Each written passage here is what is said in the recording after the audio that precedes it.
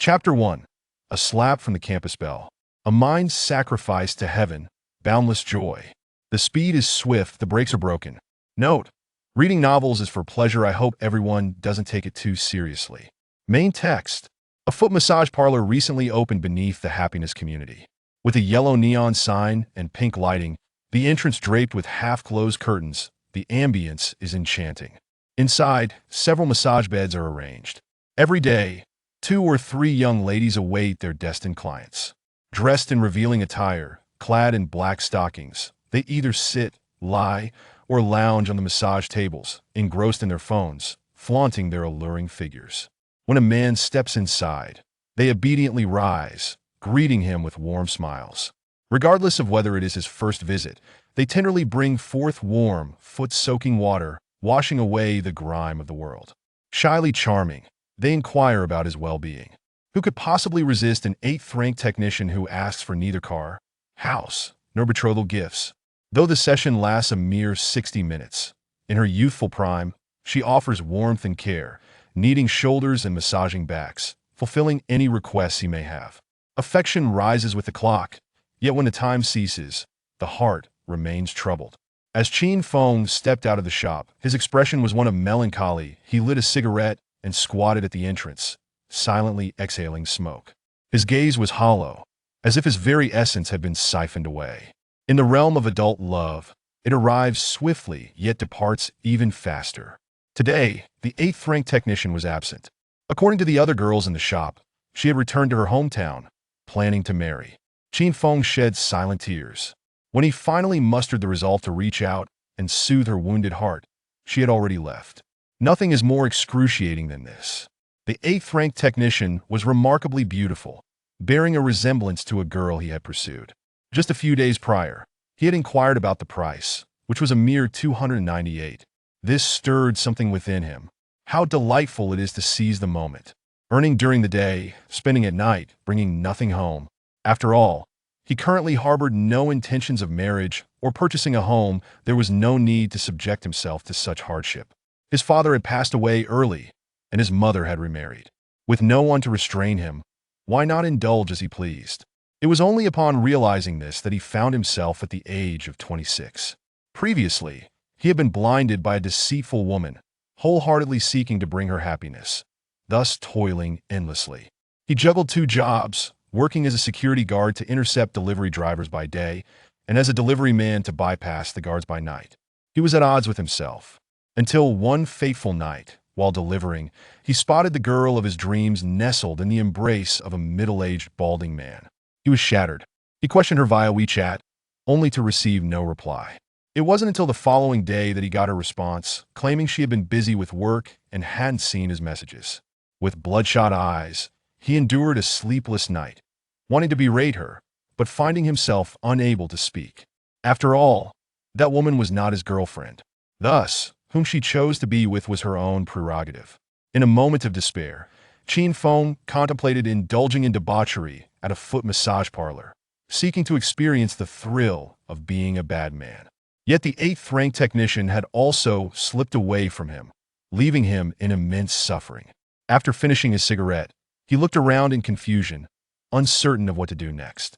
At that moment, he heard the sound of a door opening behind him. A rather attractive girl emerged, squatting beside him, swaying the cigarette in her hand, and said to Chin Fong, "Hey handsome, could I borrow a light?" Her smile was radiant, and her figure tantalizing, stirring desire in those who beheld her. In an instant, Chin Fong's confusion dissipated, his mind racing with inappropriate thoughts. He produced a lighter, leaning forward to ignite her cigarette. The flame illuminated her colletage. Her fair shoulders captivated his gaze. As the girl lit her cigarette, noticing the flames still flickering, she turned to glance at Chin Fong, and upon seeing his dazed expression, she chuckled, teasing. "What's wrong? Didn't you just want the 8th one?" Chin Fong mumbled, "I merely seek closure." Seeing that the delivery guy appeared somewhat naive, the girl took a puff of her cigarette and blew the smoke into his face, laughing. "What closure? You men are just being dramatic. You've come all this way, yet you hesitate and make excuses. Girls in this line of work are often eloquent and bold, easily engaging in conversation with anyone." Noticing Chin Fong's discomfort, she continued to persuade him. I've seen you delivering here every day, your eyes wandering we've been betting on when you come in for some fun. Huh? I didn't expect it to be tonight. Why not come inside with me for a full-body massage? I can offer you a discount. And don't even think about that eighth one, let me tell you. She has a slew of gynecological issues. Clients have caused quite the ruckus over her. She was actually driven away by our manager. We told everyone she got married, but the truth is, she went for treatment. Listening to the woman's gossip, Chin Fong was left astounded. He never imagined that the 8th-ranked technician he had yearned for was, in fact, a disaster. At that moment, another girl sidled up, pressing her bosom against Chin Fong's hand. Hey, handsome, I just started in this line of work and quite clean. Would you like to give it a try? Chin Fong felt a rush of heat, hesitating for a moment. He was tempted to ascertain her cleanliness. But just then, a ding echoed in his mind, followed by flashes of code, and moments later, a line of text appeared before him. Auxiliary scanning function activated. Chin Fong's heart leaped with surprise. Could this be the fabled system? From now on, could he also have a leg up? The mere thought of potentially becoming a cheat made Chin Fong wish to kneel and worship the system right then and there. Please consume with an opposite sex possessing a charm value of 90 points to activate this system. Before Chin Fong could fully grasp the situation, a blue scanning window manifested in his view, able to be activated or deactivated at his will. With a thought, he directed his gaze at the girl beside him. To his astonishment, several lines of data appeared above her head. Name: Wang Tsuifan. Age: 31. Charm: 72. Number of relationships: 349. Note: the number of relationships can be interpreted as the number of falls. Upon seeing the details of the girl next to him, Chin Fong was left speechless. This woman had been with 349 people, yet she dared to claim she had just started? At a rate of one per day, she would be nearing a year in this profession. Had it not been for the system, he might have been completely oblivious. Chin Fong was instantly taken aback, excusing himself. With so many partners, she surely carried some viruses. He dared not take the risk.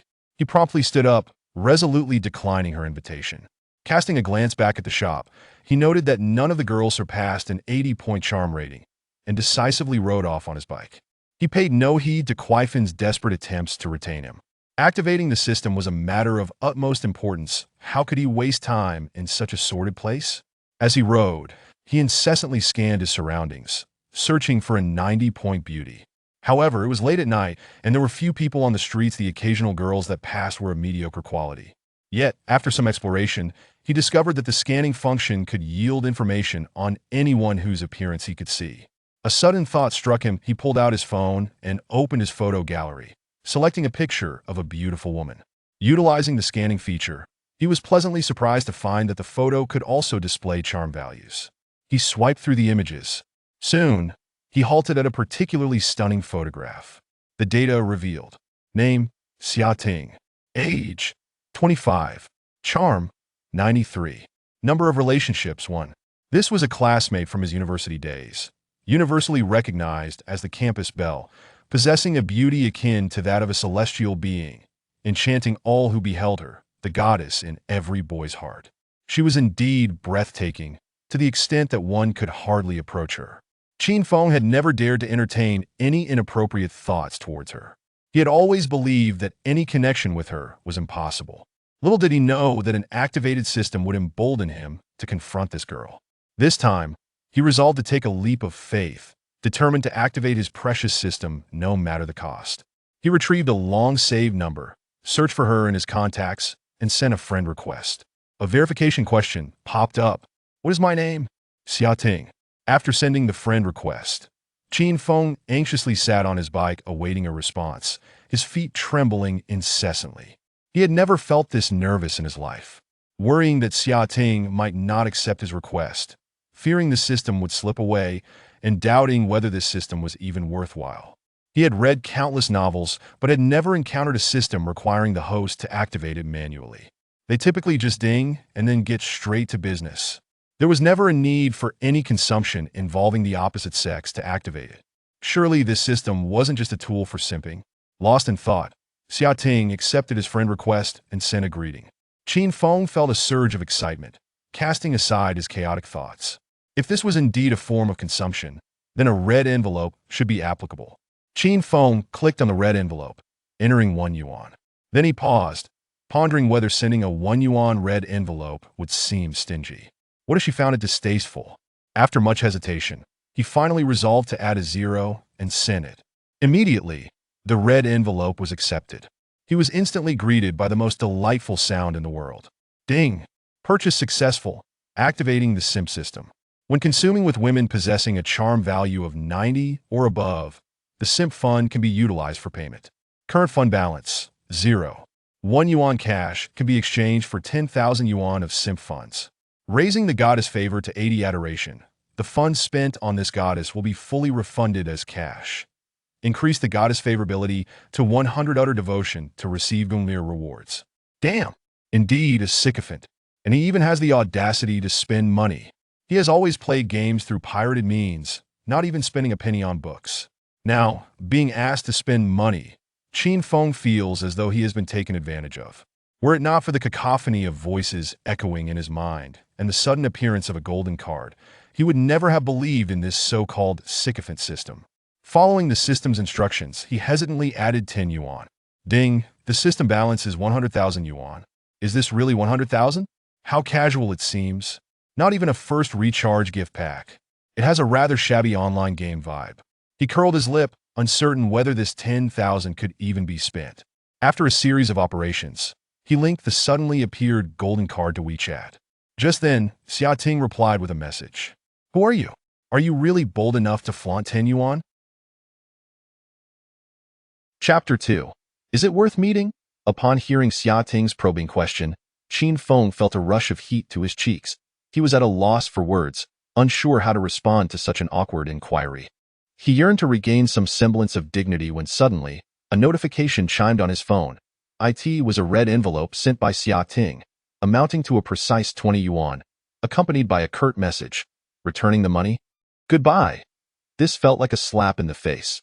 Qin Feng could almost hear the sound of cash smacking against his skin. 20 yuan was not a substantial sum, yet it stung nonetheless. It dawned on him that there were many suitors vying for her attention. A 10 yuan red envelope indeed seemed rather stingy. Fearing the possibility of being blocked, he hastily typed, "Wait." He then proceeded to initiate a transfer, inputting a 1 followed by 5 zeros. He wanted to test the reliability of the system. With a balance of just over 10,000, he presumed the transaction would fail if he exceeded it. However, to his astonishment, the transfer went through successfully. His eyes widened as he read the message. You have initiated a transfer of 100,000 yuan. He was utterly dumbfounded. Could the system's balance truly be converted into real money? He had never in his life amassed such savings, and the thought of losing such an amount made his heart ache. How wonderful it would be if that money could be returned to his bank account. No. Such small thinking. What was 10,000? He should aim for 100 million, negotiate with the Campus Beauty, and then split the proceeds, devouring the entirety of the funds. Ding, requesting financial assets from the goddess constitutes cheating. Friendly reminder. Please play rationally. All forms of cheating are prohibited, and violators may face a ban of up to 200 years. What? A ban? My apologies, I was wrong. Upon hearing about the ban, Qin Feng immediately backed down. Stealing was clearly off the table. The game's mechanics dictated that one must spend money on women to enhance their favorability in order to cash out. The thought that once he reached a favorability of 80 points, he could reclaim his investment as cash reignited his enthusiasm. He hurriedly loaded 5,000 yuan into the system, repeatedly counting the 8-digit figure in his fund. Excitement causing him to slap his thigh in glee. To be honest, if he were to use this money to woo her, he could adopt any approach imaginable. Yet, he wondered if the Campus Beauty would fall for such a tactic. If she regarded wealth as worthless, he would need to pivot his target swiftly. During his college days, he had heard that this Campus Beauty often arrived in luxurious BMWs and Bentleys, suggesting they were indeed from similar backgrounds. However, as he awaited her acceptance of the transfer, he grew increasingly anxious. Meanwhile, in a modest apartment, Xiaoting stared blankly at the transfer amount. After receiving a 10 yuan red envelope, she had assumed the sender was a loser. Typically, unfamiliar individuals would send her at least a couple of hundred, sometimes even 520 or 1314. Who would be so miserly as to send a mere 10 yuan? After responding with 20, She had intended to capture a screenshot to mock the lower-tier man on her social media. But then, a staggering transfer of 100,000 yuan arrived, leaving her utterly flabbergasted. Was this a new scam? She composed herself and inquired. What do you mean by this? Qin Feng replied, nothing much, just wanted to get to know you again. Curious, Xiaoting opened his social media profile to learn more about him. However, his posts were set to be visible for only 3 days, showing no photos of people, only images of feeding stray cats. After pondering for a moment without finding any clues, she straightforwardly asked, Who are you? He quickly responded with 2 words, Qin Feng. Qin Feng? Xiaoting recalled the name, finally remembering him as a classmate from university, an ordinary-looking boy from a modest background. Could it be that he had become successful? As she contemplated the enticing transfer, she hesitated. She wanted to accept it directly but feared it might portray her as materialistic. After a moment of thought, she demurely sent a voice message. What do you want? Hearing her melodious voice, Qin Feng's heart raced, emboldening him to reply, I want. Xiaoting recognized the innuendo and felt her cheeks flush with warmth. Typically, she would block someone so forward, but considering the generous 100,000 yuan transfer, she decided to grant him another chance. She texted, Why did you send me money? This is a small token of my appreciation. Consider it a welcome gift. No additional conditions? Absolutely none. Xiaoting grew suspicious. Was there truly someone who would use 100,000 yuan as a greeting gift? What kind of person would dare to be so extravagant? She had encountered plenty of wealthy second-generation heirs, but none had ever thrown down 100,000 at the outset.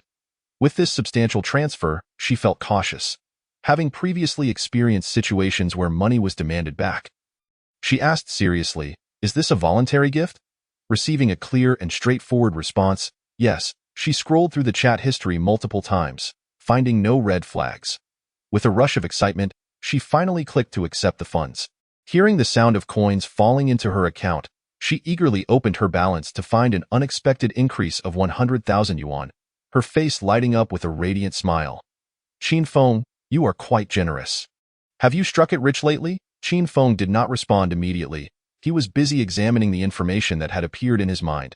Goddess database updated. Name.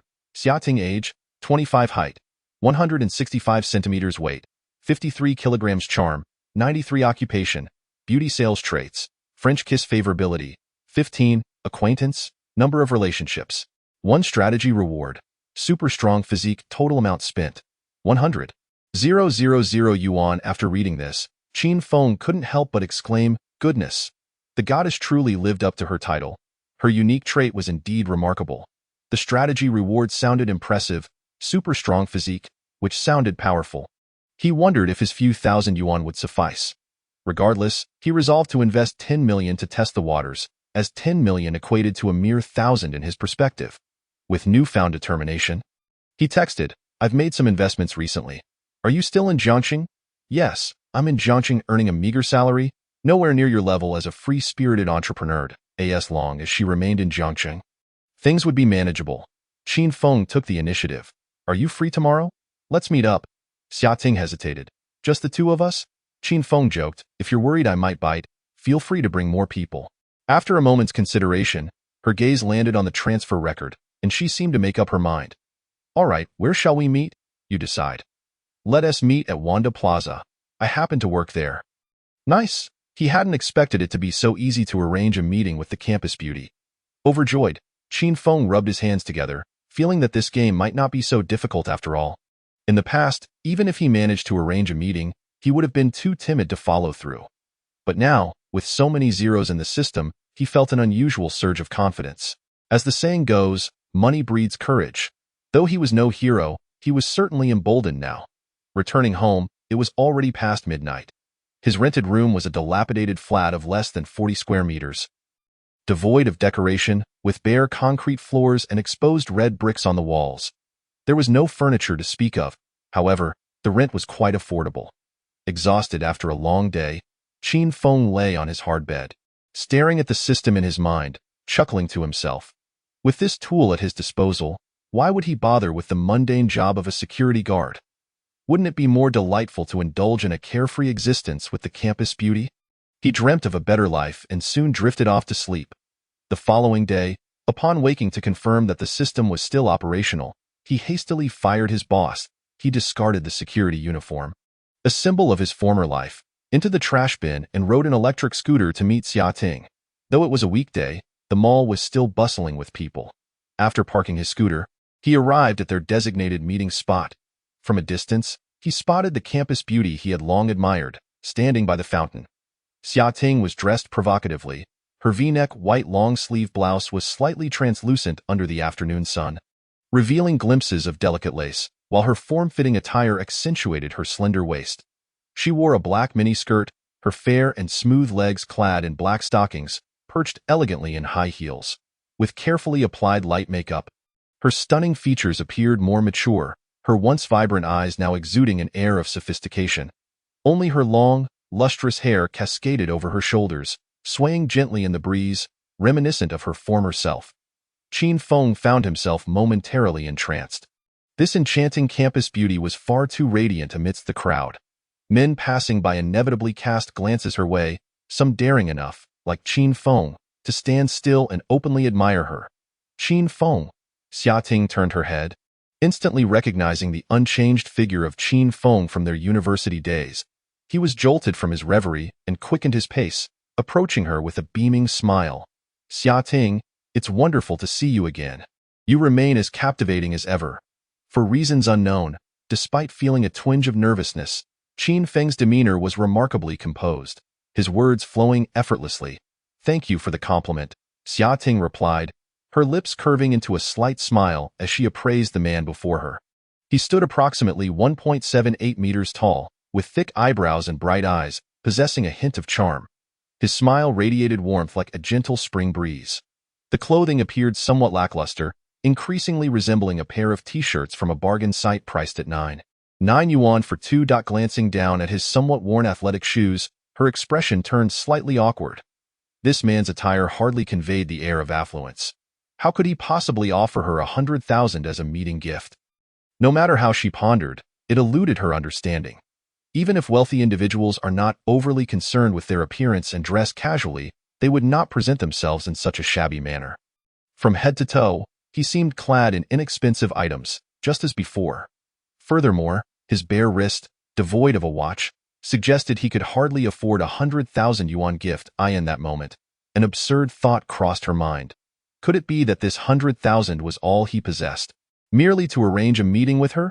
This was rather ridiculous. Chapter 3. The school beauty's enthusiasm was simply overwhelming. Qin Feng remained blissfully unaware that the school beauty regarded him as a fool. Gazing at the stunningly beautiful girl before him, he beamed. I feel you look even more beautiful now than at school. Though Qin Feng's charm with women was somewhat lacking, his words were filled with genuine affection. Previously, the school beauty often wore skirts that left her legs bare, exuding an innocent charm.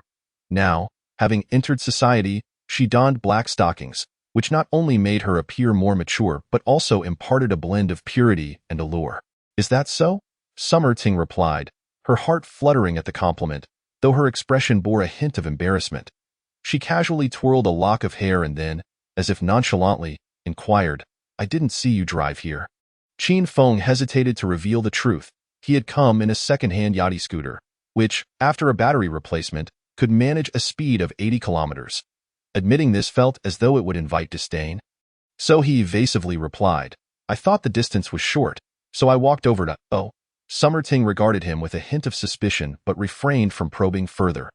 After all, asking someone about their mode of transportation upon first meeting could come off as overly direct and impolite. Qin Feng sought to divert the conversation, asking, Do you work here? Yes, Summer Ting responded naturally. I sell skincare products on the second floor of the mall. Qin Feng, not wishing to intrude on her work, probed gently, Is it all right for you to be out here? Summer Ting dismissed his concern. It's fine. There are others in the store. Their conversation dwindled into silence, creating an awkward lull, faced with such a captivating goddess standing there. Qin Feng felt a twinge of nervousness and was at a loss for words. To alleviate the tension, he suggested, How about we stroll around the mall together? After a moment's hesitation, Summer Ting resolved to accept. She had agreed to meet him, fully prepared for a shopping date. She had even changed into a new outfit and touched up her makeup. However, she hadn't anticipated his casual appearance. He seemed entirely indifferent to the significance of their meeting. Looking down, her eyes darted around, her expression betraying reluctance. The thought of shopping with such a shabby man felt somewhat embarrassing. What would the acquaintances in the mall think if they saw her with someone so beneath her? Yet, how could she turn him down politely? After all, he had genuinely given her 100,000 yuan, equivalent to a year's salary. Regardless of whether it was all he had, it would be unreasonable for her to show him disdain. After much contemplation, she sighed and resolved to treat it as a client meeting. After all, it was about making money, and there was no shame in that. Even if she spent the day accompanying him without any return, she was certain that the money was non-negotiable. Resolute in her decision, she forced a smile, responding, "All right." Qin Feng mirrored her smile, asking, "If there's anything you want to buy, just let me know, and I'll get it for you." "Really?" Summer Ting raised her gaze, astonished. She scrutinized the man before her anew. There was no trace of inferiority in his eyes, only a sense of confidence and pride. "What? You don't believe me?" Qin Feng raised an eyebrow. No, she quickly replied. "It's just that I feel we aren't that familiar yet, so it doesn't seem right to spend your money." Her eyes flickered. "We've known each other for so many years, and yet we're still not familiar?" Qin Feng teased. Despite his unremarkable appearance, his words exuded an unusual confidence, prompting Summer Ting to reconsider her initial judgment. Could he be a hidden gem, deliberately playing the role of a poor man? Was this a peculiar trait of the wealthy? After a moment of internal conflict, she steeled herself and took his arm. After all, given the 100,000 yuan, it was worth taking a gamble. "Let me take you to see where I work," Summer Ting said with a radiant smile. Qin Feng's heart raced at her sudden warmth. Goodness, such enthusiasm right from the start? He felt enveloped by an unfamiliar tenderness as he glanced sideways at her delicate hand and flowing hair. This scene caused his cheeks to flush slightly, igniting a hint of desire. Passers-by couldn't help but stare at them. The girl was stunningly beautiful, her outfit radiating a captivating charm, while the young man beside her appeared rather shabby, with a disheveled hairstyle and a look of awkwardness. Their close demeanor suggested a deep connection, eliciting sighs from onlookers at the sight of such an exquisite beauty paired with a seemingly unremarkable companion. Summer Ting caught a glimpse of Qin Feng's awkward demeanor and secretly reveled in her allure, feigning ignorance. She had meticulously prepared her appearance to attract attention, and the more direct stares she received, the more pleased she felt as they ascended the escalator. She could no longer tolerate his unabashed gaze and playfully pinched him, exclaiming, "Have you seen enough?" Qin Feng chuckled. "Sorry, my eyes just can't help themselves." "Humph!" Summer Ting shot him a playful glare, appearing slightly annoyed, yet she showed no intention of releasing his arm. Qin Feng was utterly captivated by her charm. The subtle scent of her perfume intoxicated him, leaving him feeling lightheaded as they walked. He had never anticipated such warmth from Summer Ting on their first meeting, especially considering how she dressed so lightly in the air-conditioned mall, instinctively clutching her arms tighter against the chill. As a novice in romance, Qin Feng found it nearly impossible to resist such allure. She seemed like a flame, intensifying the warmth within him. Curious about his warmth, Summer Ting asked, "Qin Feng, why are you so warm?" Qin Feng could not confess the truth, his face turning crimson. Fortunately, it wasn't long before they arrived at her workplace, marked by the letters HR.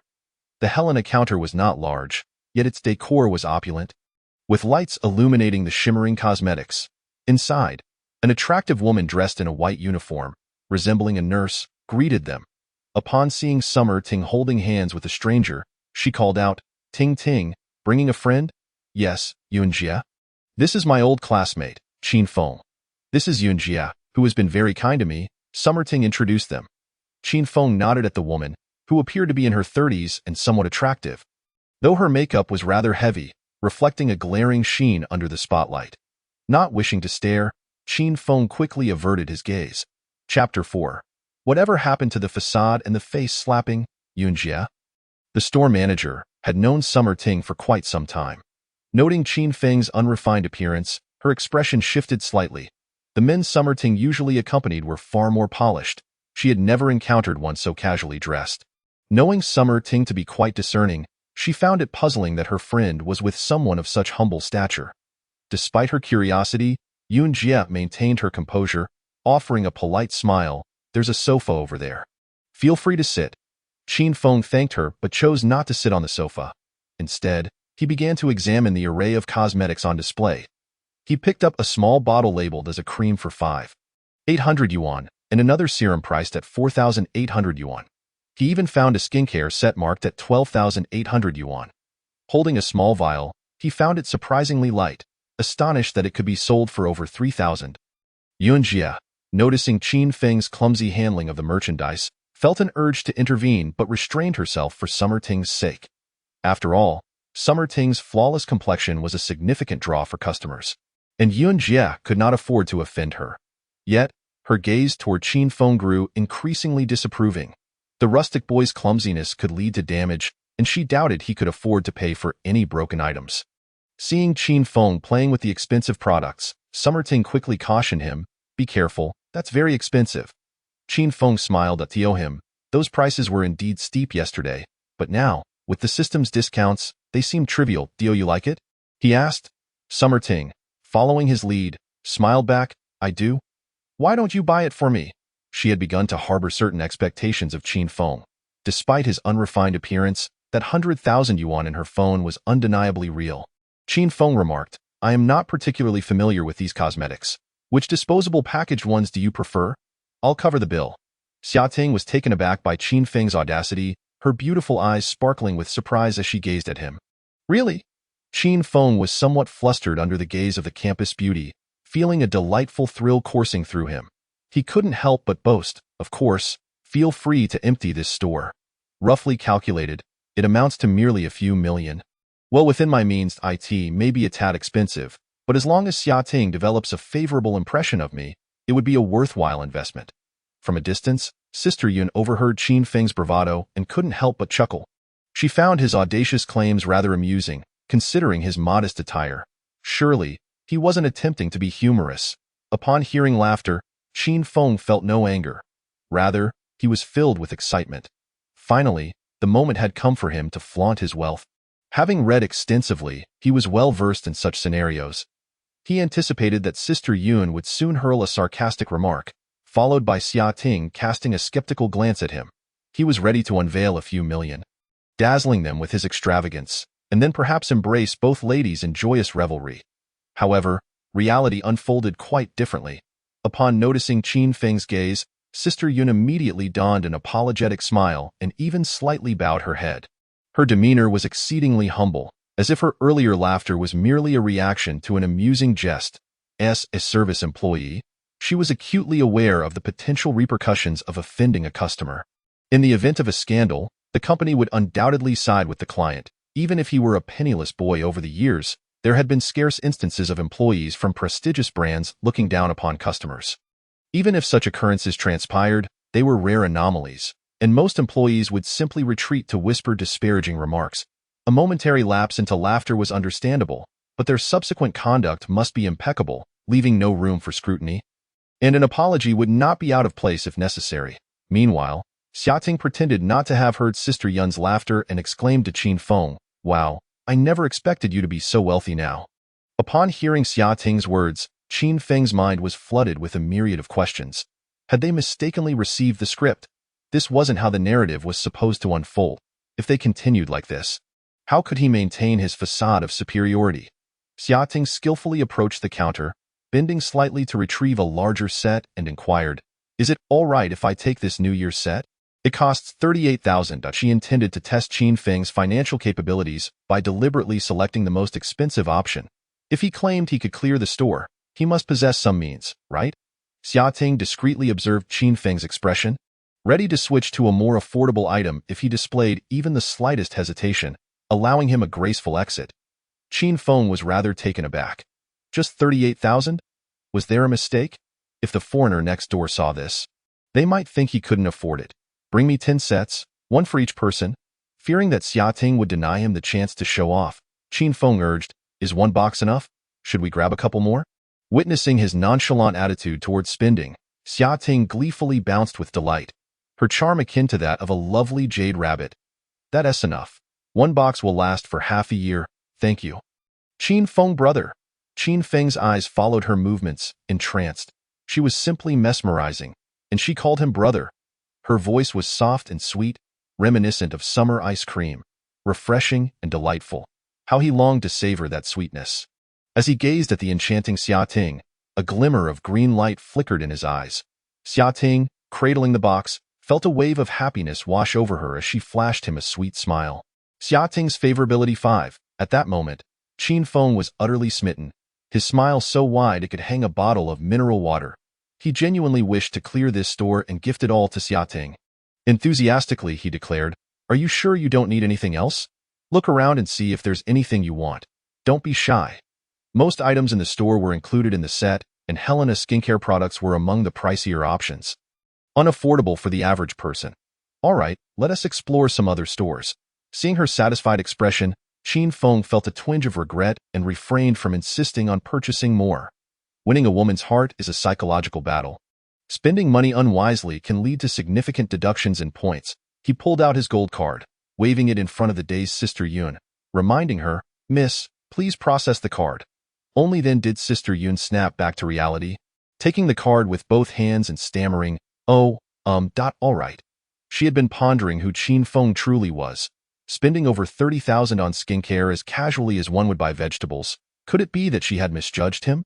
As the transaction concluded and the machine began to print the receipt, she cast an appraising glance at Qin Feng. It made sense. After all, a girl with such high standards would surely not be attracted to a pauper. Chapter 5. Third tone. Blush for what? Qin Feng had been intently observing Sister Yun's expression, hoping to catch a hint of mockery. She had laughed so heartily before. If she could utter a snide remark now, he would have the perfect opportunity to deliver the classic line. "I'll take everything in this store." He had been harboring a lingering disappointment for not being able to flaunt his wealth. He remained quietly fixated on Sister Yun, wishing for a chance to redeem himself. However, after a moment, he noticed the faintest blush creeping onto Sister Yun's otherwise serene face. This startled Qin Feng, causing him to shudder. What on earth? Why was she blushing? Seeing Qin Feng leaning on the counter, gazing at her with a mischievous smile, Sister Yun mistakenly believed he had taken an interest in her. She tucked a stray hair behind her ear and glanced at Xia Ting, who was busy packing her items, revealing a smile that was both intriguing and suggestive. Her voice laced with subtle implications. "Mr. Qin truly possesses great courage. He and our Xia Ting make a splendid pair. Dear lady, could you refrain from sounding so frivolous while making such remarks?" Qin Feng forced a smile, recalling how just moments ago, her gaze had regarded him with disdain. Now, with money in hand, she was smiling like a blooming flower. Who could fathom what was going on in her mind? He feigned indifference, reaching for the card she had handed him, only to suddenly feel her fingers lightly graze his palm. He looked up to find her eyes filled with a playful glimmer. What does this mean? Am I being flirted with by an older woman?" Qin Feng was utterly astounded. He gazed at the seemingly coy woman and struggled to voice his astonishment. In a way, this can't be happening. He examined her figure, noting it paled in comparison to the alluring Xia Ting. Her makeup was so thick it resembled putty. He resolutely shook his head, saying nothing, fearing she might misinterpret his silence. He understood the gravity of the situation and was determined not to let a trivial attraction lead him astray. Sister Yun's smile faltered. It was apparent that he had initiated their flirtation. Yet his rejection was so cold. Could it be that her earlier laughter had humiliated him? She felt a pang of irritation, casting a fierce glare in his direction. What a tasteless man. Qin Feng noticed her furrowed brows and feared she might smudge her makeup. This prompted him to make a hasty retreat. Xia Ting, oblivious to their exchange, turned to Sister Yun and said, "Sister Yun, let us leave our things here for now. We'll explore some other places." Sister Yun forced a smile, replying, "Sure, enjoy yourselves." Xia Ting naturally linked her arm with Qin Feng's. "Qin Feng, brother, where shall we go next?" Qin Feng pondered for a moment and replied, "Wherever you wish to go." Xia Ting felt a bit shy. She wanted to browse Chanel and LV. But pulling an old classmate to such high-end places might come off as materialistic. However, this opportunity was too precious to squander, and she hesitated. Gathering her courage, she looked up at Qin Feng and tentatively suggested, I'd like to check out Chanel bags." Qin Feng waved his hand, "Let us go." Seeing his enthusiastic agreement, Xia Ting's eyes sparkled with excitement. Clearly, he was a true big shot. Such strength should not be squandered on a single encounter. It was better to take things slow and steady. Glancing at his attire, she had an idea. But I've been the one buying everything. Don't you want anything for yourself? Qin Feng feigned indifference. I don't mind. I'm not keen on spending money on myself. Xiaoting tugged at his shirt. That won't do. Look at your t-shirt. It's turned a shade of yellow. It's only polite for me to buy you a few nicer ones.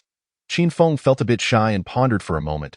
Well, since you've spent so much on me, let me at least reciprocate and show my appreciation. Xiaoting, with her ample experience in fishing for compliments, understood the importance of demonstrating care without being overly demanding. Qin Feng found no reason to reject Xiaoting's goodwill, accompanying her into the Armani boutique. With her adept fishing technique, Xiaoting was more than willing to invest, and with Qin Feng's transfer, she felt fearless. She generously outfitted him from head to toe. The total at checkout was only a little over 4,000. Men's clothing tends to be more affordable. At this point, Qin Feng appeared quite dapper, dressed in a fitted black cotton t-shirt paired with casual denim trousers and height-enhancing sneakers. He looked revitalized and refreshed. Standing at 1.78 meters, the new shoes elevated him to 1.82 meters, making the air around him feel a touch more invigorating. Clothes make the man, and this adage held true. The once average Qin Feng, who barely scraped a passing grade of 60, could now boast an impressive 80 after donning the right attire. As she strolled down the street, the young women who smiled at him increased in number. Xiaoting felt quite content with the current version of Qin Feng. Walking alongside him alleviated her concerns about being looked down upon. Her affection for him rose by 2 points, by the time they reached 10 p.m., the time of their acquaintance. Xiaoting casually adjusted Qin Feng's shoulder and inquired, Brother Qin Feng, don't you have a girlfriend to dress you up? Even the most naive of men could discern that she was inquiring about his relationship status. Without a moment's hesitation, he replied, Indeed, I was busy with work before. Only now that I've made some money am I considering such matters. Xiaoting took his words at face value. In her mind, successful men were perpetually engrossed in their careers. The thought that he sought her out upon acquiring wealth brought a confident smile to her face as she playfully poked his chest and asked, So what made you think of finding me? Qin Feng spoke earnestly, Because I have always found you beautiful. Xiaoting, struck by his straightforwardness, beamed even more radiantly, teasingly asking, Were you secretly harboring a crush on me back then? To which Qin Feng candidly admitted, a little. She lightly punched him, her playful strength akin to that of an ant, exclaiming, You naughty boy! I remember you had a girlfriend back in school. Qin Feng swiftly clarified, I never had a girlfriend in college. I did pursue a girl for 3 years, but unfortunately, it did not come to fruition. This was a past he preferred not to revisit. Just as every good woman suffers at the hands of a scoundrel, every good man harbors an unattainable love. When love fades, it feels as though it never existed. He believed that if he were to encounter that woman again, he would harbor no emotional turbulence. Noticing his somber mood, Xiaoting comforted him, That just shows her lack of vision. Don't take it to heart. Qin Feng responded with a nonchalant seeing this. Xiaoting decided to take his hand and suggested, Let's go stroll around the mall. To be honest, I haven't shopped much since I started working here. Qin Feng curiously remarked, I remember you were quite popular before. How come no one accompanies you shopping now? Xiaoting retorted, Don't even get me started. They are all superficial. Not long ago, I encountered a pretentious guy who rented a sports car to show off. When it came time to pay, he adjusted his phone alarm, claiming someone was looking for him. Chapter 6 Oh dear, I'm practically an old auntie now, Xiaoting complained as she led Qin Feng into an LV boutique. A sales associate approached, sizing them up. The young man exuded confidence, while the young woman radiated charm, prompting the associate to warmly inquire, Welcome to Louis Vuitton. How may I assist you? Xiaoting replied, We'll just browse for now, of course. Feel free to call me if you need anything. The associate smiled and stepped aside. In luxury boutiques, sales associates are referred to as SA or BA, abbreviations for sales advisors. These consultants not only need to possess an appealing appearance and exceptional demeanor, but also must hold a bachelor's degree, with English proficiency being highly advantageous. Their emotional intelligence and understanding of social nuances make them hard to dislike. Xiaoting wandered over to a display of handbags, selecting a black one to drape over her shoulder. Turning to Qin Feng, she asked with a smile, Brother, do I look good with this bag? A straightforward man like Qin Feng could hardly discern the bag's appeal. Without hesitation, he declared, Looks great, buy it. His statement startled both Xiaoting and the sales associate. Did he truly intend to purchase it without even glancing at the price? Some bags could be quite extravagant and costly. Xiaoting's perception of Qin Feng shifted, She leaned closer and whispered, brother, this one costs more than 60,000. When it came to spending, Qinfeng's expression suggested he was unfazed. $6 was hardly worth mentioning.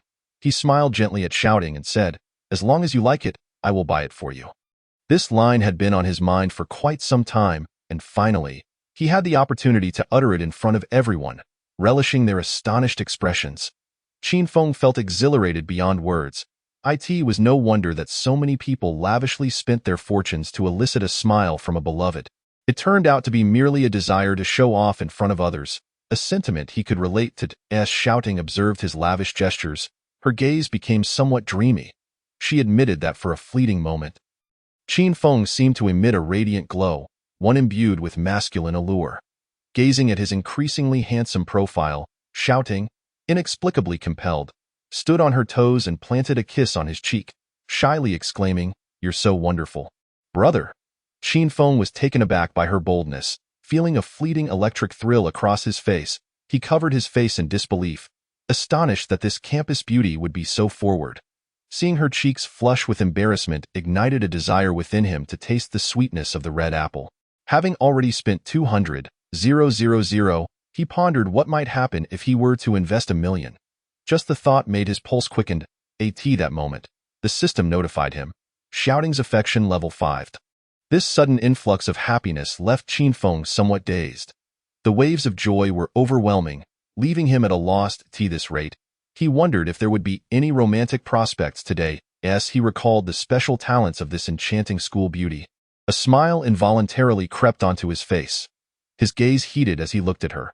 Shouting, initially focused on examining the bag, caught sight of his increasingly intense expression from the corner of her eye and shot him a warning glance, signaling him to refrain from inappropriate thoughts. Qinfeng found it impossible not to indulge in such thoughts. Yet, noticing Shouting's furrowed brow reminded him that haste makes waste. After a considerable time, he managed to compose himself. Following the payment, they left the store amidst the enthusiastic farewell of the sales associate. After a short while of wandering the mall and purchasing some perfumes and other trinkets, they arrived at a boutique specializing in exquisite women's clothing. It was September, still lingering at the tail end of summer. The racks were adorned with an array of vibrant, whimsical dresses and various light garments. Shouting selected a floral spaghetti strap dress and headed to the fitting room. When she emerged, Qinfeng was rendered speechless. The dress accentuated her beauty, highlighting her graceful curves, while the flowing hemline enhanced her ethereal demeanor. The delicate straps rested on her alluring shoulders, her collarbone enchanting enough to draw one's gaze. After removing her stockings, her long, fair legs were on full display, standing there like a vision.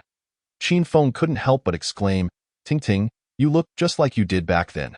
Shouting twirled, lifting the hem of her dress. Glancing down as she mused, "Really? I feel it's a bit too youthful." Qinfeng sincerely replied, "But you are youthful at heart." Shouting's affection level 5, goodness, is mere flattery enough to raise affection levels? I'm already 26. With several friends who have children. Isn't it embarrassing to dress like a little girl? Though Shouting claimed it was embarrassing, her eyes remained fixated on the dress. If Qinfeng failed to grasp her meaning now, he would have wasted all those years reading novels. He called over the sales associate, instructing, "Please wrap up her original outfit. We'll take this dress." Then, turning to Shouting, he added, "Young women in their 20s should wear something vibrant." The associate smiled. "Sir, you have a keen eye. Your girlfriend looks stunning in that dress. It truly accentuates her figure. Just look at that tiny waist. I envy her." Regardless of whether her words were sincere, Qinfeng affirmed, "Indeed, she is far more beautiful than those Korean starlets." Shouting reveled in the compliments being showered upon her, feeling elated. Thus, she followed his suggestion and cut off the dress's tag, stepping out in it. As she linked her arm with his once more, their skin brushed together, unlike the previous layers of clothing that had separated them. Shouting sensed an unfamiliar tension. Her gaze darted around, avoiding his. Qinfeng's heart raced in response. His eyes fixed on her, akin to a hungry wolf stalking a delicate rabbit. He leaned in closer, gently inhaling the fragrance wafting from her neck, his expression betraying a hint of infatuation as he teasingly remarked, "Ting Ting, why do you smell even better in this outfit?" Shouting, raising her delicate fingers, pinched the collar of her dress and sniffed, puzzled. "I don't notice any difference." Her innocent gesture inadvertently revealed glimpses of allure to Qin Feng. Showcasing her exquisite collarbone, he stared, tongue-tied, unable to articulate his thoughts. Shouting caught wind of Qin Feng's predatory gaze and, feeling slightly taken advantage of, stomped her foot in playful indignation, exclaiming, "You lecher!" She promptly released his arm, turned her head, and pretended to be upset as she marched ahead. Qin Feng quickly followed, contemplating that typically, in such scenarios depicted on television, the male lead would embrace the female protagonist and offer a gentle apology. He raised his arm, attempting to wrap it around Shouting's shoulders, but halted just a palm's distance away. Chapter 7. Where should I touch, you fool? This was Qin Feng's second time attempting to embrace a girl, and he felt exceedingly anxious. He wondered if this encounter would end as awkwardly as the first. The memory of the woman he pursued for 3 years lingered in his mind, leaving an indelible mark. He recalled saving for a long time to buy her an expensive necklace, which brought her immense joy when she wore it. That was a season of blossoming love, as they strolled through the vibrant campus, the scenery alive with the essence of romance. This had emboldened him, giving him the illusion that an opportunity had arisen. Thus, he mustered the courage to embrace that woman for the first time, only to be met with a look of utter distaste, a moment he could never forget. The woman sternly addressed him, saying, "Your actions are quite disrespectful. We agreed that you would only touch me after marriage." That voice lingered in his mind, echoing in the depths of his thoughts long into the night. He haunted him, instilling a sense of dread whenever he considered embracing another woman, fearing that Shouting might share the same attitude. His hand froze in place, hesitant to move, even instinctively retreating slightly. Shouting, perplexed, had already noticed Qin Feng's hand from the corner of her eye. The fact that she did not hasten to distance herself indicated her tacit approval of his touch. The earlier incident of him stealing glances at her was not particularly significant. It was merely an inadvertent slip of kindness. She was not angry, merely adopting a demeanor that suggested she needed some coaxing. She withdrew her hand not out of rejection, but rather because she felt he had deliberately deceived her into revealing her collarbone, realizing that he possessed a certain finesse, contrasting sharply with the straightforward demeanor he had previously exhibited. Shouting worried that this man's prowess might surpass her own, suspecting that his earlier foolishness had been a mere facade. Yet, regardless of whether it was an act, he had no justification for remaining passive. Her intentions were clear. With this thought in mind, Shouting couldn't resist casting a glance back at him, eager to discern his true meaning. To her surprise, she found him staring blankly, seemingly lost in recollection of some unpleasant memory. A flicker of fear crossing his face. What was there to fear in merely embracing a girl? A question mark slowly formed in her mind. At that moment, he appeared rather pitiable, akin to a dog that had been kicked, yearning for closeness yet too timid to pursue it. The more she observed, the more she felt he was playing a game of cat and mouse, feigning a demeanor of being spurned by women to elicit sympathy, hoping she would instinctively draw nearer to him. How absurd, she thought. Perhaps he had read too many novels. With a slight smirk, she found herself at a loss for words regarding the peculiar tastes of the wealthy. With a silent sigh, she contemplated her predicament. What could she do but play along? After all, he was indeed the one in control. Gathering her composure, she adjusted her smile and slowed her pace, leaning back slightly to welcome his arm. The moment they made contact, she sensed a tremor run through Qin Feng's body. Shouting discreetly rolled her eyes. This fellow was quite the performer. She nestled closer into his embrace and gently inquired, "What are you thinking about, brother?" When Qin Feng's hand brushed against her smooth, fragrant shoulder, he was instantly thrown into disarray. He had been lost in thought, unaware of how he had managed to wrap his arms around her. Caught off guard by her question, he stammered, I thought I wasn't thinking about anything." Shouting maintained her playful smile, teasing, "You seem rather flustered. Could it be your first time embracing a beauty like me?" Realizing she had accurately guessed his situation, Qin Feng's face flushed with embarrassment, leaving him at a loss for words. Observing his reaction, Shouting assumed he was still feigning innocence. Her eyes darted mischievously as she placed her hand atop his, which was still holding her. Startled, he misinterpreted her gesture as an attempt to remove his hand and hurriedly prepared to apologize. But before he could formulate his words, he felt her grip slide down from his shoulder, traversing along his ribs and finally resting at his waist. This action rendered him utterly speechless. Gazing at Shouting's enchanting smile, he listened to her playful remark, "Brother, isn't it a bit odd to rest your hand on a girl's shoulder?" Qin Feng was taken aback. This woman was not only unyielding but also exceedingly forward, leaving him momentarily dumbfounded as he foolishly asked, "What's so strange about it?" Shouting shot him a glance, responding, "Only boys would behave like that. Do you expect me to consider you my brother?" As Qin Feng absorbed the sweet, feminine tone of her voice, he became acutely aware of her delicate perfume wafting through the air. Beneath her thick lashes, her captivating eyes flirted with him. In that instant, he realized that Shouting was infinitely more appealing than the woman he had once foolishly adored. He felt utterly foolish for having once pined for that other woman, pouring his heart out only to discover he was merely a backup option, a tool to exploit. He refused to remain a sycophant any longer. He aspired to be a wolf in battle. Shouting's bold actions instilled him with newfound courage.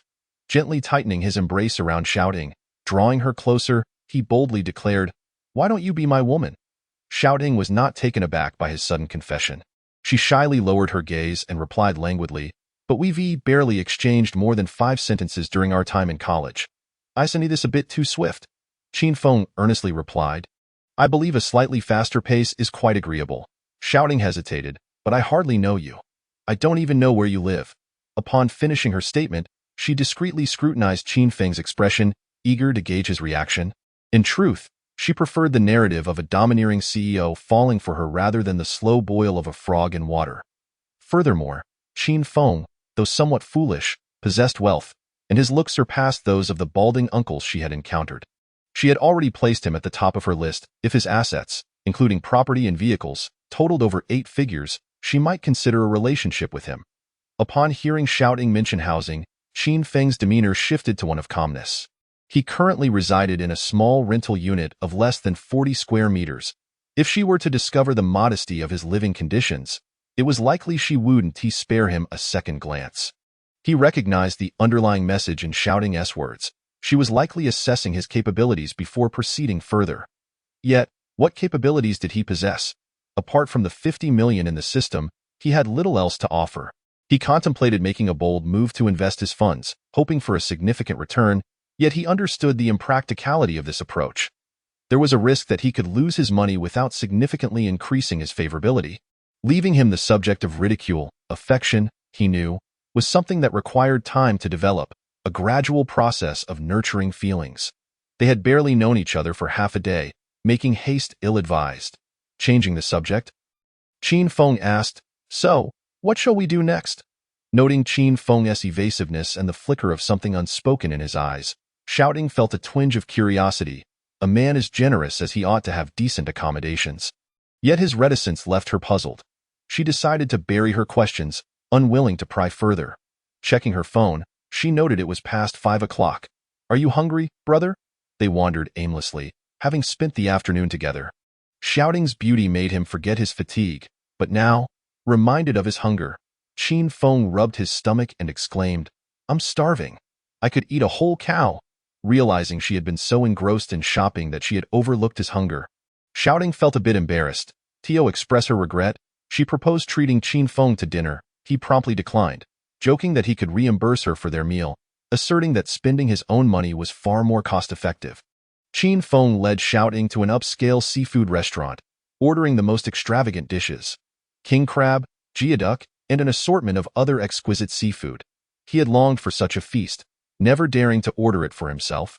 He had only tasted lobster at someone else's wedding, and that had been a fleeting experience.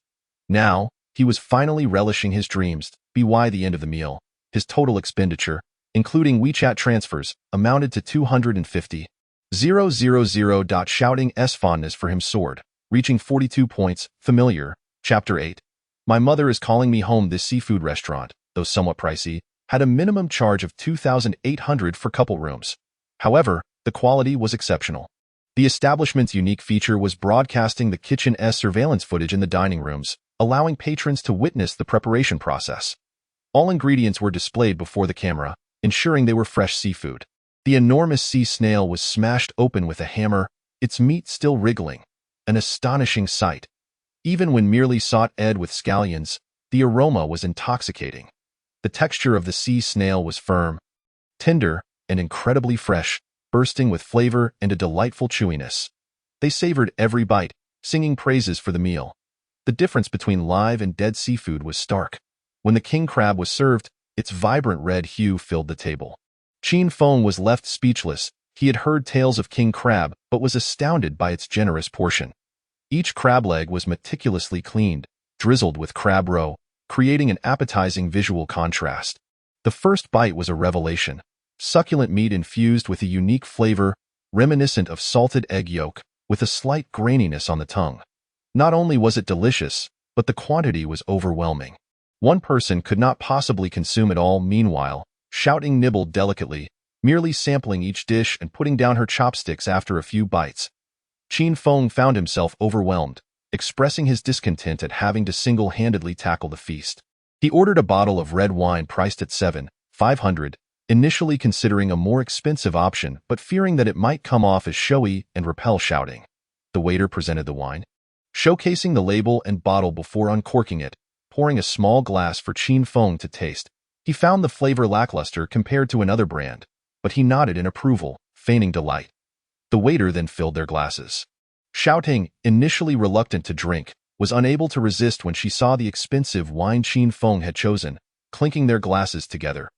After the meal, Shouting's eyes were slightly glazed, her cheeks flushed, adding to her allure. As they exited the restaurant, Chin Feng noticed her unsteady gait and instinctively reached to embrace her, only to be surprised as she wrapped her arms around his. She then rested her head on his shoulder. Chin Feng's heart raced, feeling a sudden wave of excitement. Under the city's night sky, the shimmering neon lights reflected off her fair skin, making her appear even more enchanting. A refreshing breeze swept through, fluttering the hem of the girl's dress, adding a touch of enchanting spring to her appearance. Chin Feng lowered his head and gently called out, "Ting Ting, shall I book a room for you to rest?" His voice seemed to awaken a slumbering beauty. Xia Ting regained a flicker of clarity. The haze in her gaze gradually dissipated, and a glint of caution flickered between her brows. Although her tolerance for alcohol was quite decent, a small half-bottle of red wine merely brought a slight flush to her cheeks, nothing too troubling. She was well aware that everything she needed to purchase that afternoon had been acquired, and the evening marked the time for the girls to receive their remuneration. However, before she could ascertain Chin Feng's true nature, she was reluctant to surrender herself so readily. Thus, she contemplated feigning inebriation to make her escape. Xia Ting lifted her head and forced a smile, stating, "I can't. My mother insists that I must return home tonight." Chin Feng recognized that his inquiry had been a touch too hasty, so he chuckled and clarified, "What are you thinking? My intention was merely to find a place to sit for a while, to sober up before proceeding." Xia Ting laughed. Those subtle thoughts were hardly concealed from anyone. "Are you certain you only wish to sit?" With utmost seriousness, Chin Feng affirmed, "Absolutely. Only a fool would believe you." Xia Ting shot him a glance filled with myriad charms. Chin Feng felt a jolt of electricity course through him, his mind suddenly clouded with unwholesome thoughts, leaving him momentarily speechless. Noticing his silence, Xia Ting feared that her rejection might have dampened his spirits. It was essential to nurture and care for such a fine catch. She suggested, "Let us take a stroll through the park across the street to digest our meal." Chin Feng nodded dumbly. The two wandered along the winding stone path, entering the refreshing park.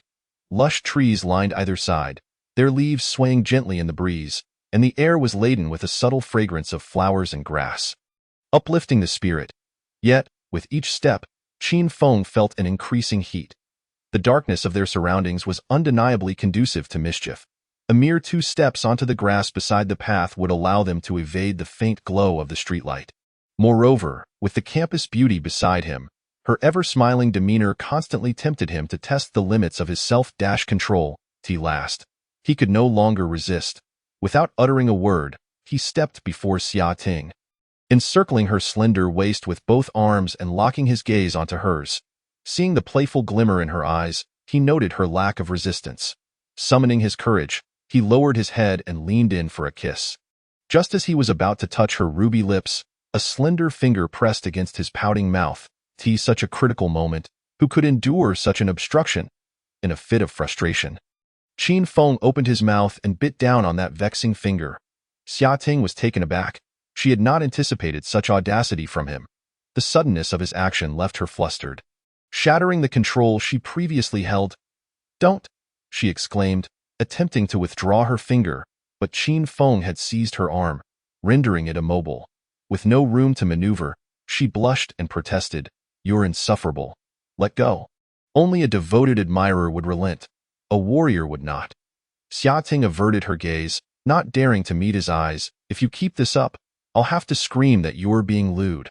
At this hour, the park was relatively populated, with numerous night joggers passing by. Those who encountered the two entwined together thought little of it. After all, parks were indeed the realm of romance, where embraces and whispers of affection were not uncommon. Yet, upon witnessing the stunning Xia Ting being pursued by another, many silently cursed this pair of miscreants.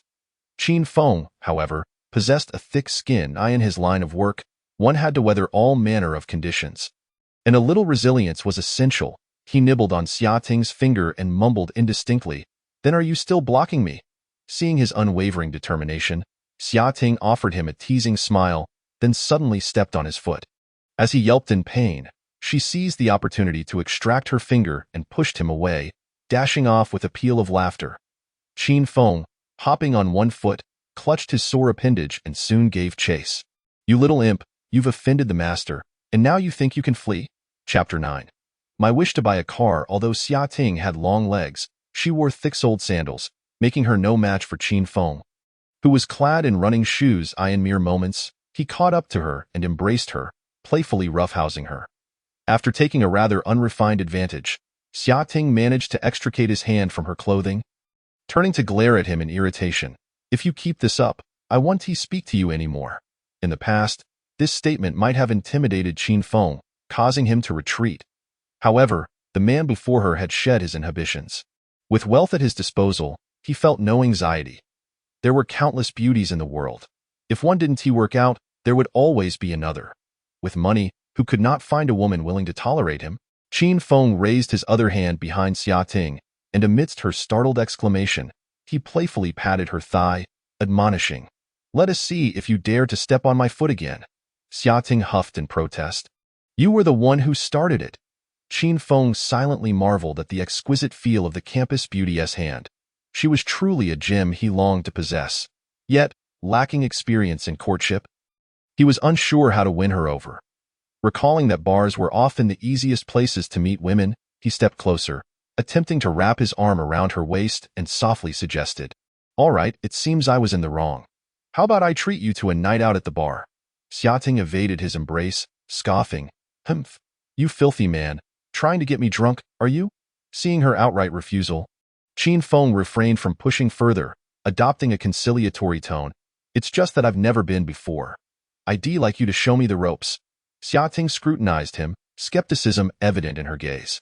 "That sounds nice, but you certainly didn't seem like a good person just now." Qin Feng replied earnestly, "I truly mean it. I've been too busy to go before, whether genuine or not." Her impression of his earlier behavior suggested there would be no opportunity tonight. Xia Ting turned to leave. A night at the bar was out of the question. The evening had already provided sufficient indulgence. One must feed the fish gradually. If one dumped all the bait at once, they would become sated and cease to bite. Xia Ting was experienced in this regard. She would put on a slight frown and wait for him to bring a gift the following day to appease her. Then see how things unfolded. Qin Feng hurried after her, pleading, "Please don't be upset. Let us talk it over calmly." Humph. Xia Ting continued walking, her head turned away in defiance. Qin Feng maintained a smiling demeanor. Following closely beside her, he recalled reading that if a girl is truly angry, she would often remain silent. Her huff indicated she was not genuinely angry, merely experiencing a momentary mood swing, if words could not appease her. A gift would likely do the trick. After a moment of contemplation, Qin Feng suggested, "Ting Ting, please don't be angry. How about this? Within my means, I'll grant you a wish." Xia Ting paused, intrigued by his words, and slowed her pace to regard him with suspicion. "What do you mean by that?" Qin Feng's eyes were filled with sincere remorse. "I shouldn't have treated you that way earlier. And I hope you can forgive me." Seeing his earnest expression, which seemed devoid of jest, Xia Ting became even more curious. "So you intend to grant me a wish?" "Anything I desire." Qin Feng confidently replied. Yes, within reason. He deliberately emphasized within reason, fearing she might propose something outrageous. Xiating was amused by his caution and laughed. What do you consider reasonable? My wish is to buy a sports car. Does that count? It was utterly ridiculous to her. Initially, when he mentioned fulfilling her wish, she felt a glimmer of hope. But with the added stipulation of reasonable, it seemed he was only willing to fulfill trivial desires. A wish worth a few tens of thousands? That hardly qualified as a wish in her book. Any middle-aged man could grant that without needing him. Xiating dismissed the notion, quickening her pace. She felt the term wish had been somewhat belittled, leaving her rather displeased. Perhaps her mood would improve by tomorrow, but for now, she had little desire to converse with Qin Feng. Qin Feng, perplexed by her sudden cold demeanor, wondered what had transpired. Had he inadvertently upset her? He had merely wished to avoid her making an outlandish request, recalling the absurd scenes from Stephen Chow's films. Could you please share your wish? As long as it's not too unreasonable, I will definitely fulfill it. Xiating, now irked, retorted defiantly, I want a Porsche 911. Can you afford that? This was her most coveted desire. Though Qin Feng appeared wealthy, she doubted he could afford a car worth millions. Upon hearing her request, Qin Feng felt an immediate sense of relief. Was that all? He could buy her two if she wished. If she found that excessive, he could keep one for himself. However, he hesitated, unsure if such an act would be deemed cheating, and ultimately discarded the reckless thought. With calm confidence, he took Xiating's hand, a self-assured smile gracing his face as he agreed. All right. Xiating's eyes widened in disbelief, scrutinizing the man before her. He wore a calm smile, as if she had merely requested a modestly priced sedan. This was a Porsche 911, after all, a vehicle worth millions. His nonchalant agreement led her to question whether he was merely toying with her. Incredulously, she covered her mouth. Are you serious? Qin Feng affirmed with a smile. Yes. Xiating sought further confirmation. You're not joking? Qin Feng replied earnestly. To deceive you would be a disservice. Xiating gazed deeply into his eyes, thoroughly inspecting for any signs of deceit, evasion, or bravado, but found only a steadfast confidence shimmering within. She had a keen sense for discerning the truth in a man's words. Qin Feng's demeanor radiated sincerity and assurance, reminiscent of his calmness when purchasing a handbag for her earlier that day. In that moment, Xiating felt an inexplicable intuition. Missing this man would mean missing out on the 911. Is there a condition that must be fulfilled before you would buy it for me? Xiating seemed to ponder something, casting a fleeting glance at Qin Feng's new trousers, her cheeks flushing slightly. If this guy were to negotiate terms with her, should she agree or refuse? If it were merely that, she could consider it. Yet, she feared he might insist on waiting until after having children before making the purchase. The conditions set by wealthy individuals are often exceedingly stringent, and she was well aware of this.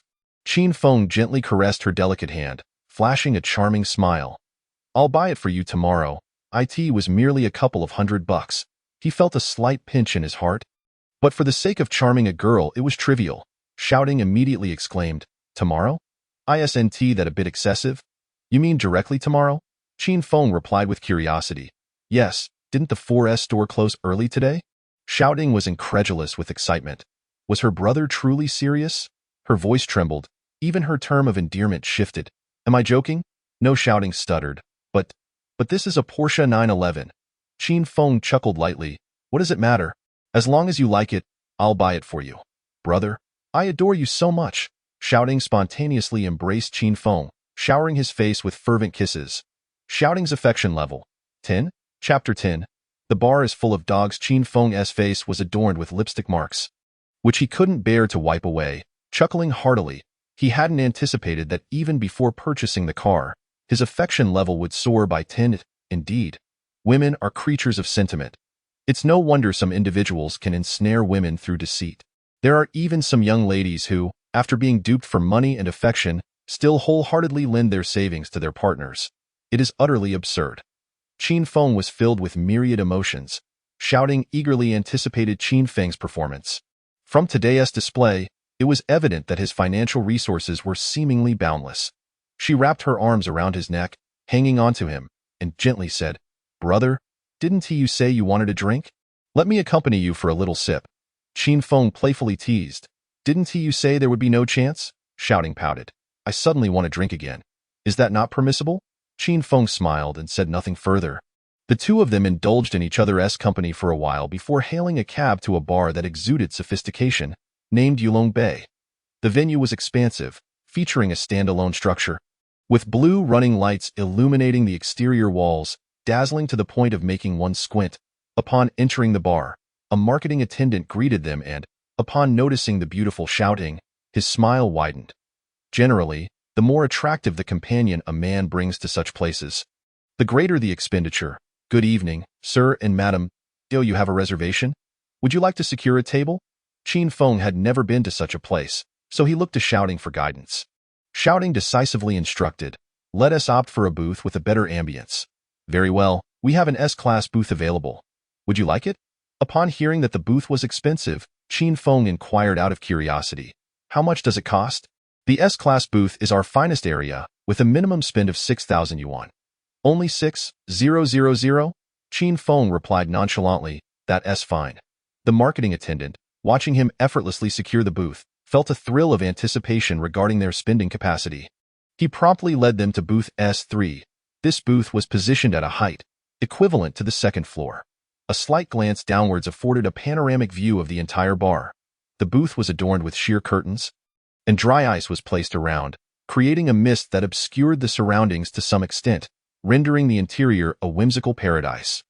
The bar's atmosphere was dimly lit, yet the lighting was exceptionally vibrant.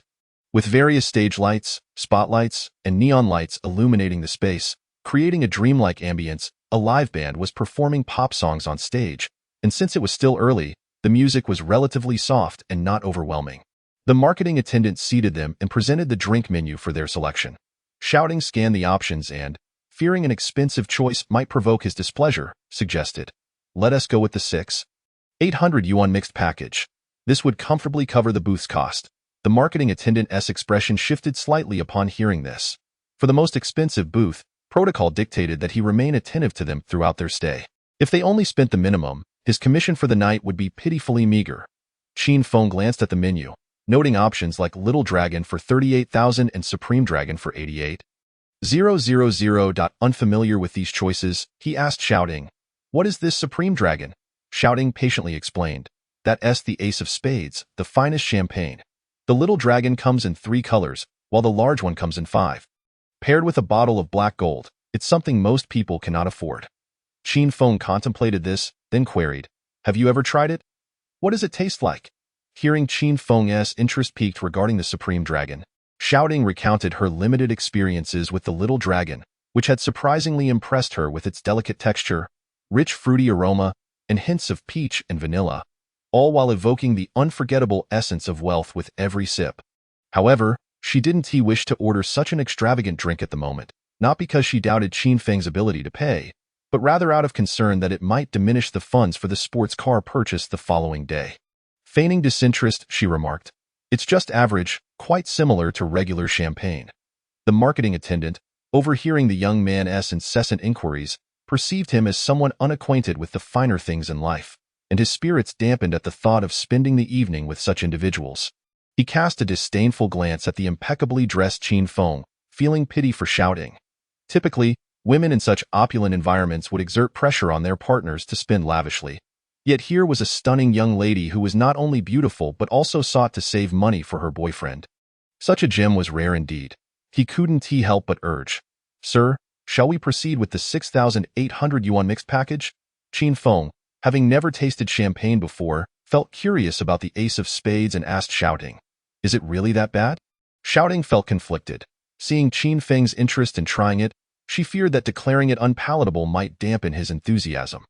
After a moment's thought, she replied, "It's all right, but let us not be extravagant." "This is perfectly fine." Qin Feng pondered momentarily in his mind. He consulted the system, inquiring if he could have the expenses reimbursed if he insisted on ordering drinks for the goddess despite her objections. The system replied, "All expenses for the date can be settled with the fund." With this reassurance, Qin Feng was resolute. Just as he was about to order the Supreme Dragon to sample its flavor, the marketing attendant interjected, "Then let us go with the mixed package. It suits you well."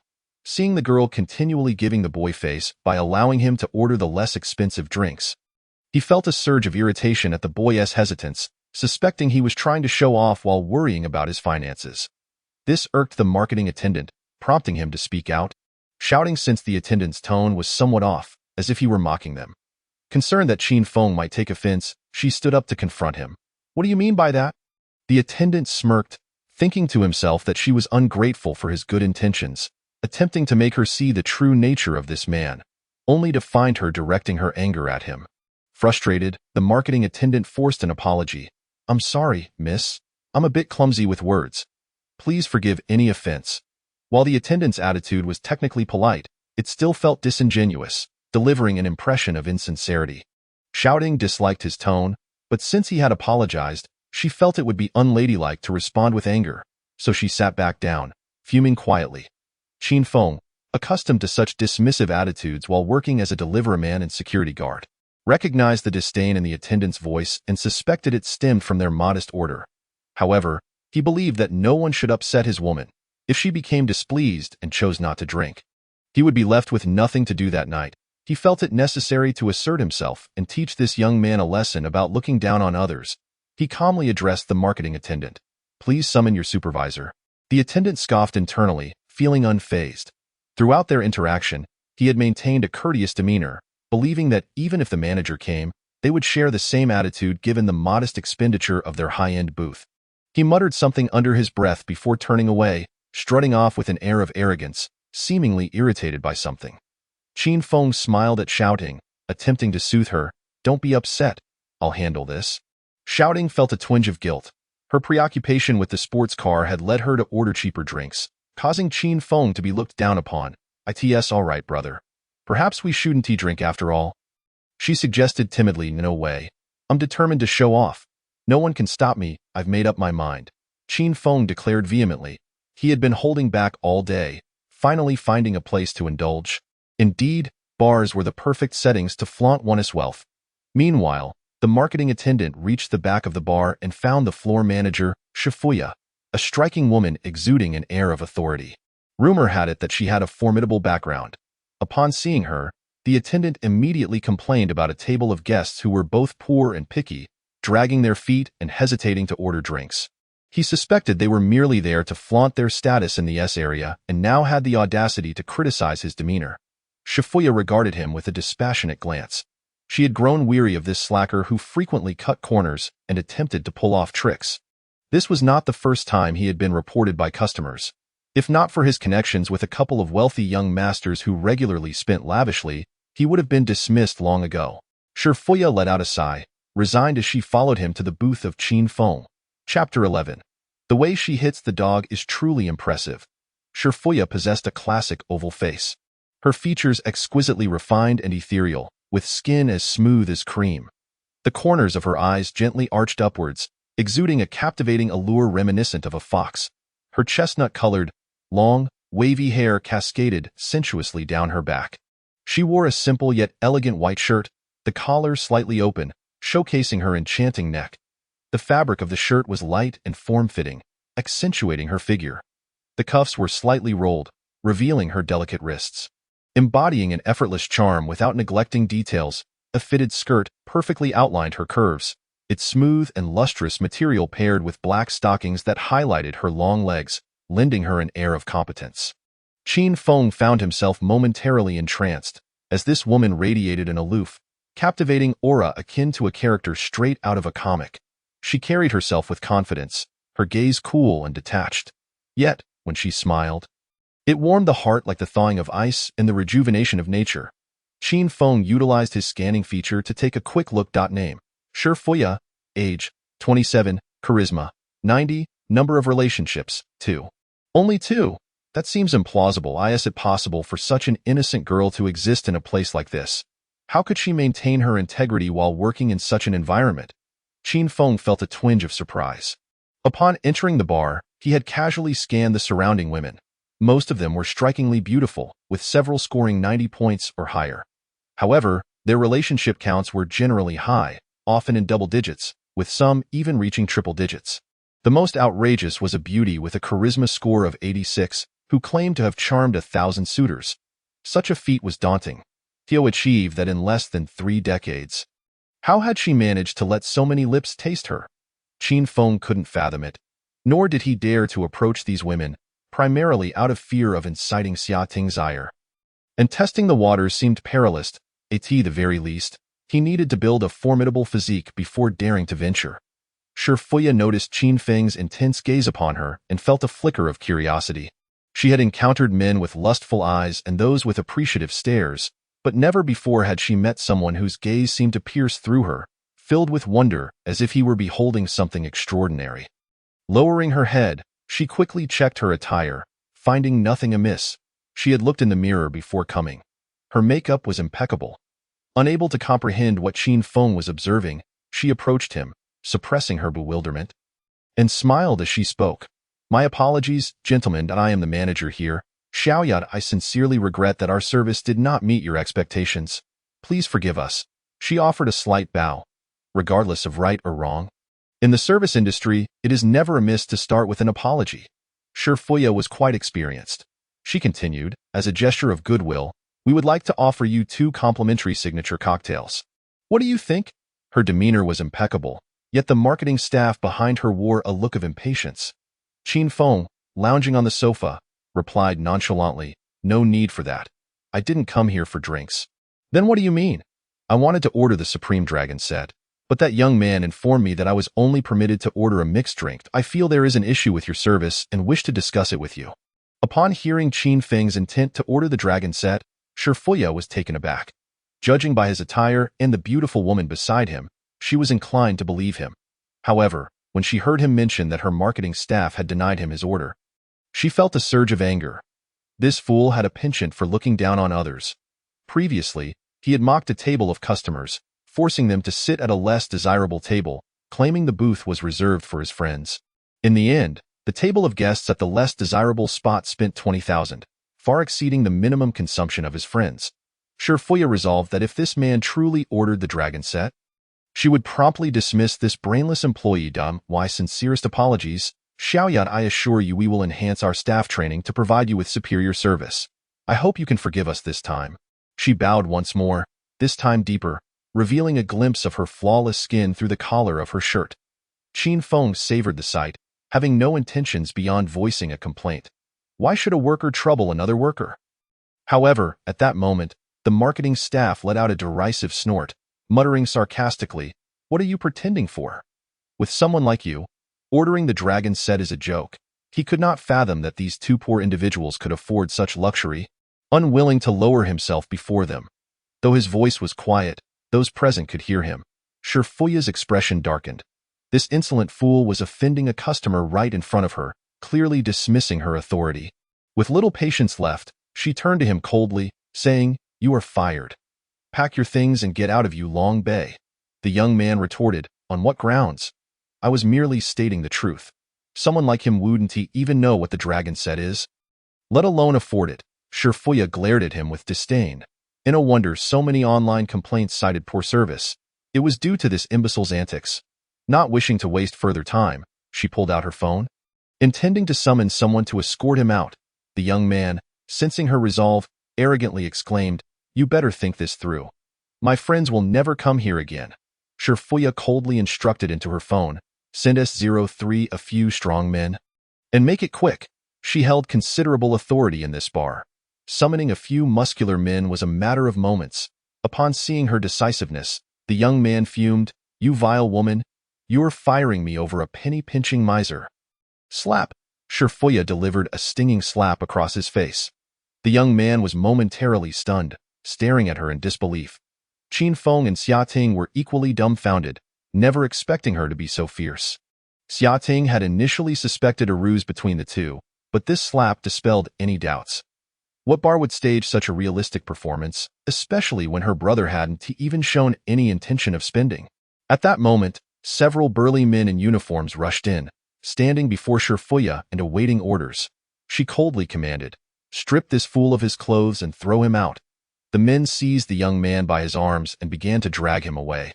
The young man, slender and slight, dared not protest, instead glaring at Shifuya with venomous eyes. Noticing his gaze, Shifuya frowned and added, "Leave nothing behind, and make sure to record it." Witnessing her decisiveness, Qin Feng swallowed hard. quelling any thoughts of pursuing her. Chapter 12. Ting Ting, I wish to marry a head of horse. After resolving this troublesome matter, Shurfuya felt somewhat weary. These young brats had no idea what the world truly was like without a little discipline. Regaining her composure, she turned to Qin Feng and offered a slight smile, politely stating, I apologize for the inconvenience. Everyone has their own perspectives, and we cannot impose restrictions. Qin Feng quickly reassured her that it was no trouble and curiously inquired, How much did that young man's friend spend here? Shurfuya replied nonchalantly, approximately over 100,000. Qin Feng nodded in understanding, then smiled. In that case, please serve me 2 portions of the Supreme Dragon set to somewhat compensate for your loss. Shurfuya, taken aback by his request, raised her gaze to scrutinize Qin Feng.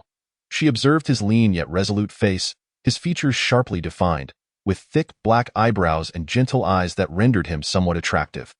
Albeit with slightly thinner lips, the nonchalance with which he mentioned spending over 100,000 without batting an eyelid, devoid of any vulgar display of wealth, gave him an air of someone accustomed to affluence. Recognizing him as a significant client, she switched her tone to a more respectful one, gently reminding him, Bro, we require advance payment for such expensive drinks. Qin Feng nodded in understanding and promptly swiped his card for 180,000. In keeping with his frugal nature, he added, You can decide how to spend the extra, perhaps on some peanuts or melon seeds. Shurfuya initially thought he was joking. After glancing at the receipt from the POS machine and confirming his status as a big spender, she quickly produced her business card, extending it to him with a smile. Bro, the next time you come, just ask for me, and I'll ensure everything is arranged perfectly. Qin Feng scanned the QR code on her card, adding her as a friend. Xia Ting, observing Qin Feng add another woman as a friend, immediately clutched his arm, casting a possessive glance at Shurfuya. Understanding the situation, Shurfuya offered a polite smile. Inquiring about Qin Feng's name before excusing herself to arrange their drinks. Leaning close to Qin Feng's ear, Xia Ting whispered sweetly, Brother, why are you compensating her? The warmth of her breath tickled Qin Feng's ear. Stirring both his senses and heart, at that moment, Xia Ting was practically draped over him, their proximity enveloping him in her soft, tender presence. The unique fragrance of the campus belle wafted into his nostrils, momentarily intoxicating him as he found himself dizzy from her closeness. Noticing Qin Feng's dazed silence, Xia Ting playfully swayed. Are you interested in that woman? Snapped back to reality, Qin Feng hurriedly replied, No, it's just that the situation arose from my actions. I felt it necessary to express something. Xia Ting huffed softly, but there was no need to spend so much. One would have sufficed. Qin Feng, with a generous smile, replied, Oh, it's nothing. It's just a small amount. Upon hearing this, Xia Ting's eyes sparkled with excitement. This man's ability to spend tens of thousands with such ease indicated substantial financial resources. If she could perform just a little better, securing the sports car for tomorrow would be nearly guaranteed. With this thought, Xia Ting felt a surge of excitement, embracing Qin Feng and rubbing against him vigorously. It wasn't until she noticed that she had inadvertently awakened the small Qin Feng that her cheeks flushed with embarrassment. She contemplated taking action, yet hesitated, fearing that Qin Feng might disdain her for being too frivolous. Just as she wavered, the music in the bar abruptly shifted to an electrifying DJ style. The booming bass began to shake the very foundations. With waves of sound crashing over them, a dozen alluring women adorned with rabbit ears made their entrance, raising sparkling black spade gift boxes, each containing a dazzling bottle of Ace of Spades champagne. They swayed their hips, dancing around the bar. That moment, the DJ's voice pierced through the cacophony. The patrons of the bar, upon witnessing this spectacle, immediately realized that the owner had ordered Ace of Spades. The atmosphere erupted into a frenzy, with cheers echoing throughout the venue. Congratulations to young Master Qin Feng from S03 for acquiring 2 sets of Shenlong. Let's wish our boss success in all endeavors and may fortune smile upon him. Amidst the DJ's exuberant shouts, a group of bunny girls approached the S03 booth, placing the Ace of Spades on the table. They danced around the sofa where Qin Feng and Xia Ting sat, skillfully pulling party poppers and showering them with confetti. The women at the back held glowing gift boxes, swaying back and forth in front of the booth, capturing everyone's attention. As the lights illuminated Qin Feng, the flurry of flying bills created an intoxicating atmosphere, allowing him to experience true opulence. Downstairs, The women saw that a handsome man was opening Shenlong, and they erupted into high-pitched screams, continuously blowing kisses in his direction. As Qinfeng witnessed the crowd cheering for him, his mind became dazed. Was this what it felt like to spend hundreds of thousands in one go? Was this the lifestyle of those wealthy heirs? To be honest, it was exhilarating, making him feel almost euphoric. This was also Xiaoting's first time being at the center of attention, her heart racing with excitement. Previously, she had only shared this atmosphere with a group of women. Occasionally, she had looked on enviously as couples shared intimate moments over drinks. Imagining such experiences for herself, little did she expect to feel this star-like sensation beside Qinfeng today. She gazed at him, tears of emotion welling in her eyes. Xiaoting's affection level, 5.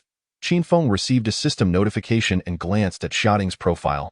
Her current affection level stood at 57, familiar, expenditure, 420,000.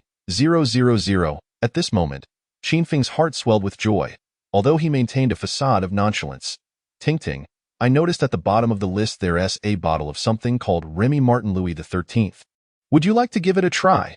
Xiaoting was taken aback. That kind of liquor was priced like gold, costing 20 to 30,000 for just one bottle. She had witnessed the grandeur of such drinks being presented. Akin to a wedding ceremony, with a group of ladies holding lighted signs and burly men carrying an emperor-like palanquin. Leaning against the palanquin was the Remy Martin Louis XIII Black Pearl, exuding an air of prestige and authority that shattered the atmosphere upon its arrival. Xiaoting genuinely felt that indulging in it for the sake of showing off wasn't worth it. Drinking it would be better spent on gold. Brother, don't order it.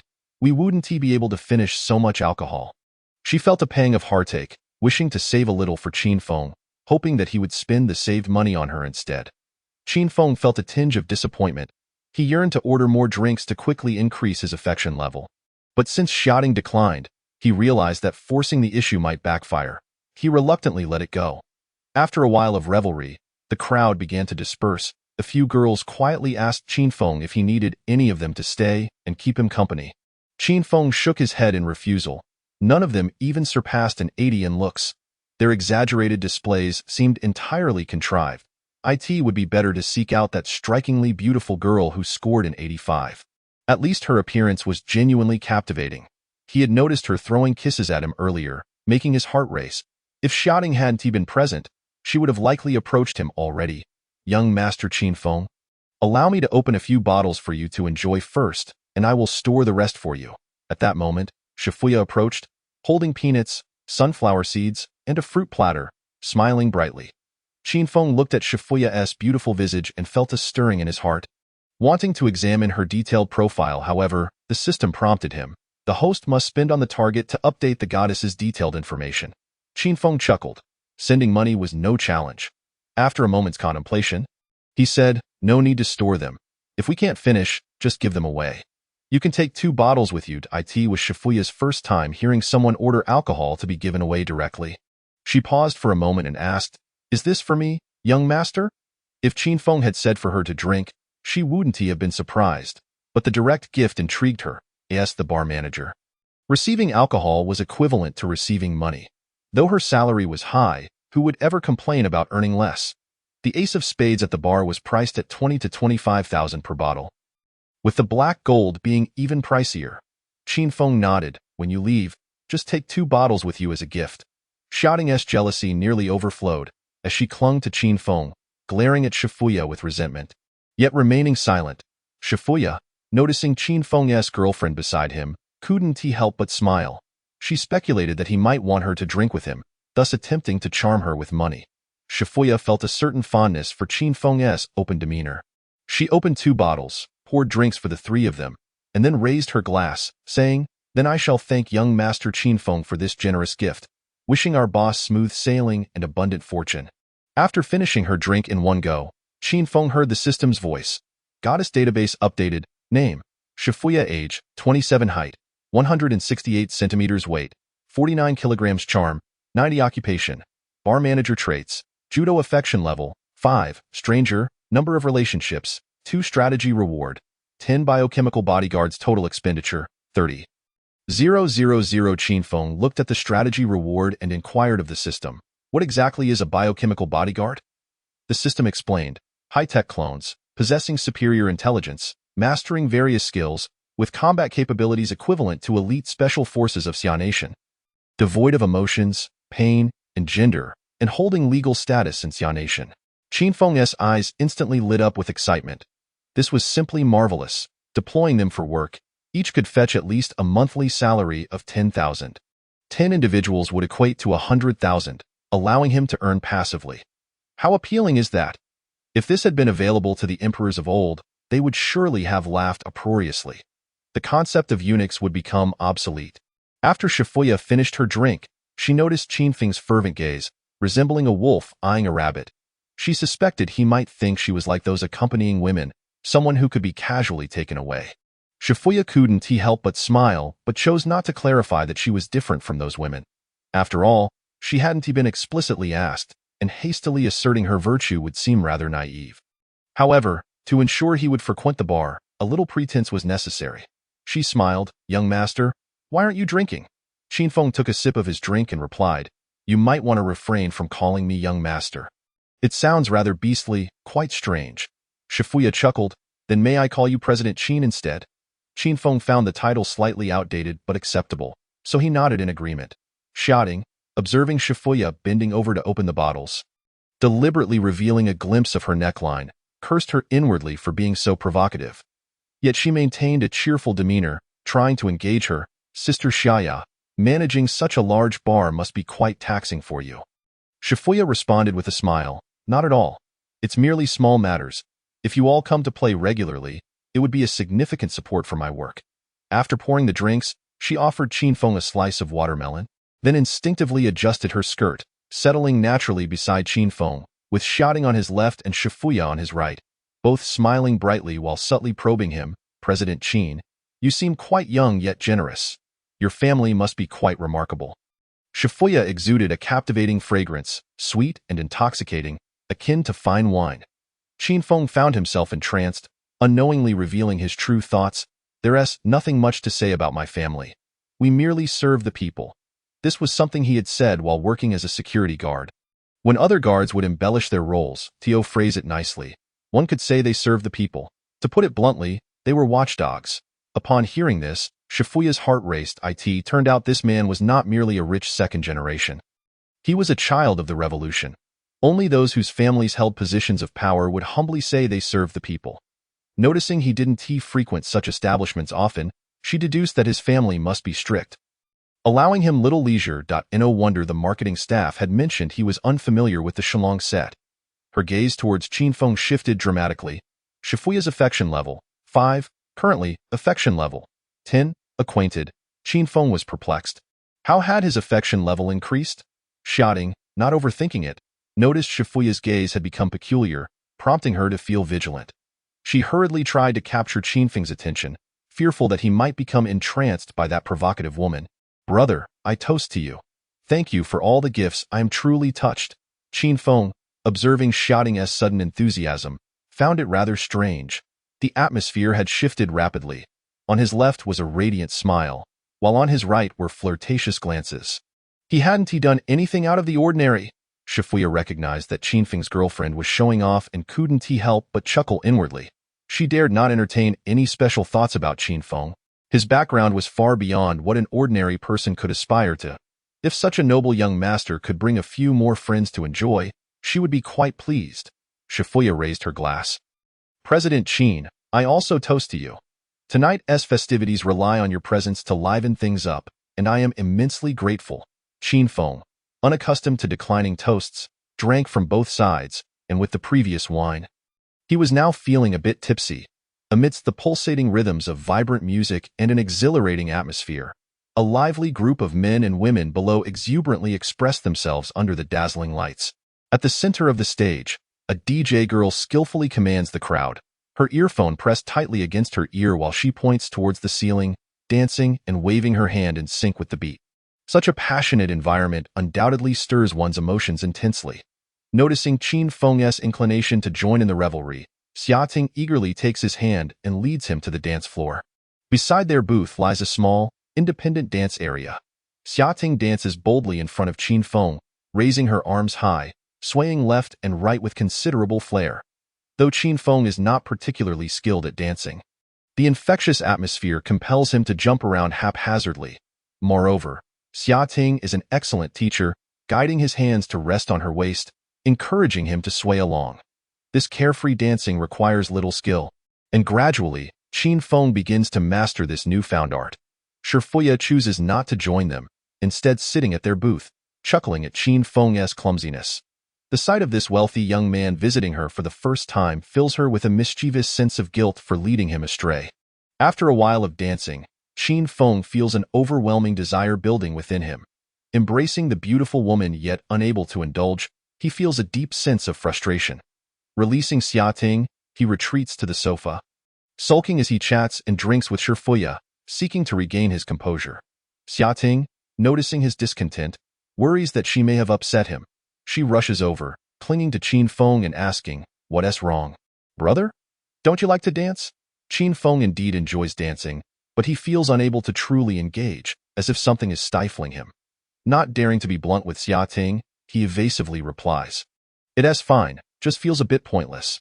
Shifuya glances at Xia Ting and teasingly suggests, "Is it because there aren't enough people to make it fun?" Xia Ting suddenly realizes the truth in Shifuya's words.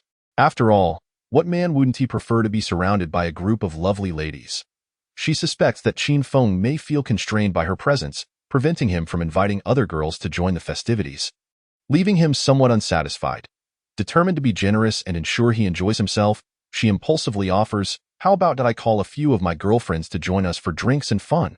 Upon saying this, she notices the sly grin on Shifuya's face and instantly realizes her folly, mentally chastising herself for being led astray. How could she possibly invite other women for Qin Feng? What if he were to take a liking to someone else? At that moment, Xia Ting wishes she could slap herself. Hearing her suggestion, Qin Feng feels elated, envisioning a scene where he is surrounded by beautiful women feeding him grapes. It's a fantasy every man has entertained. He had not expected Xia Ting to be so generous. However, upon seeing her somewhat forced smile, he quickly deduces that she is not entirely comfortable with the idea. Indeed, what girl could tolerate her partner frolicking with others? Yet, his purpose for being here is not merely for entertainment, but to pursue romantic connections and earn rewards. After pondering for a moment, he gently replies, "No need. I prefer being with you." As soon as the words leave his lips, he receives a notification from the system. Xia Ting's affection level 5. This challenge is hardly daunting. Observing the radiant smile spreading across Xia Ting's face fills Qin Feng with quiet pride. Having gradually adjusted to interacting with women, he finds himself more adept at charming them. His clever remarks flow effortlessly, and Xia Ting's affection level rises to 62, intimate, within a day's time. A development he finds highly satisfying. At this rate, reaching an 80 affection level for rewards seems quite feasible. And perhaps even achieving a 100 affection level for that extraordinary physique is within reach. Speaking of the extraordinary physique, it appears there are rewards associated with charming women rated at 90 points. And there are two such beauties in the bar. Although he has had his fair share of romantic encounters, he recalls the saying, "Good girls are to be cherished, while bad girls should not be wasted." Intrigued by their potential rewards, he turns to Shifuya and says, "Sister Ya, since we can't finish all this alcohol, could you help me deliver it?" Shifuya, familiar with the antics of sending drinks to charm women, recalls a scene where a nouveau riche pretended to treat everyone, only to end up in tears when the bill arrived. She playfully replies, "Is Mr. Qin treating everyone to Black Ace? Should I ask the DJ to announce that tonight's expenses are on Mr. Qin?" Qin Feng quickly shakes his head, pleading, No, please don't. That would be so embarrassing. Such acts are only for the foolish. Even if one has money to spare, there is no need to flaunt it in such a manner." Suppressing her laughter, Shifuya agrees, acknowledging the awkwardness of such situations. Having worked at the bar for 2 years, she has indeed witnessed such embarrassing moments. Qin Feng concurs, everyone wants to save face while having fun. If I show off like that, they won't necessarily be pleased. Then how will you distribute the drinks? Shifuya inquires. Rising from his seat, Qin Feng glances below and casually points to 2 tables, indicating, just that table A06 and the 3 girls at that scattered table. You can send 1 bottle to each. Shifuya, noticing the exceptionally beautiful girl at each table, instantly grasps his intentions. As she observes him subtly turning his phone, hinting for the girl's contact information, She gives him a knowing look and replies, "I understand." She then proceeds to fill 4 bottles of Black Ace from the icebox, including 2 of her own, before heading off to carry out his request. Seeing Xia Ting still swaying restlessly, Qin Feng pulls her onto the sofa and comforts her. "Ting Ting, what's wrong?" Xia Ting shoots him a playful glare. "You seem quite happy sending drinks, so why not go drink with those girls?" Qin Feng finds her jealousy utterly adorable. Never before has a girl shown such possessiveness over him. He chuckles, "Don't be upset. It's just some drinks. We want to finish them all. If you don't like it, I want to do it again." "Humph, sweet words. You were pretending to be innocent to deceive me. I didn't deceive you. I really haven't been out much before. I promise that whenever I come to places like this, I'll listen to you. Does that work?" Qin Feng assures her earnestly. Xia Ting, touched by his sincerity, feels warmth in her heart. Whether truthful or not, his words convey that he cares for her. Nestling against Qin Feng's chest, she playfully draws circles with her finger, her tone slightly haughty, "But you can't sneak off to the bar without me." Okay, I'll take you wherever I go." "Trust me," Qin Feng replies, eager to have her by his side. Until her affection level reaches its peak, he knows he can only rely on Xia Ting to access his funds. Naturally, he wishes to be with her at all times. Xia Ting is uncertain whether to believe him, but his charming words undeniably captivate her. As she leans against him, gazing at his handsome profile, she becomes momentarily entranced. The loud music necessitates that the two lean in closely to converse. After straining to catch her words, Qin Feng turns to see what's amiss, only to find their noses colliding. Followed by their lips, their mouths connect as if drawn together by magnetic forces, gently melding into one another. In that fleeting moment, their heartbeats quicken, and they instinctively embrace, their breaths intertwining. This marks Qin Feng's first kiss. Taken without a hint of preparation, entirely claimed by Xia Ting. Qin Feng feels an insatiable desire growing within him as he passionately explores her honeyed lips. This instinctive skill of seduction requires no teaching. It is an innate ability among men. Xia Ting, breathless from the kiss, gazes up at him with dazed eyes, her body weak, responding to Qin Feng's advances with an electrifying sensation. After what feels like an eternity, their lips part, connected by a delicate strand of saliva. At this moment, Qin Feng realizes he must say something sweet to ensure the night concludes delightfully. He rummages through his mind, recalling what the protagonists in novels would say. Yet at this critical moment, he finds himself utterly blank, staring at Xia Ting's fair, flushed face, sparkling eyes, and luscious lips. He can even feel the warmth of her breath. They lock eyes for what seems like an eternity. But Qin Feng finds himself at a loss for words. Just as he contemplates boldly suggesting a more intimate encounter, Xia Ting speaks up, "Brother, I feel a bit dizzy from drinking. Shall I take you to rest?" Qin Feng stammers. With a shy bite of her lip, she timidly suggests, "Are we going to your place?" "To a hotel." Qin Feng responds, taking her hand and leading her towards a room without waiting for her approval. He is no saint. With Xia Ting being so forward, to retreat would be akin to wasting his own opportunities. The system has already granted him enough rewards for such encounters, upon hearing that they are not heading to his home. Xia Ting casts him a slight reproachful glance, feeling quite indignant. Is she truly so unworthy? Even if his parents are at home, her beauty would not diminish his reputation. Why hide away? The odious man. Yet, despite her displeasure, she was acutely aware that something significant was bound to transpire that evening. Qin Feng had extravagantly spent 300,000 to 400,000 yuan throughout the day. The cost of even a modest dwelling would cover merely the down payment. Such a high-quality man was undoubtedly an opportunity not to be squandered. Xia Ting rose and followed Qin Feng for a couple of paces, instinctively glancing back at the table.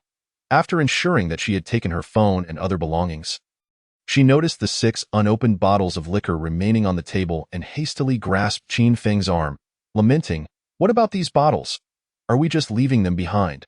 Seeing her reluctance, Qin Feng chuckled and suggested, "How about I arrange a membership card for you to store them?"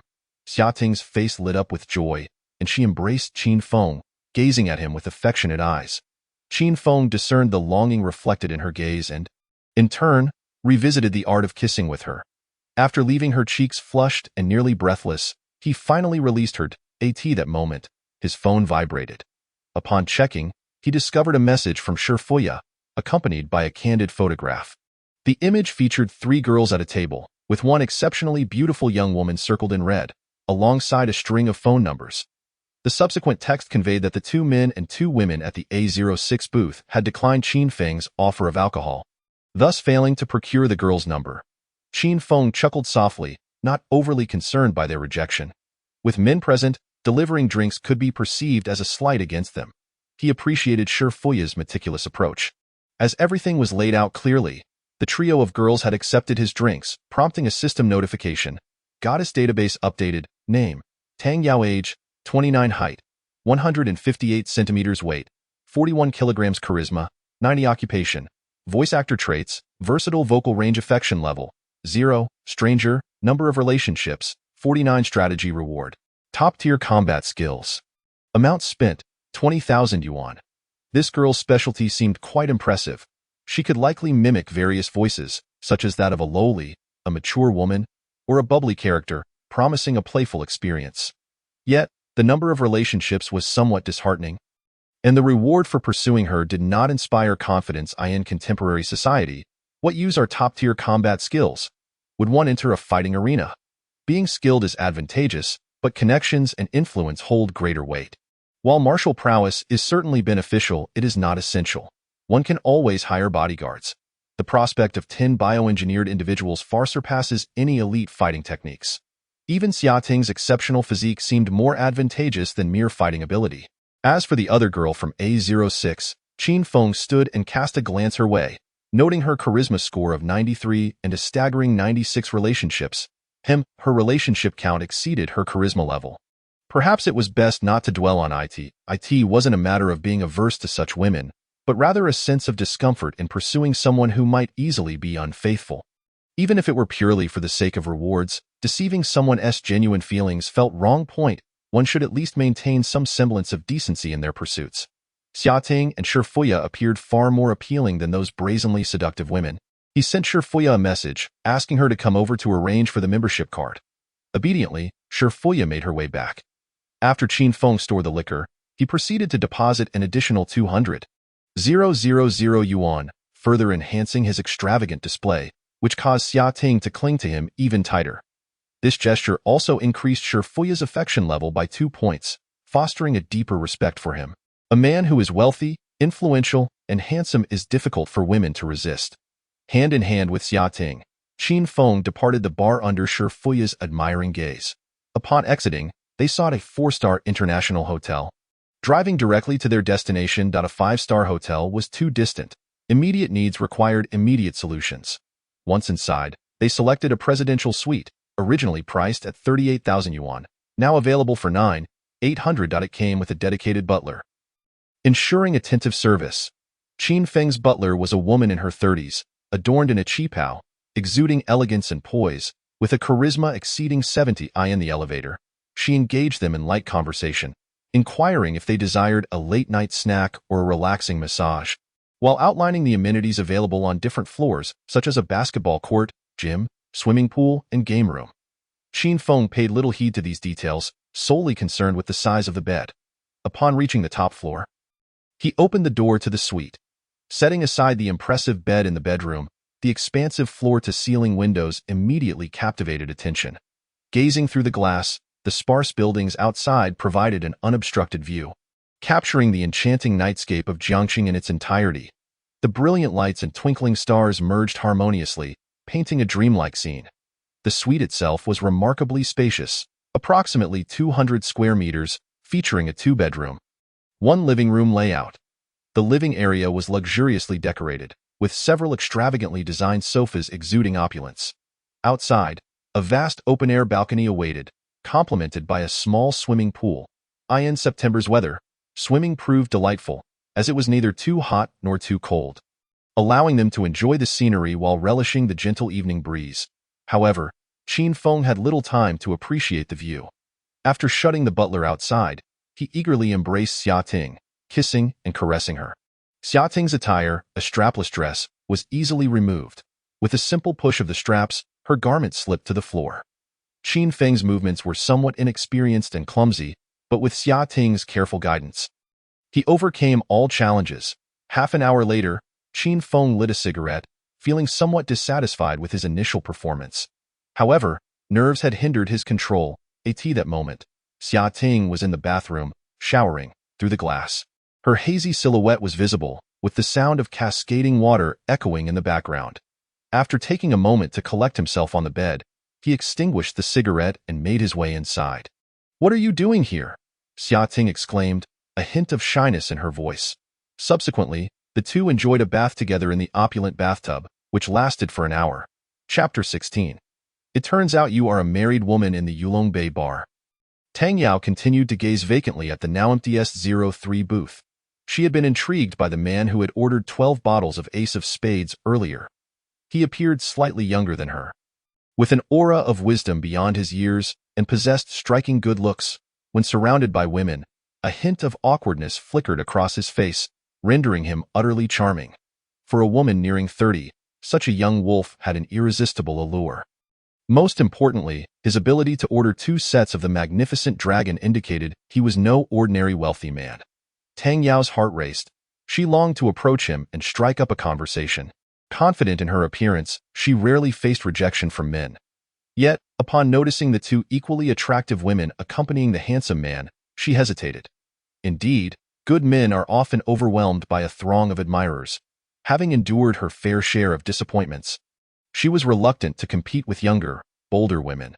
Just as she resigned herself to the belief that she had lost her chance with the charming man, he had the audacity to send over bottles of Ace of Spades, requesting her contact number.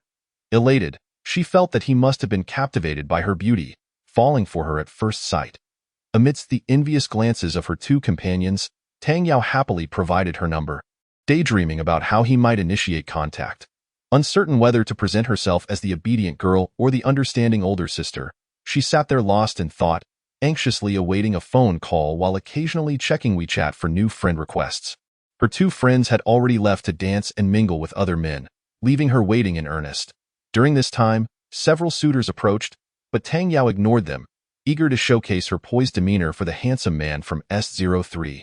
After waiting for what felt like an eternity, she finally looked up only to realize the man had vanished. Staring at the empty booth above, she felt utterly disheartened. Who leaves after requesting a woman's number without saying a word? Discontent surged within her. Just as she thought she had been toyed with, the woman who had been seated at S03 returned, sitting alone and sipping her drink, as if waiting for someone. Tang Yao assumed the man would return and continued her foolish vigil.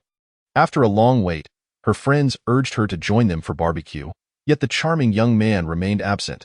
Despair began to seep into her heart. After sending Qin Feng off, Shifuya returned to the booth to help warm up the atmosphere. Noticing the girl below staring at her incessantly, she found it rather perplexing. What was she looking at while I was managing the venue? Meanwhile, in the presidential suite, Qin Feng lay in bed with the radiant Xia Ting, blissfully unaware that someone was still pining for him. Inhaling the fragrant scent of her hair, he gently caressed her smooth skin. Their bodies were intimately entwined, and as their eyes met, Xia Ting's gaze brimmed with desire, her bashful demeanor speaking volumes. Qin Feng could no longer contain his excitement. The two engaged in further intimate activities. In a moment of respite, they reminisced about their days in school, with Xia Ting sharing tales of her life post-graduation. She recounted how her mother pressured her into blind dates, describing the peculiar men she encountered who insisted on splitting the bill, fearful of spending on her. Unlike her brother, who was generous and kind to her, he was the best man she had ever met. The fragrant tea in her words left Qin Feng mesmerized. Men are always drawn to such tales. However, as she spoke, fatigue overtook her, and she succumbed to sleep, likely worn out from the day's events. Qin Feng, still wanting to hear more, closed his eyes, attempting to find rest, but sleep eluded him. Gently withdrawing his arm from beneath Xia Ting's neck, he made his way to the balcony. Settling into a rocking chair, on the side table, a platter of fruit, snacks, and beverages awaited. The night was tranquil, with a gentle breeze wafting through. Reaching into the pocket of his bathrobe, he retrieved his phone and perused his photo album, reminiscing about the splendid moments from the bar that night. The images featured him alongside a group of enchanting women, their faces radiating joy, while he maintained a serene smile amidst the crowd, an expression befitting one of noble status. Qin Feng selected 2 photographs, including one of the night scenery taken in his hotel room, and posted them on his social media. He captioned it, Transitioning from a boy to a man comes with immense pressure. I wonder if I can withstand it. His WeChat contacts consisted solely of classmates and friends, devoid of relatives or elders, allowing him to share without reservation. This post bore no significant meaning. It merely served as a memento of his lost virginity. After posting, Qin Feng shook his head, chuckling at his own childishness. He realized he was no longer a boy and needed to adopt a more composed demeanor. Avoiding excessive dramatics, he scorned himself briefly before opening WeChat. Eager to discuss matters of the heart with Shifuya. The allure of a biochemical bodyguard was undeniable, and although Shifuya appeared difficult to approach, he was determined to try. He sent a message asking, "Are you still busy?" Her response came swiftly, "Almost done. Not too busy." Qin Feng replied, "That sounds exhausting. Working until so late every day." Shifuya responded, "It's just a matter of getting used to it." "I need to eat." She added, "Isn't President Qin spending time with his girlfriend? How do you have the time to message me?" Qin Feng glanced back at Xiating, who lay on the bed, soundly asleep. Initially, he intended to reply that she was asleep, but suddenly realized that if he were in her position and heard such words from a cad, he would probably block him immediately. He replied vaguely, "I'm just outside enjoying the breeze." Shifuya smiled slightly, misinterpreting his comment as an invitation to hang out. Given her experience with such elusive clients, she texted, "Where are you? I could bring a few pretty friends to keep you company." Qin Feng felt utterly spent today. The thought of inviting more women was daunting, fearing he might exhaust himself. Moreover, he couldn't abandon Xiating alone in the hotel while he sneaked out for fun. She had drunk too much and was sleeping deeply. If she were to wake up and discover her number of romantic encounters had unexpectedly increased to 6, she would be utterly confused. And Qin Feng couldn't bear that. He declined, saying, "No need. I just wanted to chat with you." Shifuya teased him through voice messages. "Are you secretly chatting with me, brother? Your girlfriend won't get upset if she sees this." "Will she?" Another girl with a penchant for teasing. Qin Feng smiled slightly. It seemed that beautiful women possessed an innate talent for subtlety. Remembering a novel he'd read, he replied in a cad's manner, "She won't. She's very well behaved. Only a rogue would be worthy of a green tea girl." Shifuya playfully hinted, "But I'm not well behaved. If my husband dared to cheat, I'd send him to the palace." Qin Feng was taken aback and asked, "You have a husband?" Shifuya, noticing his continued text responses, matched his tone. "Yes, I turned 28 during the new year." "Isn't having a husband quite normal?" Qin Feng felt a chill wash over him. He had only desired to be a rogue, not the kind of scoundrel who disrupts others' marriages. The realization that she had a husband made it impossible for him to proceed. Only someone like Chaoamon would find excitement in encountering a married woman. He thought of the rewards in Shifuya's strategy, a full 10 loyal and formidable men, and felt a pang of heartache as they slipped away from him, leaving him breathless. He had no desire to engage further. Shifuya, sensing his retreat, smiled faintly. Although she feared losing such a high-profile client could affect her bar's business, she also didn't want to attract the attention of these affluent individuals. They were often ruthless, abandoning relationships once they had their fun, wielding their wealth like a weapon. She had no desire to become a plaything for such men, and indeed, her husband was real. He had just passed away nearly 4 years ago. Chapter 17. Do you remember the dreams of youth? Qin Feng gazed at the sky filled with stars, lost in thought. He harbored no grand notions. He was a man of principle. A married woman was off limits. He reassured himself that the biochemical bodyguards were not a significant concern. As long as one was willing to spend, there would be plenty of bodyguards available. Shifuya's rewards were not the pinnacle either. Perhaps the next woman's strategy would yield even greater benefits, such as invincibility, immortality, the power to summon storms, or even the ability to move mountains and fill seas. If such wonders truly existed, how delightful that would be. A mere handful of biochemical beings paled in comparison.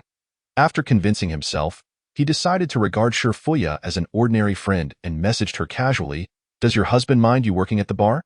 Shifuya frowned, thinking he was still reluctant to give up, and added some provocative details. "Our daughter is already 5.5. What could he possibly care about?" Well, she even had a daughter. Hope was now utterly extinguished. Shifuya's profile indicated she had only been intimate with 2 people, suggesting her loyalty to her husband. Coupled with her striking beauty, they likely shared a loving relationship. They worked together to raise their child and build a warm home. Qin Feng couldn't help but exclaim, "How fortunate!" This had once been his dream. Yet now, he no longer held such naivety, even for the system's rewards. He would have to play the rogue. He would not sacrifice an entire forest for a single tree. Heh, just fine, Shurfuya replied nonchalantly.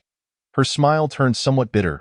The widow faced numerous troubles, and adding a burden made it evident how difficult her years had been. Thankfully, her husband had thrived in life, having connections with many influential figures. The bar was owned by a brother of her late husband, who recognized her talents and appointed her as the manager. However, as time passed, her husband's memory faded, and the bar's owner, her husband's brother, began to harbor inappropriate feelings for her, persistently suggesting he wanted to take care of her.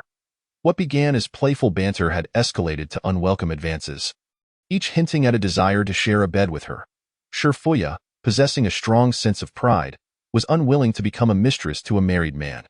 Yet, for the sake of her child, she had to endure her boss's flirtations without retaliating. To outsiders, her demeanor appeared as if she were involved with him. Shurfuya chose not to explain, staring blankly at Qin Feng's mention of happiness. Was she truly happy? In her prime, she bore such burdens, long since estranged from happiness. Cold, emotionless words revealed nothing of her feelings. Noticing her disinterest in continuing the conversation, Qin Feng attempted to change the subject, suggesting he might visit her bar for a drink. Shurfuya responded, I await your esteemed presence, President Qin. Qin Feng closed the chat with her, only to receive a message from another young woman. He glanced at the red notification circle next to the profile picture of Jiang Manchue. He smiled. She was proactive today, which was a rarity. Opening the chat window, he noted their last conversation had occurred 6 days prior, where she had explained, I was too busy with work last night to see your messages. The current message read, Qin Feng, did you go to the bar? Qin Feng scrolled through her photos, assessing her allure. 82 charm points. 21 romantic encounters. Seeing the number 21 stirred his emotions. He had poured his salary into this woman for years, yet she had never reciprocated with affection, insisting she would save such moments for their wedding day.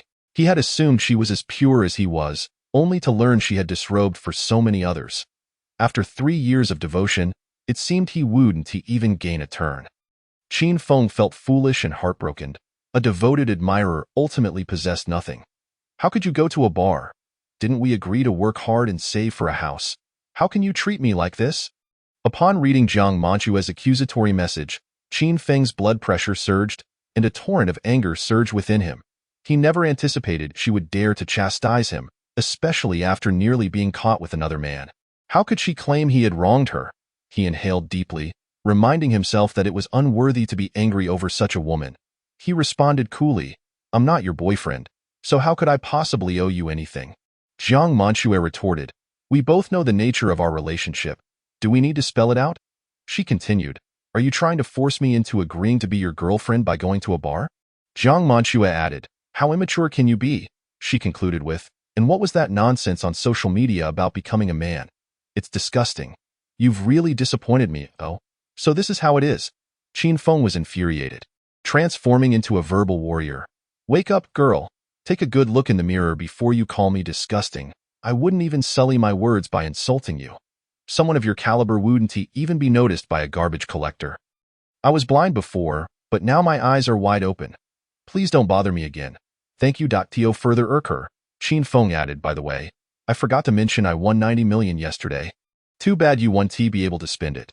Jiang Manchue was left speechless, holding her phone, unsure how to respond. She absolutely could not believe that someone like Qin Feng could win the lottery. In this age, lottery companies were all about raking in profits. How could an outsider possibly win? Frustrated by his insults, Jiang Manchue contemplated blocking him. She had plenty of fish in her pond. Losing one would have little impact. But then she reconsidered. Letting him go would be a waste. Among her many suitors, Qin Feng was the most foolish. He regularly gifted her 3,000 to 4,000 each month, and seeing him dressed well at the bar, perhaps he would truly become wealthy. Jiang Manchue suppressed her anger and typed, what's wrong with you? Did something happen? Qin Feng replied sarcastically, nothing, just suddenly wealthy, and can't share it with you. Feeling a bit down, Jiang Manchue responded, can we talk normally? We used to get along just fine. Qin Feng replied, you said used to.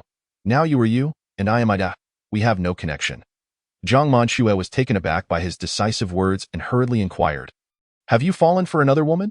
Qin Feng replied coldly, "That is of no concern to you. I am going to bed, goodbye." Jiang Manxue insisted, "Come back and clarify. Who is that woman? Aside from the notion of arrival." Jiang Manxue could not fathom why Qin Feng had suddenly changed his demeanor. Over the years, she had been exceedingly satisfied with him, obediently complying with her every whim as if he were a loyal dog. Even during the deep winter nights, when she craved spicy hot pot, Qin Feng would rise from their warm bed to fetch it for her. Whenever she lost her temper, he would promptly soften, donning a humble smile to placate her. Had it not been for his modest earnings, she might have considered bestowing upon him the title of boyfriend. Yet now, his sudden declaration of their non-existent relationship left her heartbroken. Akin to nurturing a fish for years only to have it inexplicably swim into another woman's pond. She yearned to reel Qin Feng back, incessantly messaging, "Do you even care about me? After all these years, you wish to end our relationship for another woman? I wear the necklace you gifted me daily, despite others mocking its $8,000 price tag as ugly. Yet I still wear it, for it is from you, and it reminds me of your presence. But what have you become? Have you forgotten your previous vows?" Chapter 18. Thank you for helping me grow. Qin Feng, upon receiving her apology, felt his anger dissipate slightly. He speculated that he might have spent too much at a bar the previous night and was in a foul mood.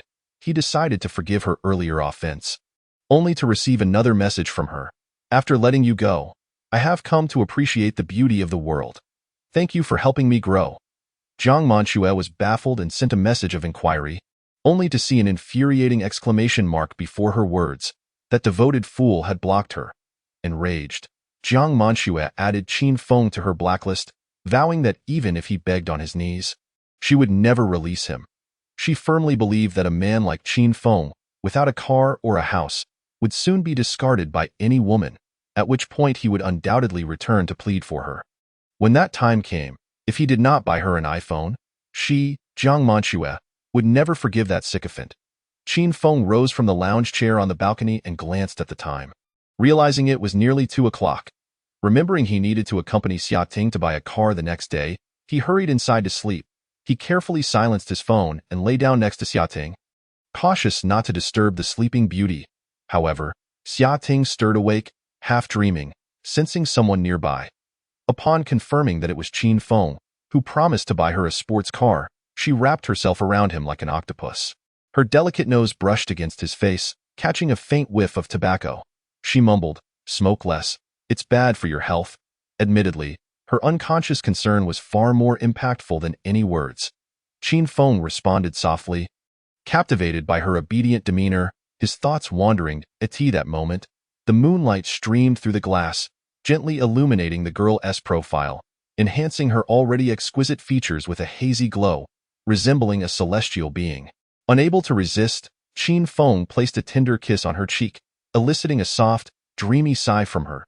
He relaxed and drifted into a deep slumber, the night passing in silence. The following morning, Xia Ting awoke early. Checking the time, she noted it was still early and attempted to close her eyes to sleep again, but found it impossible. Thoughts of the Porsche 911 consumed her mind. After enduring a long wait until 8 o'clock, she playfully teased Qin Feng with her hair to wake him, but to no avail. A gentle push yielded no response. The man slept like a log, utterly unresponsive. Xia Ting hesitated to wake him loudly, fearing he might be grumpy and ruin their plans for the day. She sought a gentle approach to rouse him. Suddenly, a clever idea struck her, and a hint of shyness flickered in her eyes. Qin Feng felt someone calling him, groggily awakening from his dreams. Exhausted from last night's exertions, he wished to sleep longer. However, Xia Ting seemed eager, insisting he get up. After a few minutes, she went to wash her face and brush her teeth, while Qin Feng remained still as a statue on the bed. After freshening up, the two dressed neatly. Xia Ting wore a long black strapless dress. The dark hue accentuated her fair skin, with a generously cut neckline revealing her alluring collarbone. The lace trim added elegance, while the fitted waist showcased her figure beautifully. The high side slit revealed glimpses of her slender legs, complemented by chic high heels, exuding a commanding presence. This outfit was also purchased yesterday. The more Qin Feng looked at her, the more he thought she was stunning, rivaling the daughters of prestigious families on television. "Today, we must dress to impress at the 4S dealership," Xia Ting remarked. twisting in front of the full-length mirror. "It's just a car purchase. No need to be overly formal." Qin Feng wrapped his arms around her waist, and they appeared quite the pair in the mirror, both dressed impeccably. Xiaoting noted his nonchalant attitude towards spending millions on a car, as if it were as trivial as grocery shopping, and did not perceive him as boasting. The previous night's expenditures were quite persuasive. Xiaoting naturally adjusted his collar, saying, "All right, I'll just apply some makeup and be ready in no time." Noticing Xiaoting still needed to apply makeup, Qin Feng promptly took out his phone to play a game. When a girl says soon, it often means at least a half-hour wait. Sure enough, he had lost 2 rounds by the time Xiaoting finished. However, one must admit, once Xiaoting completed her makeup, she looked radiant. Her delicate bangs lightly curled, revealing her beautiful eyes, exuding a fresh and sweet charm akin to a neighborly girl, yet possessing an alluring, seductive quality. Her rosy lips, slightly pursed, drew the eye, stirring feelings of admiration. Gazing at the dazzling Xiaoting, Qin Feng had no complaints. With preparations complete, they headed out and took the elevator down. Upon reaching the first floor, the female concierge approached them, completing their checkout and inquiring if they needed a car. Qin Feng nodded, and she promptly summoned a Mercedes-Benz van. Upon hearing that their destination was the Porsche 4S dealership, the concierge's eyes lit up. She had previously wondered why the couple had not driven there. It turned out their car was at the dealership for maintenance. Such wealthy individuals were worth cultivating relationships with. The concierge hurried to the counter, retrieved her business card, and handed it to Qin Feng, assuring him that she would be at his service for any future needs. Satisfied with her service, Qin Feng added her on WeChat. The couple arrived at the Porsche 4S dealership, and as soon as they disembarked, a beautiful saleswoman approached them enthusiastically. "Sir, ma'am, are you here to look at cars or for a test drive?" Qin Feng assessed her, noting her beauty, well-proportioned figure, exquisite makeup, and tall stature.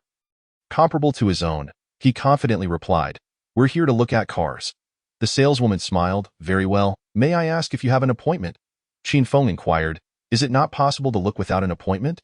The saleswoman quickly shook her head. No, that's not it. What I meant was, if you don't have a designated salesperson, may I assist you?" Understanding her point, Qin Feng realized that he had misjudged the luxury car dealership. Thinking they would refuse service without an appointment, he scanned the saleswoman's information through the system. Name: Peng Jinyan. Age: 26. Charm: 81. Love interests: 7. Not bad. Quite standard. A saleswoman at a luxury car dealership with such self-awareness showed she was not one to misbehave. "All right, you'll do. Please take us to see the 911, Qin Feng stated casually. "Certainly, please follow me," Peng Jinyan said with a smile, gesturing for them to proceed. One can gauge a person's confidence by their demeanor. The poised young man before her spoke with assurance, complimented by the stunning woman at his side. This duo significantly increased their chances of making a purchase. Peng Jinyan's enthusiasm grew as she guided them. As a luxury car salesperson, she appeared glamorous on the surface, but her reality was quite the opposite. The store's management was notoriously difficult. All salespeople had to submit a daily incentive fee of 100 yuan. Only those who made sales would keep the earnings, making it a true pay-as-you-go job. She had not made a sale that week, which is why she was particularly attentive to Qin Feng. Chapter 19. Driving this car must be incredible. Qin Feng and Xiaoting followed the saleswoman into the Porsche 4S dealership. Upon entering, they were greeted by 3 attractive female sales representatives who bowed and smiled at them. Qin Feng returned their greeting politely. It was said that for every Porsche sold, a female sales representative would be lost. Whether this was true or not remained to be seen. Xiaoting noticed Qin Feng's lingering gaze on the group of saleswomen and let out a soft huff, signaling that she was still present. Qin Feng quickly reassured her, explaining that he was merely curious as to why the staff was predominantly female. Xiaoting shot him a glare but refrained from further comment. This was a crucial moment. She did not wish to cause a fuss over trivial matters. Besides, they were only there to browse, and it was no big deal. One must not be overly petty. The trio entered the main hall, where 3 cars were displayed. One was the renowned Cayenne, another the Panamera, and the last was the Porsche 911 Carrera. Upon seeing her beloved sports car within reach, Xiaoting's large eyes sparkled with excitement as she gazed at it intently. This is the car she has always dreamed of purchasing. She excitedly clutched Qin Feng's arm tightly, her fingers digging in so hard that they began to turn pale. Her manicured nails pressing into his flesh. Ouch! Qin Feng gasped at the sudden pain. Suspecting that she must be doing it deliberately, he had merely glanced at another woman, and here she was, reacting so fiercely. This girl truly had a petty disposition. Realizing her lapse in decorum, Xiaoting quickly rubbed Qin Feng's arm and said apologetically, "I'm sorry, brother. Does it hurt?" Although Qin Feng was indeed in pain, he maintained a composed smile, feigning indifference as he replied, "It's nothing, really." Yet, internally, he felt as if he were in agony.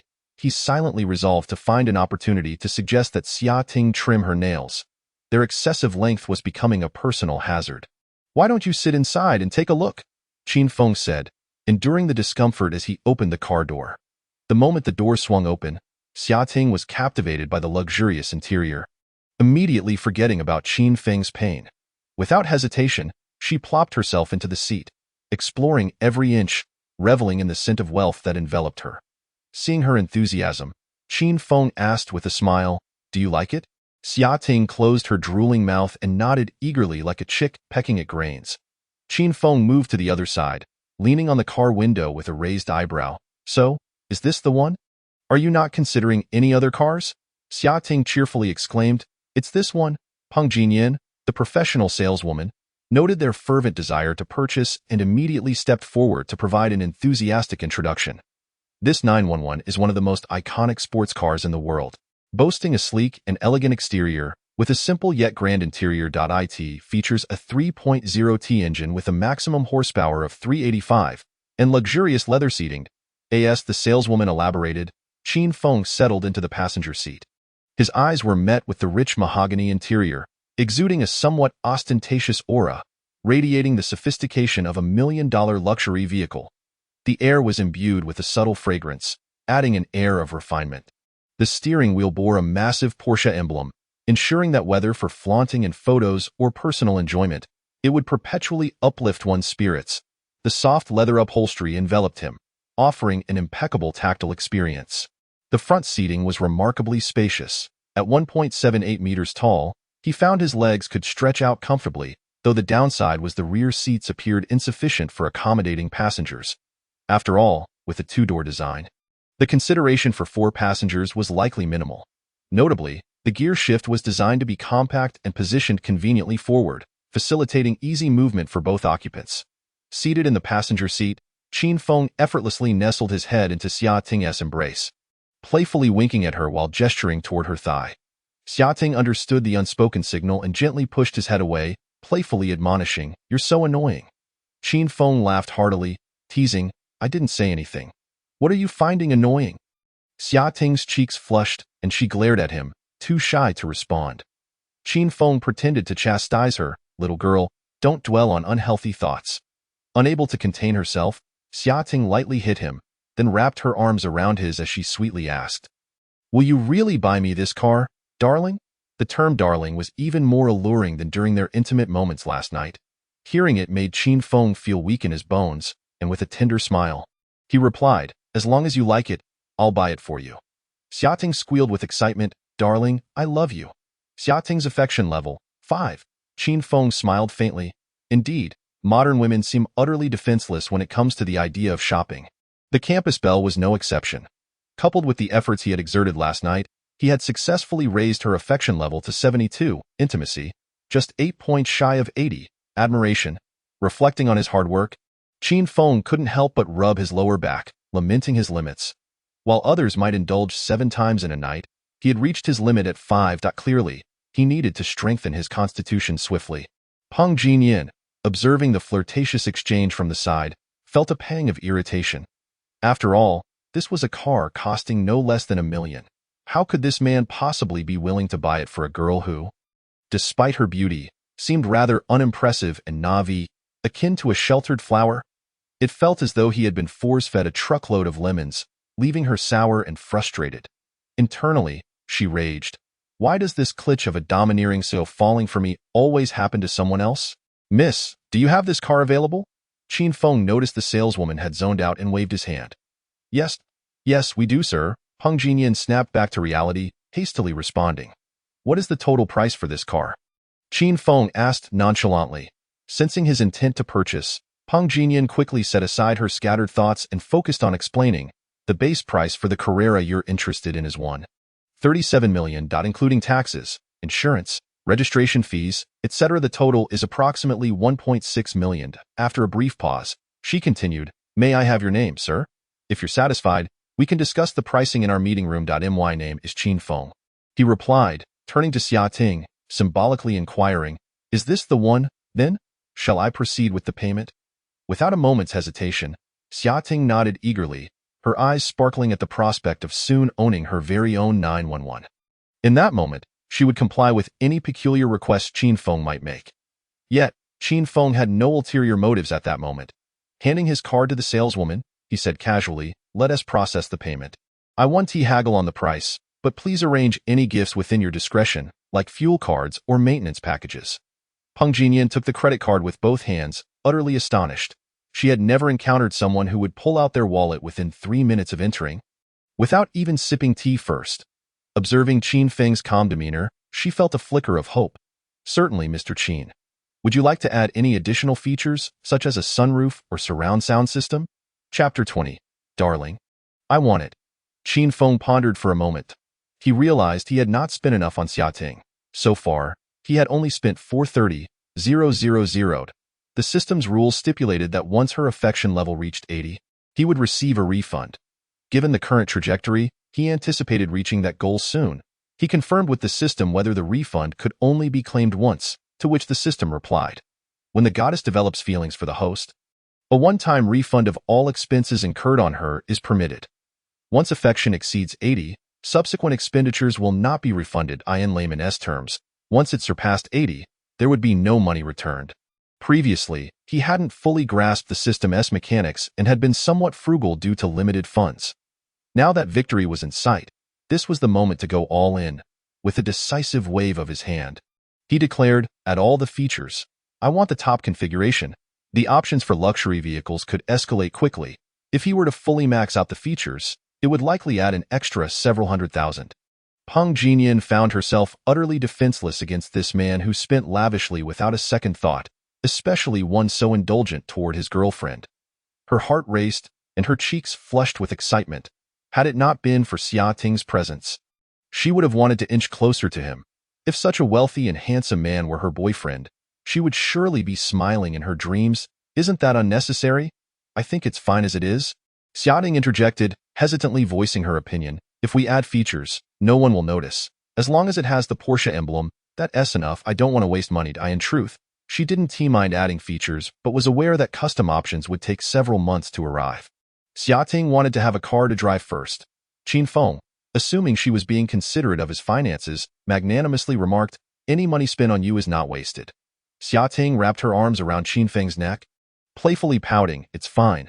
Let us save some money, and besides, customizing sounds too troublesome. I have difficulty making choices." Peng Jinyan, witnessing Xia Ting's display of faux concern, felt a flicker of disdain. Internally, she cursed her as a scheming girl. But on the surface, she smiled and advised, "Miss, many of our clients who purchase the 911 opt for customization, from the color of the body to the choice of wheels and interior components. You can assemble a one-of-a-kind sports car tailored to your preferences." Qin Feng chimed in, "Exactly. Adding some features makes it stand out. For a girl like you, driving a black car is rather dull. A brighter color would be much more appealing." Xia Ting intertwined her fingers, looking somewhat troubled. Qin Feng had a point. Black was indeed a bit somber, and here she was, foolishly opting out of customization when there was an opportunity to enhance it, which made her appear rather petty. However, she truly didn't want to wait that long. So she looked up and asked the saleswoman, "Do you have a fully equipped model available?"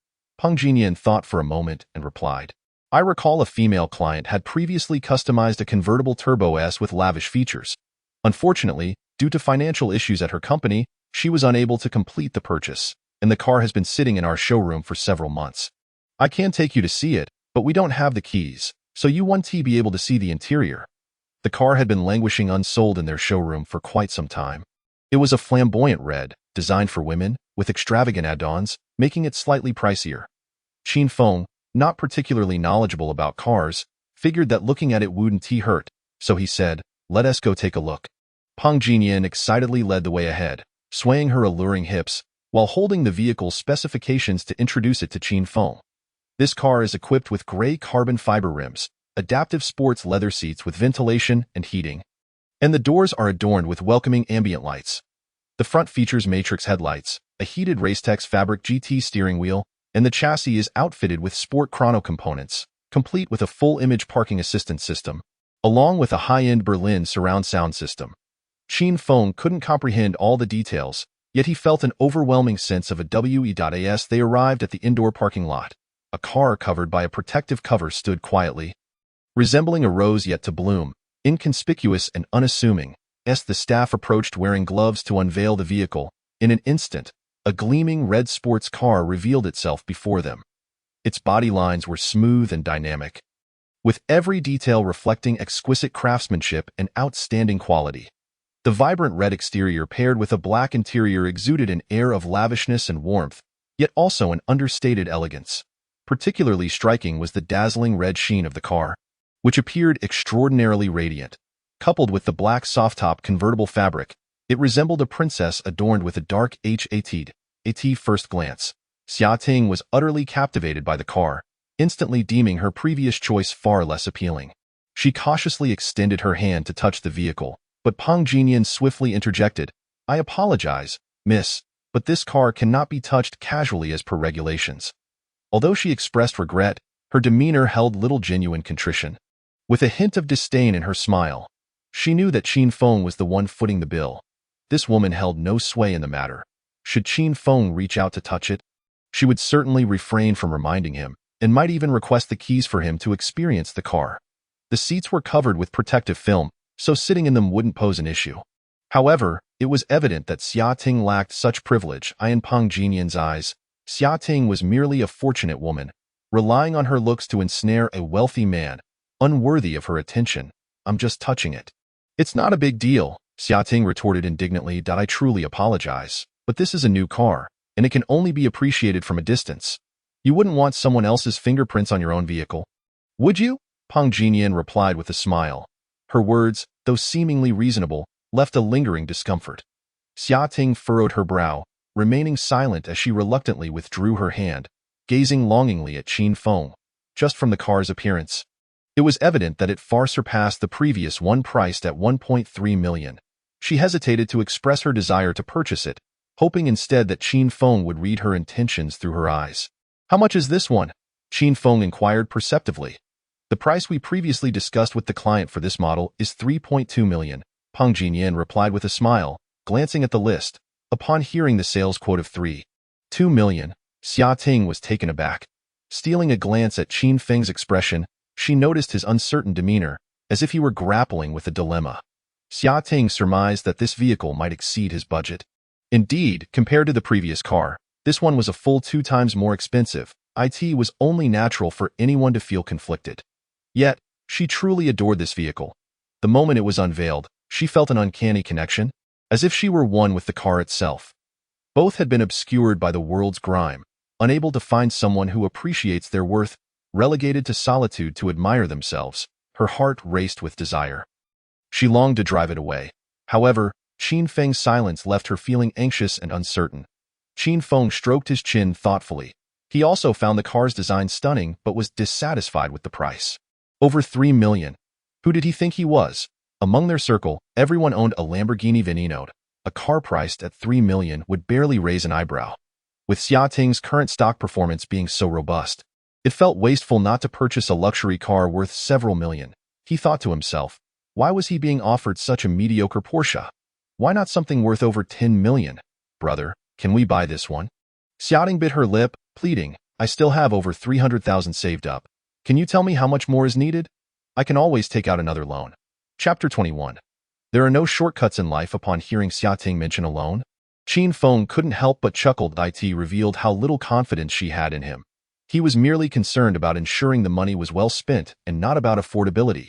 He smiled and playfully flicked Xia Ting's nose, just as he was about to agree to buy the car. However, upon seeing her eyes filled with longing, he felt a twinge of emotion. Her willingness to exhaust her savings for this convertible indicated her deep affection for it, even to the extent of considering a loan. In light of this, he could act as a bank and lend her the money. Moreover, he could hire her to take care of his daily needs.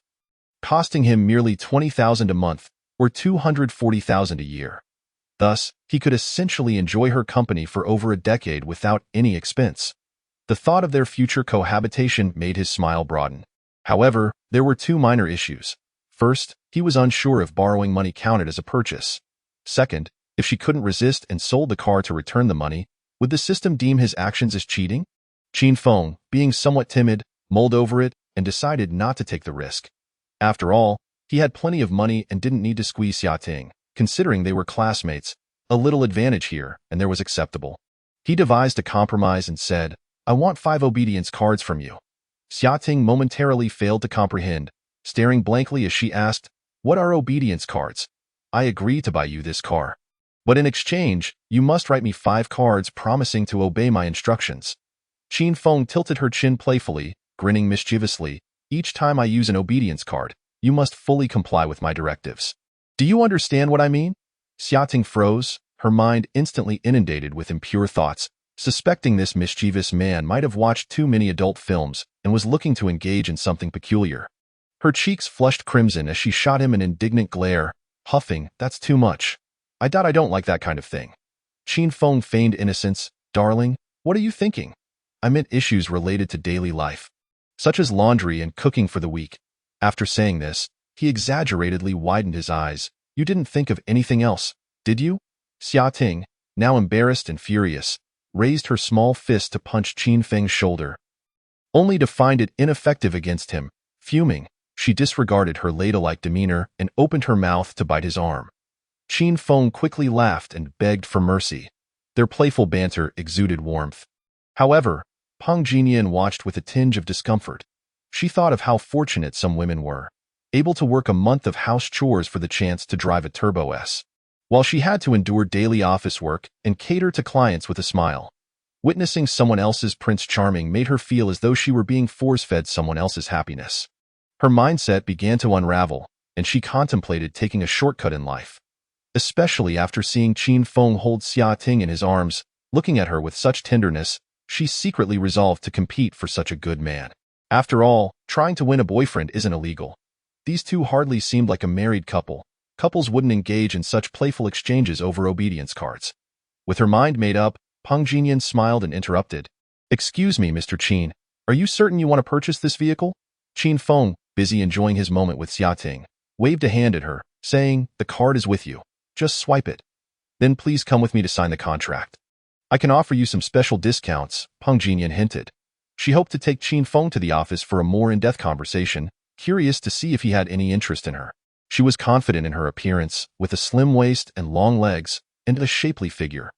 Having once worked as a model and practiced splits, she believed she could also write obedience cards for Qin Feng and fulfill any request.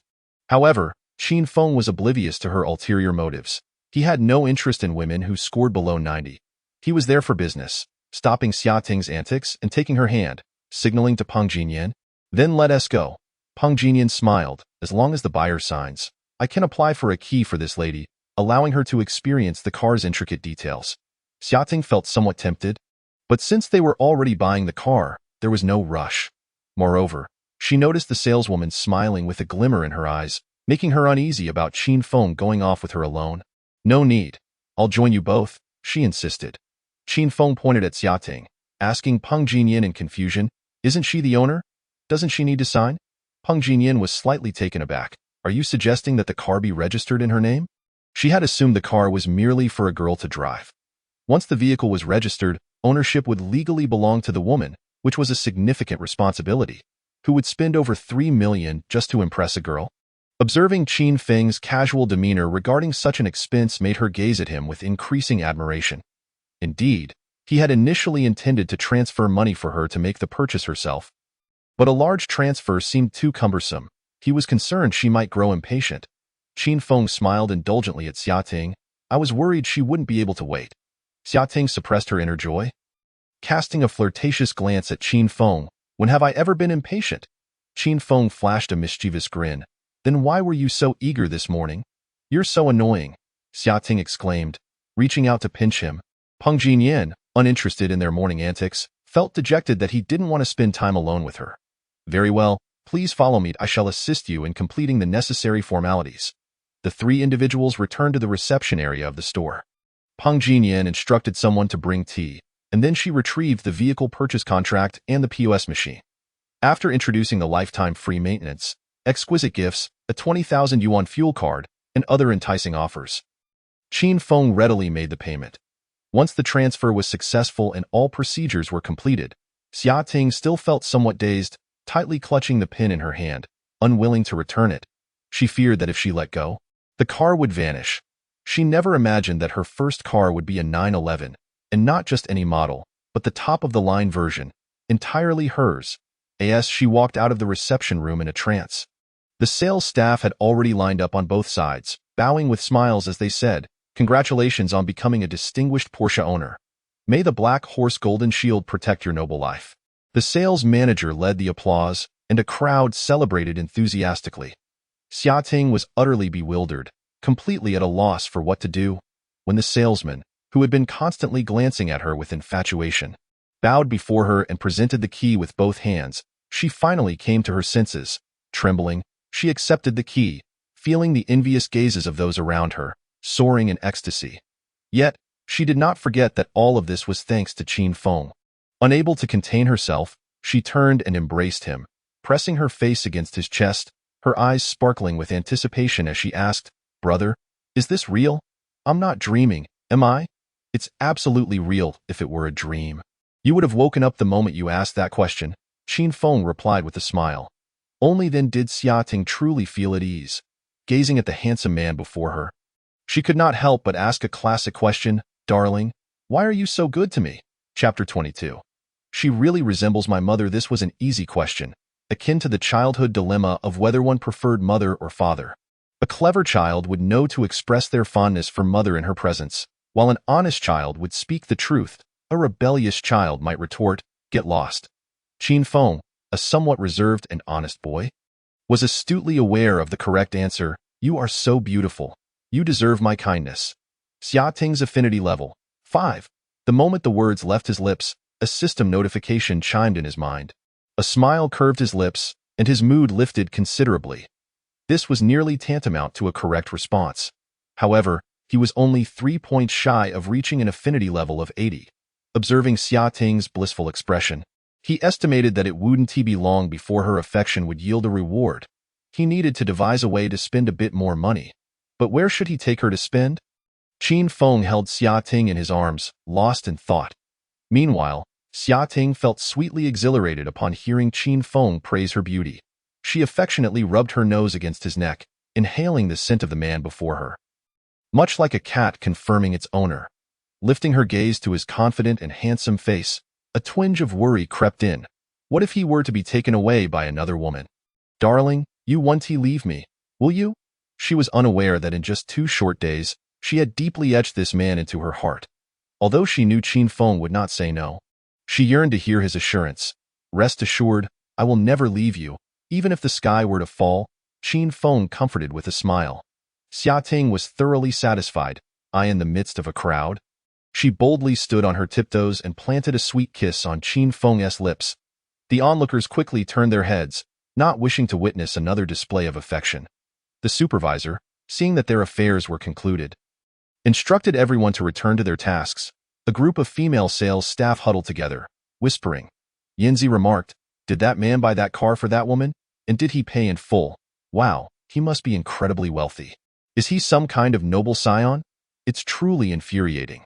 She's no more special than us, yet her fortune shines so brightly, having found such a tall, rich, and handsome man. If you're not satisfied, why don't you give it a shot? They don't seem married yet. You might still have a chance. Go for it. I'll ask Yanzi for his number right away. Envy you single nobles who can pursue whomever you wish. I, on the other hand, am married and have no freedom whatsoever. Returning a minute late leads to arguments. Your husband is too petty. If I were you, I would have divorced him long ago. Zhao Jie's husband is quite decent. He checks in on her daily and is always available. It's clear he genuinely cares for her. What does sincerity matter? If he could buy me a Turbo S, I wouldn't mind if he played around outside." Peng Jinyan did not engage in their conversation. She was currently standing beside them with various documents, silently absorbing the scene. After a while, when they finally parted, She seized the opportunity to interject, "Excuse me. May I interrupt? The vehicle registration will take some time. The earliest it can be ready is the day after tomorrow. Would you like to arrange for a temporary license plate?" Qin Feng released the passionately exuberant Xia Ting, bent slightly to conceal his interest, and replied, "No need for trouble. Please just let me know when it's ready the day after tomorrow, and we will come to collect it. All right, I will contact you in the afternoon when selecting the license plate. By the way, I just informed the previous buyer about this vehicle, and she asked for your number. Is it all right to provide it to her?" Peng Jinyan inquired. "Sure, I have no objections," Qin Feng responded nonchalantly. Xia Ting opened her mouth, as if to say something, but ultimately remained silent, casting a resentful glance at Qin Feng. He was unaware of her expression, as he was busy confirming some details about the new car with Peng Jinyan. Once everything was settled, she took a pile of materials to submit. Only then did he turn back to see Xia Ting pouting, her face clearly displaying her discontent. He asked, somewhat puzzled, "What's wrong?" Did I do something wrong?" Qin Feng scratched his head, feeling perplexed. Xia Ting sulked, "You shouldn't give your number to other girls casually, understand? Are you really jealous?" Qin Feng chuckled out, "Of course. You mustn't give any chances to other women." Xia Ting declared seriously, all right, I promise not to." Qin Feng reassured her. Xia Ting, seeing his compliance, decided to relent, not wanting to push her luck too far. It would be foolish to provoke a man who radiated such golden charm. After purchasing the car, they exited the 4S shop and began discussing where to have lunch. Peng Jinyan followed them out. When she saw Qin Feng preparing to hail a taxi, she immediately suggested, "Sir, didn't you drive here? Would you like me to give you a ride?" Xia Ting hurriedly declined. "No, thank you. We prefer taking a taxi." She didn't like the way that woman looked at her man. There was an unmistakable allure in those eyes. Being a woman herself, Xia Ting could easily discern the desire within her. "It's all right. We can use the company car." Peng Jinyan smiled in the bright midday sun. Qin Feng was reluctant to wait by the roadside. Just as he was about to agree, he caught sight of Xia Ting's unwilling expression and quickly changed his mind. "No need for trouble. You go ahead and attend to your work." Peng Jinyan, unfazed by the rejection, smiled and said, "Very well. I want to be a third wheel. I wish you both a delightful time." With that, she executed a slight bow, her demeanor exceedingly gracious. Xia Ting cast a meaningful glance at her, and Peng Jinyan reciprocated with a similarly candid gaze, a hint of appraisal flickering in her eyes. In terms of appearance, Xia Ting might be slightly inferior, but she held her own advantages, such as a playful spirit and charm that could easily captivate men, far surpassing those timid young women. She believed that allure could triumph over mere looks. She was confident that given a chance, she could win over him. As Peng Jinyan turned back, she mentally encouraged herself. Qin Feng watched the beautiful saleswoman sway away, inwardly lamenting the loss. This girl had an excellent figure, perfectly proportioned, a true beauty. Yet, without a score of 90 in charm, there would be no system rewards. Pursuing her would require genuine investment, which felt unwise. However, given her apparent interest in him, he pondered whether it might be possible to gain her attention without cost. Perhaps he should wait until after the reward was received to consider it. After all, one could not expect someone to cover the cost of a hotel room without reciprocity. "Are you still looking at her?" Xia Ting snapped, shaking off Qin Feng's hand, her tone irate. Only then did Qin Feng remember that he had someone beside him. He quickly apologized. "I'm sorry, I was just admiring her silhouette." As he scrambled for an excuse, he suddenly slapped his forehead. "She reminds me of my mother." "Yes, exactly like my mother." Xia Ting was taken aback by his clumsy excuse, momentarily forgetting her anger. She had never encountered such a shameless man who would use his own mother as a shield. She couldn't help but inquire, "Does your mother walk in such a provocative manner?" Chapter 23. How about I gift you a phone? Seeing Xia Ting's astonished expression, Qin Feng, fearing she might doubt him, hastily elaborated, "The last time I saw my mother, she walked just like that and wore similar attire." Although Xia Ting was skeptical, she keenly picked up on the essence of his words. "What happened to your mother?" "I don't know. It's a blur from my childhood." Xia Ting scrutinized Qin Feng, sensing sincerity in his demeanor, and hesitantly asked, "So, are you from a single-parent family?" "Not at all," Qin Feng chuckled. Xia Ting released a breath of relief, speculating that perhaps his father had remarried, and he came from a blended family. She refrained from pressing further, fearing that Qin Feng might find her nosy, If their relationship continued to strengthen, she would naturally learn more over time. There was no rush. Qin Feng, too, did not wish to broadcast his status as an orphan. And since Xia Ting did not pry, he chose to remain silent. A moment of silence enveloped them. Qin Feng pulled out his phone to check the status of their ride, only to find that it had frozen and was unresponsive. He muttered, "Damn, what a piece of junk phone." Xia Tian curiously inquired, "Why are you using such a phone?" It was a question she had long wanted to ask. Upon their first meeting, she noticed that Qin Feng was using the cheapest 1,000 yuan phone, which appeared somewhat old, as if it had been used for quite some time at that moment. She nearly assumed that Qin Feng was a penniless wretch. However, after he indulged her with purchases, she gradually came to believe that he was wealthy. Lost in the allure of Qin Feng's financial prowess, she forgot to ask. Now, hearing his complaint, Xia Tian finally voiced her curiosity. Qin Feng awkwardly replied, "It's an inexpensive phone. I wouldn't feel distressed if I lost it." Xia Tian stared at him with a look of skepticism, suspecting that this might be a phone gifted by a former lover, which he was reluctant to replace. A man who could casually pull out over 3 million to buy a car wouldn't he be bothered by a mere 10,000 yuan phone? If he lost one every day, it would take him a year to exhaust them. If he truly felt no attachment, then why not just discard it? Xia Tian probed, "Why throw away something that still works?" Qin Feng was quite unwilling to part with it. It was functional, and replacing it would cost over 1,000. Moreover, his balance was now capable of multiplying 10,000 times. Until the cashback arrived, he needed to be cautious with his spending. Seeing his distressed expression only solidified Xia Tian's suspicions. This man dared to reminisce about his ex. She felt a twinge of anger. Yet, she didn't dare to snatch Qin Feng's phone away. She could only sulk, crossing her arms and turning her face away from him.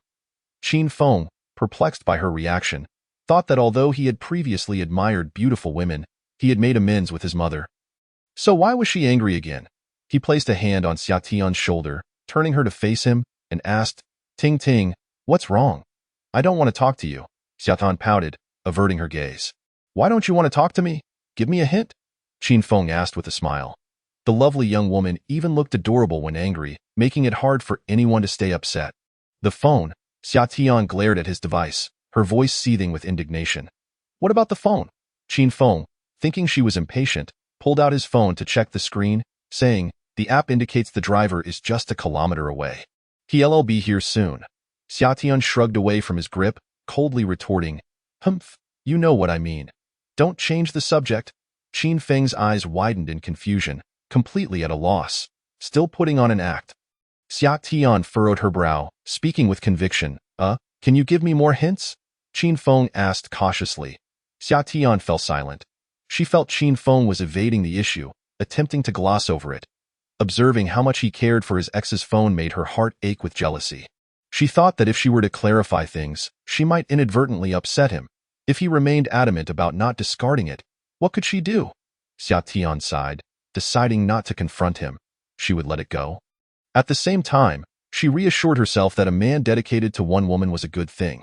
At least it meant he wouldn't stray easily. Ding ding. At that moment, the car arrived. Qin Feng took Xia Tian's hand, noticing her token struggle before holding it firmly. He assumed she wasn't particularly angry and smiled apologetically, saying, "Let us talk inside the car. It's hot out here." Xia Tian maintained a cold demeanor, silently entering the vehicle with him. The dedicated driver, wearing white gloves, closed the door for them, reminding them to buckle their seatbelts and informing them of the availability of mineral water.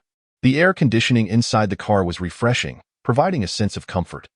Qin Feng politely thanked the driver and fastened Xia Tian's seatbelt, choosing not to buckle his own. Leaning closer to her, he continued to coax, "Darling, please don't be upset. Whatever you desire, just let me know, and I will certainly fulfill it." Such sweet words, Xia Tian lamented. "You clearly want to follow through. You are just pretending to be magnanimous. You scoundrel. Why don't you tell me what you want?" Qin Feng prodded in the cool air-conditioned environment. The tension between them was less intense than outside in this relatively private space. Qin Feng couldn't help but become more tactile. One arm wrapped around Xia Tian while the other explored her figure. The driver, ever perceptive, discreetly adjusted the camera-equipped rearview mirror upward, maintaining his silence. The car glided smoothly along the road. Xia Tian's cheeks flushed as she gently resisted Qin Feng's advances. You re the one who asked me to speak. You say it. Xia Tian gazed at Qin Feng's phone, contemplating briefly before declaring, I'll get you the latest cutting-edge phone, and you promise to use only the phone I give you? All right. Both Qin Feng and the driver were taken aback. What's this? Is he some sort of playboy? The driver thought to himself, astonished by such boldness. He had assumed the stunning woman with a cold expression was a goddess, while the handsome young man appeared to be a sycophant. Little did he know, it was the reverse, an adoring puppy before a god. The driver couldn't resist sneaking a glance at the rearview mirror, hoping to catch a glimpse of the extraordinary couple, but found the angle adjusted too high, now only able to see the car's ceiling. He shook his head in lament, realizing such a wonderful woman was destined for someone else. He wished he could hit the gas and eject the man from the vehicle. Qin Feng was overjoyed to hear Xia Tian offering to buy him the latest phone. He had long coveted that device, once wanting it to appear patriotic, but the price had made such aspirations unattainable. Additionally, during his pursuit of that troublesome woman, he found himself spending exorbitantly on trivial matters, birthdays, gifts, makeup, and even sympathy money for her ailments. Over the years, he had unwittingly squandered tens of thousands on her. He couldn't pinpoint the exact amount, but it was clear that he hadn't saved a dime. Every payday, she became exceedingly affectionate, and he, under her spell, was easily swindled. Yet, Qin Feng held no regrets. Life often required a few lessons learned at a cost. He regarded those expenditures as tuition fees, compared to the prospect of enduring a lifetime of torment with her. He felt fortunate to have financially severed ties with that relationship. In contrast, Xia Tian was not only beautiful but also attentive, understanding, and considerate. Upon hearing him complain about his phone lagging, she even considered buying him a new one. Qin Feng gazed at her, increasingly enamored. Darling, you're breathtaking, he exclaimed, leaning in to initiate a passionate kiss. Xia Tian, however, gently resisted, insisting, You haven't fulfilled my request yet, I promise. I will only use the phone you buy me. Qin Feng assured earnestly. Now that's more like it, Xia Tian replied, wrapping her arms around his neck, her eyes sparkling with mischief, ready to offer her soft lips willingly. Chapter 24. Please, let me drive for a bit. The confined space ignited primal desires. The two sat closely in the back seat, their kisses growing more fervent. After a prolonged moment, their lips finally parted. Xia Tian's chest rose and fell rapidly, her breath quickening, her cheeks flushed like ripe peaches, evoking a thirst in anyone who beheld her. Beneath her long, fluttering lashes, her captivating eyes blinked with longing, akin to enchanting sirens. Qin Feng, unable to resist, reached out again, only to be met with her determined resistance. Be good, relax, he whispered seductively into her ear. Hearing her soft protest, no, only heightened his desire. Frustrated by his inability to break through her defenses, he shifted his focus to her upper body, soon disheveling her clothes. Xia Tian's pleading gaze urged him to cease.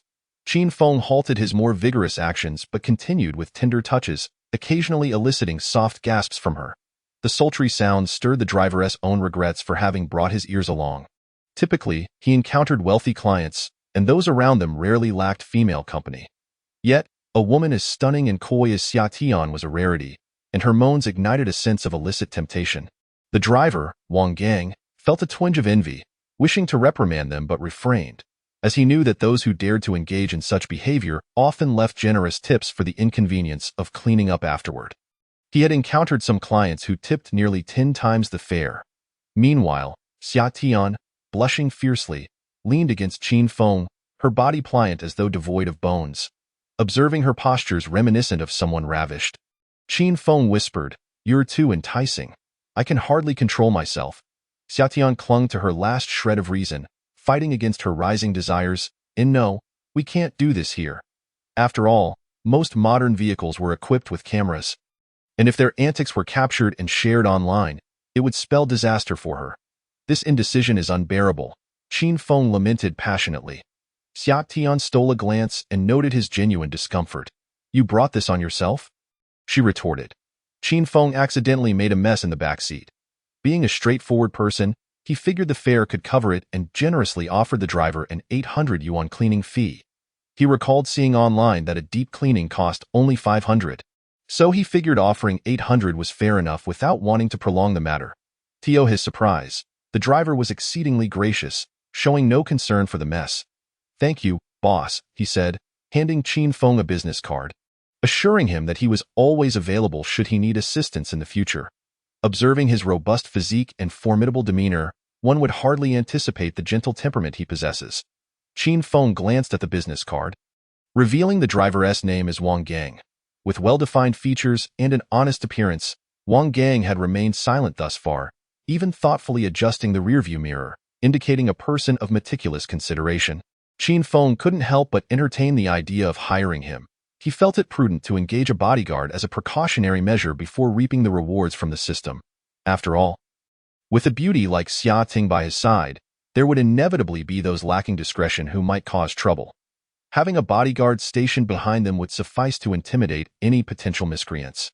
Wang Gang's blend of toughness and gentleness perfectly aligned with Qin Feng's requirements.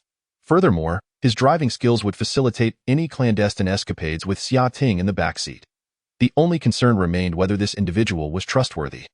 Once his desires subsided, Qin Feng reflected carefully. He ultimately decided to extend an invitation, for in this world, everyone is driven by self-interest. Offering an adequate salary should not pose a significant challenge.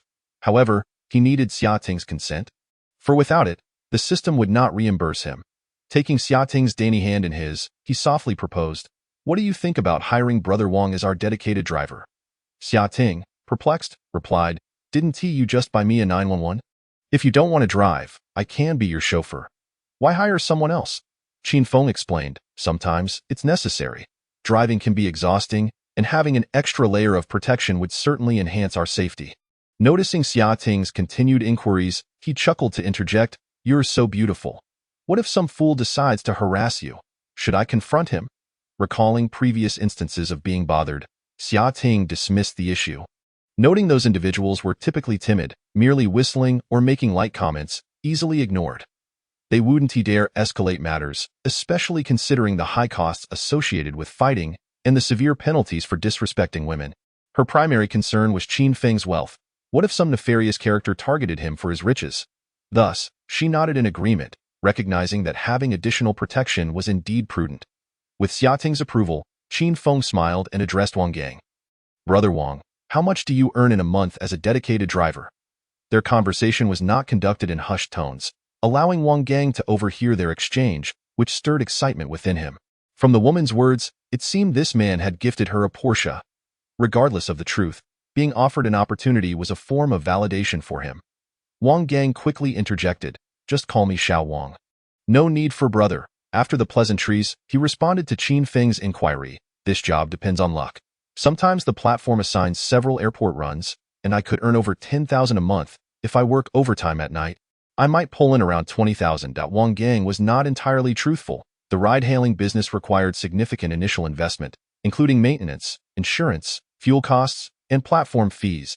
If he could net 10,000 a month, it would be considered fortunate.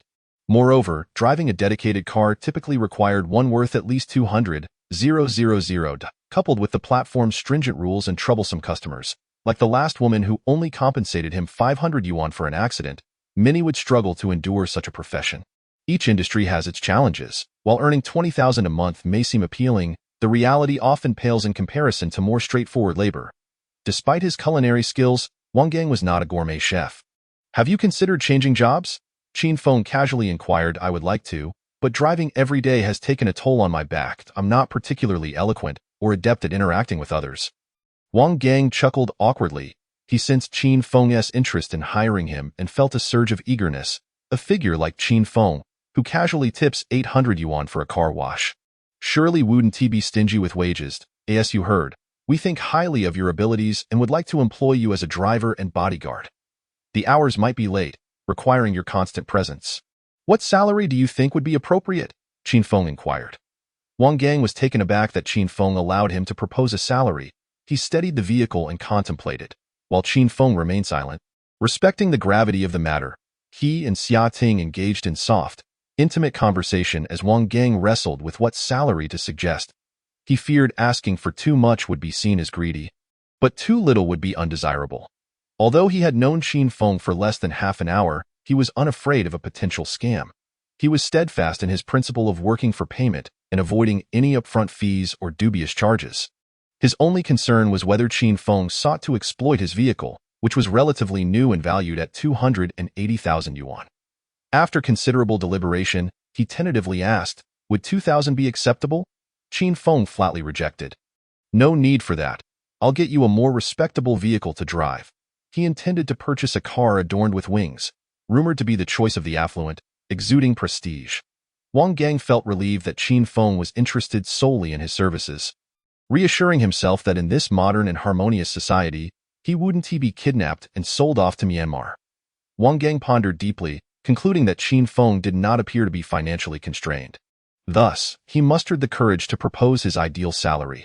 "How does 20,000 sound?" He paused, quickly adding, "I've served in the military and continue to train daily in military boxing. I can handle 2 or 3 ordinary individuals without breaking a sweat. Besides, I'm not just a driver. I've worked as a chef and have traveled extensively." Qin Feng was pleased with Wang Gang's character but found the proposed salary insufficient. 20,000 a month would not suffice. The integrity required for a bodyguard driver could not be tested lightly. If this individual were to accept a bribe and steer the vehicle into a deserted building, the consequences would be dire. Such close protection required substantial financial incentive. Qin Feng casually remarked, "All right, we'll go with your figure of 20,000 for a trial month." Wang Gang was elated, exclaiming, "Thank you, boss. I will strive to meet your expectations." For him, 20,000 a month represented a significant increase in income. He had no reason to decline the offer, regardless of the added difficulty, danger, or perceived indignity. "I'm Qin Feng, and this is Xia Ting.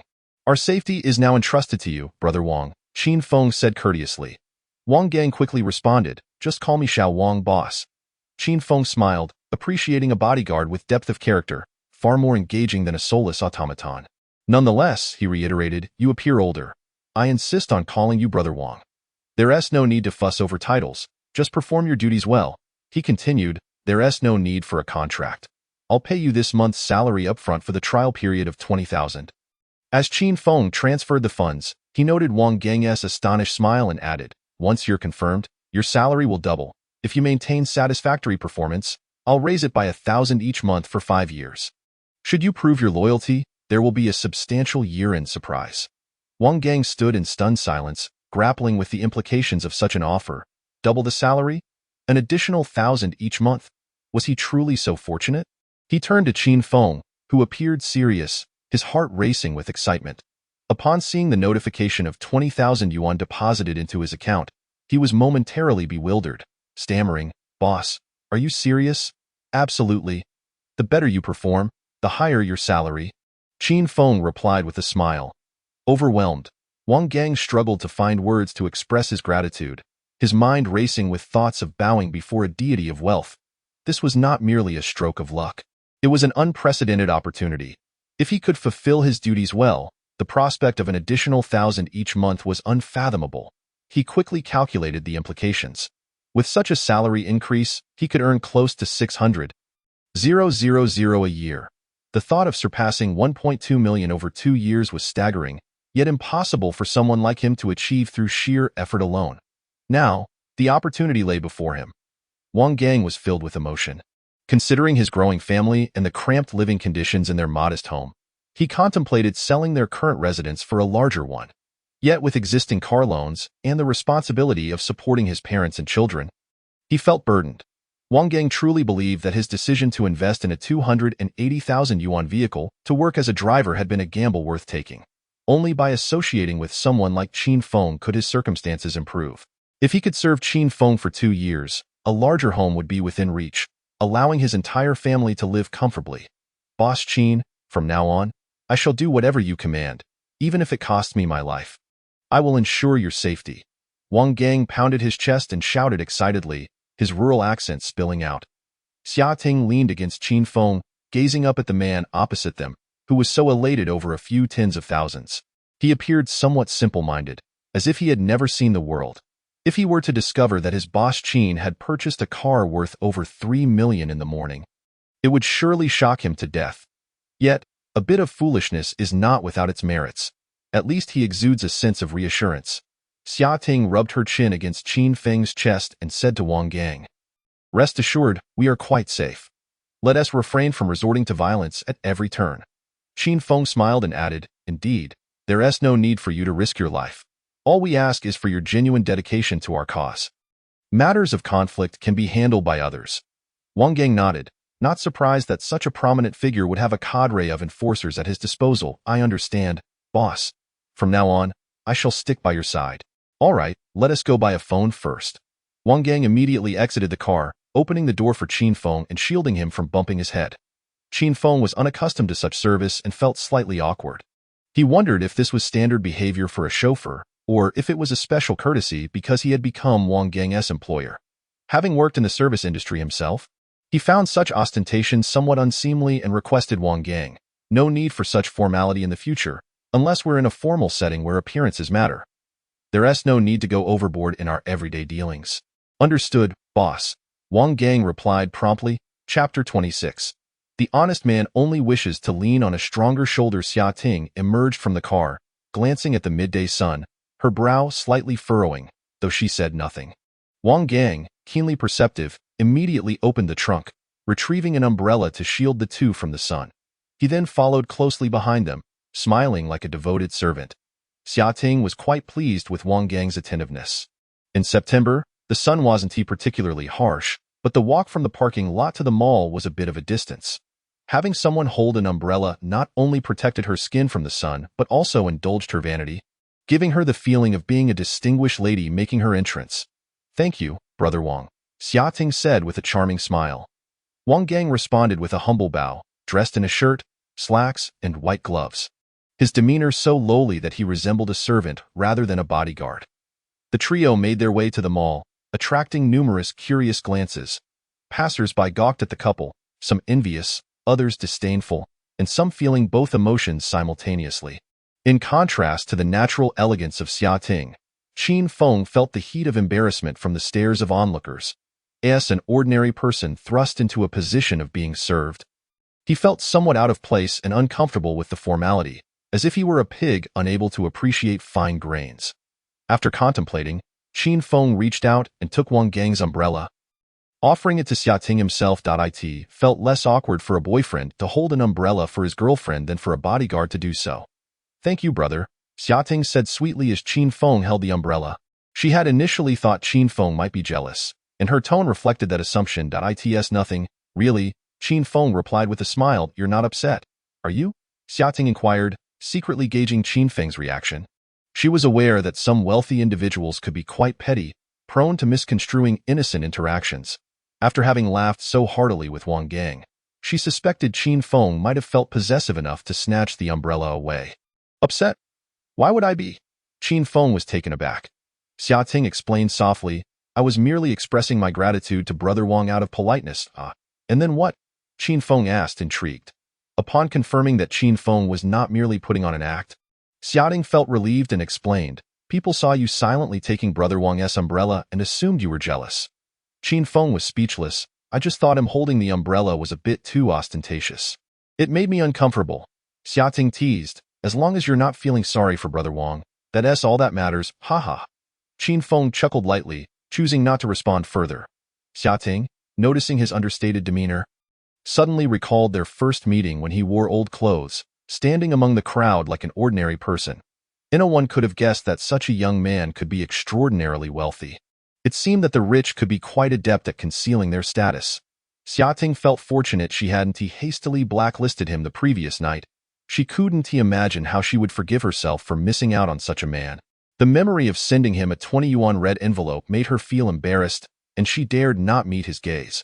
Meanwhile, Wang Gang, realizing his boss was not fond of superficial displays, felt a sense of relief.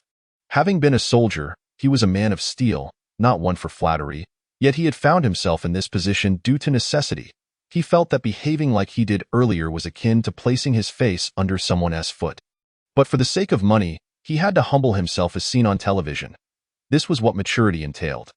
Initially, Wang Gang thought he would have to continue this way indefinitely, yet he was surprised to find that his boss actually cared about his dignity, which touched him deeply. How many bosses are considerate of their subordinates while also willing to offer raises? Wang Gang resolved that he would cling to Qin Feng's leg, come what may. The fact that his boss had mentioned sincerity twice indicated that loyalty was of greater importance than mere appearances. However, Wang Gang believed that loyalty alone was insufficient.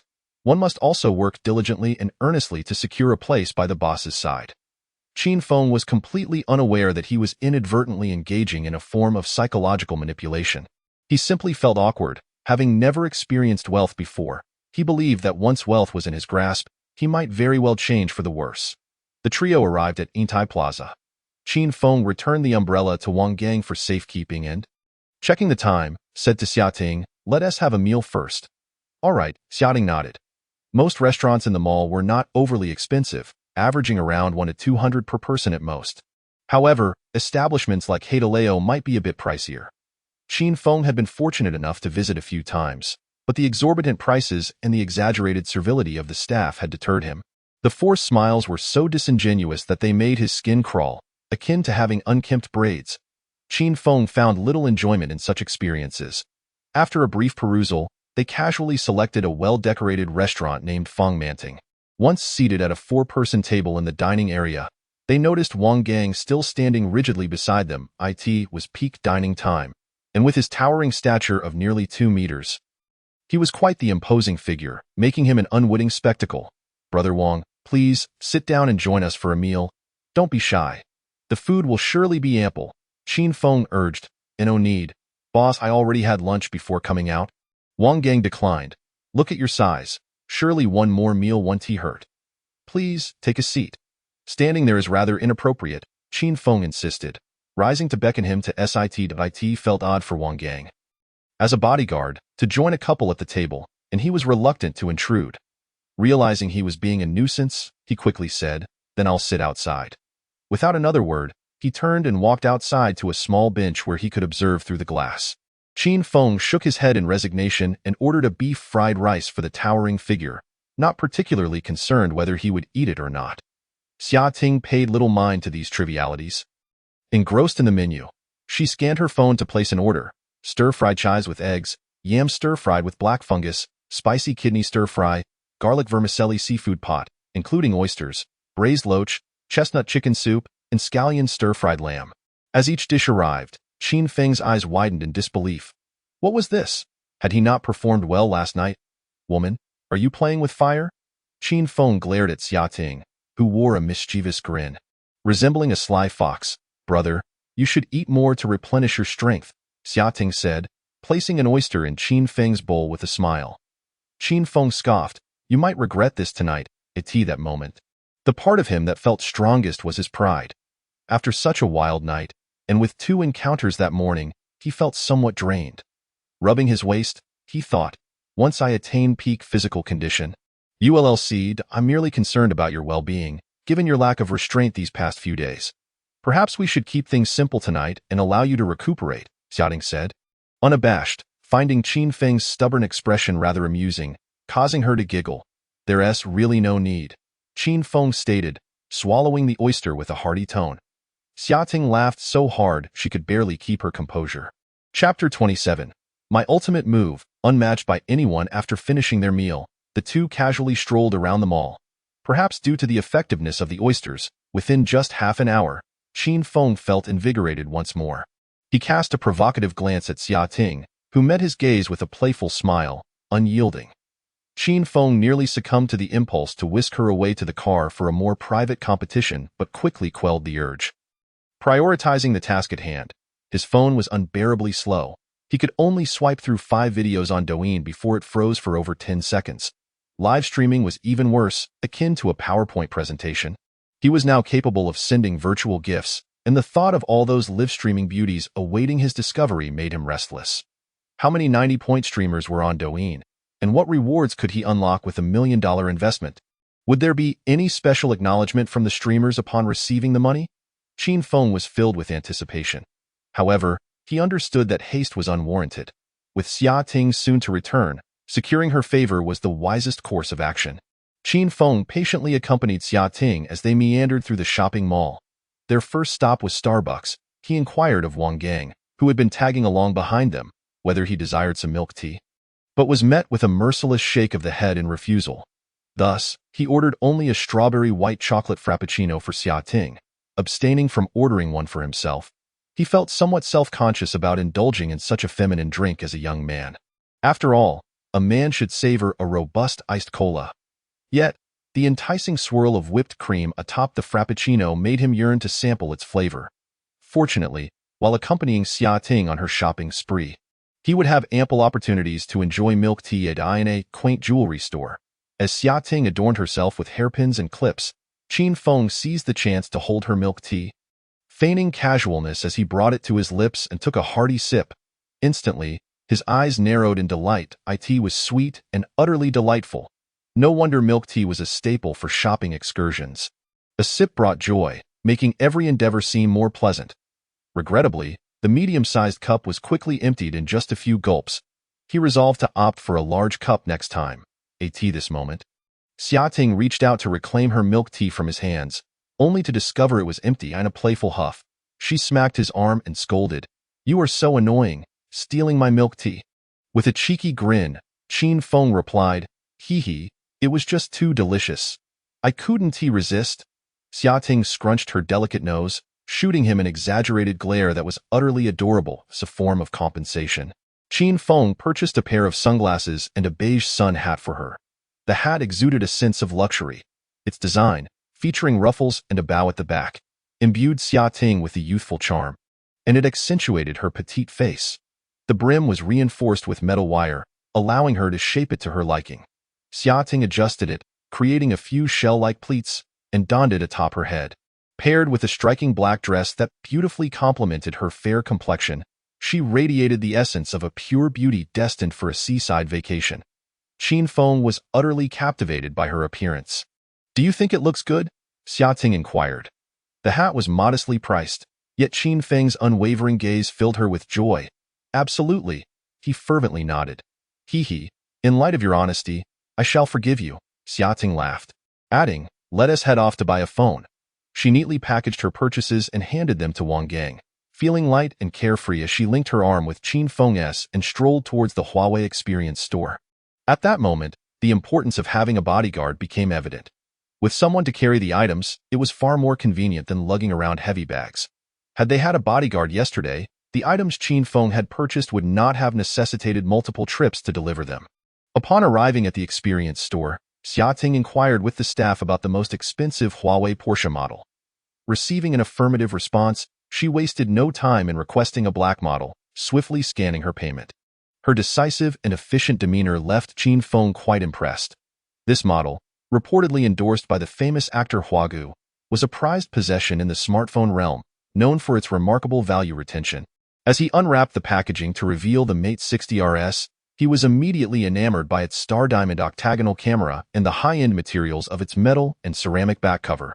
Upon powering it on, he was instantly captivated by its smooth performance and vibrant colors, far surpassing the subpar device he had previously owned. Indeed, one gets what one pays for. This was a remarkable piece of technology. "Do you like it, brother?" Xia Ting asked, noticing his fascination. Eager for praise, she wore an expectant expression. This phone cost over 10,000, and while she might have hesitated to spend that much in the past, she felt no remorse now. After all, considering the Porsche he had bought earlier that day, and the 100,000 he had gifted her 2 days prior, she felt as though she hadn't spent a single cent. As long as Qin Feng remembered that she had purchased the phone, it was a win for her. "I love it. Thank you for the wonderful gift," Qin Feng said, squeezing Xia Ting's cheek with delight. "If you love it, then you can't use your old phone anymore," she gently admonished, taking hold of his hand to prevent any further nonsense. "With this phone, how could I possibly go back to that old junk?" he replied nonchalantly. "Who knows what you men are really thinking?" Xia Ting teased, her tone laced with playful disdain. "Once I transfer my data, I'll sell my old phone," Qin Feng assured her. Xia Ting opened her mouth, contemplating making him throw away his old phone in front of her, but hesitated, fearing it might come off too forceful. Instead, she let out a playful huff and quipped, "That phone is only worth 200 at most. Why not sell it to me?" Qin Feng, perplexed, asked, "What would you want with my old phone?" Xia Ting gazed silently into his eyes. His smile faltered slightly under her scrutiny, revealing a hint of guilt. Earlier, an unseemly thought had crossed his mind.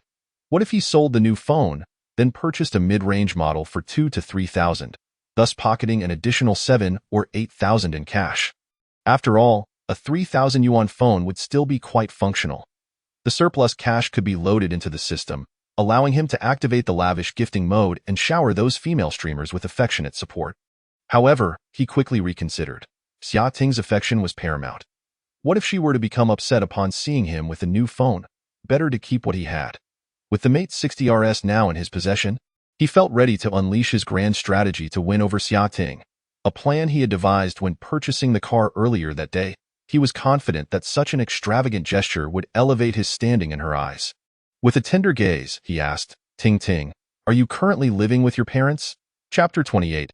Even wealth cannot grant absolute freedom. Xia Ting, not quite comprehending, noticed him sidestepping the question about his old phone yet again and changing the subject. A flicker of concern crossed her eyes as she casually responded, "Yes, my mother doesn't approve of me renting a place alone. She says a girl should be mindful of her boundaries." After a moment, she shot a glance at Qin Feng, lamenting, "It's not like I'm cohabitating with another man. I just want to live with my best friend, but they won't allow it.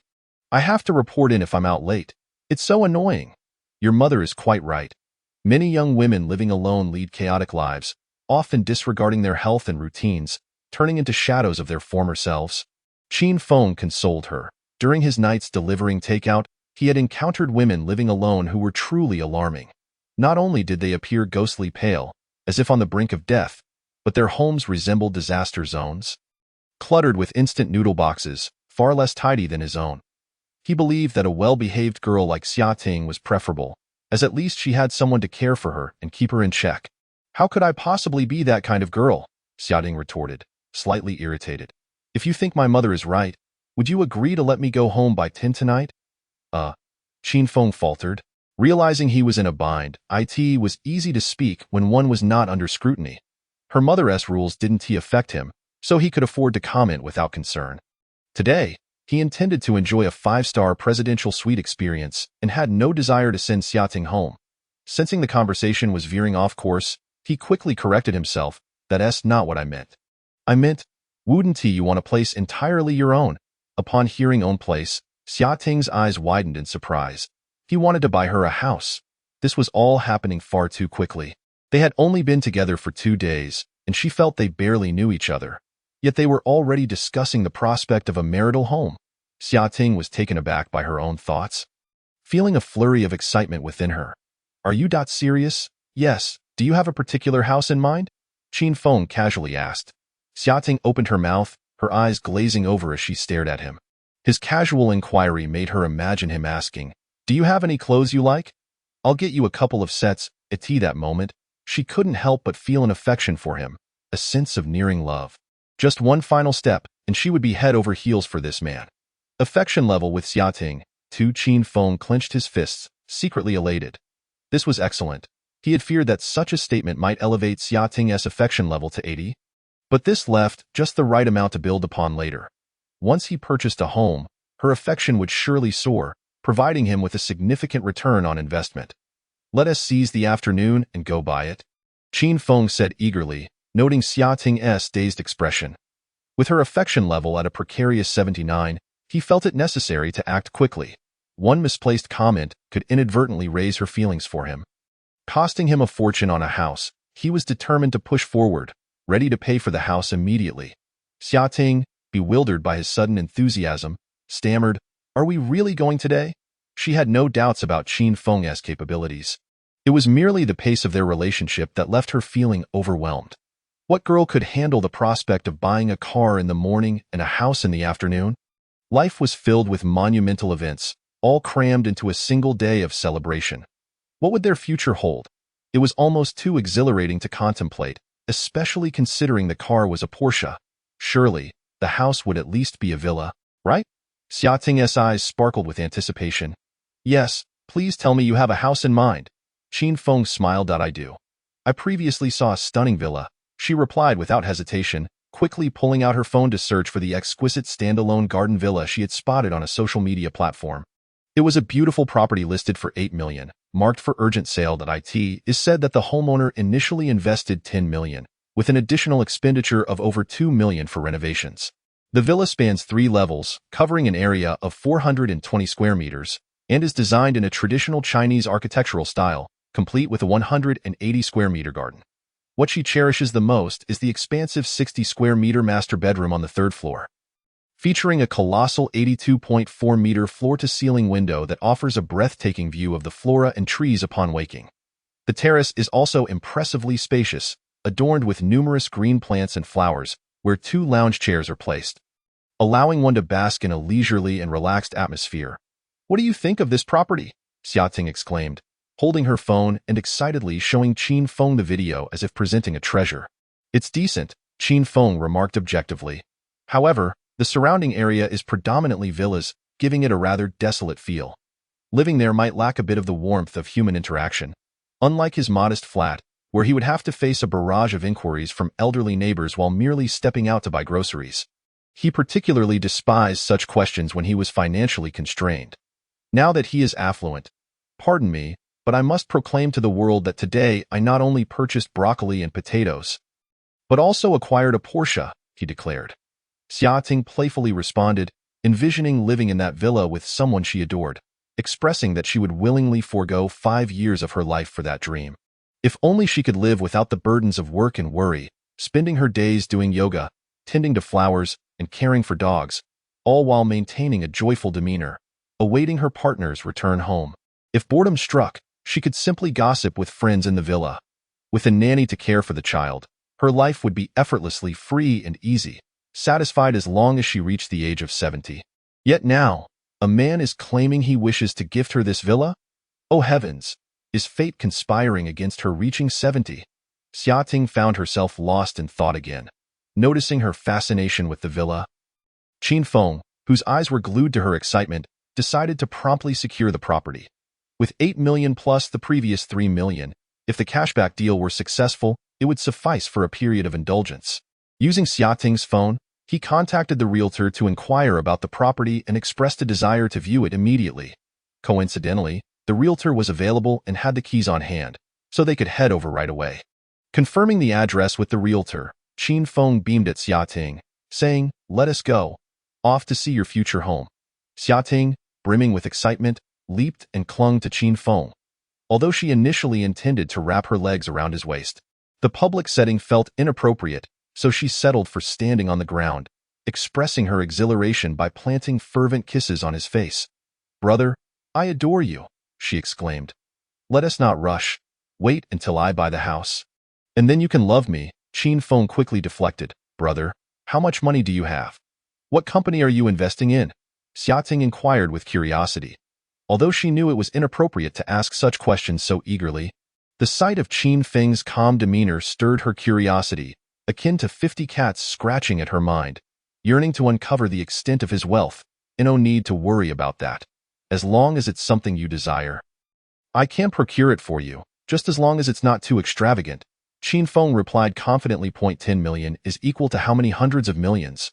I wouldn't say I'm rich enough to rival nations, but I can manage to buy things that women like, albeit just barely.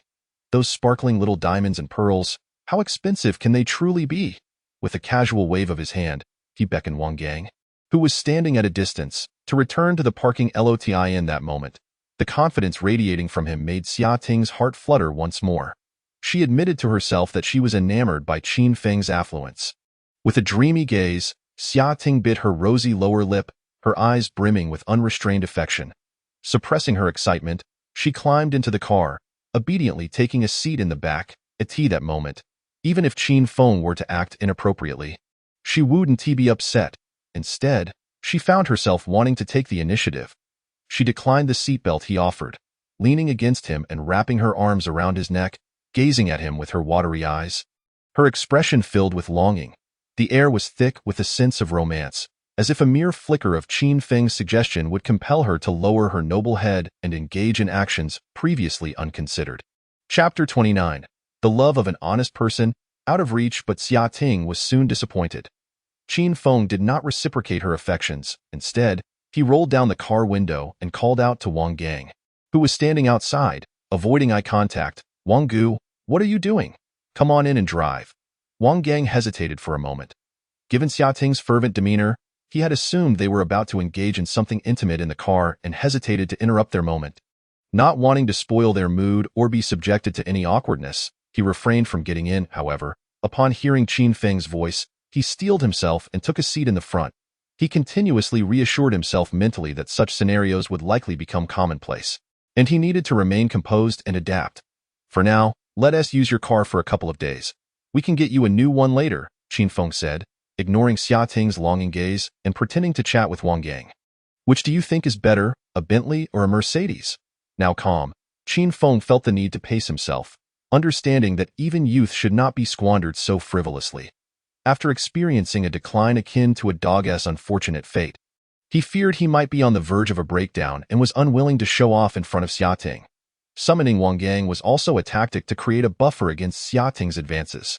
Wang Gang, not comprehending the underlying tension, dutifully replied, "When I was in the army, I felt that driving a Hongqi was the most impressive. After leaving, I came to appreciate spacious RVs. They allow for flexibility in travel." Qin Feng's eyes lit up at the mention of RVs, as he too harbored dreams of travel. Who among the youth does not yearn for adventure? An RV allows for overnight stays anywhere and the chance to stargaze with a companion. What is the price range for a decent RV? A good one typically costs around 700,000 to 800,000, while better models can range from hundreds of thousands to millions, depending on the modifications inside. Xia Ting, already having a vehicle, felt discontented with Qin Feng discussing cars with others. Noticing his neglect, she wriggled in his arms like a siren, attempting to draw his attention back to her. She then interjected, steering the conversation towards the topic of the villa. "Brother, will the house be registered in both our names?" After a moment of silence, Qin Feng, upon receiving a response from the system, sighed in resignation. "It will only be under your name." Xia Ting noticed a peculiar expression on Qin Feng's face, but thought little of it.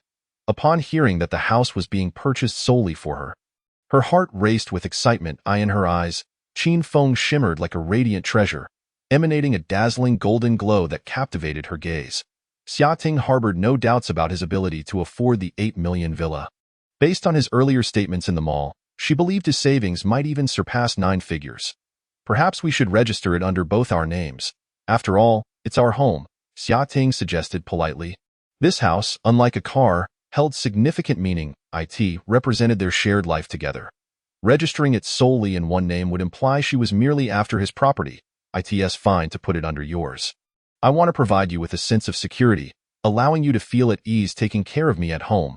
Qin Feng fabricated insincere reasons, weaving a web of half-truths.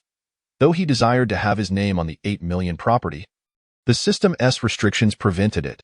The goddess must possess absolute autonomy, it insisted. What absurdity! The system for simps truly excels at flattery. Xia Ting did not press further. Given his stance, it would be ungrateful to insist. However, the thought of cohabiting with this man made her anxious about whether she would meet his expectations. Hesitantly, she uttered, I can be quite lazy, and I wouldn't want to manage such a large house alone. Shouldn't we hire a maid for assistance?" Given that this man paid his bodyguards a hefty sum of 50,000 to 60,000 a month, hiring a maid for around 10,000 shouldn't pose any issue. Yet, expressing such a request felt somewhat shameful, as if she were merely a woman content to indulge in a life of leisure, akin to a fish without ambitions, lying about and enjoying the servitude of others. She feared Qin Feng might look down on her. Thus, when she made the request, her cheeks flushed with embarrassment, her ears burning. "Of course we should hire help. Chefs, gardeners, personal doctors, personal trainers. Everything will be arranged for you. As long as you're happy in the future," Qin Feng promised, painting a picture of a beautiful future. He too longed for such comforts, but it all hinged on the success of the cashback deal. Xia Ting found herself entranced by the grand visions Qin Feng painted. Over the years, she had encountered countless individuals, yet the harsh realities of life had led her to relinquish her dreams of marrying a super-rich tycoon. As she approached her 26th year, she had lowered her expectations to seeking a partner with at least 7 figures in savings, with the additional criteria that he should not be more than 3 years older and must show her adequate care. Xia Ting believed her standards were reasonable and felt confident that she would eventually find a husband. Yet, reality dealt her a harsh blow. Among the young, wealthy heirs she had dated, many were gamblers, thrill seekers, or drug users. The older men she encountered were notoriously stingy, espousing the belief that money was to be flaunted, not spent on women. Such scandalous sentiments would earn them a one-way ticket to infamy in her circle. There was one promising candidate, young, reasonably attractive, and stable in his finances as a civil servant. After dating for 6 months, he had the audacity to worry that her beauty might lead to infidelity, prompting him to end things with her. What nonsense! She only ever intended to catch one fish at a time. Her friends, lacking in both beauty and figure, were suspicious and jealous, yet they managed to secure husbands worth 9 figures, albeit with a significant age gap. Xiaoting, on the other hand, struggled to meet a good man. Recently, following her mother's advice, she began attending blind dates. Nearly every man who met her first inquired, "With your qualities? Why are you here on a blind date? Is it?" The gaze that lingered on the cusp of expression, filled with suspicion and doubt, ignited within her an overwhelming urge to unleash her frustration. The array of suitors before her were all exceptional in their own peculiar ways. Mama's boys, indecisive men, reclusive types, and lecherous individuals. Her bizarre experiences with blind dates could easily fill the pages of a novel exceeding 1,000,000 words. Initially, she believed that after a year or two, her standards would inevitably lower. To her astonishment, a glimmer of hope emerged when a former classmate, who once harbored feelings for her, transformed into a wealthy individual who treated her with such kindness. Moved to the brink of tears, Xiaoting felt a wave of emotion wash over her. With a quivering nose and misty eyes, she gazed at Qin Feng and asked, "Darling, will you love me for a lifetime?" Women are inherently emotional beings, and when feelings surge, they can become uncontrollable. She yearned to hear a heartfelt confession from Qin Feng, only to be met with his indifferent response. "Hud in an instant?" Xiaoting's tears were stifled, her voice tinged with sorrow. "You aren't sincere at all." Qin Feng knew the correct answer but feared that giving the right response might backfire. After all, they had yet to purchase a home. Fortunately, this emotional state was fleeting. Relieved that he hadn't received a system notification, he smiled and reassured her, "I love you. I love you. Look, I'm planning to buy you a house. Isn't that a manifestation of my love?" It is perplexing how modern perceptions of love have become somewhat distorted. A house can somehow validate love. In the past, he would never have dared to express his feelings so nonchalantly, yet now, with the aid of this devoted system, he could endlessly demonstrate his affection. Seeing that he was indeed purchasing a home for her, Xiaoting felt it inappropriate to sulk further. Although she hadn't received the answer she desired, she could discern his affection through his eyes. The prospect of soon having a home of her own, alongside a handsome and gentle partner with ample wealth, left her exhilarated. She even felt a twinge of impatience with the slow progression of their relationship, wishing to hasten the pace. Leaning entirely on Qin Feng, she playfully poked his chest with her fingers and, with a hint of insinuation, asked, "Does this mean there's something particularly significant about you buying me a house?" Qin Feng, focused solely on enhancing his affection points, was unprepared for this inquiry. His gaze momentarily wandered, and he replied nonchalantly, "I just want you to have more freedom, without being monitored by your family." Xiaoting, feeling a sense of disappointment that this wasn't the answer she had hoped for, questioned, "Is that all? You merely want to buy a house for us to cohabit?" Primarily, we need a place to live before discussing anything else." Qin Feng chuckled sheepishly, scratching his head. "But of course, I must inform my parents about cohabiting." Xiaoting fixed her gaze on Qin Feng, her expression earnest as she inquired, "If they wish to meet you, will you go?" Qin Feng felt a wave of dread wash over him. He understood Xiaoting's implication. Meeting the parents would naturally lead to discussions about marriage. After finally accumulating some wealth, he wasn't ready to plunge into the grave of commitment. He tactfully deferred, "Of course, but we should wait until we've had some time to adjust to each other. After all, we've only been together for 2 days, and we're still getting to know each other's habits."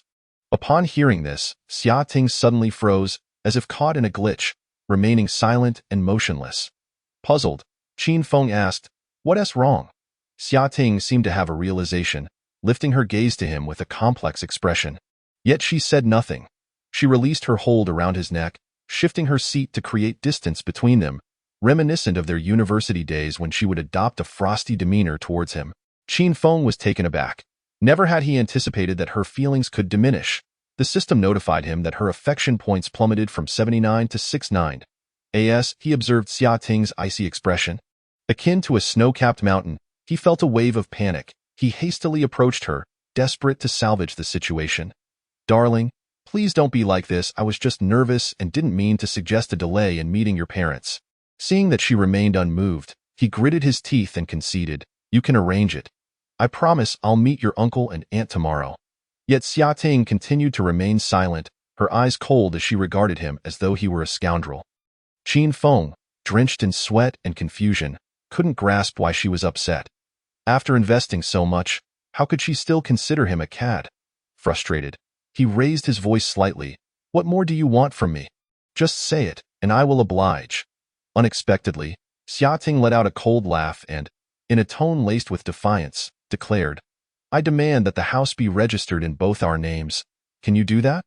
Qin Feng was stunned, realizing that her request was an impossible task. How could he proceed?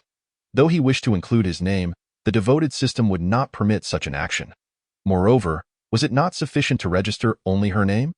As the tension in the car thickened, Qin Feng felt a sense of urgency. Is it really that crucial to add a name? He asked earnestly. Xia Ting, her emotions boiling over, insisted, Are you willing to add your name or not? At a loss for words, Qin Feng found himself in a quandary. In the past, had someone offered him a villa, he would have treated them like royalty. Yet, with Xia Ting, not only had his affection points dwindled, but she had also placed an unattainable demand upon him. He felt the pressure of the situation, not wanting to lose the opportunity he had worked hard to achieve. Despite his frustration, he chose to remain patient, attempting to salvage the situation. I truly can't add my name to this house, but I can for the next one.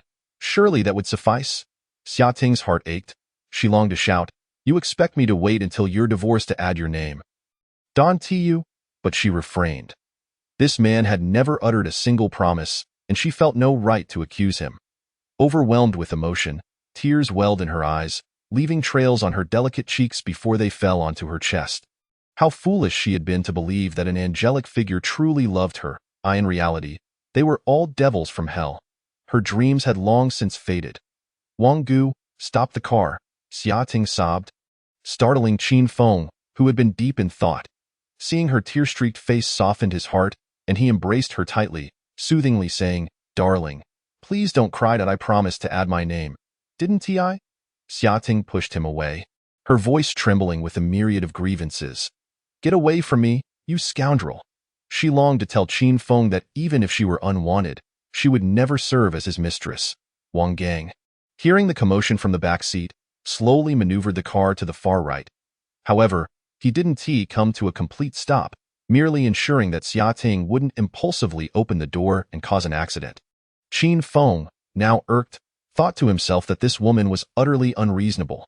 After spending so much, how could she label him a rogue? He exclaimed in frustration, Can you please be rational? What have I done to deserve this? As his words hung in the air, Xia Ting fell silent, her head bowed in despair as large tears streamed down her cheeks, soaking her clothes. The atmosphere within the car grew heavy with silence, as if the air itself had solidified, creating an unbearable pressure. After a long pause, Xia Ting slowly regained her composure, her gaze fixed coldly on Qin Feng, devoid of any warmth. In that moment, she felt as though her dreams had shattered. She should have anticipated this. When she proposed visiting his home, he had hesitated. When she inquired about his investments, he had been evasive. His reluctance to meet her parents had been evident, and even in their intimate moments, he had uttered no promises. Now, he couldn't even bring himself to add his name to a property. If he had nothing to hide, why would he fear such a simple act? Why mention adding it later? What purpose would multiple properties serve? Xia Ting was convinced that Qin Feng was indeed a married man, seeking to buy a home to keep her as his mistress, much like in the dramas she had seen. The thought triggered a fresh wave of tears to cascade down her cheeks. System. You incompetent host, it's been 30 chapters, and you still can't handle a simple sweet girl. Xia Ting had been profoundly influenced by the portrayals of mistresses in dramas, which had solidified her resolve to never consider such a role. She believed it was better to work diligently than to live in the shadows, without acknowledgement or legal protection. The children born from such unions would be deemed illegitimate, hidden from the world, with no authority over their own partners. Most crucially, there was the fear of being caught in the act, facing dire consequences, from public humiliation to severe violence. Qin Feng, I'm telling you. Forget it. Even if I were to starve, I refuse to be your mistress. She wiped her tears and called out again. Wang Gu, stop the car. Caught in a dilemma, Wang Gang had never encountered such a scene of conflict between a boss and their lover. Unsure whether to halt the vehicle, he observed Xia Ting's intense fervor. With no objection from the boss, he cautiously reduced speed and eventually pulled over to the side of the road. Then, sitting quietly in the driver's seat, she munched on her snacks. Qin Feng finally grasped her thoughts. Perplexed, he blurted out, "Who asked you to be the mistress?" Seeing him still attempting to argue, Xia Ting immediately pressed him with questions. "Then why didn't you tell me where you live? Why do you care so much about that broken phone? Why not write both our names?" Witnessing him rendered speechless by her inquiries, Xia Ting, with reddened eyes, reproached him in a tone laced with sorrow. "You clearly have a wife. Why do you still entice me?" Qin Feng found himself unable to explain these questions. After a moment's contemplation, he produced his ID card as proof, saying, "You can check my ID to see if I have any marital ties." Xia Ting was momentarily taken aback by his candid demeanor. Her previously desperate heart suddenly rekindled with hope as she hesitantly asked, "You truly have no wife?" Qin Feng shrugged, affirming, "I genuinely do not." Xia Ting, momentarily convinced that she had misjudged him, felt a flush of color rise to her cheeks. Yet, in her quest for reassurance, she timidly continued, "You promise I am your only girlfriend? No other fiancé or women?" Qin Feng, eager to boost his favorability, promptly assured her, "Yes, I swear, there are absolutely no other girlfriends." Elated by his forthrightness, Xia Ting couldn't resist pressing further.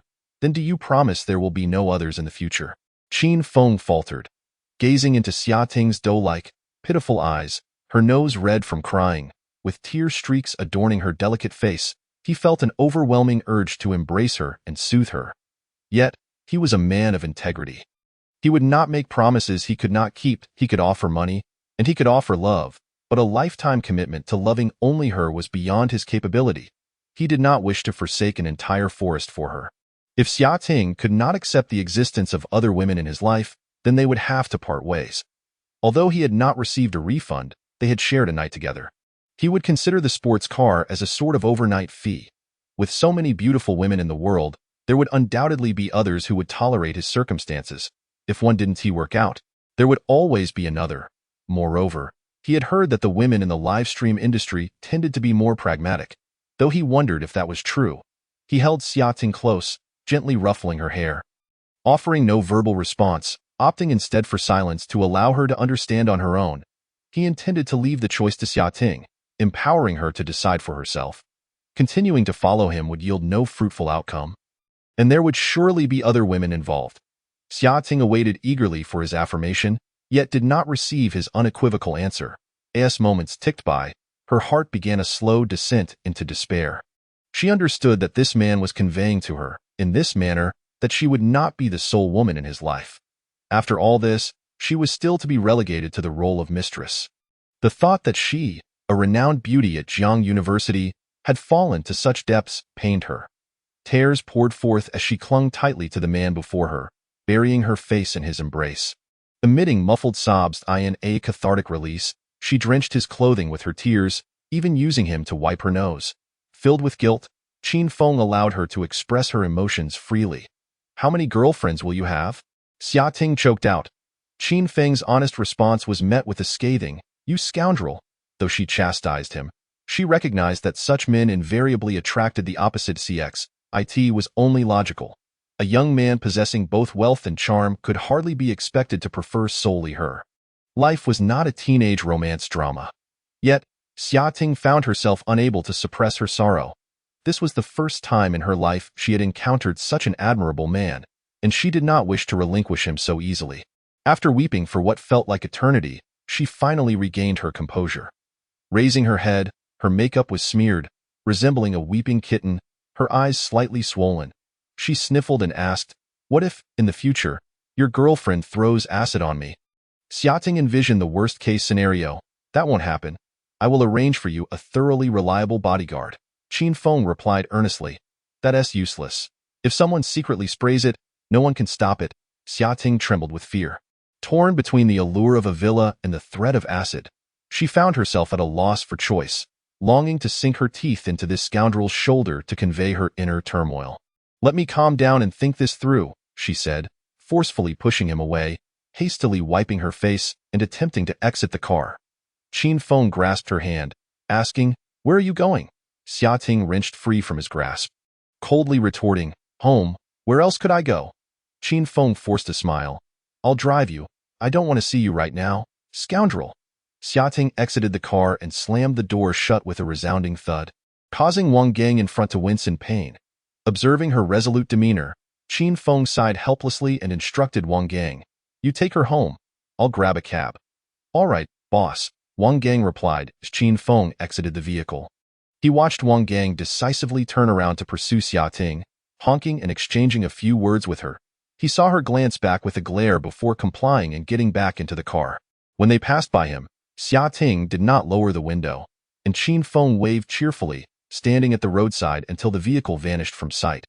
Only after it disappeared did he shake his head with a wry smile.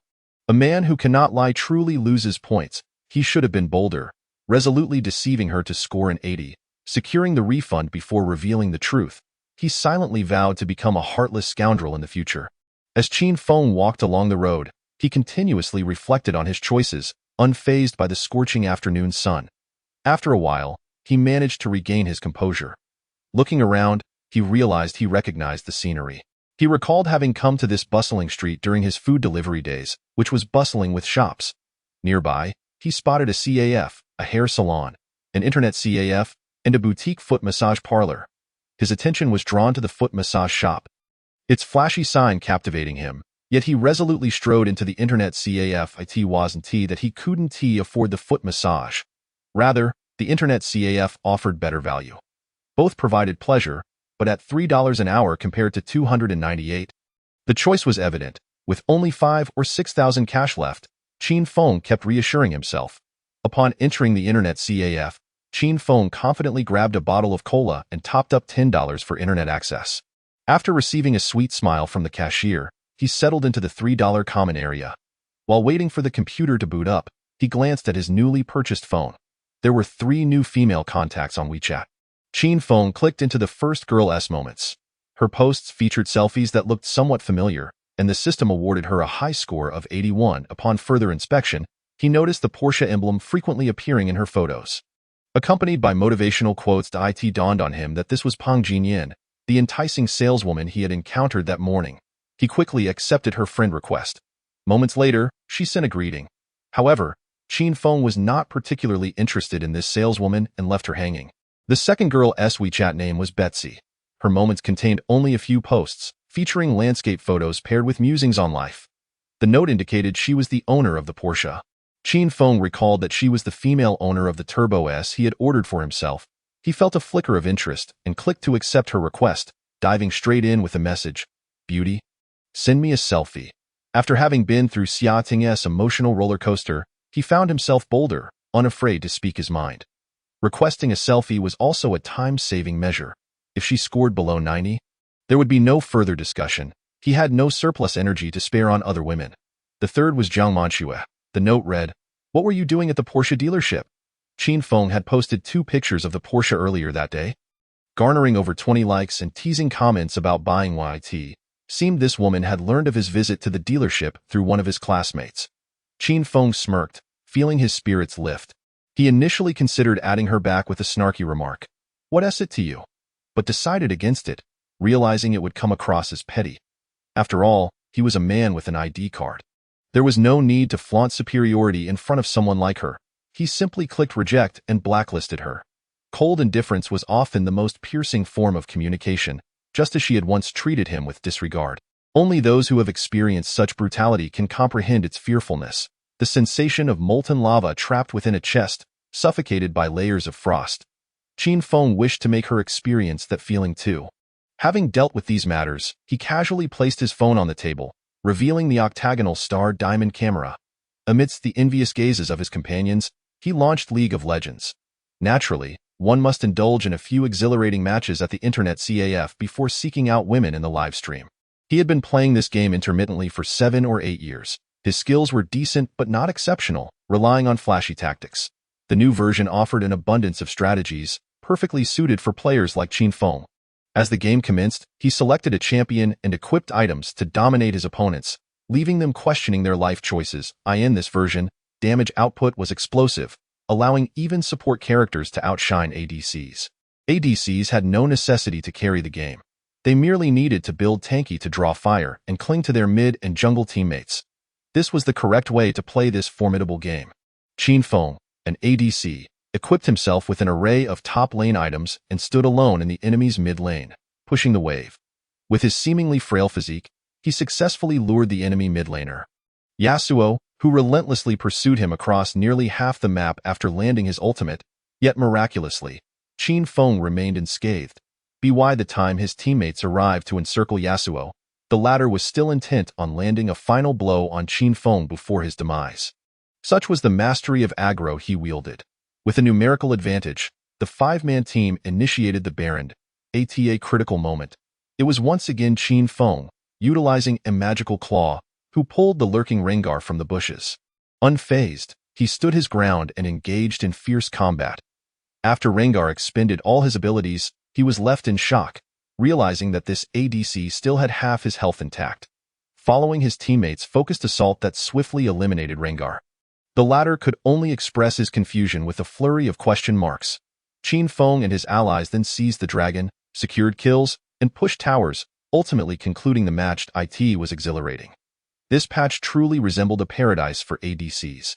Gone were the days of cautious positioning, outputting damage, and dodging skill shots. Now, one could simply build tanky and play the role of a utility champion, free from the burdens of victory or defeat. Even in the late game, AD damage was no longer essential for tower pushing, which allowed Qin Feng to play with remarkable ease. His mother no longer needed to worry about him being taken down in a single combo.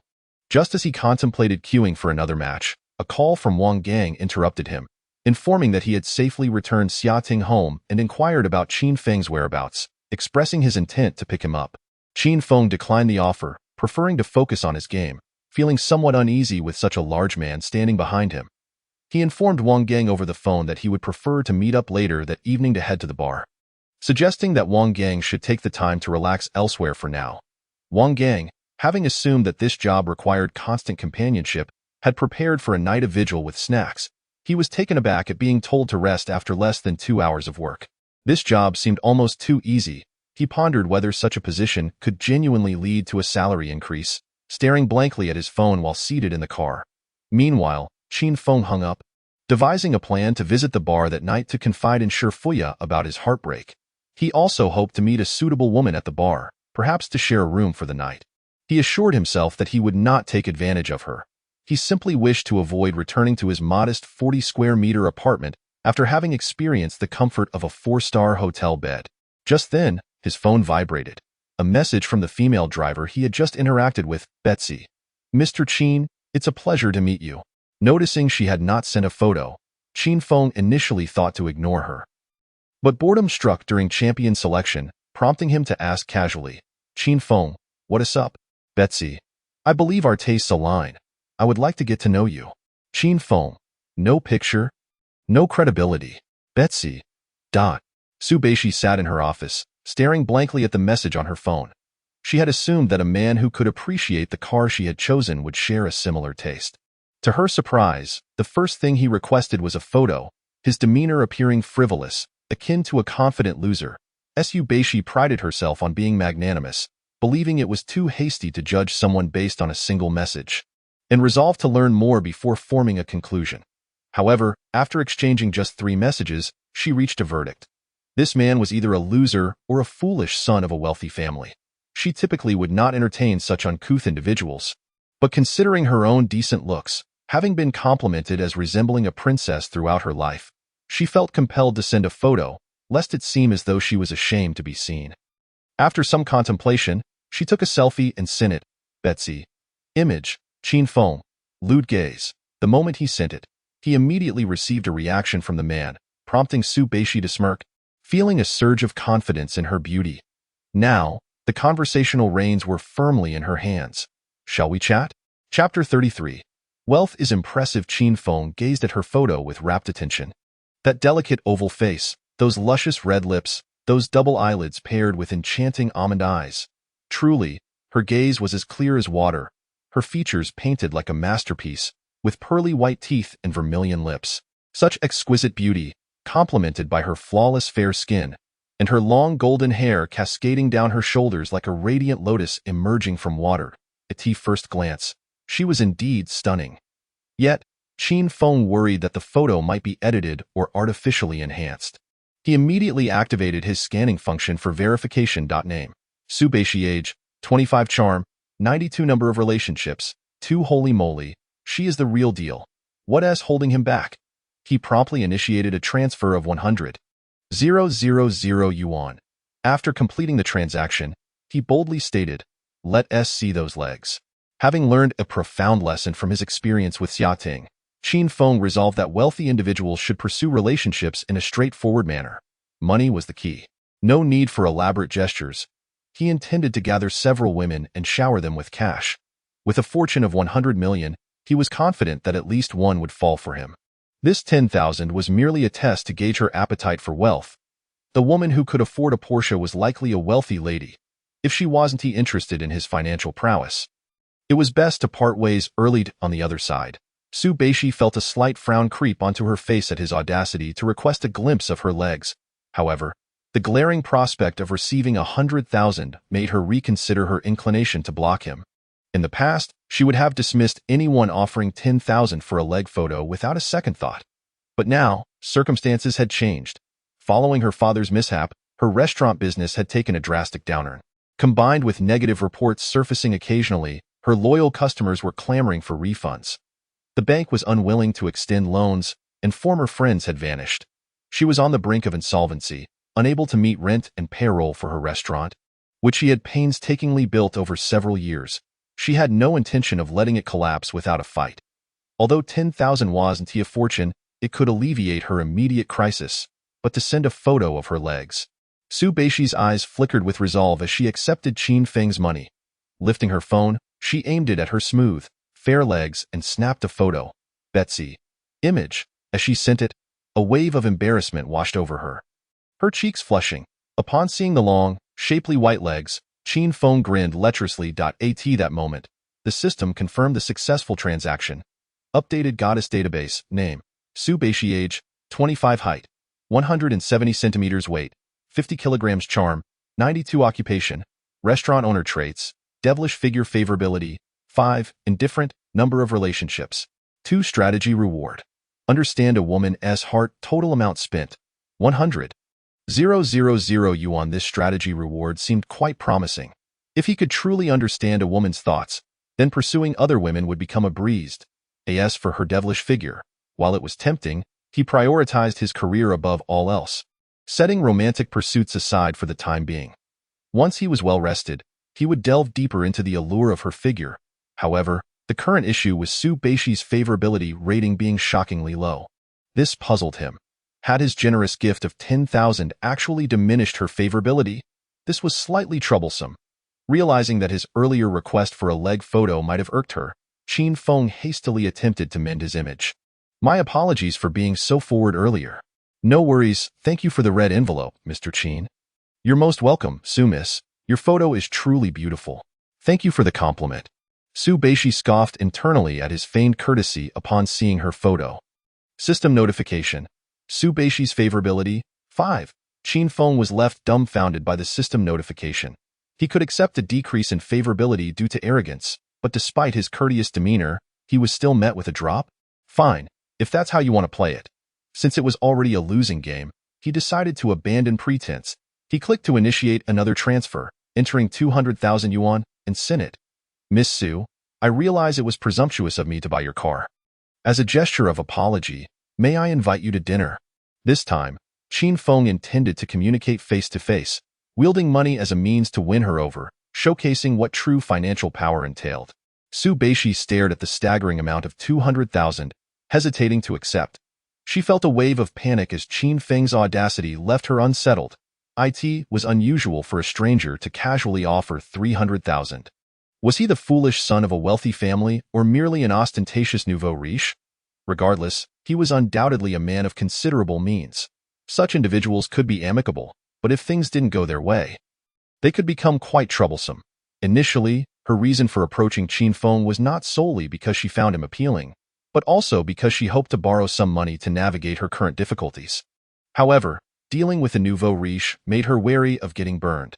Gazing at the glimmering 200,000, Su Beishi resisted the temptation, replying, "I'm sorry, but I have plans tonight." "Plans are no issue. Keep the money. You own a restaurant, so let us consider it a meal on my tab." How did he know what I did for a living? Su Beishi felt a jolt of surprise. While she suspected that her name had been revealed through the dealership, she had never disclosed her profession. Could it be that this man had managed to uncover her name and job based solely on a photograph within mere minutes? He was not someone to be trifled with. She was fully alert and responded, "President Qin, you jest? How could a meal possibly cost 200,000? Dining with a beauty such as yourself? I find it worth that price." He replied, "Haha, President Qin surely knows how to flatter. I strive to be pragmatic.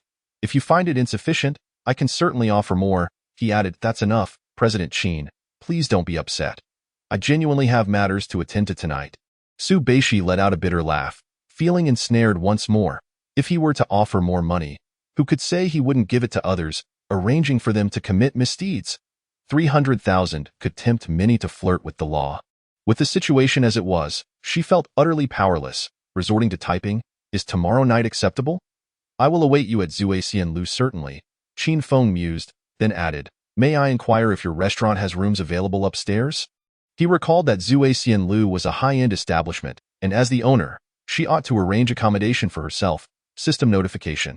Su Beishi's affection level, 10. Current affection level, 20. Contempt. Qin Feng. He scrutinized his own words. There appeared to be a hint of ambiguity. Excellent, she had misunderstood. He merely wished to share a modest meal, harboring no thoughts about her alluring figure. Even if there were, it would only be a fleeting notion, nothing more. Qin Feng contemplated offering an explanation, but ultimately decided against it. Let her hold her contempt. After all, this woman reduced her affection despite his monetary generosity. Quite the conundrum. He felt a sense of numbness, unwilling to dwell on it further. If it wasn't due to his flawed approach in spending, then it must be her own character that was at fault. Su Beishi, holding her phone, gazed at the implications from Qin Feng's message. Her chest heaved rapidly, trembling with anger, her eyes reddening. Unconsciously, she gripped her phone tightly. Furious, she contemplated returning the money and blocking him on WeChat. Worst case, she could hide at home for a couple of days, erasing any trace of having entangled with this man. Yet, the looming crisis at her establishment weighed heavily on her mind. She furrowed her brow in silence. Chapter 34. I never expected you to be such a female streamer. Su Beishi sat quietly in her chair, deep in thought. After several minutes, she let out a soft sigh. Ultimately, she resolved to endure. She would feign ignorance of his insinuations. If he came to dine tomorrow, she would find a way to ply him with alcohol, hoping to distract him with a couple of girls. She silently vowed to avoid refunding the money. Having run her establishment for several years, she had learned a thing or two about handling men. Resolute in her decision, she turned off her phone screen, composed herself, and adjusted her clothing and makeup, preparing to leave for her engagement. That evening, her date was her boyfriend of 2 years, who had just returned to the country and expressed a desire to discuss something important. His tone over the phone had been heavy, leaving Su Beishi with an inkling of what the conversation might entail. When misfortune strikes, calamities tend to cluster together. She had grown accustomed to it. Qin Feng, seated in an internet CAF, donned the gifted Bluetooth headset and opened Douyin Live. Searching for a stunning lady, he was eager to see how much affection he could garner from a woman by spending 300,000 in the live stream. Surely, it couldn't result in a negative outcome? He scrolled through various streams, discovering that all the female streamers were exceptionally beautiful, none deemed unattractive. Each face was breathtaking, adorned in enticing attire, be it a cheapao slit to the waist, snug yoga pants, or ultra-short skirts paired with vibrant stockings, or a red garter accentuating their smooth legs, each one striking a pose and showcasing feminine allure. Particularly in multi-dancer streams, 5 enchanting ladies took turns dancing, each more captivating than the last, exuding charm and grace. Gifts prompted them to dance in endless loops, with a colossal moon as the backdrop, resembling celestial beings gracing the mundane with a delightful performance. Qin Feng's heart raced, captivated by the spectacle. No wonder it was difficult to find beautiful women on the streets. They had all retreated to live streams. He had assumed that with so many beauties available, he would surely find a few goddesses scoring 90 points or more. However, upon employing the scanning feature, it was as if he wielded a truth-revealing mirror, revealing their true selves in a popular multi-dance live stream. The first dancer on the left had a charm rating of 68.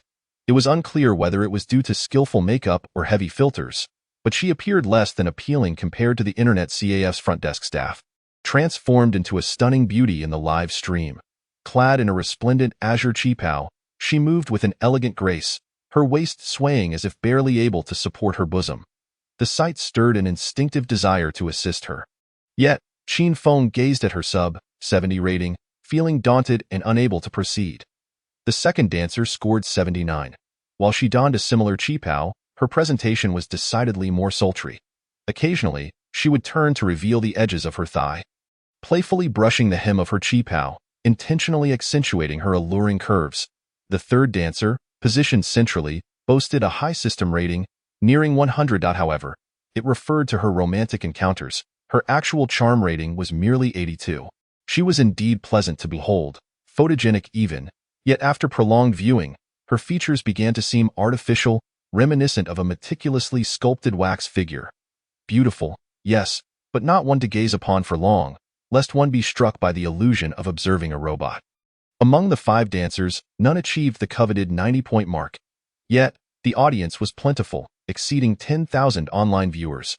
Qin Feng marveled quietly, scrolling past this live stream in search of a true goddess worthy of his expenditure. After several minutes of scrolling, he encountered a series of heavily filtered, overly whitened streamers. The number of individuals engaging in live streaming had surged. With the aid of beauty technology, even a man sporting a wig could appear alluring in a live stream, let alone those with even a hint of charm. These women adorned their faces with layers of makeup, employing various powders, highlighters, and shadows to create a three-dimensional effect. They applied vibrant lip gloss, donned double eyelids, and wore heavy false eyelashes, presenting themselves as ethereal beings before the camera in their attempts to seduce and deceive. Those genuinely beautiful women often fell short in the live stream due to their lack of engaging dialogue or habitual aloofness, resulting in lower popularity compared to more animated, risque women. By the end of the day, they might earn a mere couple of hundred, enduring the audience's lewd comments, which diminished their confidence in live streaming. Leading to their scarcity, Qin Feng, utilizing the scanning feature, felt increasingly weary in his search. After clicking through dozens of streams, he found not a single one worthy of note, all hovering around 60 to 80 points. His spirits plummeted to despair until, just as he was about to give up, a youthful and adorable round face caught his eye. With a petite mouth, a tiny nose, and excessively large eyes, she bore a charming beauty mark at the corner of her eye. Her lustrous black hair cascaded casually over her shoulders, with long bangs obscuring her brow, presenting an innocent and slightly daft demeanor. She wore a simple white round-neck t-shirt, inconspicuous and unremarkable, and a blue skirt that reached her knees, revealing only a glimpse of her fair, tender calves. This modest attire starkly contrasted with the flamboyant outfits of other streamers. Name: Zhong Wanwan. Age: 21. Charm: 95. Romantic encounters: 0. A miracle. Qin Feng was exhilarated. Not only had he found a goddess, but her romantic encounters were also non-existent. His arduous search had not been in vain. Indeed, hard work pays off. At that moment, Zhong Wanwan was lost in thought. Upon noticing a new viewer entering her live stream, she casually remarked, "Welcome, by Piao Dashing. Please do support by following." Qin Feng was taken aback that even a low-level account like his could be acknowledged by the streamer, and he promptly followed her. Previously, he had engaged little with live streams and had never been called out by a streamer, nor had he ever spent money. His focus had solely been on companionship, determined to uphold the spirit of being a freeloader. Thus, he had chosen the name by Piao Dashing. "Would you like to join the fan club? It's just 10 cents, Zhong Wanwan offered, her eyes lighting up with a hint of joy upon seeing someone follow. Following the streaming technique she had learned the previous day, she managed to muster a modest smile. Qin Feng, however, was preoccupied with spending money. Recharging Douyin was a hassle at 50,000 at a time. For such a rare beauty, 10 cents would hardly suffice. He intended to make a grand gesture. Noticing that the new viewer remained silent and did not send gifts, especially with a name that began with Bai Piao, Zhong Wanwan's smile faded somewhat. Many viewers were quite rational. Even if they had money, they refrained from reckless spending. Merely following was already commendable. She chose not to say more, her gaze dimming slightly. Chapter 35. The female streamer is startled. Zhong Wanwan sat quietly, staring at the screen, when suddenly a high-level viewer in the live stream spoke up. 55 Love cilantro. Streamer, do a sexy dance. If I enjoy it, I'll send you a sports car. Though this viewer was level 55. Their words were rather rude. Zhong Wanwan's expression stiffened as she awkwardly replied, I'm sorry, but I'm not a dance streamer. Indeed, she lacked dancing skills. Moreover, her physique was somewhat ample, making dancing appear ungraceful. Isn't dancing a basic skill? How can you call yourself a streamer if you can't do that? This comment instantly provoked a response from another viewer in the live stream. 10 Fenghua. We, the bunnies, are pure and innocent streamers. We do not engage in suggestive dancing. Lulang de Tuoxi. Laughing to death, what era are we in to still be pure? Fenghua, please, seek your suggestive dances elsewhere. Our focus here is a serene atmosphere. Lulang de Tuoxi. Are you suggesting I should just leave? Fenghua, the bunny streamer, they are in cahoots. We should ignore them. Zhong Wanjun furrowed her brow slightly, lowering her head in silence. The uncouth remarks of certain wealthy individuals online made her feel rather uncomfortable. Chao Ai Chengkai. Why is the streamer wearing such a sour face?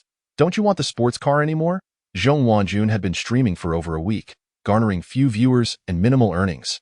However, she was unwilling to compromise her dignity for money by dancing to please those detestable viewers. Thus, she feigned ignorance to the comment, hoping the individual would lose interest and depart the stream. She had dealt with many brazen individuals in this manner before. Yet, to her surprise, the two continued to escalate their provocations. Chao Ai Chengkai. Does this woman have a problem with her eyes? She doesn't even come over to curry favor with us, such high-tier individuals. Lulang de Tuoxi. Indeed, dressed so much like a country bumpkin. Chao Ai Chengkai.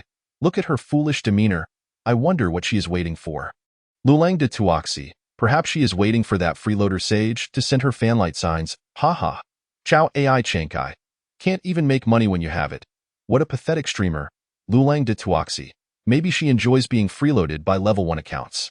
One freeloader sage. Qin Feng had worked tirelessly to recharge 2 million, and upon seeing someone mention freeloading, he switched over to check. To his bewilderment, it seemed he was being ridiculed without any provocation. He found it hard to comprehend. He hadn't uttered a single word, yet here he was being mocked. Was having the username freeloader sage a crime? He slowly typed a question mark. Chao Ai Chengkai. Level 1 account. Don T come out to speak freeloader sage. Lulang de Tuoxi. Do you even have the right to ask a question? Freeloader sage. Qin Feng's expression darkened. He suspected these two were lacking in intelligence. Unable to restrain himself, he typed. Is it not permissible to speak while watching a live stream? Lulang de Tuoxi. Just obediently be your freeloader and don't seek attention. Chao Ai Chengkai. Haha. Demanding money while spewing nonsense. Zhong Wanjun saw the situation escalating and finally spoke up timidly. Could you not argue? Her voice was soft and lacking in authority. Chao Ai Chengkai, whose real name was Zhou Chirue, considered himself a person of status. He disliked conversing with level 1 losers, finding it increasingly bothersome. To avoid seeing Qin Feng's comments, he sent a Porsche worth 120 yuan. Chao Ai Chengkai sent a golden sports car. This was the 6th sports car he had given today, hence it had a golden effect. Ordinary sports cars were red. Chao Ai Chengkai. Streamer, grant me a manager to help you clear out the trash viewers. Zhong Wanjun quietly expressed her gratitude. Despite disliking the individual's attitude, he had indeed gifted her 60 yuan, and she felt it was her duty to thank him. However, she did not grant him managerial privileges and weakly advised Qin Feng. Freeloader brother. Let us not argue with them. Let us talk about something else. Lulang de Tuoxi. Oh, this streamer is quite generous. Doesn't he need to send gifts yet still calls you brother? Why not call me that too? Zhong Wanjun's eyes flashed with disdain, her displeasure evident on her face. She contemplated asking this person to leave, but Tuoxi seemed to know Chiangkai, which left her feeling conflicted. Just then, a super extravagant effect burst forth. Pink cartoon blocks spread across the bottom, piano keys spun in a circle, supporting a giant stage reminiscent of a bass speaker, with several individuals clad in peaking opera attire beating drums below. At the top, the words Carnival flashed in neon, rotating and showcasing its dazzling value. This was Douyin-'s most luxurious gift, valued at 3,000 yuan. Freeloader Sage, sent to Carnival. Zhong Wanjun was taken aback by the sudden appearance of the gift effect. Her big eyes widening in disbelief as she stared at the screen, momentarily forgetting to express her gratitude. This was her first time receiving a Carnival. When the effect appeared in the live stream, she thought she was hallucinating. It wasn't until the chat exploded with messages from lurking viewers that she realized this was indeed real. Brother, don't do this? Fenghua.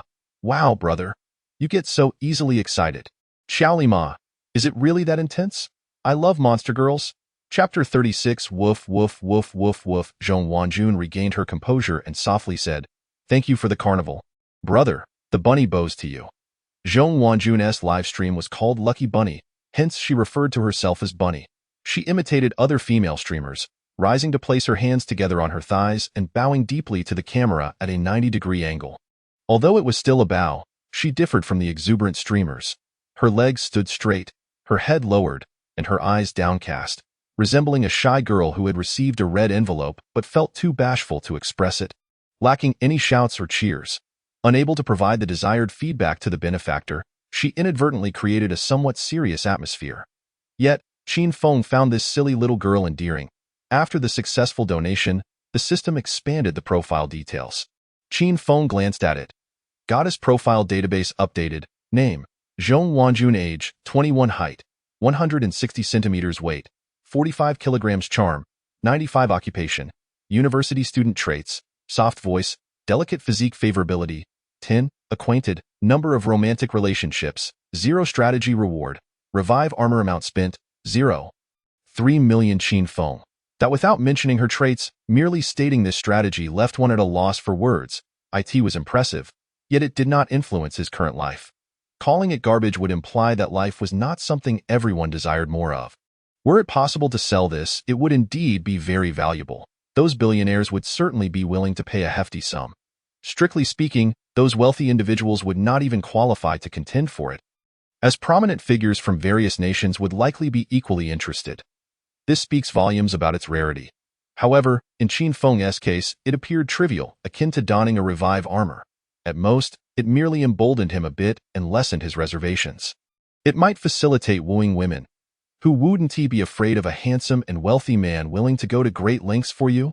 The live stream was bustling with activity, many viewers drawn out by a carnival, fervently commenting it wasn't due to a lack of exposure to others sending carnivals. Rather, it was the excitement of witnessing someone arguing with the host while sending a carnival, which was quite thrilling. The audience chimed in, "Brother, that was a direct confrontation. Impressive. It's normal for young blood to be hot-headed. If you're not satisfied, confront them. Worst case scenario, it's just steamed buns for this month. Streamer, hurry and grant the manager position to Freeloader Sage. Chankai boss, they just sent a carnival. What are you waiting for?" Chao Ai Chankai Zhou Chirue scoffed upon seeing Freeloader Sage send a luxury gift. Then, upon noticing someone addressing him and urging him to give gifts, he typed a line on the public screen. Chao Ai Chankai. I find this kind of streamer beneath my notice. As a streamer, she neither dances nor speaks pleasantly, nor does she exhibit appealing expressions. Apart from being slightly attractive, she has no redeeming qualities. Moreover, one cannot tell if her beauty is enhanced by filters. There are far more beautiful streamers in other rooms. Zhou Chirue genuinely looked down upon this bashful streamer. His earlier gift of a sports car was purely to dismiss that level 1 account. Qin Feng had initially intended to send 10 carnivals. But after getting sidetracked by the goddess profile, he now saw this individual mocking his goddess and immediately typed to defend her .30 Freeloader Sage. If you look down on her, could you kindly leave?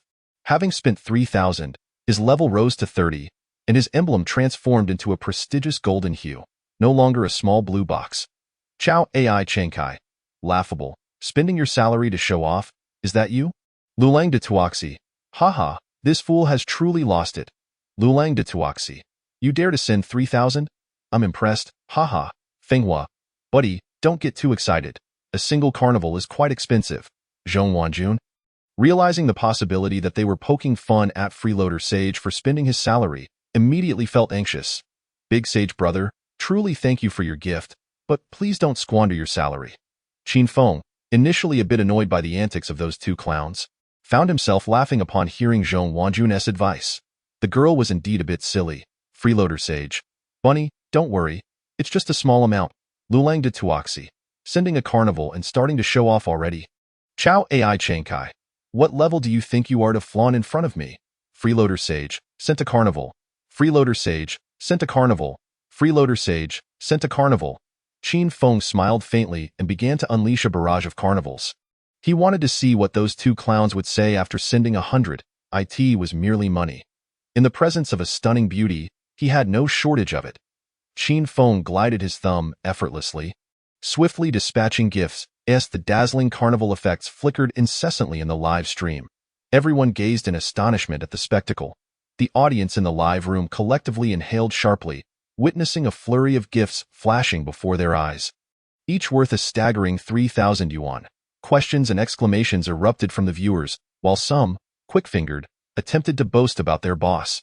However, the carnival effects completely obscured the public chat box, rendering it nearly impossible to discern what anyone was saying. The scene was profoundly breathtaking.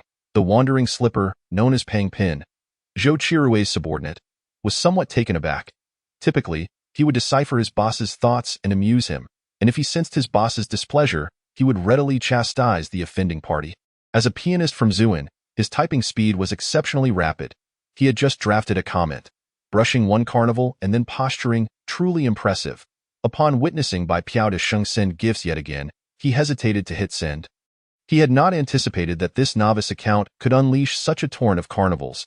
He deleted the numeral 1 from the text box, curious to discern the extent of this person's influence. However, as he observed the carnival count escalate from 10 to 20, and then to 30 without pause, a grave expression settled on his face. When the numbers reached 40, 50, and 60, his gaze shifted to one of trepidation. He decisively erased all the text he had prepared. He was not foolish. Someone capable of sending such an abundance of gifts was certainly not a mere lackey like himself. He dared not provoke further, for while his boss might remain unscathed, he himself would be easily targeted. It was wiser to tread carefully. Chapter 37. Zhong Wanwan was utterly bewildered. The female streamer, Zhong Wanwan, sat with wide eyes, her dark and bright pupils resembling a startled fawn. Her delicate lips parted slightly, mirroring the disbelief of the other viewers as they all stared incredulously at the computer screen. Holding her breath in nervous anticipation, her skin prickled with tension. Stuck in place, she struggled to regain her composure. Upon receiving her first carnival, she felt elation mixed with concern that Bai Piao de Sheng might be stretching his finances. Yet, to her astonishment, he continued to send carnivals at a rapid pace. In the blink of an eye, Bai Piao de Sheng sent carnival after carnival. 71, 72, 73, as if money were burning a hole in his pocket. This left her utterly flabbergasted, unsure of how to respond. Influenced by her dorm mates, who claimed that streaming was lucrative, she had ventured into it herself. However, after a week of broadcasting, her earnings barely totaled 100. Following today's session, she found herself questioning her desire to continue streaming. Unexpectedly, a wealthy patron had appeared, showering her with an extravagant sum. She was witnessing what true wealth entailed. Her gaze gradually became vacant, her mind racing to formulate a way to express her gratitude. As Qin Feng finally stopped at 100, taking just over a minute, faster than a double tap, he felt a sense of satisfaction with his speed. Scanning the lively public chat, he sought out the two fools who had yet to speak. With 300,000 in gifts exchanged, the live room's energy had surged, drawing in hundreds of viewers and a flurry of comments. Black, boss is muddled. Tian Cheesy, rich daddy, do you need leg accessories? Not buying a Maybach. Deshang is incredible. You can't deny it. Invincible big pineapple. What's going on? Is it New Year? Delightful you.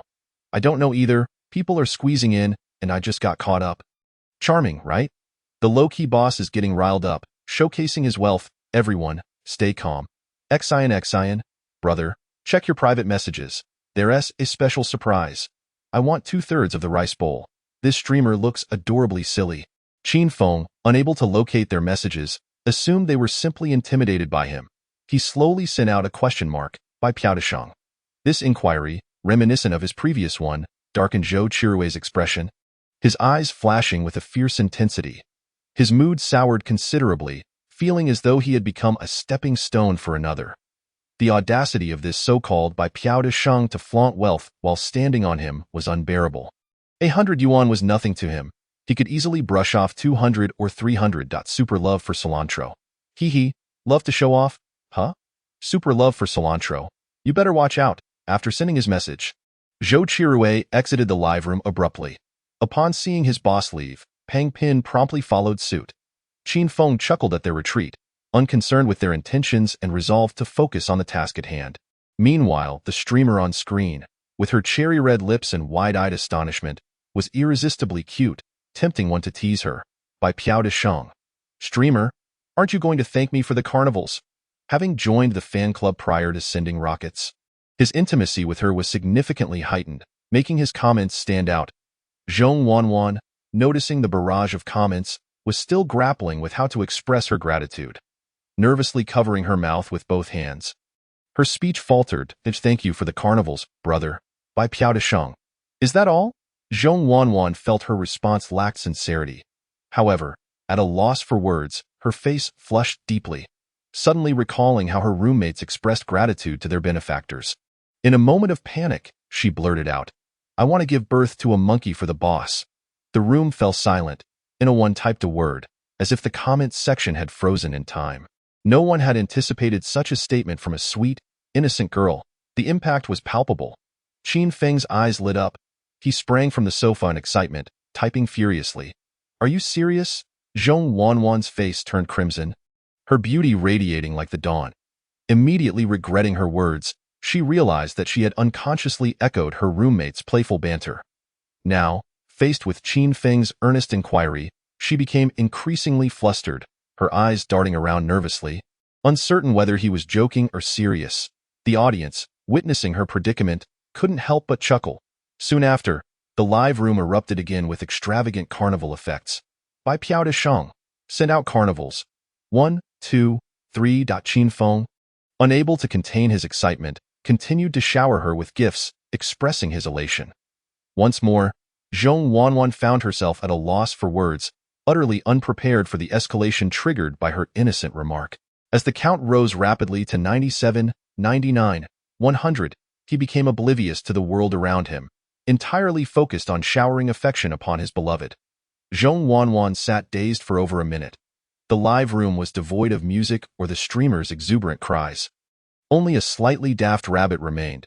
As the gifts continued to rise, the audience could no longer restrain themselves, typing eagerly. Rich Daddy, do you want a son? This is insane. I've been streaming for so long and have never witnessed such a display of generosity. Oh, great Father above, I bow to you. Is this girl dazed from the money being thrown at her? She's completely frozen. Of course, with such a deluge of gifts, who wouldn't be dazed? Zhong Wanwan, regaining a modicum of composure, rubbed her eyes, which had grown sore from staring. Timidly, she called out, Thank you for the gifts, Deshang brother. She appeared both anxious and bewildered, her voice trembling with uncontainable excitement, resembling a frightened little rabbit. Utterly adorable. Qin Feng's heart fluttered at the sound, prompting him to redouble his efforts in sending gifts. By Piaotishang. Send out carnivals. 100, 101, 102. Chapter 38. Brother, please stop. At that moment, Pan Fuguei returned from the restroom, shaking his hands and preparing to sit down and resume his online activities. Spotting Qin Feng grinning mischievously at his phone, he leaned over for a closer look, realizing he was rewarding a female streamer in a live room. Pan Fuguei scoffed inwardly, thinking it improbable that someone at an internet CAF could afford to shower gifts on a streamer, a team most. They might send a few flowers or hearts. However, upon closer inspection of the gifts Qin Feng was sending, he was utterly floored. Someone was indeed sending carnivals continuously. The count was already at 178, 179, 180. And still rising. This was impossible. Pan Fuguei, momentarily stunned, instinctively raised his gaze to Qin Feng. The latter's face beamed with delight, utterly unfazed as he showered gifts. Suddenly, Pan Fugue understood that it had to be a fake version of Douyin. Surely it was one of those shady live streaming platforms that had created a similar imitation. The carnivals must cost mere cents, otherwise, this guy wouldn't be so carefree about it. Proud of his clever deduction, Pan Fugue nudged Qin Feng and asked, "Bro, where did you download this streaming app? Recommend it to me." Qin Feng removed his headphones, turning to him. The young man, of a similar age, bore a somewhat unseemly appearance, his protruding teeth giving him a weasel-like grin. "Brother, you don't know Douyin?" Qin Feng retorted, "Of course I know. But a normal carnival costs 3,000 yuan, and you're making it seem like it's free." Pan Fugue pointed at Qin Feng's phone, perplexed. "You've almost gifted 200 already. If this were a real carnival, how much would that amount to? Even if you're using a Porsche phone, you can't possibly be spending that much on gifts." Pan Fugue thought to himself. He had never seen a wealthy person loitering in an internet CAF. Showering others with tens of thousands in gifts it had to be fake. "Not much, just a small amount," Qin Feng replied with a smile. Seeing that Qin Feng was unwilling to share and was playing dumb, Pan Fugue chose not to press further. That he chuckled and returned to his seat, secretly speculating that the app might not be publicly promoted, likely operating on a membership basis that required personal referrals for entry. The female streamers were probably the type from foot massage parlors, more open-minded and willing to engage in frivolities. He had heard that some of the more daring girls could even perform the party trick of opening beer bottles with their mouths. However, to get into such circles, one would have to frequently visit massage establishments. Pan Fugue shook his head, dismissing his envious thought. He was a respectable individual and wouldn't he stoop to such places. It was more important to focus on his work. He opened the game, ready to continue his monster-slaying endeavors. Yet, the vivid images from Qin Feng's phone lingered in his mind. The live stream appeared strikingly real. Even the name of the female streamer was crystal clear, something like Lucky Rabbit. She had a pure and beautiful appearance. The carnival notifications in Lucky Rabbit's stream kept popping up. Moments later, they reached 201, 202, 203, with no sign of stopping. The viewers eagerly activated their screen recording functions, intending to capture this remarkable scene and share it online, boasting about how the wealthy were showering gifts on their beloved streamers. "Big brother, please stop. You've given enough already," Zhong Wanwan exclaimed anxiously as she watched Qin Feng surpass 200 and continue giving. She was extremely nervous. In monetary terms, this individual had gifted 300 carnivals in just a few minutes, equivalent to a staggering 900,000 yuan. Who wouldn't he be terrified by such a sum? In her village, that amount could easily suffice to marry 5 wives. If this continued, would she really have to bear his children? The thought of 2 emotionally detached individuals coming together out of financial necessity left Zhong Wanwan feeling bewildered. Qin Feng was a man who listened well. If she said no, he would stop. If she said to halt, he would. If she asked him not to stop, then perhaps just take a breather. This matter could be discussed later. His back ached slightly, though he was eager to slay enemies. He felt powerless. At that moment, he longed for the rewards from shouting strategy. Reaching a total of 210, Qin Feng finally paused his finger. By now, he had become a level 50 high-ranking warrior. The elliptical icon next to his name had transformed into a vibrant purple-red, adorned with an exceptionally extravagant emblem, reminiscent of a polygonal gem. After this lengthy session, his private message notifications had increased by dozens. Qin Feng opened them to find that the majority of the avatars were beautiful women, their usernames suggestive. They sent him their WeChat IDs and phone numbers. A few female streamers even shared their live stream links, hoping Qin Feng would check them out. Some bold girls directly proposed 1,000 each for nationwide flights. "Rich man, please take care of me. Just one carnival, and I'll send you abalone to replenish your vigor. Boss, would you like a bubble bath?" For a fleeting moment, Qin Feng felt tempted, but he quickly regained his composure. Online dating was fraught with risks. What if he ended up with an older woman? He certainly didn't want to hear the phrase, "Then I'll leave." Besides, the beauty was right before his eyes. Seeking out an unknown older woman would be foolish. He adjusted his settings to prevent non-followers from messaging him. Then, he sent a private message to Zhong Wanwan, followed by a public message. "Streamer, check your private messages." Zhong Wanwan opened the private message and noticed he was asking for her contact information. She speculated that this generous benefactor might be interested in meeting her offline. After a moment's hesitation, she ultimately decided to send him her number. The concept of online tipping and subsequently meeting in a hotel was something Zhong Wanwan had heard of, but always thought it was distant from her reality. She never imagined it would happen so suddenly. She couldn't help but wonder about his appearance. Was he fat or thin, tall or short, old or young?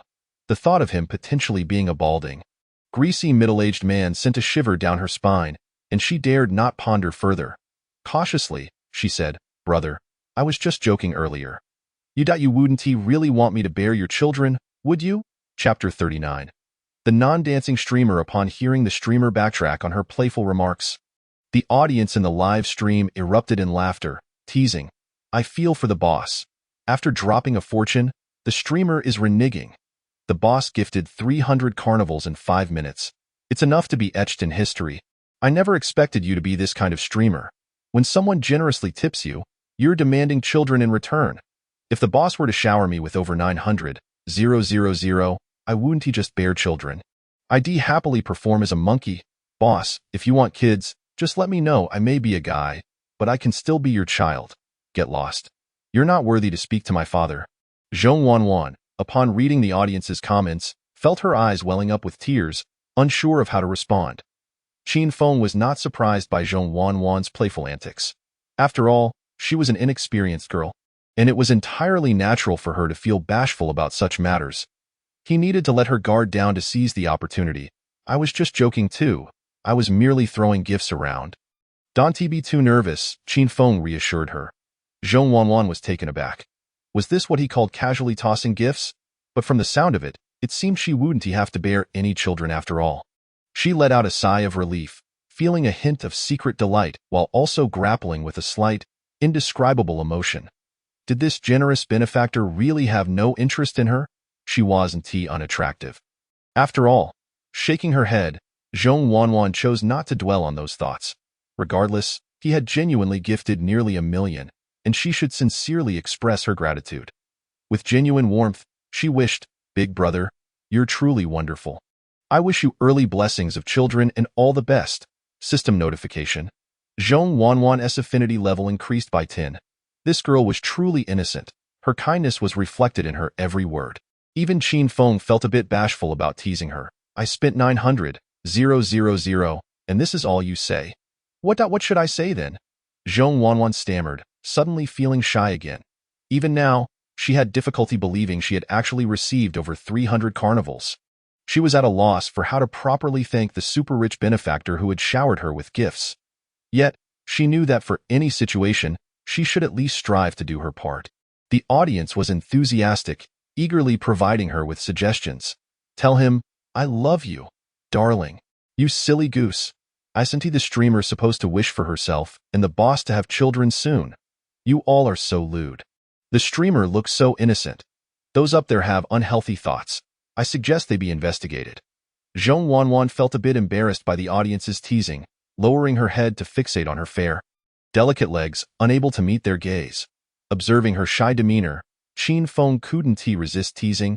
"How about you call me master?" Zhong Wanwan lifted her head and saw Qin Feng's comment. Her pupils widened in disbelief as she repeated, Master?" In uttering those words, she hadn't thought much, completely in an unconscious state. However, that one soft utterance of master greatly pleased Qin Feng. His boldness grew, and he made another request. "Be a good girl and dance for me." Zhong Wanwan's face turned crimson. She hadn't expected Qin Feng to be so audacious, asking her to both call him master and dance for him. The image of her roommates dancing wildly crossed her mind. And Zhong Wanwan, feeling a bit wronged, replied, "Rabbit only knows how to sing. I've never danced before." At this, the screen was filled with remarks mocking the streamer for her naivety. "The boss has already showered so much. As a streamer, how can you not dance?" All the viewers felt sympathy for the boss while simultaneously ribbing Zhong Wanwan. Feeling guilty, Zhong Wanwan reflected on the situation.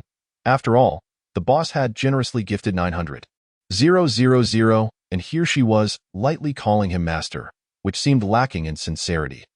After a moment of indecision, she shyly suggested, "If you want to see Rabbit dance, I can learn while dancing, but if I don't do well, you mustn't laugh at me." Qin Feng scrutinized her figure. Despite the girl wearing a loose t-shirt that covered her adequately, upon close inspection, her impressive curves were evident. Without the right assets, it was impossible to maintain such a shape. She occasionally revealed her slim waist and playful navel. Imagining the streamer bouncing around made Qin Feng swallow hard, eagerly typing on his phone. I just want you to do a simple dance. A big swing. A little twist is good for your health. The boss is generous. The brothers will get to see a treat. I love watching girls who can't dance. It's always entertaining. This young lady has quite the figure. Hurry up. The boss has spent so much. How can the streamer be so shy about dancing? Zhong Wanwan bit her lip, resignedly searching for a tutorial video for the big swing dance online. As the video played, her face grew increasingly flushed. In the video, the dancing girl slowly raised her hands above her head, gently supporting the back of her neck before opening her elbows, swaying rhythmically to the ethereal music. Dressed in a captivating short skirt, its hem swaying gracefully with her dance, her teasing expression added to the allure. Those mesmerizing eyes left Zhong Wanwan, a young girl, utterly spellbound. The enchantment was overwhelming. The mere thought of having to perform this made Zhong Wanwan's cheeks flush with embarrassment. Her ears felt as though they might smoke. She stammered, "Brother, I'm live streaming in my dormitory, and my roommate might return at any moment. Could I perhaps switch to singing instead?" The audience was not pleased. Singing held little appeal. It was the provocative dance that truly unlocked the essence of live streaming.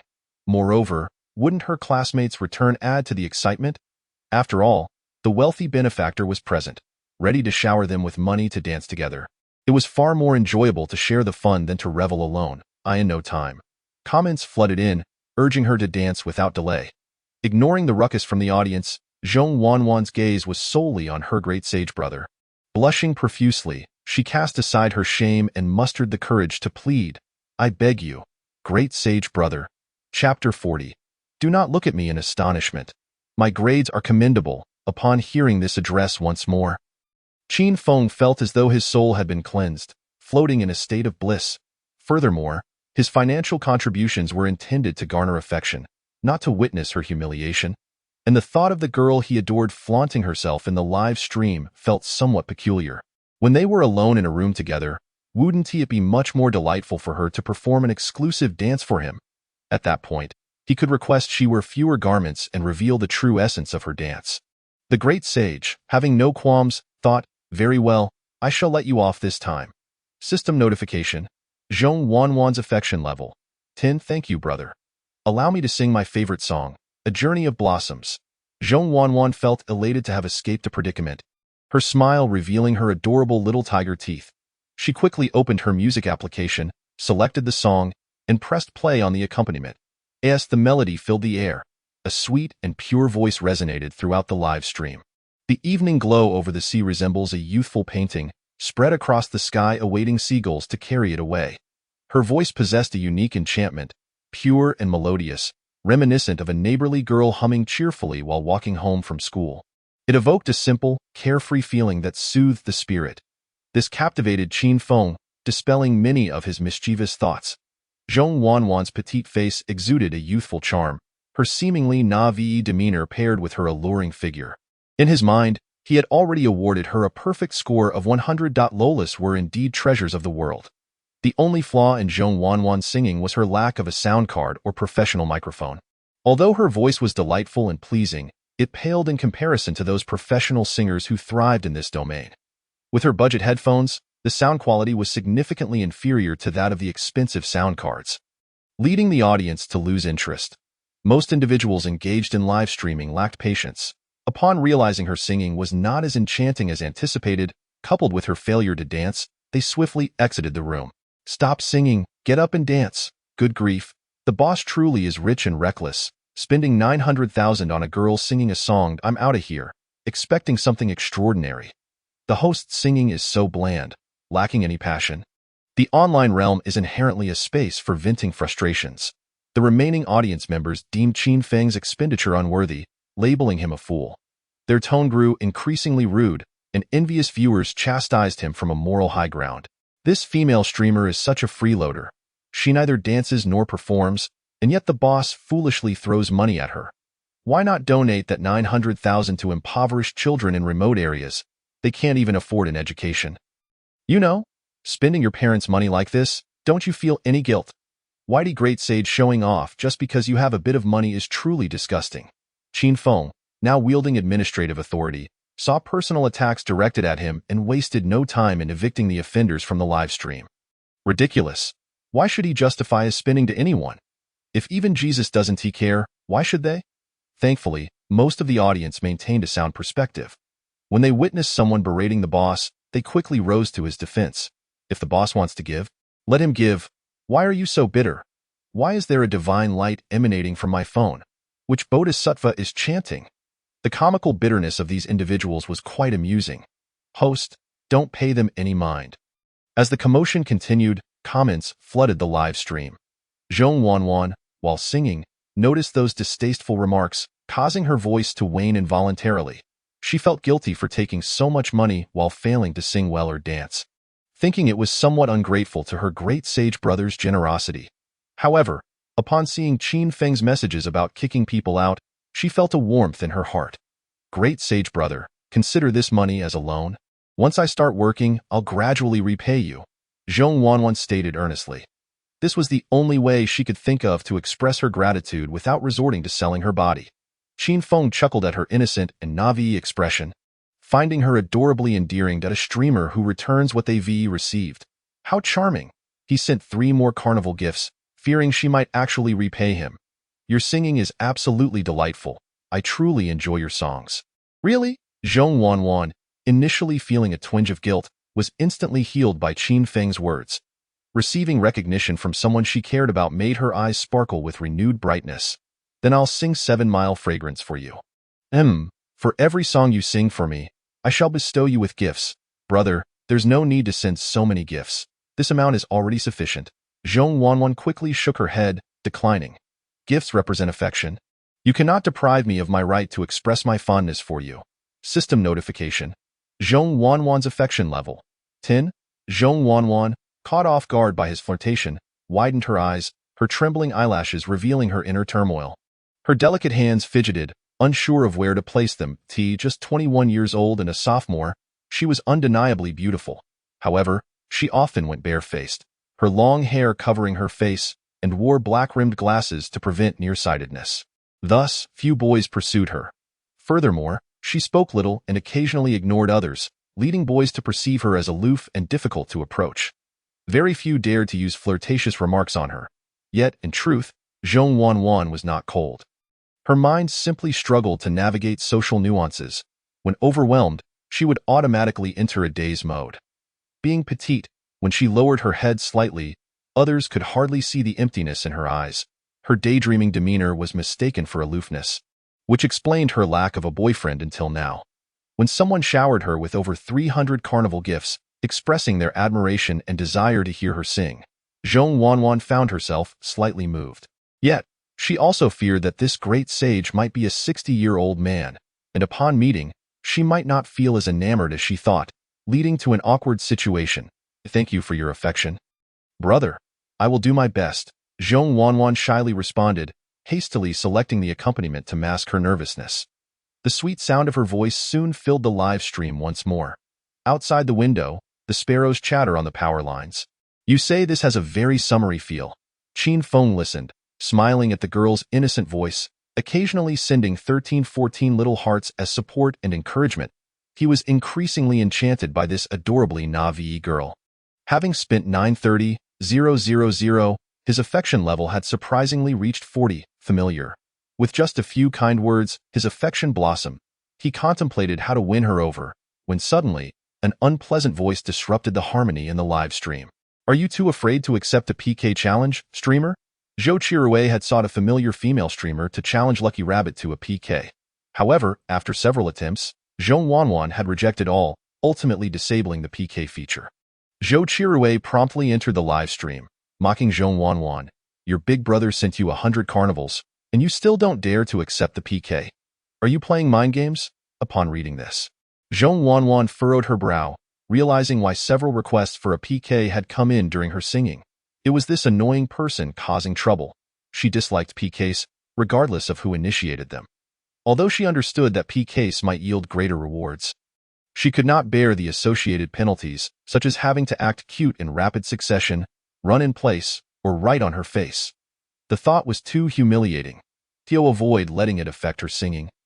Zhong Wanwan clicked on the management settings, intending to kick out this coriander user, only to find she was unable to do so. The backend displayed.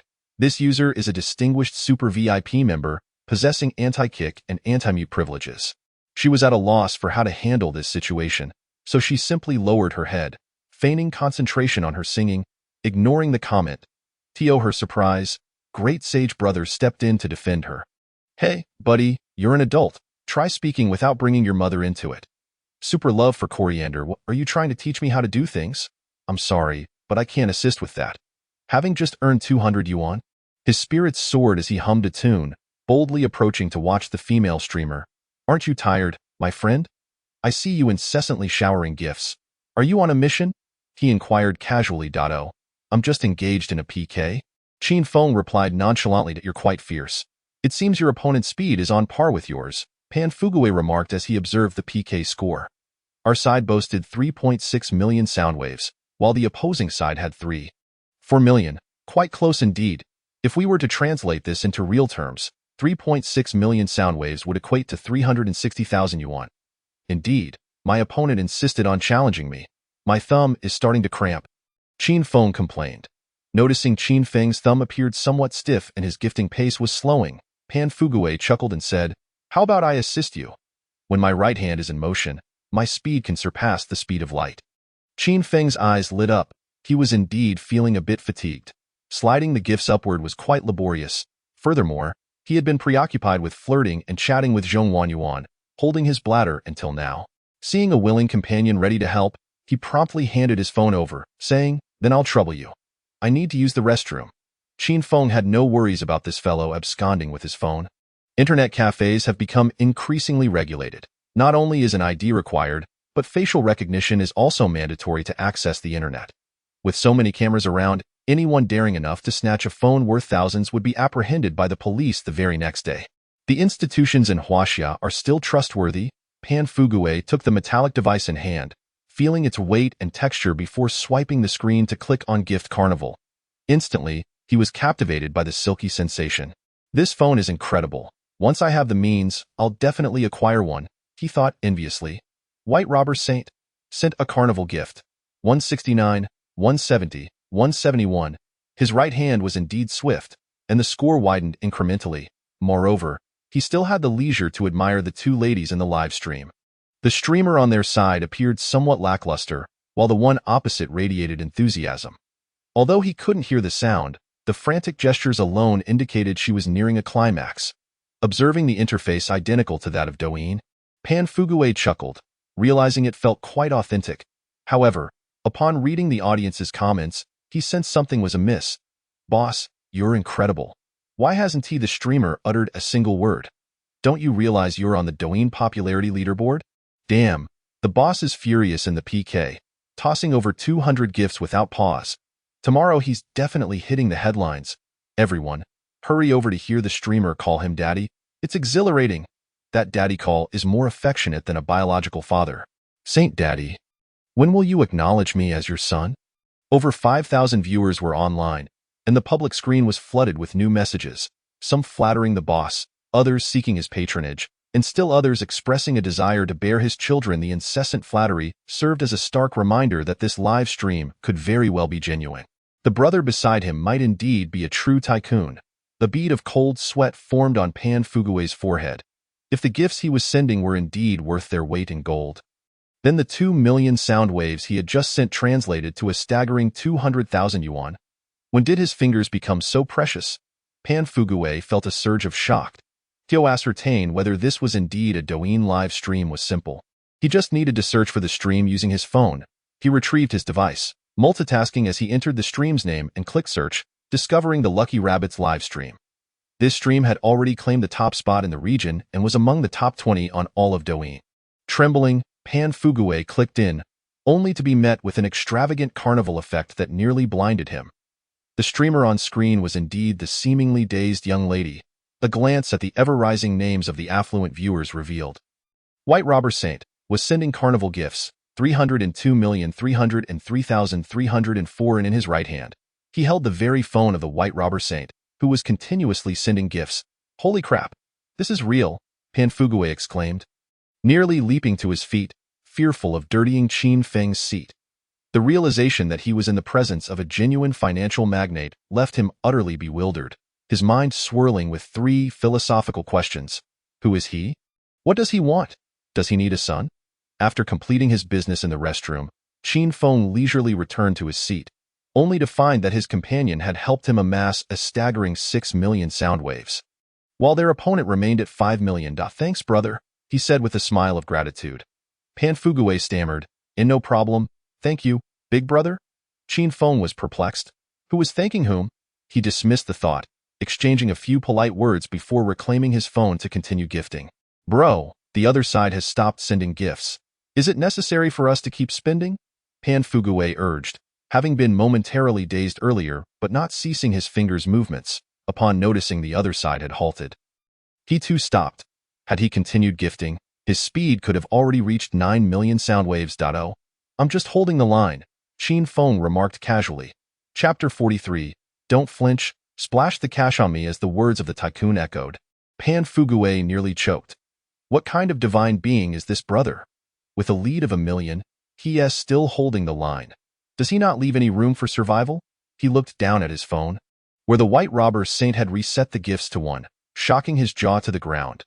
His eyes occasionally darted towards Qin Feng, and even the instant noodles delivered by the internet CAF seemed unappealing. His mind was consumed with thoughts of how best to cling to Qin Feng's leg, or what words might win over this affluent individual. Qin Feng felt uneasy under that strange gaze. Filled with desire, reminiscent of a woman dressed provocatively under a streetlight, that yearning was so palpable, he mistook it for a hint to offer a tip, noticing the instant noodles on his table. Qin Feng pondered briefly before rising to buy a sausage from the counter, handing it to him and saying, Here, buddy, thanks for your help, have a sausage. Panfugue was taken aback. What did this mean? What was he trying to convey? Suddenly, it dawned on him, and he felt he understood the tycoon's implication. He shouted, Woof, and promptly picked up the sausage with his mouth, squatting down with an innocent expression. Qin Feng. Qin Feng was startled. Is this guy insane? Under the intense gaze of Panfugue, he felt a chill run down his spine and quickly moved to a seat further away. Panfugue stared blankly as Qin Feng departed, feeling a heartache deeper than being dumped by his girlfriend. Meanwhile, there were still over 4 minutes left in the PK. He hadn't expected the opposing side to surrender so quickly, leaving Qin Feng to gift alone, which felt rather odd. Zhong Wanyuan had been staring blankly for nearly 5 or 6 minutes now. The scene felt frozen in time, as silence enveloped the live stream, with only the bustling comments of the audience filling the public screen. Enough already, Saint. Please retract your divine powers. Streaming in a daze, earning 1 million daily? Saint brother, I just turned 18. Please DM me. The other side has thrown in the towel. Yet you're still gifting? Are you laundering money? The opposing side is too intense. That female streamer is putting in an incredible effort, shouting that she'll feed the boss mouth to mouth. Really? Let us go take a look over there. Intrigued by the comments, Qin Feng paused his gifting and clicked into the opposing live stream, greeted by the energetic encouragement of the streamer. Come on, brother Shangsai, hurry up. You can't let them look down on us. Life is all about fighting for this breath of air. If I were you, I'd de-sell all I had to regain this face. If you flinch this time, you'll never recover your reputation. Other big shots in the live stream were also helping to gift, encouraging their big brother to show what a real man should be like. Welcome 58 level White Robber Saint. Big brother, please come help us. This PK is crucial. We cannot afford to lose. The background music of this live stream was loud and passionate, and the female streamer's expression was fierce, exuding an overwhelming aura. Her voice, slightly hoarse, gave an almost hysterical impression. White Robber Saint. I'm Rabbit's big brother, just checking in on what's happening with your big brother. The streamer, Mimi, upon realizing a big brother from the opposing side had arrived, immediately donned a flattering smile and exclaimed, Oh dear, big brother, you're hitting too hard. You've left me bruised and battered. Don't you think you should offer some medical expenses? Qin Feng sent a meager beer gift worth 1 dime. This money had been snatched from the PK red envelope earlier, requiring no expenditure on his part. He estimated that this streamer would soon find herself in a dire predicament, Thus he sent a gift as a token of goodwill. White Robber Saint, is your big brother still around? Could you ask him if he can still deliver? The streamer Mimi immediately responded, absolutely. My big brother is wealthy. This amount is nothing, brother Shangsai. Your big brother has come to visit. Why are you hesitating? Hurry and show them some color. At that moment, Zhou Chirue was frantically calling friends to help, utterly preoccupied and unable to pay attention to the female streamer. The host, Mei Mei, upon noticing her boss's silence, mistakenly assumed his defeat and lamented dramatically, Coriander boss, you have truly put me in a predicament. Which female host can afford to turn off the beauty filter? A bare-faced live stream? You might as well send me to my grave. She was acutely aware that if she were to appear without makeup, her streaming career would be irrevocably over. Thus, she resolved to find a way to evade this punishment, or perhaps even end the stream altogether. Losing one boss was certainly preferable to losing them all. Coriander, ever the enthusiast, exclaimed, don't just shout, let's keep going. White Piatashing Zhou Chirue not only rallied his friends, but also contributed $1 million from his father, claiming it was for his entrepreneurial venture. Initially, he had intended to establish a gaming company, but now, spurred by a competitive spirit ignited by Qin Feng, he was ready to disregard all prior plans. If necessary, he could always ask his father for more funds. Coriander generously gifted the Dragon Rider, Ranger 1, 2. Upon seeing Coriander boss rise again, Mei Mei felt a flicker of hope, if possible. She had no desire to abandon this generous benefactor who had lavished nearly $1 million in donations. Where else could she find such a willing patron, one who would spend lavishly without even meeting her? She reopened the battle song, waving her banner and shouting, with an excited heart and trembling hands, I follow my big brother's lead. Thank heavens, thank the earth, and thank my big brother for his loyalty. May my big brother's pockets never run dry of spirit money. If you remain steadfast, I shall remain by your side. And why big brother is the best. The atmosphere in the live stream was fervently charged, with the female host's cries seemingly threatening to lift the roof off. Her Guild-S morale team began commenting in support of their boss, continuously praising him for his generosity, declaring him impressive and grand. Let us rally behind our boss. The scores are quite close, and we shall turn the tide. Mei Mei was indeed worthy of everyone's protection. Charge with the boss. Let's take down that foolish woman on the opposing side. Some were genuinely stirred by the excitement, joining in the ruckus. This live stream was truly engaging. The host was both beautiful and uninhibited. I'll send the host a marry you gift to liven things up. Mei Mei, I love you, but I've already sent 10 luxury cars, and my living expenses for the month are nearly depleted. Qin Feng chuckled, shaking his head, feeling a sense of futility for them. Back in the live stream, the atmosphere had significantly calmed. Despite the audience nearing 100,000, each individual spoke with remarkable composure, maintaining a tranquil demeanor. There was no exuberant host, only a bewildered rabbit seemingly lost in thought. Noticing Zhong Wanwan looking dazed and as if she had just awakened, Qin Feng teasingly typed, wife, it's time to wake up. Zhong Wanwan was keenly attuned to Qin Feng's words and was swiftly roused by his comment. Unaware of any impropriety in his address, she absent-mindedly replied, Qin Feng was secretly pleased to see that she did not reject his title. Observing the opposing team ramping up their efforts, he quickly opened the gift list and clicked on the carnival option. Continuing the final push, Chapter 44. The summer ting you requested has arrived. Seeking small gifts, upon returning to her home, Xia Ting stood at the door for a moment. After wiping her tear-streaked face and taking a couple of deep breaths, she finally opened the door. As soon as she entered, she heard a glamorous woman lounging on the sofa watching television exclaim, You little devil, you finally decided to come home. This enchanting woman was Xia Ting's mother, Ming Mei Hui. Approaching 50, her skin remained remarkably youthful, fair, smooth, and radiant. Time had left no significant marks on her face, save for a faint trace of crow's feet that indicated she was no longer in her youth. Her features were flawless, bearing a resemblance to Xia Ting, with the same oval face, elegant brows, and rosy lips. Particularly striking were her lively eyes, which belied her middle-aged status. Upon seeing her daughter return, she glanced at her and continued to scold. Where were you last night? You're almost 30, yet you behave so irresponsibly, always out causing trouble, and you refuse to consider serious matchmaking. Mom, enough. Xia Ting did not wish to hear any more of this. She kicked off her shoes, slipped into her slippers, and impatiently made her way to her room. What is wrong with me saying a few words? Look at the suitors you've chosen. Which one is worth anything? The last young man you dated was caught by the police for slurping noodles, and only then did you come to your senses. You're such a scatterbrain. Ming Meihui furrowed her brows in frustration, lamenting her daughter's temperament. You reject all the decent, responsible young men, only to chase after the wealthy. Do you think it's easy to find a rich man? I was once the belle of the village. Yet it took me years to find someone genuinely sincere with wealth. In the end, I married a humble schoolteacher. Listen to me, tomorrow evening I've arranged for a young man introduced by Aunt Wang. He is quite a decent fellow. Not going, Xia Ting coldly dismissed, not looking back as she entered her room. Just as she was about to close the door, her mother abruptly stood up and sternly commanded. Stop right there.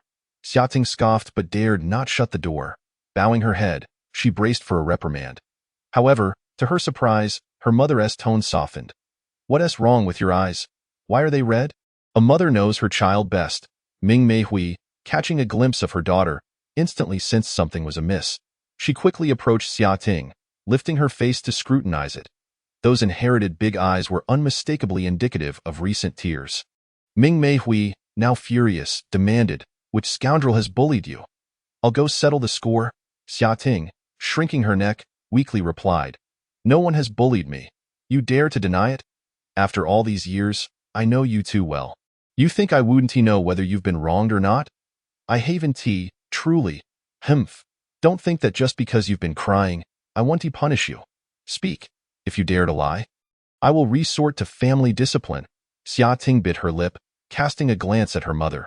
Although her mother's hands were on her hips and her expression fierce, she understood that her mother genuinely cared for her and couldn't bear to see her harmed. The grievances that had been bottled up within her surged forth, and tears welled in her eyes once more. Lowering her head to conceal them, she forced back her sobs and said, No one has bullied me. It was my own choice. Ming Meihui understood. This girl must have set her sights on some young master, eagerly pursuing him, only to discover he was unworthy, and then she cried her way back home. Prodding Xia Ting's forehead with her finger, she scolded, You foolish girl. How could I have given birth to such a brainless child? You're wasting your beauty. It's always the same. You have no perception whatsoever. After scolding her daughter for a while, Ming Meihui noticed Xia Ting's shoulders shaking and felt a pang of compassion. She quickly enveloped her in an embrace, gently stroking her head while soothingly saying, All right, it's over now. Those wealthy men are all bad news. In the future, keep your eyes peeled, and like me, find a decent man who truly loves you. Life passes swiftly. You're still young. Xia Ting could no longer contain herself and cried out, But I'm not willing to accept this. Why? What am I lacking? Silly child. Luck is a fickle thing. Sometimes it's yours, sometimes it's not. That is perfectly normal, but I really like him. I don't want to just give up. Not wanting to give up will only lead to deeper wounds. You're already 26. How many more years do you have to squander? Ming Meihui patiently advised. When your youth has faded and you look back to find yourself with nothing, you won't even have the chance to cry. After crying for a while, Xia Ting's emotions calmed down slightly, and she sobbed. I want to end up with nothing. He said he would buy me a villa. If he leaves me when I'm old, I can always sell the villa and travel the country. Humph. Ming Meihui scoffed derisively, grabbing Xia Ting by the shoulders and pulling her from her embrace. Mocking, the words of a man are as deceptive as a ghost. Do you think your mother hasn't heard that phrase before? He is merely dangling a carrot in front of you. A silly girl while taking advantage of you. Ming Meihui scrutinized her daughter anxiously. Tell me, you weren't taken advantage of last night, were you?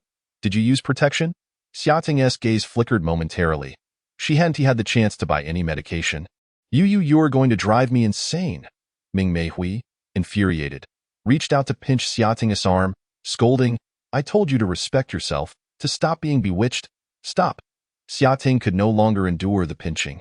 With a shout, she flung off her shoes and retreated to the bed defiantly, insisting, He said he would buy me a villa. He will definitely buy it. All right. Ming Meihui, hands on her hips, pointed at her foolish daughter. Repeating the word all right thrice, she then turned and exited the room, preparing to retrieve the disciplinary rod that had been put away for 2 years. Mom, listen to me. Seeing the situation was dire, Xiaoting quickly jumped down and clung to her mother's slender waist, explaining, "He is a good man. He keeps his promises. Yesterday he agreed to buy me a Porsche, and this morning he did." "Really? The contract is in my bag." Ming Meihui paused, turning around with a face full of skepticism. "Are you sure you really went to a legitimate Porsche dealership? It wouldn't be a staged act, would it? Oh, do you think your daughter is that foolish?" Shouting nestled once more into her mother's embrace, twisting her body with a playful demeanor as she pouted. "Let me see the contract. If he truly dares to forge the car purchase agreement, I shall promptly report him for fraud at the police station," Mingmei declared. She remained unconvinced of its authenticity. Such a Porsche is not inexpensive. She had only witnessed men of such extravagant means attempting to woo women on television. Chapter 45. She must possess some kind of magic. Shouting hurriedly rummaged through her bag, producing the car purchase contract, the transfer receipt, and various insurance documents, all of which she thrust into her mother's hands. Mingmei examined the contract, first glancing at the official seal of the Porsche, and inquired, "How much was the car?" 3.2 million. Shouting raised 3 slender fingers. "What?" Mingmei gasped in disbelief. 3.2 million. Shouting pointed at the written total of 320,000 on the contract. Affirming earnestly, Mingmei flipped through the contract, looked up, and incredulously asked, "Is the car in your name?" "Yes." "When will you pick it up?" "The day after tomorrow." Mingmei fell into deep contemplation. After a significant pause, she regained her composure and gazed at her daughter with a complex expression. "So how old is he, and what is he like?" "He can't be older than your father, can he?" "Mom, how can you doubt your daughter's judgment?" Shouting stomped her foot, breaking free from her mother's embrace in frustration. "He is my college classmate, over 6 feet tall, exceptionally handsome, and he has secretly harbored feelings for me until now. Recently, he has become successful and wishes to pursue a relationship with me." Mingmei leaned closer to Shouting, touching her forehead, puzzled. "You don't have a fever, do you? Why are you spouting nonsense in broad daylight?" "It's true, Mom." Shouting waved her hands in exasperation and stomped her foot again. "So? You ran back here crying just to brag that your boyfriend gifted you a Porsche?" Mingmei's irritation resurfaced as she tossed the contract onto the sofa, scanning the room for something to use as a weapon. This girl was insufferable. Seeing her red eyes earlier had alarmed her, leading her to believe something serious had transpired, only to discover it was merely tears of joy. "Damn it, if you weren't my daughter, I would have already turned my back on you," Mingmei thought to herself. "No, it's just that," Shouting's voice dwindled as the thought of Qin Feng being a scoundrel crossed her mind. Noticing her daughter's demeanor, Mingmei furrowed her brow, a troubling thought flickering through her mind. After a moment's hesitation, she cautiously asked, "Is he impotent?" Shouting was taken aback. "What a scandalous accusation." No, don't curse him," she replied, her cheeks flushing. "He's just a bit better than my previous boyfriends."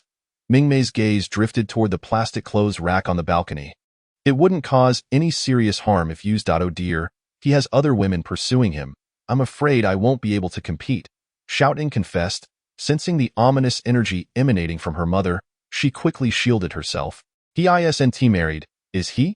Mingmei queried. "No," Shouting responded. "If you truly like him, just let things develop naturally," Mingmei suggested, "if it comes to it, and he dares not marry you, you can confront him directly." Shouting stared in shock. "If he still refuses to marry you, I'll tear him apart," Mingmei asserted fiercely. "But what if another woman bears his child first?" Mingmei advised. "How will you know unless you try? Don't concern yourself with others. Have him buy you a villa first." Mingmei coaxed. "Remember, it's best if the title is solely in your name. Understood?" Shouting hesitated. "But wouldn't that be inappropriate?" Mingmei retorted. "Why would it be inappropriate? Otherwise, you could end up like me, settling for a plain and ordinary life." Seeing her daughter silent and downcast, Mingmei sighed. "You say you like him, and he likes you. Rather than worry about others intervening, why not strive to secure your place?" Shouting's expression softened. Observing her daughter's receptiveness, Mingmei smiled with satisfaction. "Once you've acquired that villa, I want to move in as well to experience the life of the wealthy." Shouting's eyes sparkled with mischief. "Then you'll have to pay rent." With that, she dashed back to her room, slamming the door shut. Mingmei stood stunned for a moment, then rolled up her sleeves, calling out, "I see you're itching for a scolding. So open this door." Meanwhile, at Shanghai Normal University, in the girls' dormitory, Zhong Wanyuan was gradually roused from her stupor by Qin Feng's messages. She glanced at the PK scoreboard, 11.25 million in sound waves against 7.95 million. Thinking she must have miscounted, she rubbed her eyes and carefully looked again, only for her mind to momentarily stall. What in the world was this 8-digit PK sound wave? Could it be an illusion? Zhong Wanyuan doubted her sanity, pinching her cheek and counting once more. She was utterly bewildered. Initially, she had planned to assist him when he ran out of money, but a man who could casually spend over $1 million surely did not require her financial support. Zhong Wanyuan chuckled at her naive thoughts. At that moment, her live stream had attracted a plethora of aspiring female streamers eager to learn from her. They had been analyzing her outfit, lighting, and angle since the PK began, diligently taking notes on her persuasive techniques to entice affluent viewers. When her benefactor showered her with over 300 gifts, the so-called Lucky Rabbit had only uttered one word, before spacing out, seemingly lost in thought, which made her chuckle. The other female streamers were left dumbfounded. The Lucky Rabbit hadn't done anything particularly extraordinary. While undeniably attractive, they too were beautiful in their own right. They couldn't fathom why someone could earn money merely by daydreaming, while they, despite straining themselves, received nothing in return. Surely there must be some secret streaming technique they had yet to uncover. Undeterred, they persistently sent private messages to the Lucky Rabbit, hoping she would open a class, offering to pay tuition. After coming to her senses, Zhong Wanyuan ignored the messages. Instead, she noticed another streamer on the screen, Ruri Mimi, who resembled a snake spirit, bouncing with excitement, waving her arms. Curious, she wanted to hear how others expressed their gratitude to their benefactors. Attempting to learn from them, she clicked on the audio, hearing, "Thank you, Fragrant Vegetable Daddy, for the 200th Big Green Dragon. Fragrant Vegetable Boss, I love you. I swear I will marry you in this lifetime." The lively background music combined with high decibel shrieks startled Zhong Wanyuan, prompting her to quickly mute the sound. However, the words lingered in her mind so. Men enjoy being called that. Should she try it herself? Perhaps Master would be better. Calling him Daddy felt too peculiar. As Zhong Wanyuan resolved to call him Dashigor Master. Her shyness caused her voice to falter, the words stuck in her throat, unable to escape. Her flushed cheeks and hesitant expression made her exceedingly endearing. Upon witnessing this, Qin Feng became even more fervent in his support. Chapter 46. The system is quite forgiving. Time ticked away, and with just 1 minute remaining in their PK, Zhou Chirue, amid the lively music of the stream, relentlessly sent 500 big green dragons in quick succession.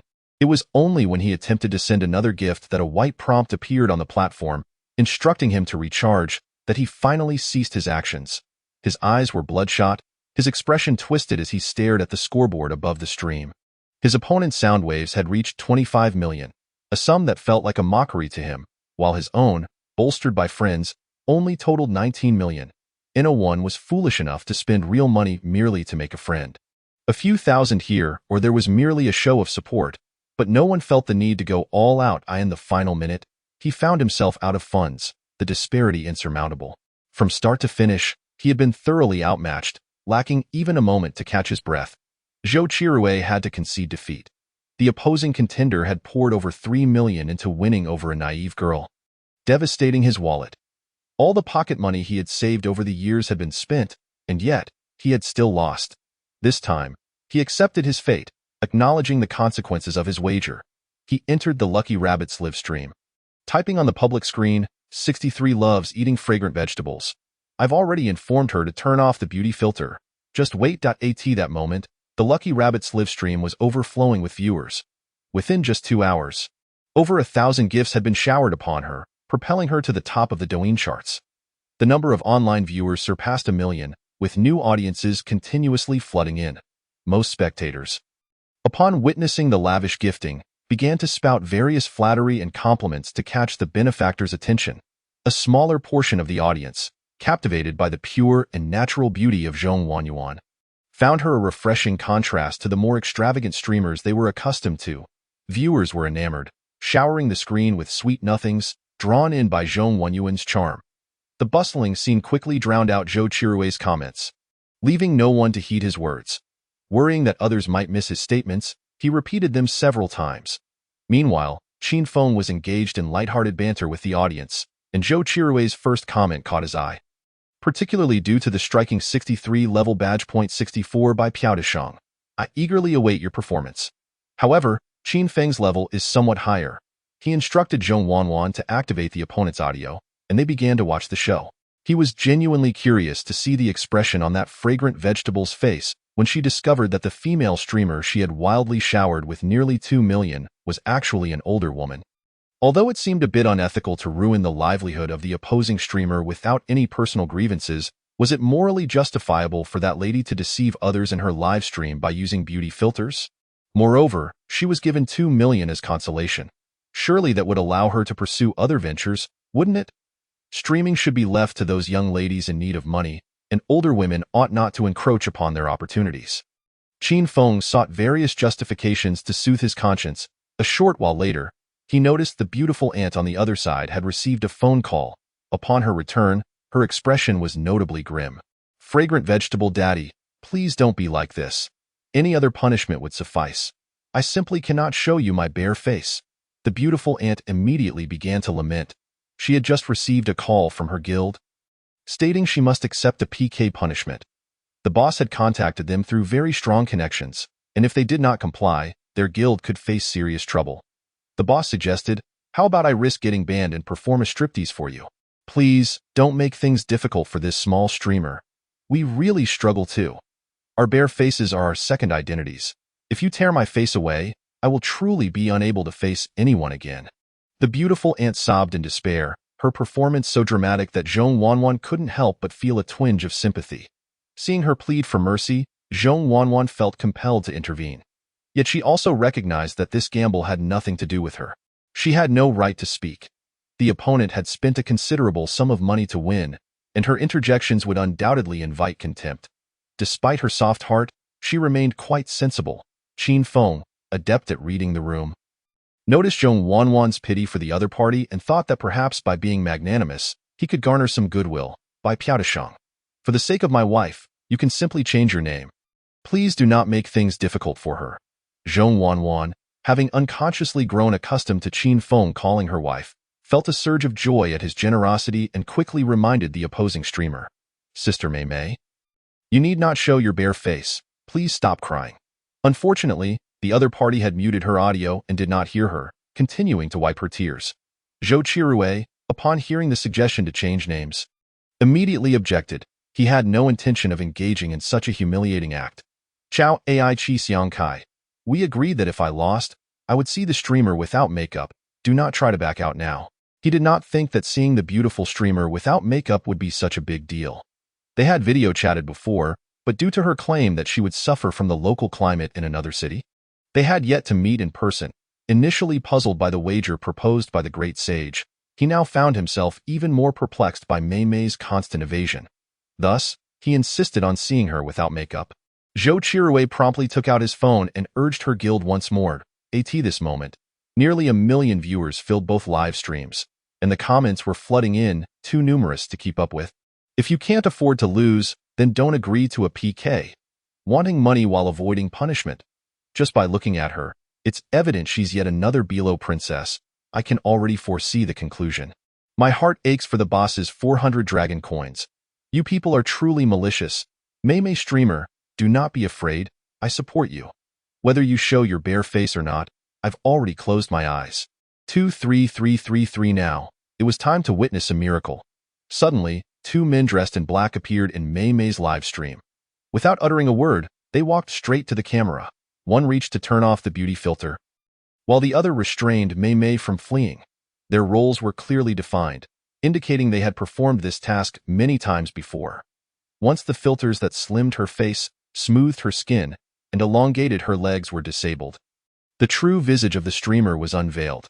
Her head appeared considerably larger, and the thick makeup on her face resembled a coat of paint. Even then, it could not conceal the large pores and wrinkles adorning her skin. Her eyes were small and swollen, her nose flat like a pancake, and there was a noticeable double chin. For the unattractive, scrutinizing the details is a cruel endeavor. If this woman were rated a mere 50 points. Qin Feng truly wished to inquire about the system's grading criteria. Zhou Qirui, staring at his phone, immediately felt nauseous. Chapter 47. Lauamo, I crave rabbit meat. I in the live stream. Mei Mei opened her mouth wide and wailed at Zhou Chirue, fragrant vegetable daddy. You cannot treat me this way. I promised to comply with whatever you wanted. During that video, you said you wouldn't force me anymore. Oh heavens, let me die. You turned off my beauty filter. How will I ever face anyone again? Her wailing was akin to a scene from a car crash. Zhou Chirue was taken aback, feeling dizzy and disoriented. Remembering the way she had once declared her desire to marry him sent a shiver down his spine, prompting him to throw his phone out of the window. However, to his astonishment, his silly dog in the villa's yard joyfully ran out and retrieved the phone for him. Miraculously, the phone was unharmed. Yet, it emitted an ear-splitting wail. You ungrateful creature. Unable to compete, you take your frustrations out on me. What trouble have I caused as a decent girl? Zhou Chirue was nearly driven to a heart attack. Kicking the tail-wagging dog, he then pressed the power button on his phone, plunging the screen into darkness. The world fell silent, yet his heart remained in turmoil. He was acutely aware that many were laughing at him in that live stream. Most crucially, his friends were present. Zhou Chirue wished desperately to find a crack in the ground to hide away from this cacophonous world. I can't breathe from laughter. Someone actually spent 2 million on an older woman. Ha ha ha, I must share this material online. From this moment on, the world has gained another heartbroken soul. I blind guess that this rabbit is also a streamer who cannot bear the light. Will Rabbit dare to turn off her beauty filter, allowing our great sage to experience the pangs of heartbreak? Boss, quickly let the streamer turn off her beauty filter and see if the money spent was worth it. Qin Feng chuckled. He had no desire to prove anything to anyone. However, men always love to show off. Having a beautiful woman by their side brings a sense of pride. He urged Zhong Wanwan to turn off her beauty filter, eager for everyone to witness the true visage of a beauty. Zhong Wanwan was still lost in the recent debacle. The aunt's cries were terrifying. Her tears had rendered her makeup a smeared mess, and in her struggle, her wig had fallen off, revealing a wild, wavy hairstyle. Fortunately, she was relatively strong and managed to break free from the man holding her down, swiftly shutting off the computer, thereby ending the live stream. Otherwise, prolonged exposure to that sight would have left her with psychological scars. Returning to her senses, Zhong Wanwan saw that the great sage was requesting her to turn off her beauty filter, and she promptly complied. She had used the filter due to the poor lighting in her dormitory, which rendered the visuals quite dim. Therefore, she had employed the whitening effect to enhance the brightness of the stream, without utilizing any other special effects. Since everyone expressed a desire to see, she was indifferent to it. Moreover, she was concerned that Bai Piao might mistakenly believe she was also an older woman. This is how Rabbit looks. I wasn't deceiving you, dear brother, Zhong Wanwan timidly stated. The visual of the live stream instantly dimmed slightly. The girl in front of the camera appeared largely unchanged. In fact, without the cold white lighting effect, her face seemed more authentic. Beneath her long eyelashes were bright, dark eyes, with slightly deep-set eye sockets accentuating her pert nose, giving her an exotic allure. Her rosy, cherry-like lips bore no lipstick yet remained vibrant and captivating.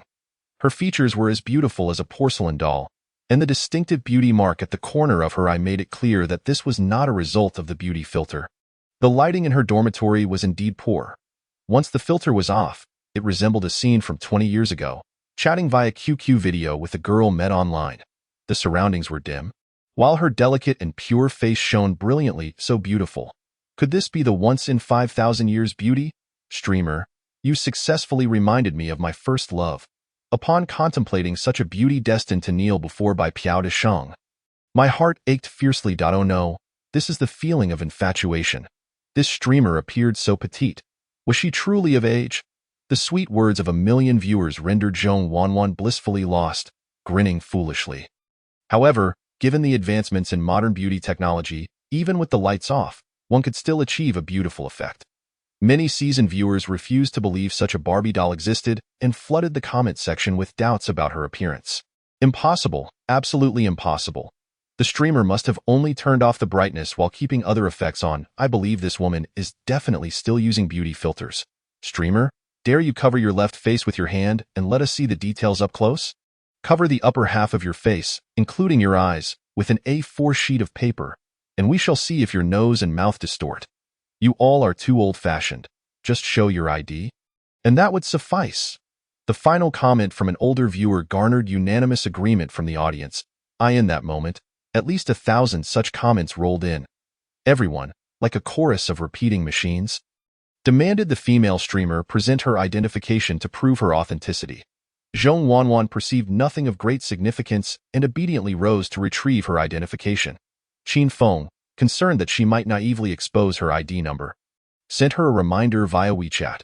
Upon obtaining her belongings, Zhong Wanwan replied with a simple acknowledgement and hurried back to her seat, holding her ID up to the camera and covering the lower portion with her hand, revealing only her image.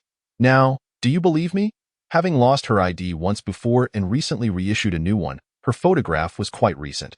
The differences in her features were minimal, however, during the photo session. She had followed the officer's advice to slick her hair back entirely. Coupled with her petite stature and the downward angle from which the photo was taken, it rendered her forehead unusually broad and shiny. A fitting idiom comes to mind. Heavenly court full, my dear, judging by your appearance, you are destined to lack my presence. This little head of yours radiates intelligence. This is truly an extraordinary beauty. What a find for the boss. Such a stunning girl. I've followed her. The bunny is so adorable. I wish I could snatch it away. Think twice. The elder brother upstairs spent 3 million in one afternoon. You can't afford to play. The live stream was abuzz with chatter. While Qin Feng felt exhilarated, he also worried that the audience might lead Zhong Wanwan astray, prompting him to urgently message her to end the broadcast. He was ready to embark on an offline campaign. Zhong Wanwan displayed remarkable obedience, bidding farewell to the viewers in the live stream. They begged her to stay and inquired when she would stream again. After some contemplation, Zhong Wanwan replied, I don't know. Now that she had money, the necessity for live streaming had diminished. She merely thought that perhaps her elder brother, the great sage, would want to hear her sing. Hence her uncertain response. The audience, seeing her about to leave with a wealthy patron, lamented. Another beauty is about to exit the live stream. Over 3 million in one afternoon. A few more visits and she be on top of the world. With an elder brother supporting her, it's a delight. How frustrating. Why can't I be a girl? I could just lie down, bro. Did you know that guys can lie down too? Zhong Wanwan ignored these comments and decisively clicked to end the broadcast. The live stream, with over 100,000 viewers online, was abruptly closed. She then patiently awaited Qin Feng's message. As dusk approached, Qin Feng, feeling the pangs of hunger, sent a message to Wang Gang to pick him up for dinner. He then asked Zhong Wanwan, I'm going out for a meal. Would you care to join me? Zhong Wanwan, holding her phone, was momentarily taken aback. Was it finally time for them to meet? Her eyelashes fluttered slightly, and her eyes brimmed with trepidation. After a brief pause, as if steeling herself, she replied, I'm in the Magic City. Noting that the distance was not too great, Qin Feng thought that with a quick drive, it would only take a little over 2 hours. I'm in Jiangxing. Will you come? I'll treat you to spicy hot pot. Zhong Wanwan quickly typed back, I'm not hungry. What a pity. Our spicy hot pot here is sweet and absolutely delicious. However, I have classes tomorrow and can only go out on the weekend. All right then, Saturday it is. Will you come? Qin Feng persistently pursued, fearing that the rabbit he had caught might escape. It was Tuesday. With 4 days to go, just enough time to relax. Zhong Wanwan. Qin Feng. What's the matter? Don't you want to see me? No, Zhong Wanwan replied, her face a picture of inner conflict. I was just thinking about what my elder brother might look like. She had heard that wealthy individuals lived in luxury, indulging in food and sleep daily. She worried that he might turn out to be a 300-pound pig. Without hesitation, Qin Feng snapped a selfie and sent it, saying, it's the looks my parents gave me. If I'm not handsome, there's nothing I can do. Upon enlarging the image, Zhong Wanwan found the man to possess striking features, with a prominent nose and an imposing presence. He was indeed handsome, albeit with somewhat thin lips. There was a saying that men with thin lips were often emotionally detached. She wondered if that held true. Nonetheless, he was a million times better than the uncle she had dreaded. Feeling relieved, she replied, you're very handsome. I like you a lot. Qin Feng was delighted and flirted back. Well, I like you too. Zhong Wanwan, caught in a daze, chuckled foolishly and did not respond. System notification. Zhong Wanwan's favorability rating is 10. Goodness, over 3 million spent was worth it. Qin Feng pressed on. Shall I book you a flight? Zhong Wanwan hesitated, fearing that Qin Feng might have ulterior motives. Although she was not averse to him, The thought of offering herself to someone she had only known online for a few hours was somewhat overwhelming. How about I come find you instead? Qin Feng playfully typed. With a favorability rating of 60. And having sent her numerous gifts, he could hardly fathom that she would refuse. Surely she wouldn't say it was due to her period, would she? Just as Zhong Wanwan was about to find the resolve. Her roommate returned. Wanwan, who are you chatting with? You're smiling so mischievously. Xiaoli, upon entering, noticed their dorm's adorably naive goddess giggling at her phone. Experienced in such matters, she immediately deduced that it was a conversation with a man that had elicited such a response. Eagerly, Xiaoli rushed over to glimpse who had managed to charm this little airhead. No. Zhong Wanwan quickly attempted to hide her phone, not wanting her roommate to discover her chatting with an online wealthy individual. Hey, let me take a look. I can help you strategize. Xiaoli, leveraging her height, snatched the phone away. Opening the chat history, she scurried to a corner with Junjun to quickly scroll through. Give it back. Zhong Wanwan's face flushed crimson as she tiptoed, trying to retrieve her phone, but Xiaoli held it too high for her to reach. Seeing Qin Feng's messages, Xiaoli exclaimed, What on earth? Is this a low-tier guy? He actually asked you out for spicy hot pot? Junjun pondered, stroking her chin.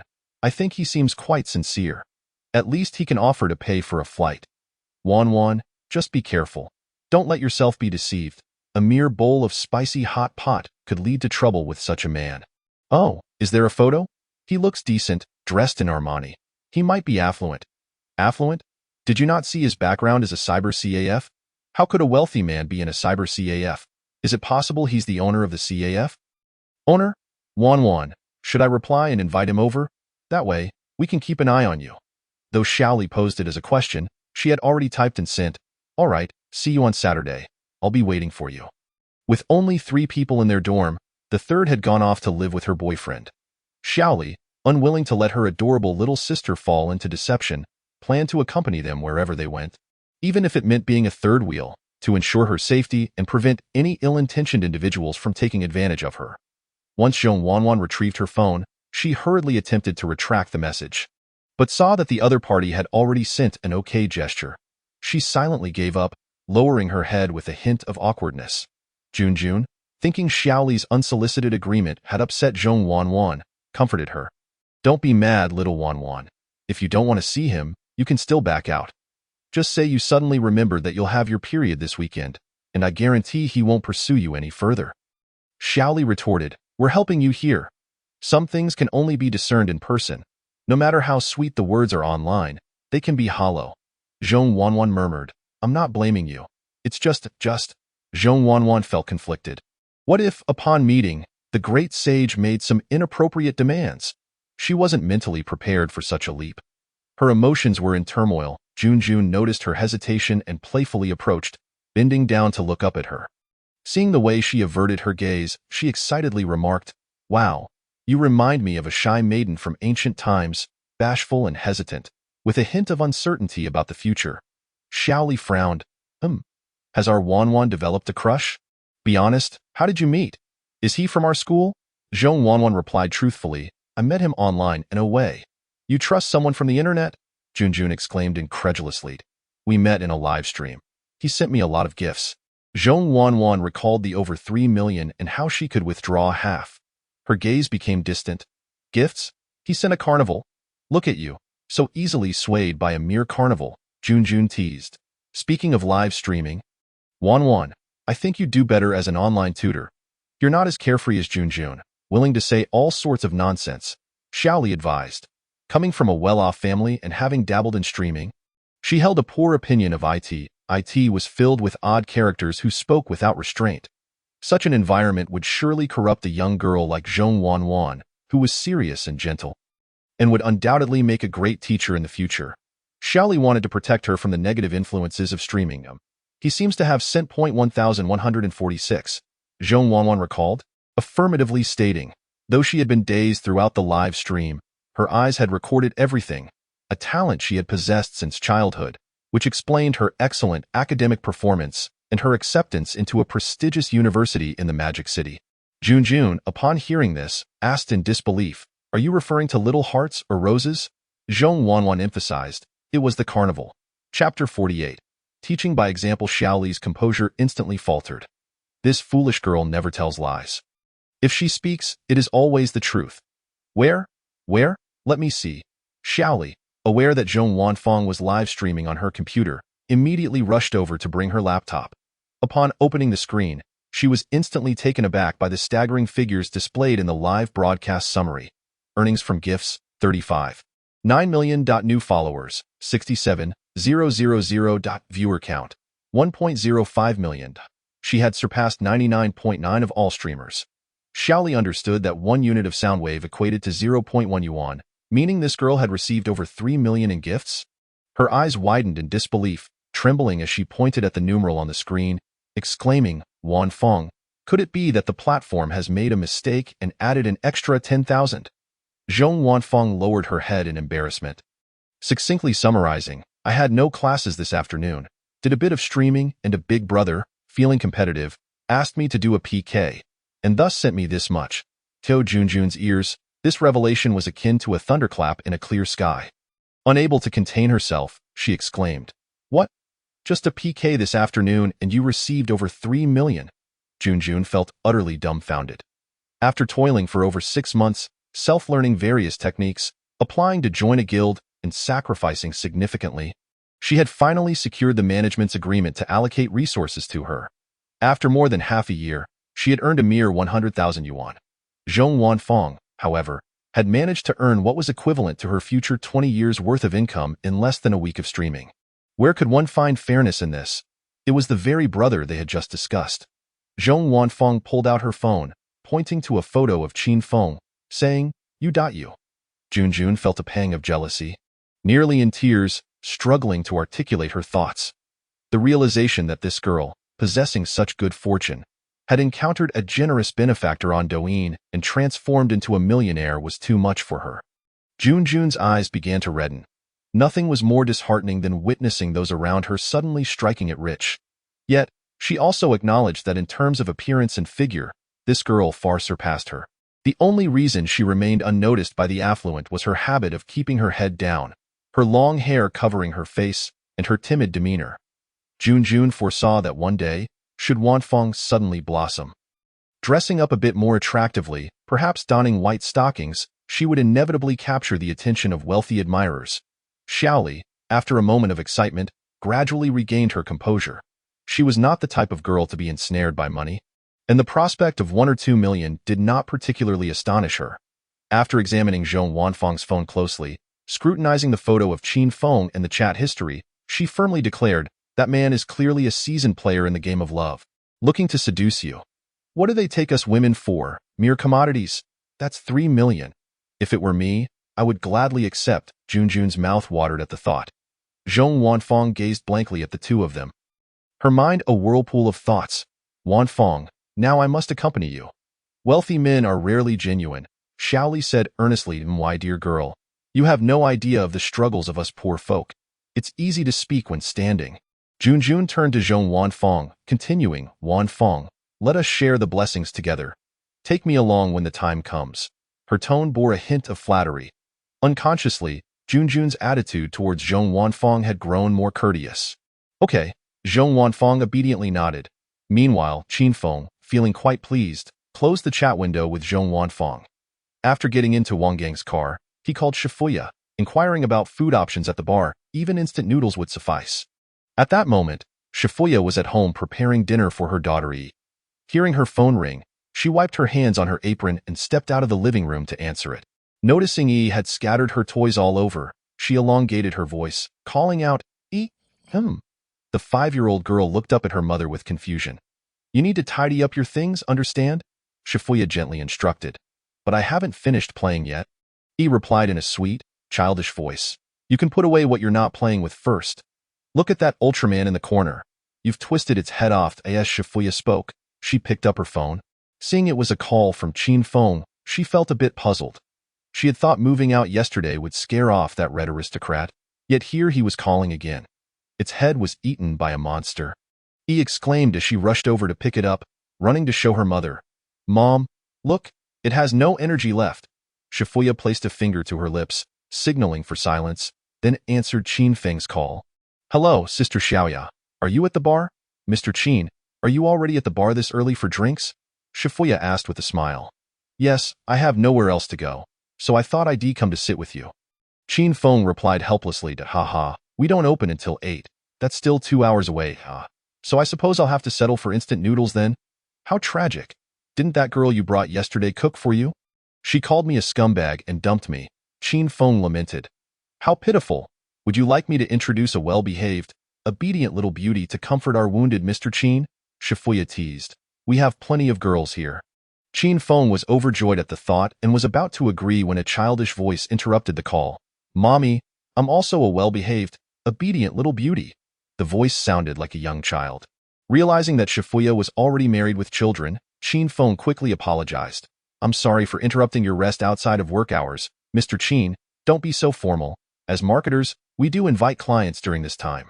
Finishing her banter with Chin Feng, Shifuya turned to her daughter, saying, Dear, you mustn't interrupt Mommy while she's working, okay? Oh, can I go comfort the uncle over there instead? Asked, her innocent eyes wide with curiosity. The little girl, around 5 or 6 years old, was at an age filled with wonder about the world. Having seen characters in cartoons like Mianjiang comforting Xianjiang, she eagerly volunteered to help her mother. Shifuya was taken aback by her daughter's words. Her expression turned grave as she abruptly grabbed E's arm, raising her voice. Who taught you to say such things? Mommy said so. E wants to help Mommy. E replied, looking pitiful. Realizing that she had indeed uttered such words earlier, Shifuya stood frozen for a moment. After a while, she heard E whimpering, Mommy, it hurts. Unbeknownst to her, she had been gripping her daughter's arm too tightly. Shifuya quickly loosened her hold, apologizing. I'm sorry. I didn't mean to. Though E's arm was sore, she was understanding and nodded, forgiving her mother. Yet her expression was filled with grievance, making her appear heart-wrenching. The thought that her current work could have such a profound impact on her child made Shifuya feel exceptionally distressed. Nevertheless, she maintained a gentle tone, instructing Dear, you mustn't say that again, okay? Why not? Asked obediently. It's just not appropriate. Don't say anything about comforting uncles, understood? Shifuya's mood was sour, and her tone grew stricter. Felt even more aggrieved, her eyes shimmering with unshed tears as she looked up at her mother. She wondered why she could say it, but could not. Feeling somewhat dissatisfied but not wanting to upset her mother, she merely turned her face away stubbornly. Seeing this, Shifuya grew anxious, her brows furrowing as she raised her voice. Did you hear me? Startled by her mother's outburst, opened her mouth and burst into tears. What? Mommy is a bad person. The sound of her crying jolted Shifuya back to reality. Realizing it was she who had been in the wrong, blaming her daughter instead, guilt washed over her.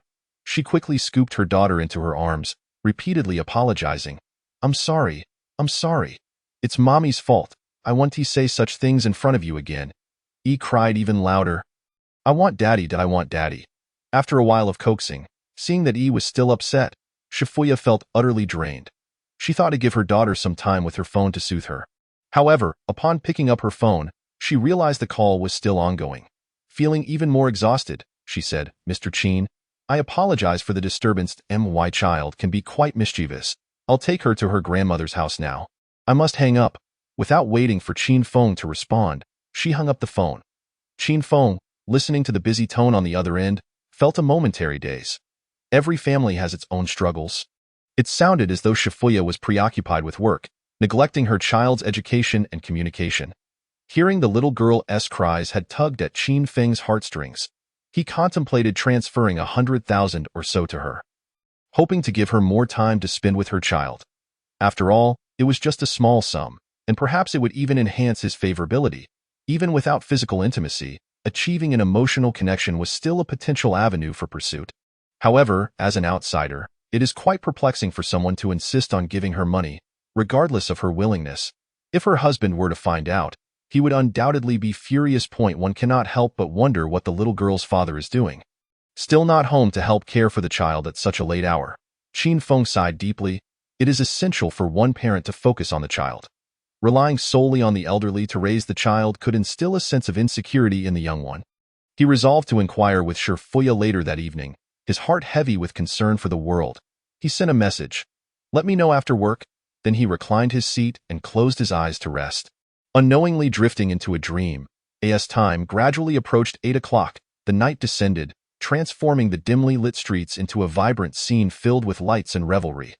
The Yulong Bay Bar, situated in the city center, buzzed with activity, surrounded by an array of jewelry stores, luxury boutiques, beauty salons, and hotels, all sparkling with alluring lights to attract customers. The area was bustling with people and vehicles, creating a chaotic atmosphere where traffic congestion was a constant threat. In this prime location, it was surprising to find a spacious parking lot in front of the Yulong Bay Bar, capable of accommodating around 50 vehicles. However, the parking fees were exorbitant, as indicated by the sign, 30 yuan per hour. At this moment, Wang Gang had already parked his domestic SUV there for nearly 2 hours. He had never used such a high-end parking facility before and felt a pang of anxiety. Every few minutes, he checked the time, calculating that every minute cost him 50 cents. 10 minutes had already slipped away, amounting to 5 yuan. If the boss decided to indulge in a couple of hours of drinking, the parking fees would exceed 100 yuan. Who could afford that? Though it was certain the boss would cover the cost, it seemed utterly unnecessary. Why spend money here when there were other options? Moreover, the parking lot was filled with luxury cars, with the least expensive being a BMW 5 Series. His modest vehicle seemed utterly out of place among such affluence. Wang Gang felt a tinge of self-consciousness. As the clock struck 8, he dutifully woke Qin Feng as instructed by the boss. Qin Feng, lost in a dream filled with roasted chicken, was rudely awakened by the interruption and, in his irritation, sought to identify the audacious individual disturbing his feast. Upon opening his eyes, he was met with a towering figure, muscular and imposing. His anger quickly dissipated when he recognized Wang Gang's face. Seeing Wang Gang patiently waiting in the car for 2 hours, Qin Feng expressed his gratitude, saying, "Brother Wang, you've worked hard." "Not at all, he." Wang Gang replied with a wholesome smile. Qin Feng glanced at his phone. Shifuya had messaged him earlier, stating she had arrived at the bar. He intended to enter the establishment to chat with her and perhaps share a meal. As he placed his hand on the door handle, a graceful figure appeared in the distance. Squinting to focus, he confirmed it was indeed Shifuya. Clad in a body-hugging dress paired with a white shirt, her chestnut curls cascading down her shoulders, and her captivating fox-like eyes remained unchanged. The only notable difference was her choice to forego black stockings, leaving her smooth, fair legs exposed to the evening air. Striding in high heels, her long, elegant legs appeared particularly alluring. Accompanying her were 2 similarly dressed young women. What could she be doing in the parking lot? Was she perhaps here to pick him up? Qin Feng mused narcissistically. He quickly opened the car door, preparing to greet her when a Maybach slowly approached, positioning itself between him and Shifuya. 2 individuals emerged from the vehicle, both dressed in black short-sleeved shirts and camouflage cargo pants. They were robust and imposing, their expressions icy, and their gaze sharp and penetrating. Upon exiting the vehicle, they immediately began surveying the surroundings. When they spotted Qin Feng, their eyes scrutinized him without any attempt at subtlety. Once they confirmed he posed no threat, their attention shifted to Wang Gang and remained fixed on him. They were likely bodyguards. Qin Feng surmised. Wang Gang, however, remained calm and followed Qin Feng out of the car, avoiding any interaction with the guards. The final individual to exit was a middle-aged man clad in a floral shirt and beach shorts. Adorned with a thick gold chain around his neck and completely bald, he puffed on a cigar, reminiscent of a villain from television. As he stepped out, his oily laughter filled the air. "Ha ha, sister-in-law, I told you not to come out to greet me. Yet here you are, so formal." Chapter 50. Luo Yanhua, in a coy tone, remarked, "Young Master Qin, here to have some fun. Brother Luo is returning to his own home. Those of us working under you have no reason not to come and greet you." Shifuya replied warmly, though a hint of resignation flickered in her eyes.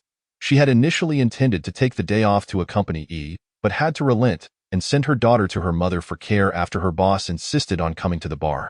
Her boss, Luo Yanhua, was a sworn brother of her husband. He rarely visited, but when he did, it was usually to check the accounts and take advantage of the situation. "You really enjoy making things difficult for yourself, don't you? You could be resting comfortably in bed," Luo Yanhua commented with a knowing smile. "There's nothing I can do. The fortune teller said I am destined for a life of toil," Shifuya replied with a chuckle. Not shying away from Luo Yanhua's embrace, although she kept her hands pressed against him to maintain some distance. Simultaneously, a flicker of disdain crossed her eyes, well hidden from everyone. Sister-in-law, I'm serious. This month, I plan to divorce my wife. Regardless of what others say, as long as you agree to be my woman, this bar will be yours, Luo Yinhua declared, his hands sliding uninvited from her waist downwards. Seeing his audacity, Shifuya quickly pushed him away.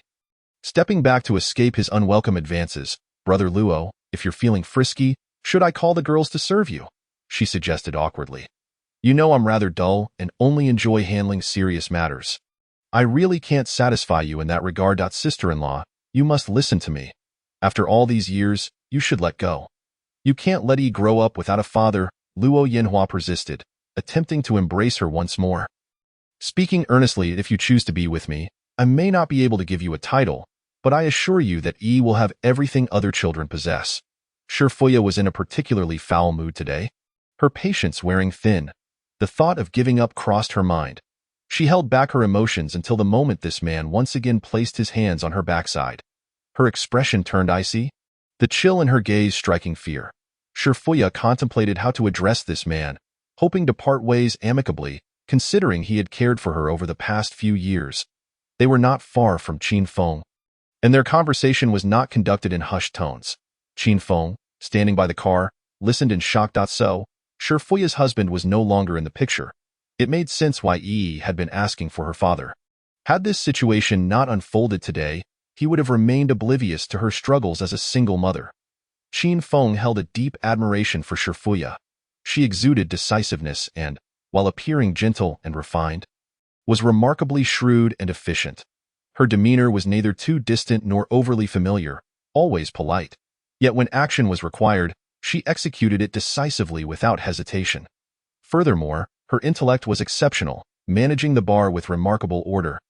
His indignation surged as he witnessed this man, Luo Yinhua, shamelessly harassing a widow with a child. How could he have the audacity to act in such a manner? In that moment, Qin Feng felt compelled to take action for this stunning widow. To do whatever was within his power, he strode purposefully towards them, but before he could take more than a few steps, the two bodyguards rushed to position themselves in front of him, signaling for him not to advance. Their disdainful gazes and arrogant demeanor made it clear they were intent on keeping Qin Feng away from their employer. Wang Gang followed closely behind Qin Feng, his expression serious and his demeanor cold. Utilizing his height to his advantage, he looked down at the two bodyguards with a penetrating stare. He was not afraid of a confrontation. Having once won third place in mixed martial arts during his military service, he felt confident in his capabilities. While the bodyguards appeared formidable, their unsteady footing and the way they were struggling to lift their beer bellies suggested they had not maintained their fitness in recent years. In a physical altercation, it would take him no more than a minute to subdue them. However, the consequences of a fight could be troublesome, whether from law enforcement or from dealing with intimidating figures like these. Wang Gang felt conflicted. It would require additional payment. Brothers, step aside, I need to discuss a business matter with your boss, Qin Feng said, maintaining his composure and smiling at the bodyguard. That's not happening, the bodyguard replied curtly. Are you the one who makes decisions for your boss? Qin Feng raised his voice slightly, coldly questioning him. His demeanor was calm, as if he genuinely had business to discuss with his own boss. The confidence in his tone momentarily stunned the bodyguard. The commotion on this side quickly drew the attention of Shifuya and Luo Yinhua. Upon seeing Qin Feng, Shifuya's eyes widened in surprise. Mr. Qin, what are you doing here? Luo Yinhua's brow furrowed, displeased that someone dared to interrupt him. He quietly inquired, who is he? Shifuya quietly explained, he was a guest here yesterday, ordered 2 de Shenlong, and even gifted me 2 bottles. After a moment's thought, she added, it seems his family is involved in public service. Luo Yinhua's frown deepened. His surname is Qin? As in Qin Shi, Shifuya affirmed. Yes, there aren't any prominent figures named Qin in Jiangxing. Could he be from outside? Luo Yinhua muttered to himself. Just a moment ago, he had seen this individual emerge from a domestic vehicle and had thought nothing of it. Assuming he was merely a passerby, however, upon hearing Shifuya mention that this person had ordered 2 sets of Shenlong, he was taken aback. Could a wealthy individual, capable of casually ordering Shenlong to treat a lady, truly be riding in such a modest car? Was he perhaps a low-profile heir from a prominent family? Then, he caught sight of the tall and imposing bodyguard behind him, whose disdainful expression suggested he was utterly unconcerned about the presence of his two protectors.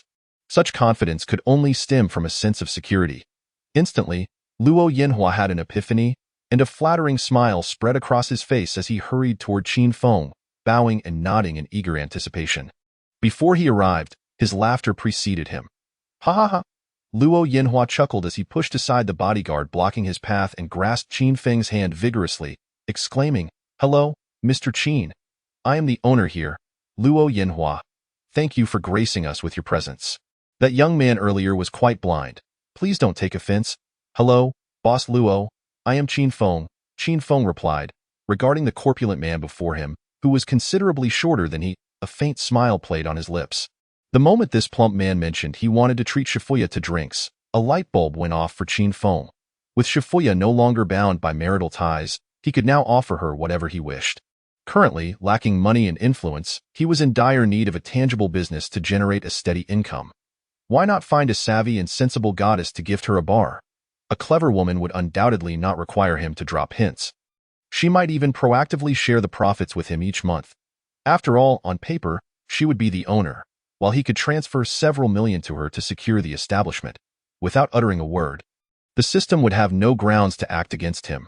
With this thought, Qin Feng's smile grew warmer as he beckoned. Let us go to the bar and discuss further, as if the establishment were already his to command. Please, after you, Luo Yinhua said, bending over backward in his eagerness to welcome him. Chapter 51. Bring me the 12 golden beauties, Mr. Qin. Luo Yinhua, a man of the streets, inherently harbored a three-part fear of authority. Since childhood, he understood a fundamental truth. The one with the bigger fist calls the shots. In this realm, he would dare to challenge anyone, except for the sons of noble families who served the people. Despite his decent standing, he now felt increasingly constrained by strict regulations from above, forcing many of his enterprises to either pivot or relocate. Gradually, he sensed a tightening grip around him. The only way forward was to cultivate relationships with influential individuals, lest he be swept away by the tide. Though he had yet to ascertain Qin Feng's identity, he was aware that the illustrious Qin family was the foremost of the four great families in the capital. Observing Qin Feng's serene smile, Luo Yinhua sensed an air of authority, as if he were prepared to acquire the entirety of Shanghai. It exuded an aura of arrogance and extravagance, compelling him to treat Qin Feng with utmost deference. Mr. Qin, what would you like to enjoy tonight? I assure you, I will make all the arrangements, Luo Yinhua said, turning to a young man behind him to instruct. Make a call and summon our 12 golden beauties to accompany Mr. Qin for drinks. Qin Feng declined. No, no, no. I am a respectable gentleman. I cannot handle those girls. Just like yesterday, having Sister Xiaoya accompany me is quite sufficient. A respectable gentleman? That's just perfect, Luo Yinhua thought, believing him to be sincere. Yet, he soon grew suspicious. Was this man perhaps interested in Shifuya? Luo Yinhua had a fondness for her. She was intelligent and assertive, not only beautiful but also exceptionally capable. Her arrival had doubled the bar's revenue. Who wouldn't want a competent and industrious woman by their side? However, her fiery temperament made him wary of coercion, fearing her potential retaliation. Thus, he had been patient, waiting for the moment she could no longer sustain herself and would come to him willingly. Little did he expect that after such a long wait, a powerful figure would take notice of her. Reluctant to part with such a rare gem, Luo Yinhua felt torn. Yet, if the influential figure truly desired her, he had no choice. After all, an arm cannot twist a thigh. Besides, in Luo Yinhua's mind, women were akin to clothing. There was no shortage of them. If one had wealth and power, women would naturally gravitate toward them without any need for financial inducement. Only a select few, like Shifuya, would foolishly cling to something of little value. Sister Xiaoya, you must take good care of Mr. Qin tonight, Luo Yinhua said, grinning at Shifuya. Of course, boss, Shifuya replied, offering a forced smile laden with regret. She planned to discreetly resign later and leave Qin Feng to her boss, returning home alone. The parking lot was dimly lit, and Qin Feng, oblivious to Shifuya's expression, walked calmly toward the bar with the two men. Upon entering the bar, accompanied by 5 or 6 followers, the lively group ascended to the private booth on the upper floor, settling into the familiar S03 table. That moment, the music in the bar was mellow, and the crowd was sparse, creating a conducive atmosphere for conversation. As they sank into the plush sofa, the others found spots to stand outside the booth. Mr. Qin, what would you like to drink tonight? Luo Yinhua inquired. We have a limited edition bottle of Louis XIII, which we usually don't sell. Would you care to try it? The liquor he referred to was the Louis XIII Le Jeroboam, of which only 786 bottles were issued worldwide, each marked with a unique number, fetching prices upwards of 800,000 at auction. Presenting such an expensive drink was Luo Yinhua's way of not only building rapport with Qin Feng but also subtly indicating his ability to provide financial support. Should Qin Feng agree, he would have successfully forged an alliance. Qin Feng was indifferent. He didn't understand or particularly enjoy alcohol. To him, such pricey drinks offered little distinction. He shook his head and turned to Shifuya, asking, Sister Xiaoya, what do you like to drink? It's on me. Shifuya paused, surprised he would consider her preferences. After a moment of thought, she replied, I find Ace of Spades quite agreeable. Shall I bring you the bottle you had last time? Qin Feng hesitated to touch the alcohol belonging to Xia Ting, mindful of the potential consequences of being discovered by her. Let us not use the last bottle if you enjoy Ace of Spades. I'll buy a new one, but I'm fine with whatever you decide, she said, seemingly unfazed. Qin Feng continued conversing with Shifuya, seemingly oblivious to Luo Yinhua's stiffening smile, which revealed his surprise at being so blatantly disregarded. Yet, this only reinforced his belief in Qin Feng's high status. After all, few dared to overlook Luo Ji's words in Jiangxing, especially in front of him while attempting to woo his woman. Luo Yinhua interjected. Mr. Qin, feel free to choose whatever you like. Don't hold back. Understanding Luo's implication, Shifuya rose to fetch the coveted bottle of Louis XIII. Xiaoya, please also order some beef, spicy chicken feet, and pig's head meat as appetizers. Qin Feng instructed. Shifuya blinked in surprise before replying, All right, Mr. Qin. Mr. Qin is indeed a man of character, Luo Yinhua remarked, clapping his hands with a grin. I enjoy both red and white wine, but I have a particular fondness for these specialty snacks, duck intestines, beef tongue, pigtails, and the like, far superior to those overpriced delicacies like foie gras or escargot. Qin Feng had chosen those dishes out of hunger, though he secretly longed for fried rice. However, dining on fried rice in a bar seemed rather inappropriate, especially when conducting business. Observing Luo Yinhua's physique, it was evident he indulged in such fare regularly. Life is all about food and drink, Qin Feng remarked lightly. Luo Yinhua probed, Mr. Qin, you seem remarkably accomplished at such a young age. May I ask where you are currently employed? I'm an unemployed vagrant, Qin Feng said with a grin, his tone laced with a hint of pride. Naturally, if one had money without working, who wouldn't smile? Luo Yinhua found it difficult to gauge Qin Feng's depth, so he subtly steered the conversation toward the capital. However, Qin Feng was not well versed in matters of Beijing, choosing to remain silent. This demeanor further convinced Luo Yinhua that Qin Feng must indeed be connected to the Qin family. A mere landlord from a small town could not possibly catch the attention of the esteemed Qin family. Should that be the case, he would no longer need to fear anyone in Jiangxing. Excited by the prospect, Luo Yinhua sought to strengthen his ties with Qin Feng. He ordered several young women to dance near the booth, their vibrant makeup and flamboyant attire catching the eye. With figures and faces that could turn heads, they swayed sensually in the dim, sultry lighting of the bar, vying for the attention of the two men seated on the sofa. Having scrutinized them closely, Qin Feng opted instead to enjoy the food Shifuya had brought and engaged her in casual conversation about her daughter. Observing his apparent disinterest in the women, Luo Yinhua thought to himself, no wonder he is from a prominent family. His taste is indeed discerning. Initially, he had intended to summon the 12 beauties, but seeing Shifuya and Qin Feng enjoying each other's company, he deemed it unnecessary to waste money on them, especially considering the high fees associated with their services, which exceeded that of the bottle of Louis XIII. As Luo Yinhua uncorked the limited edition liquor and poured a generous glass for Qin Feng. He raised his own glass in a toast, deliberately lowering his cup a notch beneath Qin Feng's. His posture was humble, a stark contrast to his usual commanding presence. One would expect a man who commanded hundreds of followers and owned 3 casinos, a bathhouse and a bar, as well as some candy businesses abroad, to display such deference toward a young man. Chapter 52. How can I maintain my dignity while not appearing to undermine my brother's honor? Qin Feng did not recognize Luo Yinhua, believing him to be merely an ordinary wealthy bar owner. In terms of financial resources, he currently possessed assets worth over 100 million, converted into. Given his height advantage, he had no reason to feel intimidated by the stout bar owner. Thus, he exhibited an audacious demeanor, brimming with confidence. He appeared cultured, albeit to a limited extent. Qin Feng, with a gracious air, clinked glasses with Luo Yanhua. Following this, he savored a sip of wine, smacking his lips, appreciating the rich and fragrant bouquet of the drink.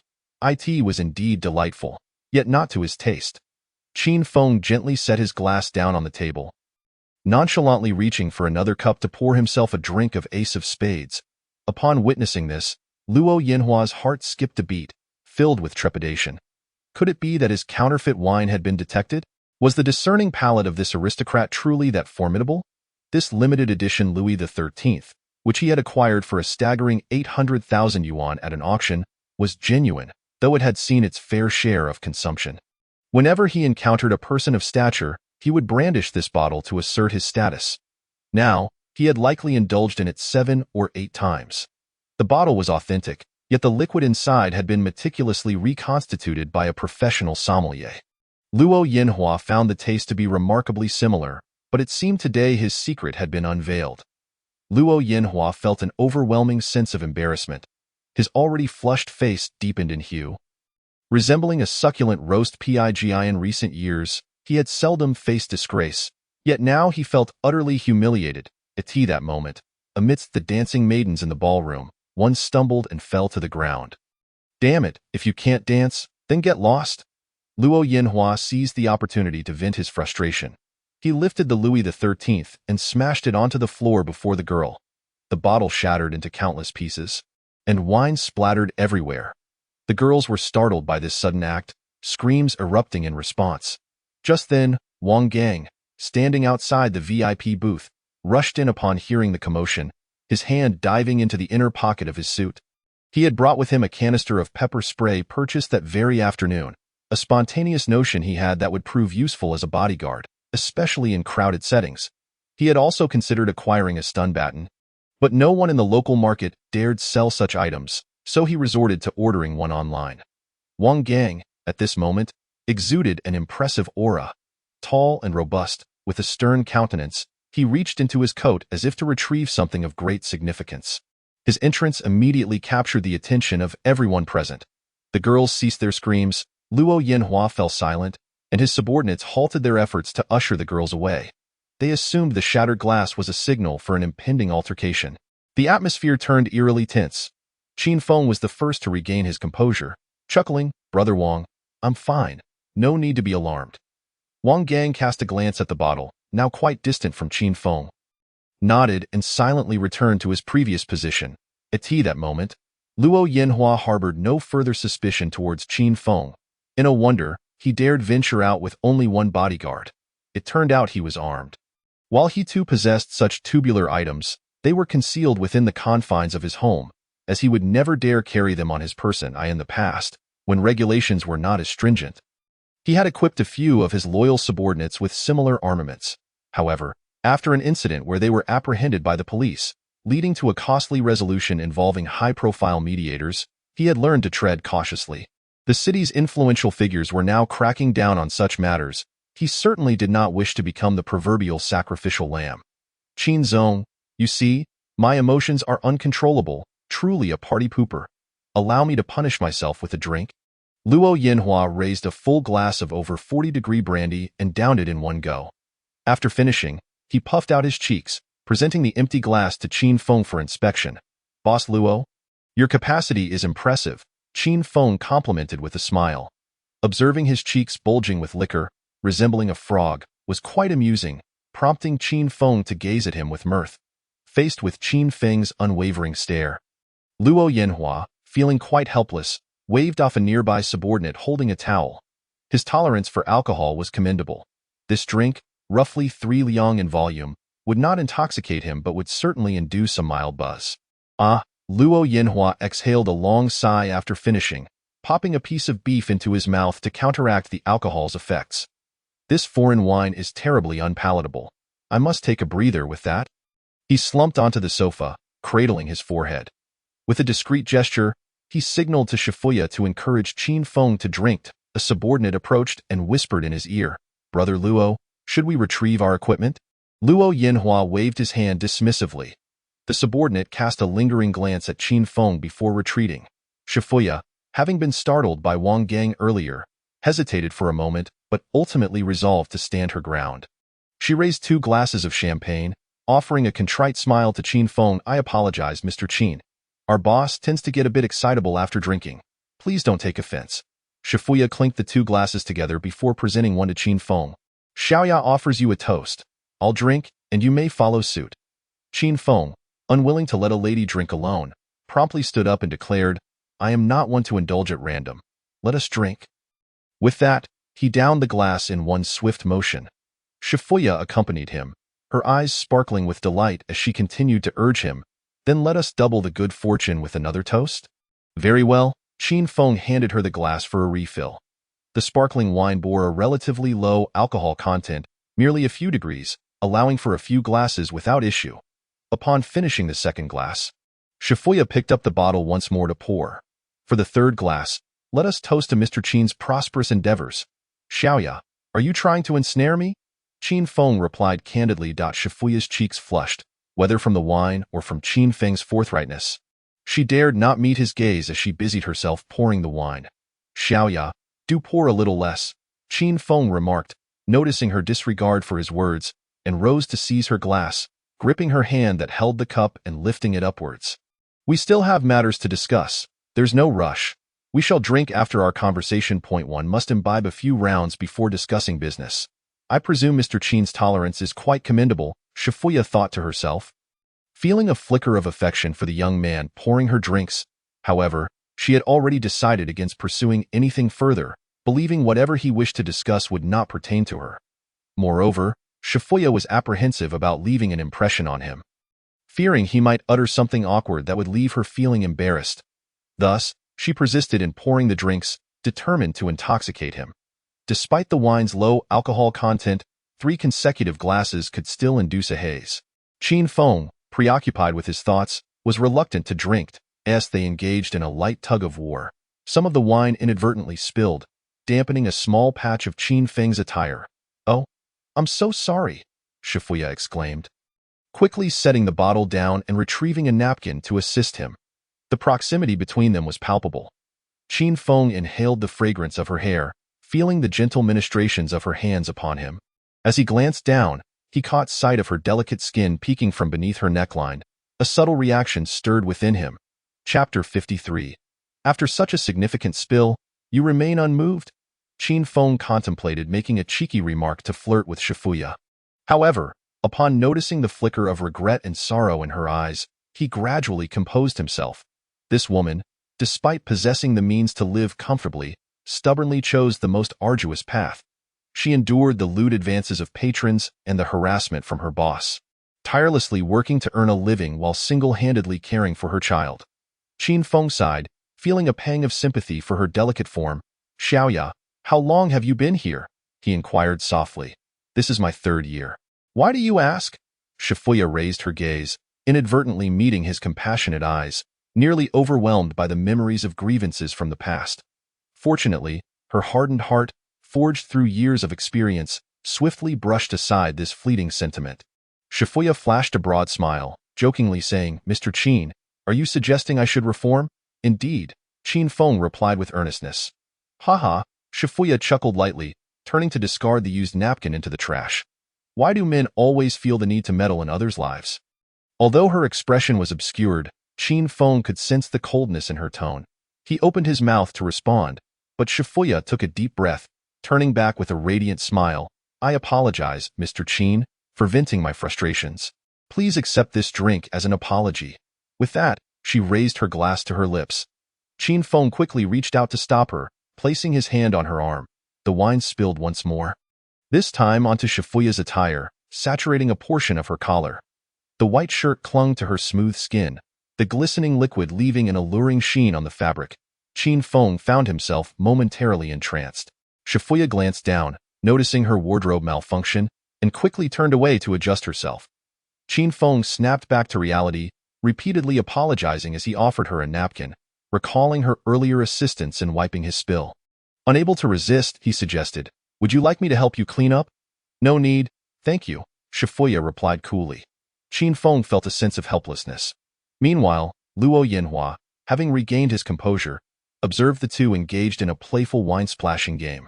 He contemplated opening a bottle of champagne to join in the fun, but feared it might drive Shifuya away and provoke Qin Feng's ire. Thus he resigned himself to inaction. Mr. Qin, I apologize. Xiaoya tends to be a bit reserved, unlike the other girls in the establishment. Please forgive her. Yes, I understand, Qin Feng replied. In that case, Xiaoya, please gather all the attractive girls in the establishment and let Mr. Qin choose two for companionship, Luo Yinhua instructed Shifuya.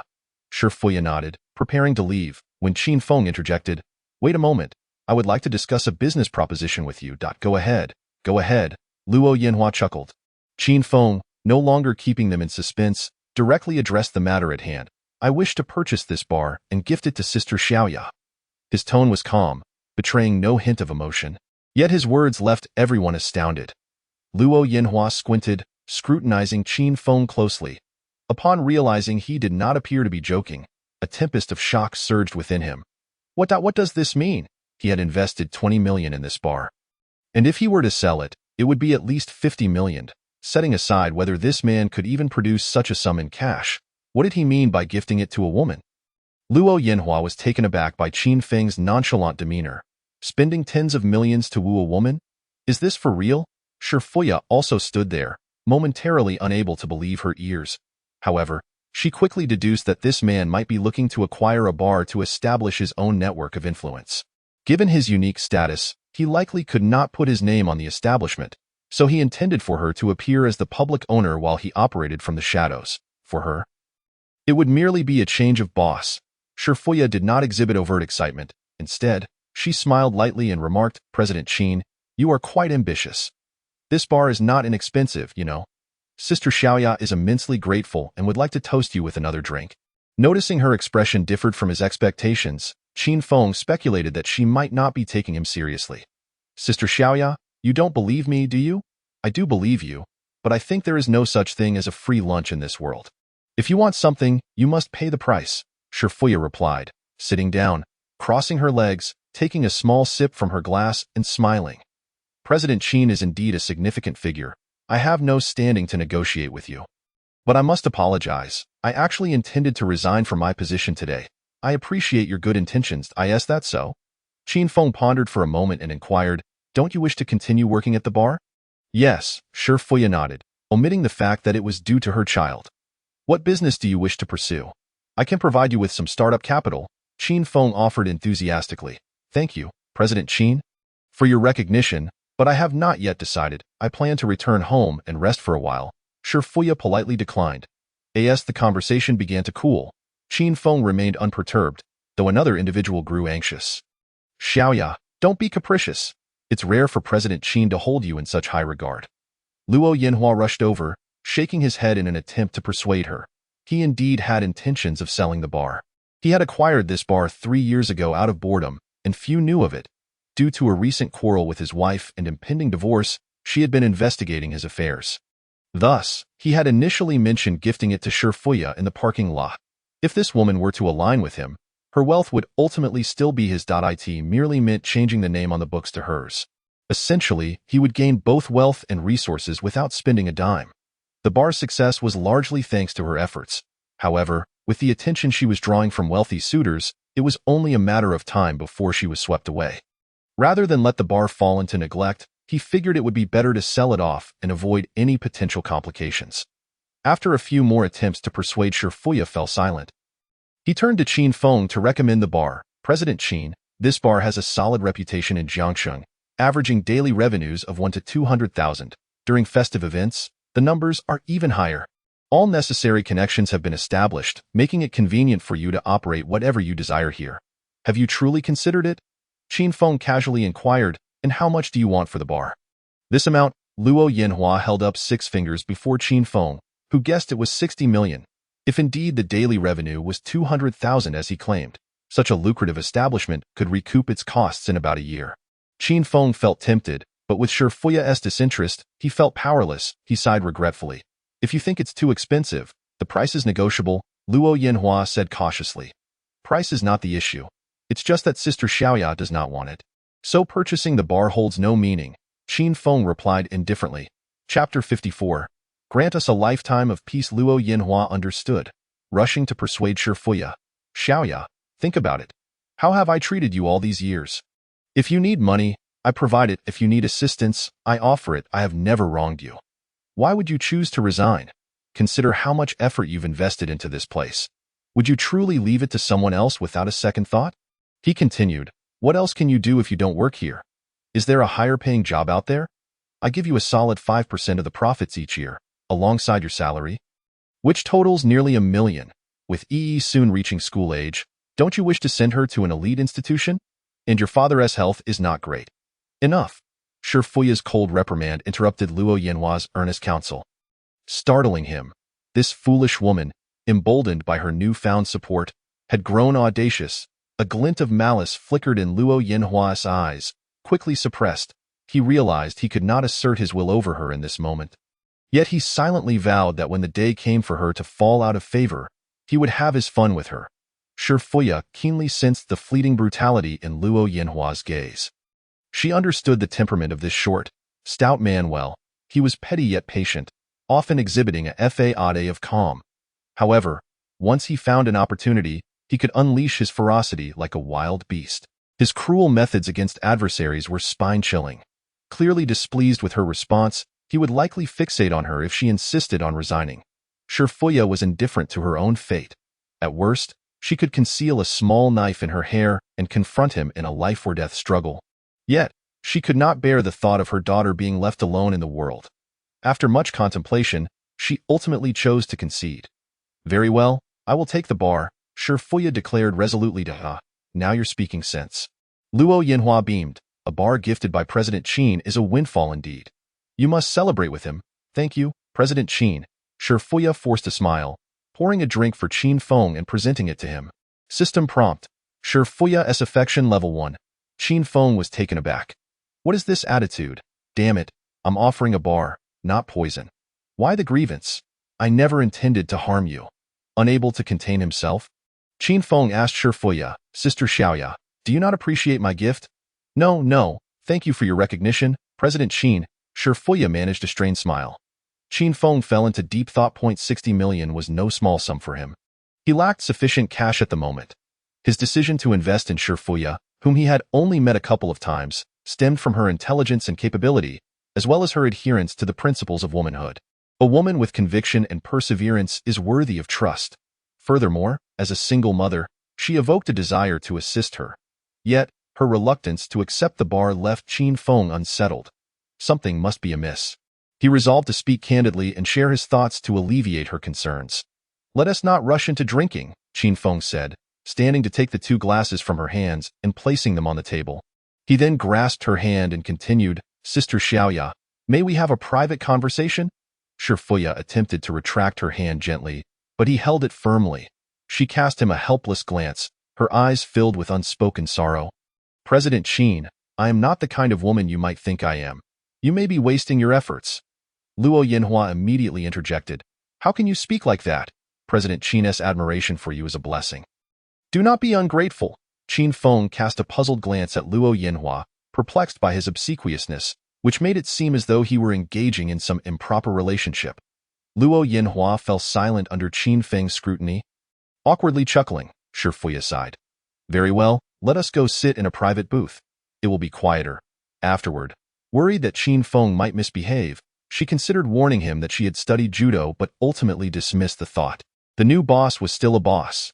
If he sought to take advantage, she could tolerate it for now, and should it become intolerable, she could issue a warning and no need for that. Let us find a place downstairs? Qin Feng suggested, believing the atmosphere below would be suitable. He led Shifuya downstairs, surveying the bar. It was just around 10 o'clock. The music was gentle, the lighting soft and inviting, and the atmosphere was not overly intense, typical of the bar's early to mid-evening warm-up period. Patrons were steadily entering through the entrance. The scattered tables on the first floor, numerous men and women engaged in drinking games, laughter echoing around them.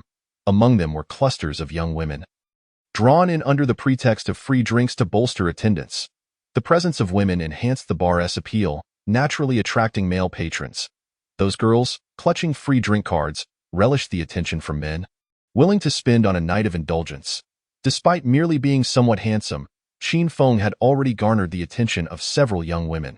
Had it not been for his evident closeness to Shifuya, one of the girls would have likely made her move. Unfazed by the lingering gazes of the many young women around him, Qin Feng maintained his composure. With his mind set on other matters, he found a vacant table alongside Shifuya.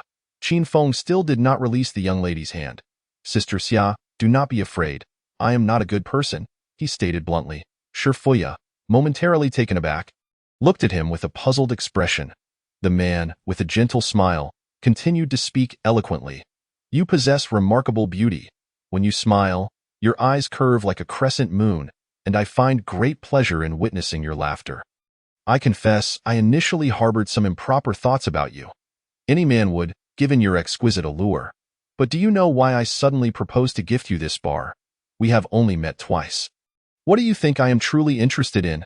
Gradually, Shifuya became captivated by Qin Feng's words, contemplating their meaning while allowing him to play with her hand. "I ask it because I have the ability to manage this place effectively?"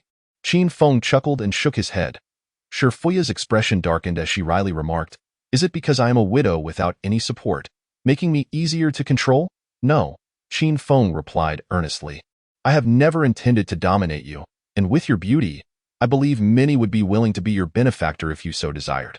Shifuya felt a tinge of embarrassment from Qin Feng's candid praise. She lifted her sparkling eyes to scrutinize the man before her and replied with a smile, "Then it cannot be that Mr. Qin has fallen for me at first sight, wishing to bestow upon me riches and a life of peace. Can it?" Qin Feng was momentarily taken aback. He did wish to offer her a life of tranquility, but not in such a crude manner. In this day and age, it was more fashionable for feelings to develop over time. Love at first sight had lost its allure. He laughed heartily. "How could that be?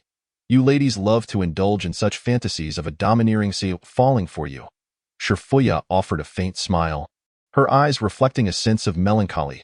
Once, she had dreamed of a domineering CEO falling for her, but now, her dreams had shifted to a domineering CEO falling for a divorced woman with a child. Perhaps in the future, she would dream of a domineering CEO falling for a 58-year-old woman still possessing charm. Shifuya silently mocked her own naivety. Hearing Qin Feng's playful banter eased her tension. At the very least, he spoke from the heart. Having worked in the bar for so long, she had witnessed many fleeting romances, yet had never encountered love at first sight. So what was it that Mr. Qin found appealing about her? Shifuya could not suppress her curiosity. Qin Feng halted his laughter and slowly said, "You are very nurturing, reminiscent of a woman I dream of." "Who is that?" "My sister." Upon hearing that he thought she resembled his sister, Shifuya's tone softened slightly as she inquired, "Do you have a sister?" "No, but I have always wished for one since childhood." Qin Feng gazed upwards at the spotlight on the ceiling. His tone somber. "From the moment I first met you, when you stood up for me against that waiter, I experienced a feeling of being cared for. Later, your demeanor and manner while drinking with me mirrored my imagined sister perfectly. At that moment, I thought how wonderful it would be if you were my sister. However, when you texted me that you had a happy family, I did not want to intrude upon your life. So I buried my feelings deep within. Yet tonight, upon hearing from your boss about your situation, I was filled with rage. Not because you deceived me, but because someone dared to take advantage of you. I am a possessive man. I cannot tolerate anyone taking advantage of my sister. In the parking lot, I nearly rushed over to slap that short, chubby GUI as Qin Feng spoke. He became increasingly convinced of his own words. Gripping Shifuya's hand a little tighter, he slowly turned her body to face him, his deep, affectionate gaze fixed upon her, speaking in a tone filled with intention. "Sister, I want to protect you from other men bullying you. I wish to be Yi's uncle. I want you to have an easier life. This money is willingly given. This bar will belong entirely to you, and I will merely come by to enjoy for free." Without interfering in any matters, Shifuya was momentarily stunned by this heartfelt declaration.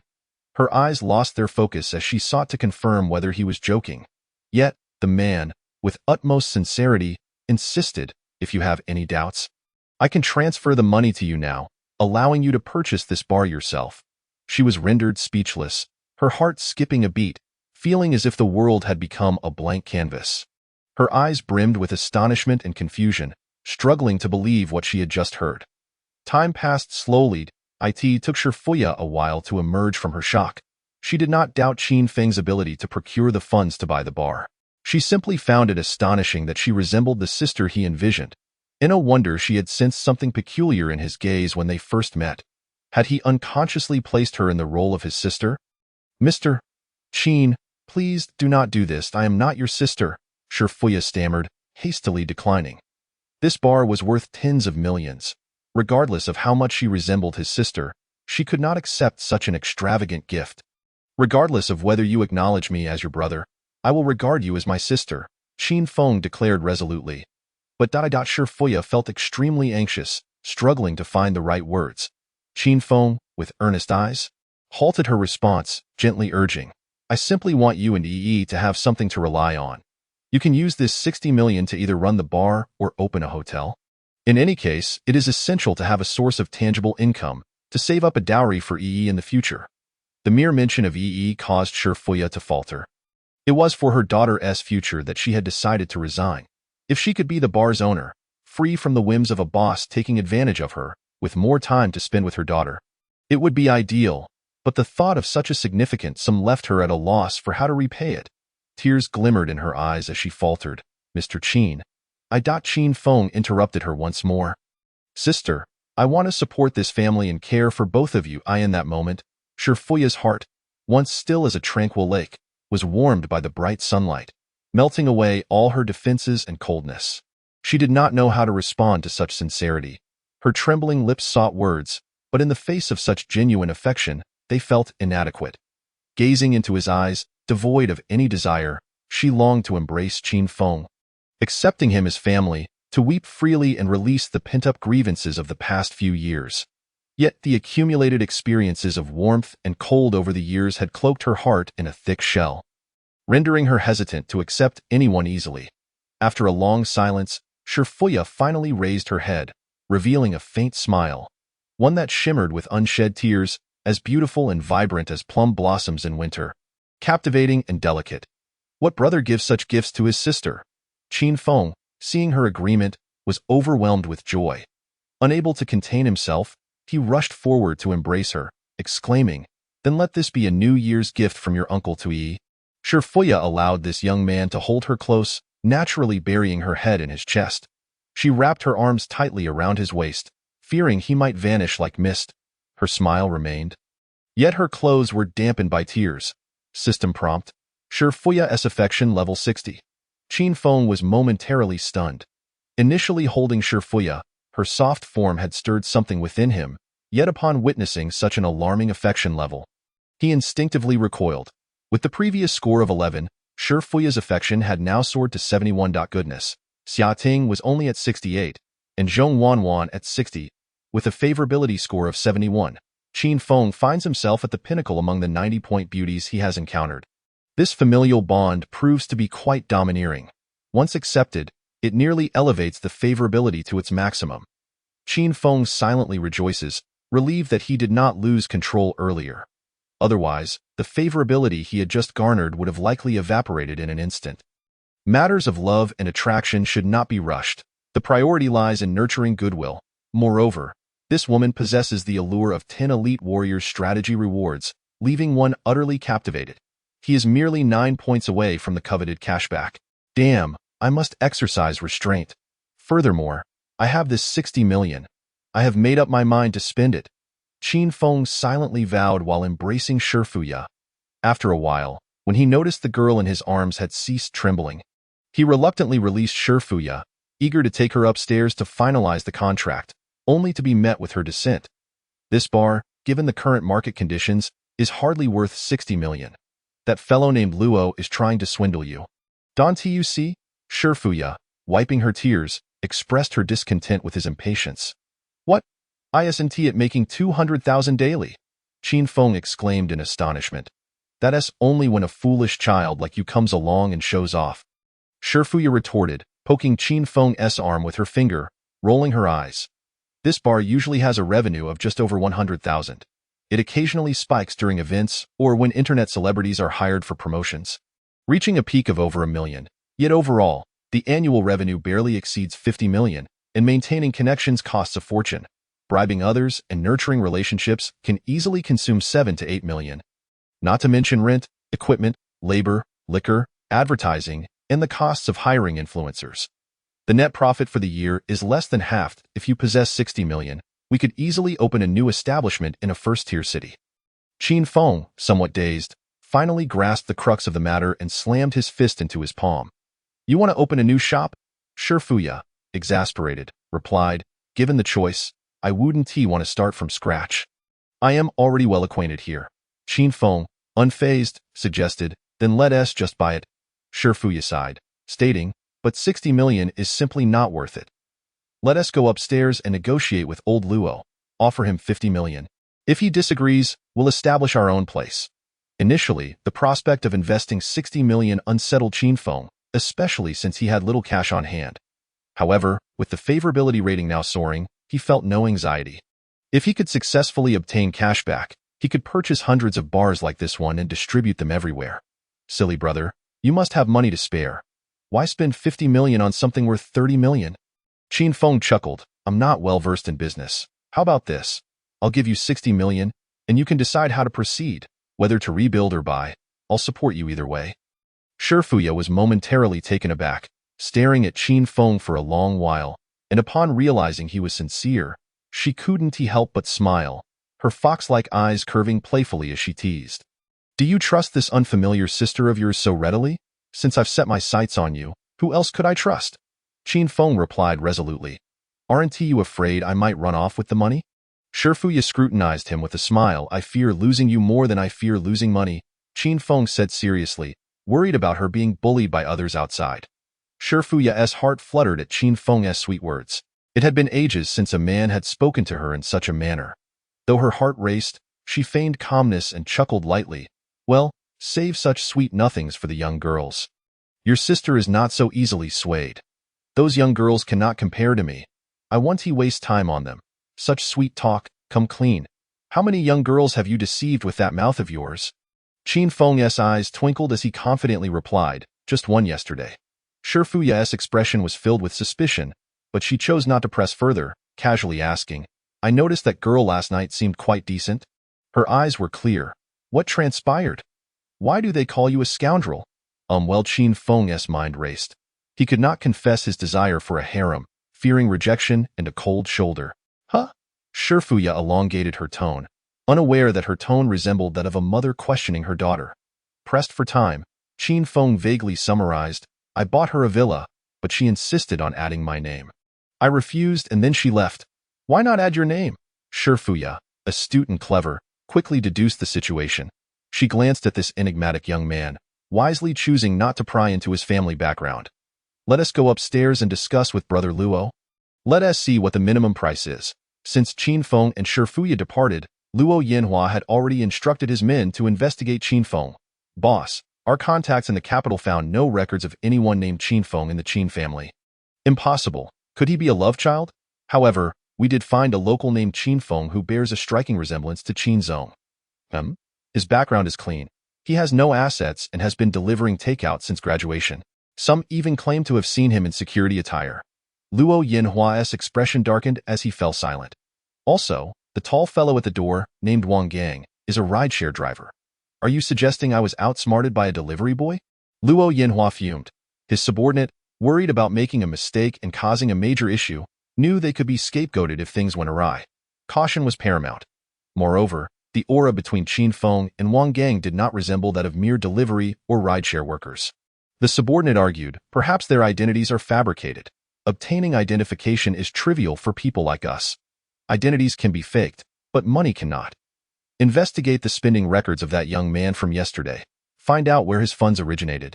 Luo Yanhua sneered. If it turns out he is just an insignificant brat, tonight will be entertaining.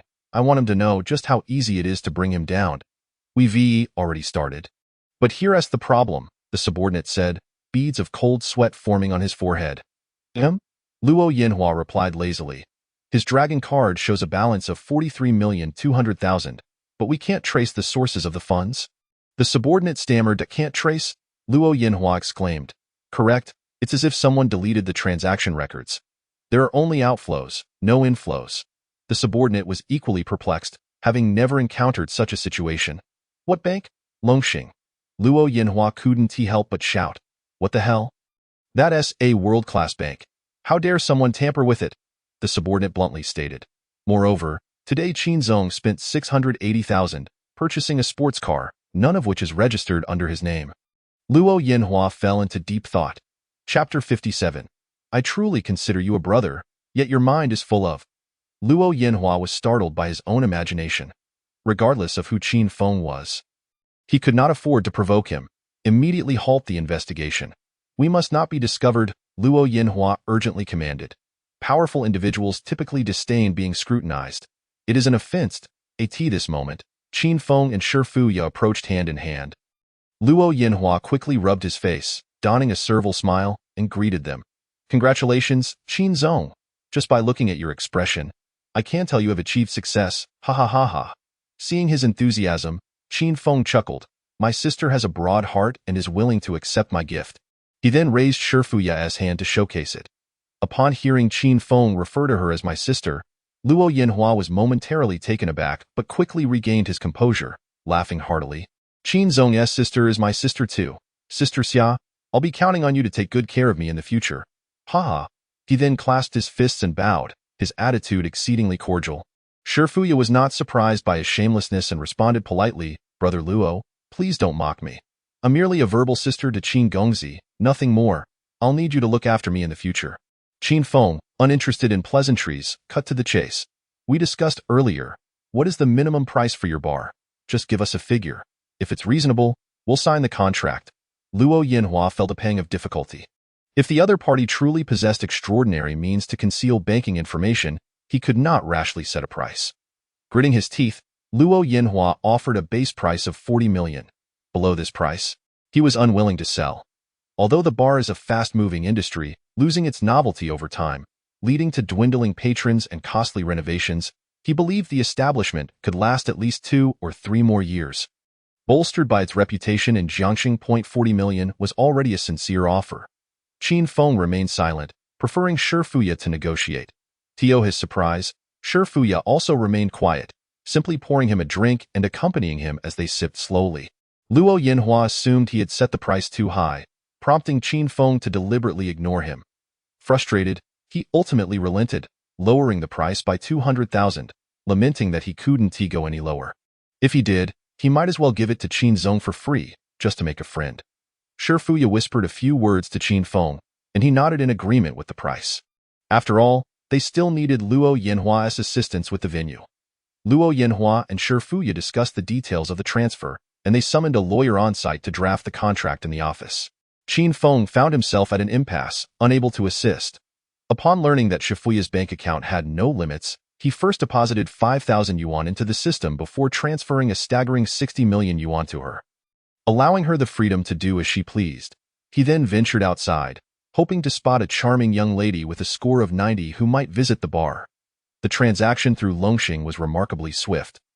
With the funds arriving in mere minutes, Shi Fuya gazed blankly at the substantial sum in her account, her thoughts shrouded in mystery.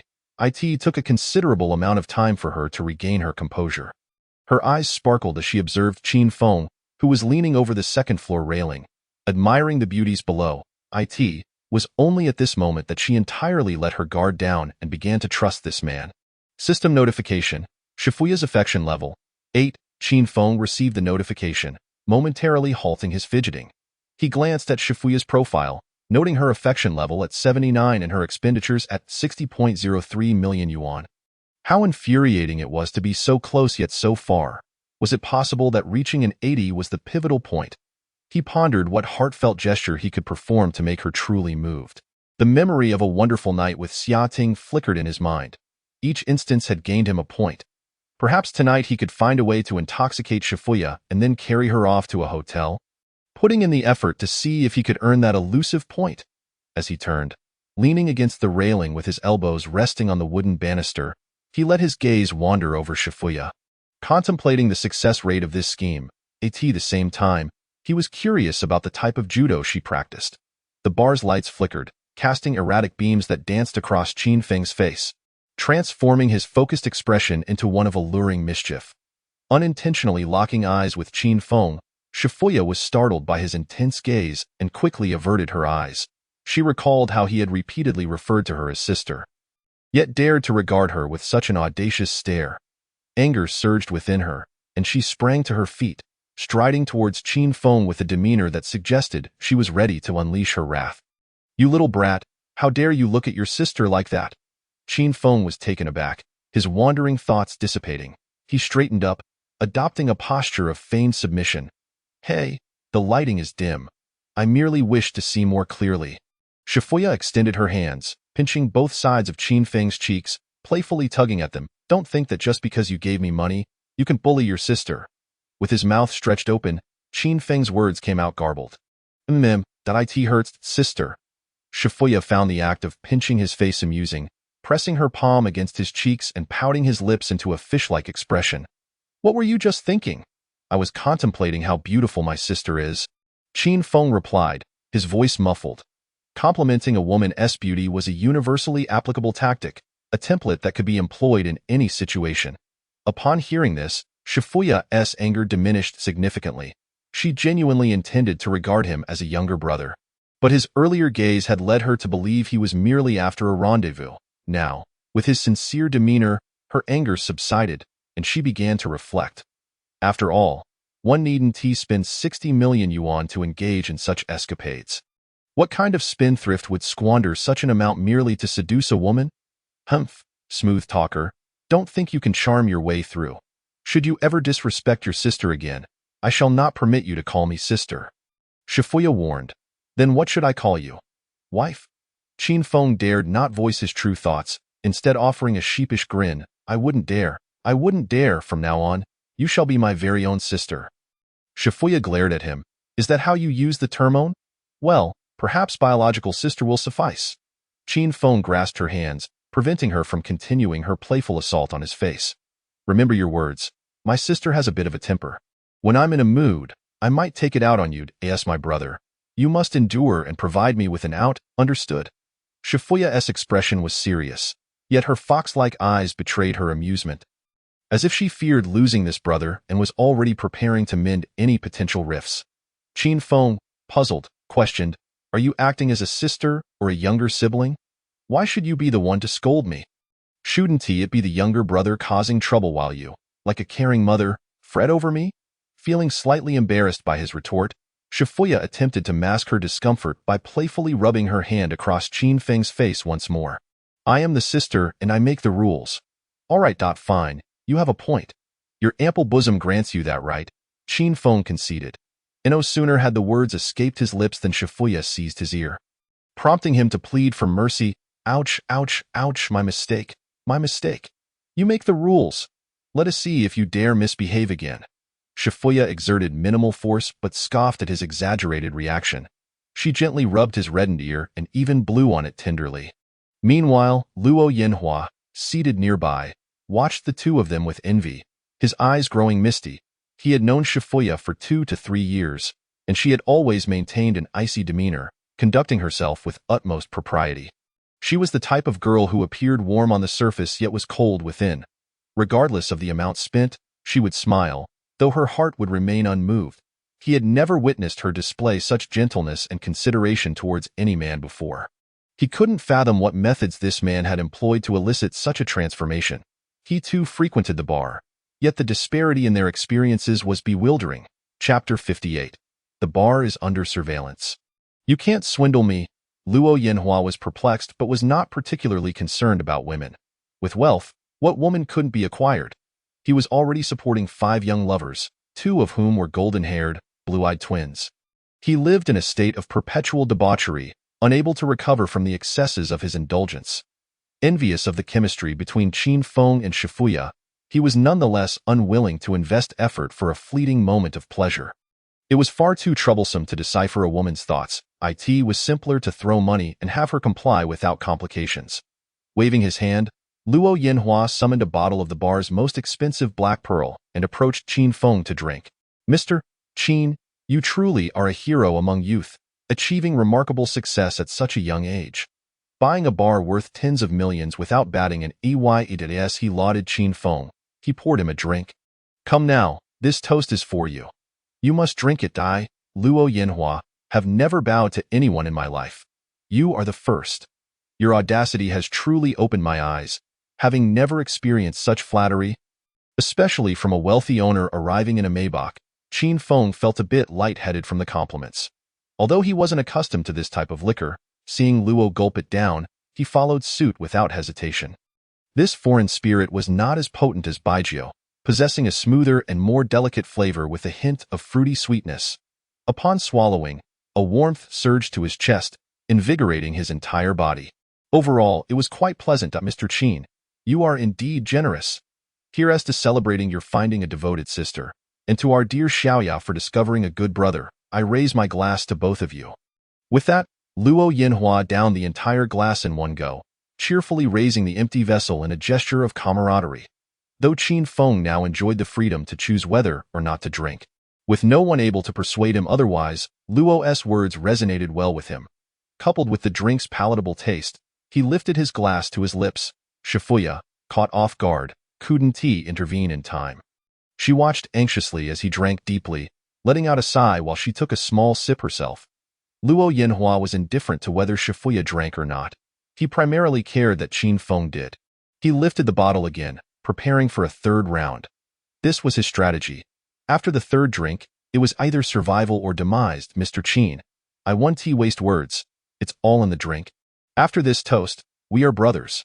Qin Feng, unfamiliar with foreign drinking customs, mistook the full glasses for those of beer, unaware of their potency. He was a man accustomed to enjoying skewers with a bottle of beer, treating the latter as a playful endeavor. Just as he was about to down the drink in one go, a delicate hand stopped him. Brother Luo, let me drink this for him, Shifuya interjected with a smile. This foreign liquor, at over 40 degrees, was manageable initially but had a significant kick afterward. Concerned for Qin Feng's well-being, Shifuya stepped in to shield him from excess drinking. Luo Yanhua's expression soured at her intervention, feeling betrayed. After 3 years of supporting her, she had the audacity to block him from drinking.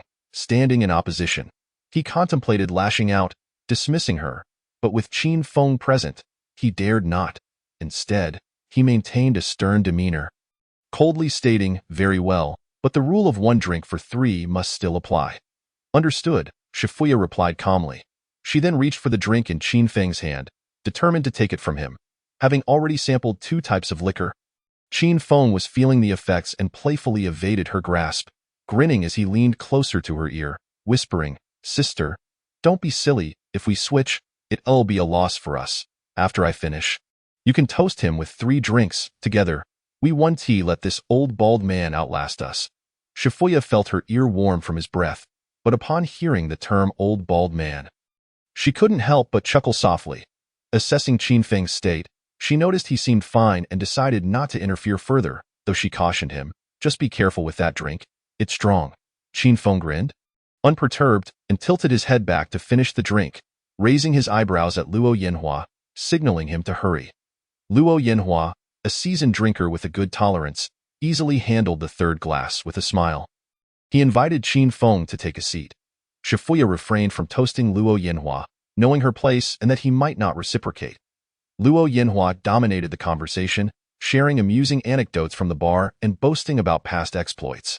As Qin Feng listened, the alcohol began to take its toll, leaving him feeling slightly dizzy, and the faces around him began to blur. Xia tenderly offered warm water, fed him fruits, and gently wiped his sweat with a damp towel. Qin Feng felt utterly content, narrowing his eyes in blissful amusement. At that moment, Luo Yanhua suddenly inquired, almost imperceptibly, Mr. Qin, do you know Qin I mean? Instantly, the atmosphere grew still and one uttered a sound, as if the music from the bar had softened. Luo Yanhua fixed his piercing gaze on Qin Feng, attempting to discern any hint of reaction on his face. This was the name of Qin Feng's father. Whether Qin Feng acknowledged the connection or feigned ignorance, any slight change in his demeanor would indicate that this lad possessed a secret. Noticing the peculiar intensity in Luo Yanhua's eyes and the odd nature of his question, Xia's heart tightened with apprehension. Her gaze toward Qin Feng laced with anxiety. That name sounds familiar. Give me a moment to think. Qin Feng murmured, furrowing his brow and tapping his temple as he strained to recall something. Suddenly, as if he had unearthed an answer to an exam question, he exclaimed, "Oh, right, that's my father." Luo Yinhua was momentarily taken aback, then burst into hearty laughter. "So, it's Mr. Qin's nominal father. My apologies, my apologies." At that moment, all suspicions dissipated from Luo Yinhua's mind. Qin Feng's reaction had quelled his last doubts. Observing him, it was clear that he had simply forgotten the details, taking a while to piece it back together. Little did he know that Qin Feng's father had passed away when he was a child, and over the years, he had hardly thought of him except when necessary for paperwork. Now, Luo Yinhua genuinely regarded Qin Feng as a significant figure, wary that his probing question might displease this influential man. Thus, he earnestly invited Qin Feng to his spa for a session of relaxation, suggesting they play cards later that evening or enjoy an exhilarating reality show on a cruise. He offered to cover all expenses. Qin Feng felt a sense of longing to experience such indulgences, but his affinity for Luo Yinhua was lacking just enough to deter him from accepting. He was reluctant to repeat past mistakes. Therefore, resolutely, he declined, dazedly claiming he was unable to handle any more drinks. Gradually, he leaned against Xia's shoulder, closing his eyes to rest.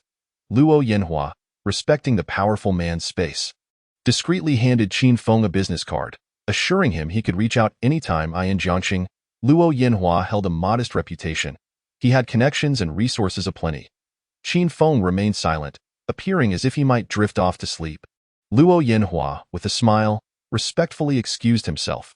Once the bothersome figure departed, only Qin Feng and Xia remained in the dimly lit booth, a solitary man and woman, separated by mere inches. The booming music made sleep elusive. The man opened his hazy eyes, intoxication evident within. The scent emanating from the woman was intoxicating, a blend of sweetness and a hint of alcohol. Unable to resist, Qin Feng leaned closer to Xia's neck. Inhaling deeply, curiously, he asked, "Sister, do you still have milk?" Before he could process, a playful tap from her bent fingers struck his head. The impact was just enough to gauge the ripeness of a watermelon. "If you continue with such insolence, I'll have someone throw you out," Xia warned, her cheeks flushed. "Hee, you smell delightful. I enjoy being with you," Qin Feng murmured, leaning closer to her flushed ear, his voice dreamy. Fueled by drink, Qin Feng's hands moved uncontrollably, embracing Xia and savoring her fragrance. Xia, enveloped in the embrace of a robust, masculine presence, stiffened, her heart racing rapidly. Yet, he was her brother. She wished to keep their affection from crossing into ambiguity. Suppressing her feelings, she furrowed her brow and cautioned, "I am your sister. You must not behave inappropriately." With that, she pushed Qin Feng away with force. To her surprise, he toppled over as if deliberately falling. Chapter 59. I am not a scoundrel. I simply wish to provide all beautiful girls with a home. Feigning drunkenness is a natural tactic for men, akin to how women might act coy. Drunken men often lose their senses, becoming unruly. However, reckless behavior is rare when genuinely inebriated.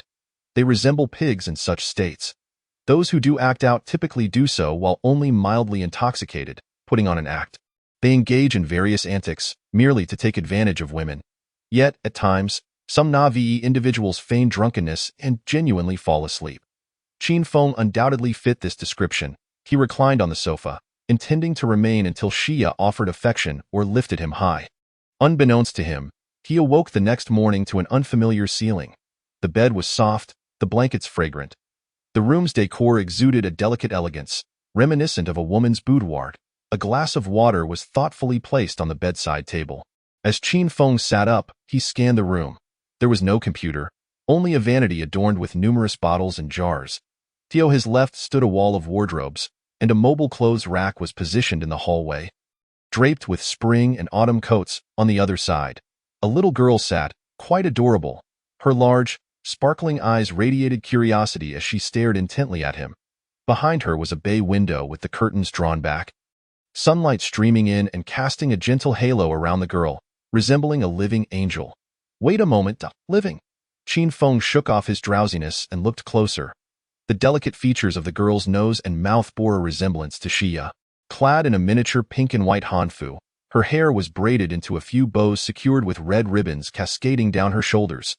Her bangs were neatly cut, framing her cherubic face, a creamy complexion highlighted by her infantile roundness. She appeared as a plump little princess from ancient times, so delightful that one might be tempted to pinch her cheeks. Qin Feng ventured uncertainly. "Uncle, you're awake?" The little girl exclaimed sweetly upon noticing Qin Feng's consciousness. His heart melted at her adorable demeanor. He softened his tone, speaking gently to avoid frightening her away. "Yes, good morning." Unexpectedly, the little girl displayed remarkable boldness, showing no fear of this stranger as she eagerly tugged at his hand. "Uncle, get up, uncle, get up." She grasped his fingers, leaning back in an attempt to pull him upright. With a warm smile, Qin Feng indulged her, slowly sitting up. From the living room, Xia's voice echoed. Don't disturb your uncle's sleep." "Understood." Qin Feng called out, "Sister, I'm already awake." Chimed in, "Yes, uncle is awake. He said he wants to play with me." When did he ever say he would play with her? Qin Feng pondered, bemused. Do charming little girls naturally lie? He felt this was inappropriate and couldn't help but reach out, gently pinching her cute little face, chuckling as he admonished. Uncle can play with you, but little ones shouldn't tell tales."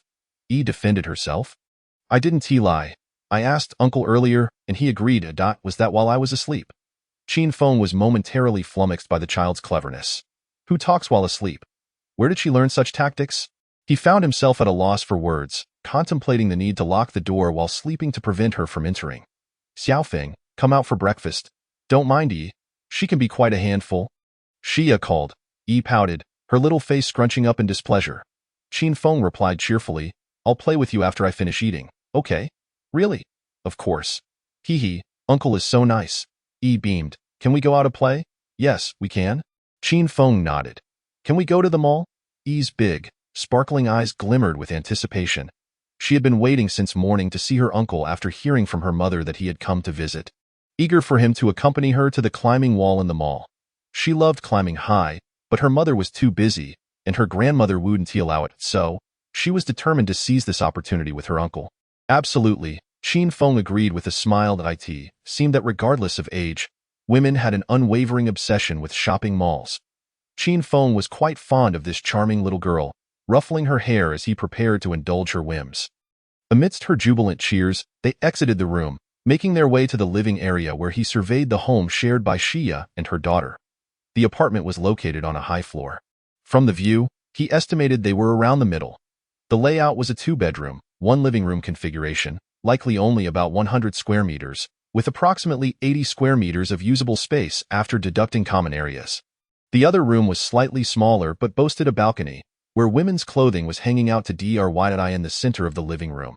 A patchwork foam mat covered the floor, neatly arranged with boxes of toys.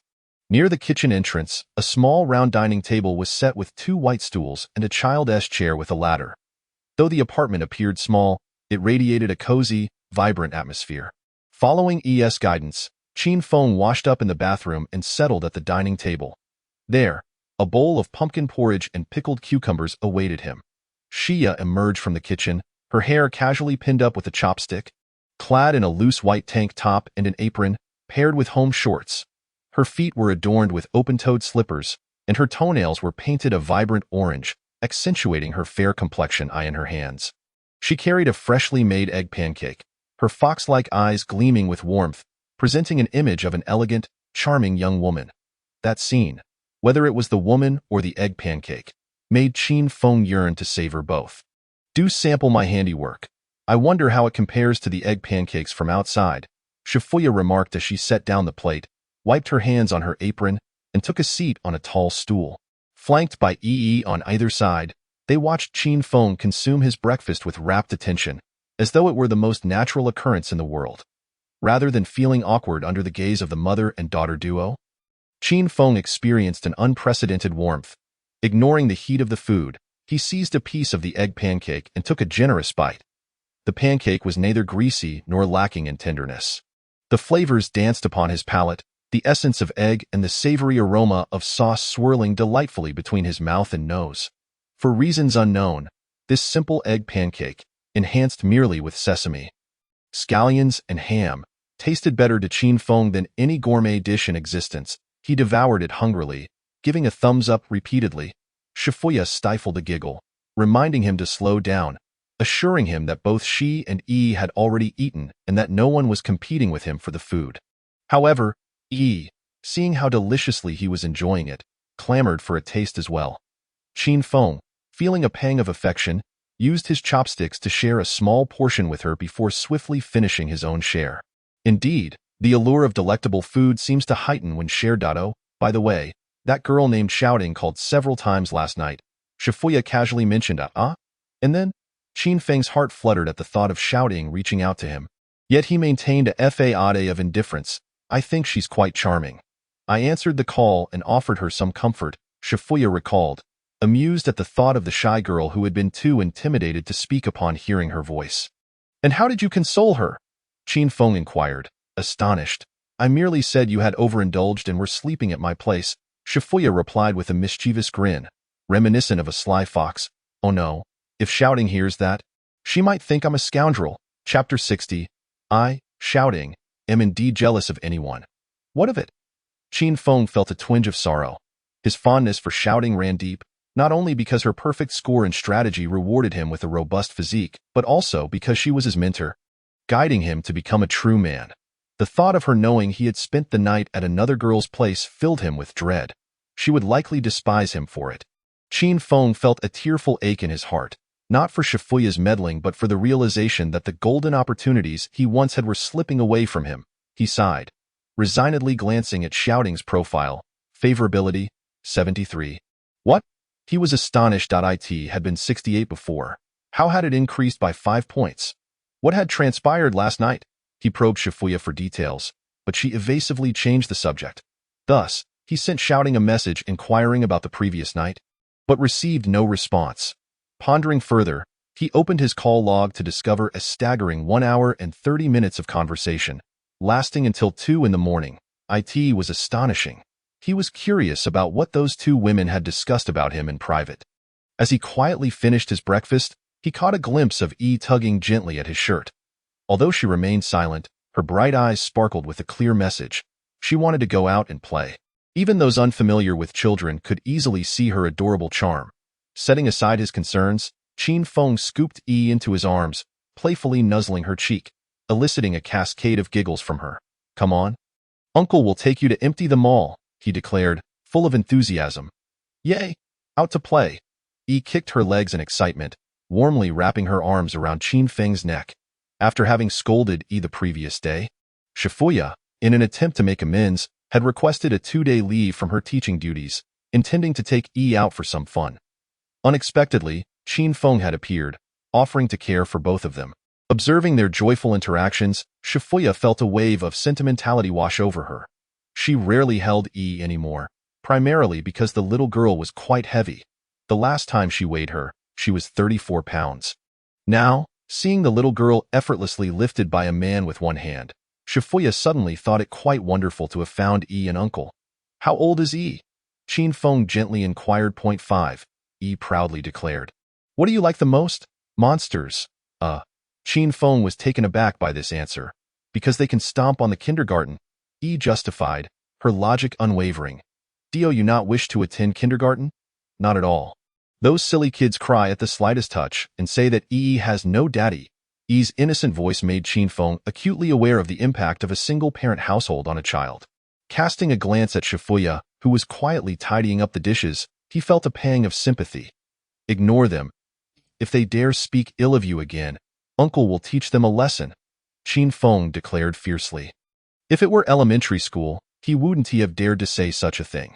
However, given the nutritional advantages children had today, towering figures were commonplace. In kindergarten, he felt quite confident. He could easily handle any child with a single punch. E smiled. After a playful exchange, once Shifuya had changed into a new outfit, the trio descended in the elevator and drove to the supermarket. Shifuya was behind the wheel of a second-hand Mazda. E obediently sat in the back seat, fastening her seatbelt, her eyes gleaming with excitement as she gazed out the window. Qin Feng occupied the passenger seat, while Shifuya, clad in a black silk bodycon dress with a light brown sheer coat, donned sunglasses, one hand resting against the window while the other deftly maneuvered the steering wheel.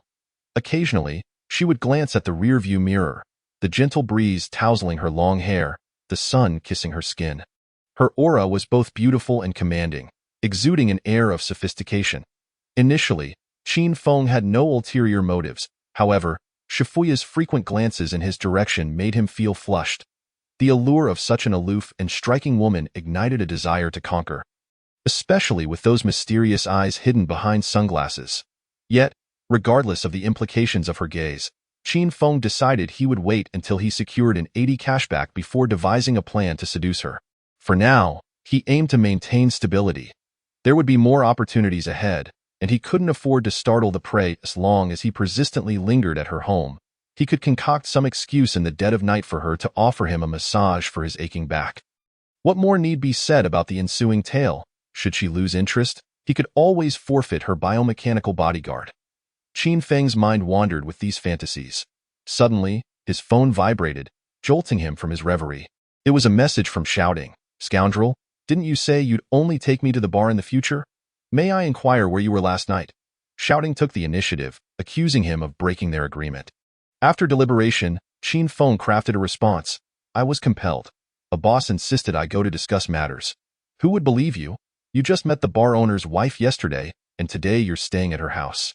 Is it because I didn't satisfy you?" Faced with such accusations, Qin Feng was at a loss for words. The school beauty was undeniably fierce. In his recollections, Shouting had always been the epitome of innocence and charm. It was bewildering how she had suddenly become so bold. Was it the distance of the screen that emboldened her?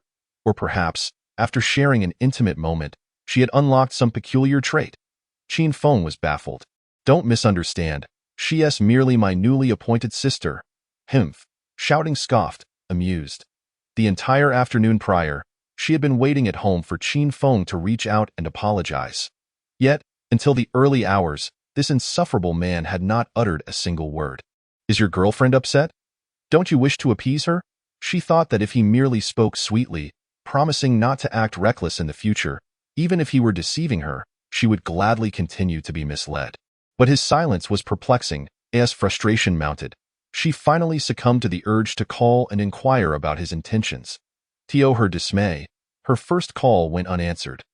The second was also ignored. On the third attempt, he finally picked up, but after she spoke extensively, there was silence on the other end. When the voice finally came through, it was a woman's voice. Startled, Shouting hung up immediately, fearing she had intruded upon their private moment. Her small emotions surged, and tears began to swell. Just then, her phone rang again. It was the same number. Gritting her teeth, Shouting answered, determined to give the caller a piece of her mind before crying. To her surprise, the voice on the other end was polite, identifying herself as Xiaoya, whom she had met at the bar the previous day. She explained that Qin Feng had overindulged and, not knowing his address, had brought him to her home, inquiring if Shouting wished to come and retrieve him. Shouting contemplated rescuing him, but it was late, and her father forbade her from going out. Even if she did retrieve him, she had no idea where he was staying, and waking him up seemed rather unnecessary. Moreover, Xiaoya was articulate and charming, presenting herself as a widow with a child, which gave Shouting a sense of security. Unbeknownst to her, she ended up conversing with Xiaoya for quite some time, discussing various matters about Qin Feng at school. Upon hearing Shifuya mention that Qin Feng had recognized her as an older sister, Shouting felt slightly unsettled. However, Qin Feng's deliberate emphasis on this connection made her feel as though she was being unreasonable, igniting her anger. "Qin Feng, just how many good sisters do you have?" "Only this one." "What about the other girls?" "None." "All right, I'll take a screenshot of this conversation. If any other sisters or younger siblings appear around you, I'll turn this chat into a poster and hang it at your doorstep." Sensing Shouting's rising ire, Qin Feng hurriedly flattered her. "Darling, regardless of what other women may say or do, you will always be first in my heart." "Humph, don't be angry. How about I accompany you to pick up your car tomorrow?" Shouting's anticipation of finally driving a Porsche diminished her anger significantly. "What about today?" she inquired, hoping to spend time with Qin Feng, albeit in a subtle manner. "I'll be taking my niece to the mall to play." Qin Feng replied candidly. Shouting's teeth were all ground down. All right. Without older sisters and younger sisters, there's still a niece, right?" Chapter 61. Shifuya is about to give birth. Shouting was aware that Qin Feng was with Shifuya and her daughter. She contemplated seeking out Qin Feng. However, her mother, who was nearby, advised her against being too proactive, suggesting that she should not present herself so readily. Doing so would indicate that she cared too much about this man, appearing rather passive. Moreover, it would be inappropriate for her to intrude on a family outing. Shouting felt gloomy and pondered for a long time. In the end, she decided to disregard her mother's advice. Shouting thought to herself that her mother was merely an ordinary woman without much foresight. Qin Feng was not her husband, so there was no need for urgency. If she didn't take the initiative, what if Qin Feng were to be whisked away by someone else? I'm at Yintai Mall. Which mall are you at? Shouting sent a message. Her inquiry was quite clever. Directly asking for someone's location would seem foolish. By casually suggesting they might meet up at a place where she just happened to be. She appeared much more astute. Although Shouting was still at home, her hair unwashed, she speculated that the children's play facilities at Yintai Mall were more abundant, making it likely that Qin Feng would go there. Upon seeing Shouting's message, Qin Feng thought to himself that it was unfortunate. The three of them were indeed preparing to go to Yintai Mall. Shifuya was nearing a critical moment in her labor, and he did not wish for any complications to arise. If Shouting were to come and disturb them, causing his affection level to plummet like it had before, he would find that unbearable. After all, this was a matter of 60 million, and what they brought into the world would be genuine cash. Qin Feng pondered for a moment, refraining from responding to the message, and instead addressed Shifuya. Sister, let's go to Wanda. Shifuya turned her head, smiling. Is there something going on at Yintai? Qin Feng awkwardly replied. No, there's nothing going on. Shifuya raised an eyebrow. Oh? If there's nothing going on? Why can't we go? Yi wants to rock climb, and only Yintai has that. Yi chimed in from behind. Yi wants to climb to the highest place today. Seeing he couldn't hide the truth, Qin Feng stammered, Shouting is also there. I'm afraid you might mind. Shifuya smiled gently. My brother's girlfriend, why would I mind? That girl is quite innocent. I like her. Qin Feng asked in confusion. Should I invite her to join us? Shifuya nonchalantly replied. Sure, just in time for us girls to go shopping. You can take care of Yi while I help you assess that girl. Qin Feng observed her smiling countenance, momentarily unsure whether she truly minded or feigned indifference. He speculated that perhaps she genuinely regarded him as a brother, wanting to assist him in finding a good partner. At that moment, Qin Feng felt a twinge of guilt. He had just intended to seduce this generous sister into bed. But now, witnessing her magnanimity, he felt a sense of moral conflict, however. It only strengthened his resolve. Wasn't this all the more thrilling? With a wicked grin on his face, Qin Feng sent Shouting a message. We're about to head to the children's climbing area. Are you coming? I'm doing my nails at a nearby store. It'll take about half an hour. You all can play first. Shouting's mother replied using Shouting's phone. At that moment, Shouting was hastily washing her hair, applying makeup and getting dressed, instructing her mother to respond on her behalf. Call me when you're ready.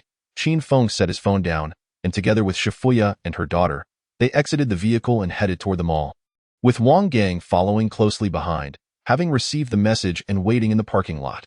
Wang Gang, feeling unusually conflicted, clutched a parking receipt from the previous night and an accommodation invoice totaling 240 yuan. Unsure how to broach the subject of reimbursement with Qin Feng. After helping Shifuya carry her boss home last night, he had worried that the boss might need something later, so he found a nearby hotel to stay. He thought that in case any issues arose, he would be readily available to respond. However, the night passed without incident. This self-imposed waste made him hesitant to mention reimbursement. He should have just bought a sleeping bag to sleep in the car. But without a place to wash up, he would be a mess, which would embarrass the boss. Wang Gang's mind was racing, yet he maintained a cool facade, silently trailing behind Qin Feng and the others. Yi held onto Qin Feng's pinky with one hand and her mother's hand with the other, quietly walking in between them, appearing quite obedient. Yi is so understanding. A daughter like this surely doesn't require much worry. Right? Qin Feng praised. This little girl is quite clever. She knows not to play around here. Once we get into the mall, you'll see her prowess. Shifuya laughed. You can't run where there are cars. You must hold an adult's hand to cross the street. Yi chimed in brightly. Impressive. Is this what they teach in kindergarten now? Qin Feng exclaimed. He couldn't quite remember much from his own childhood. Only that a teacher once placed a big red flower sticker on his forehead. Most of it is what I taught her, perhaps a bit harshly, so she remembers it well, Shifuya remarked lightly. Qin Feng could sense an extraordinary fierceness in her tone. Indeed, a mother's strength is formidable.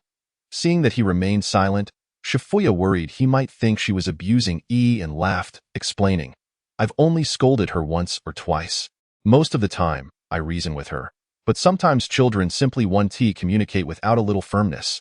You'll understand once you have kids. The two of them chatted casually, holding E's hands as if they were a sweet family of affluent individuals. As they walked, passers-by of all genders couldn't help but feel envious, tears of envy welling up.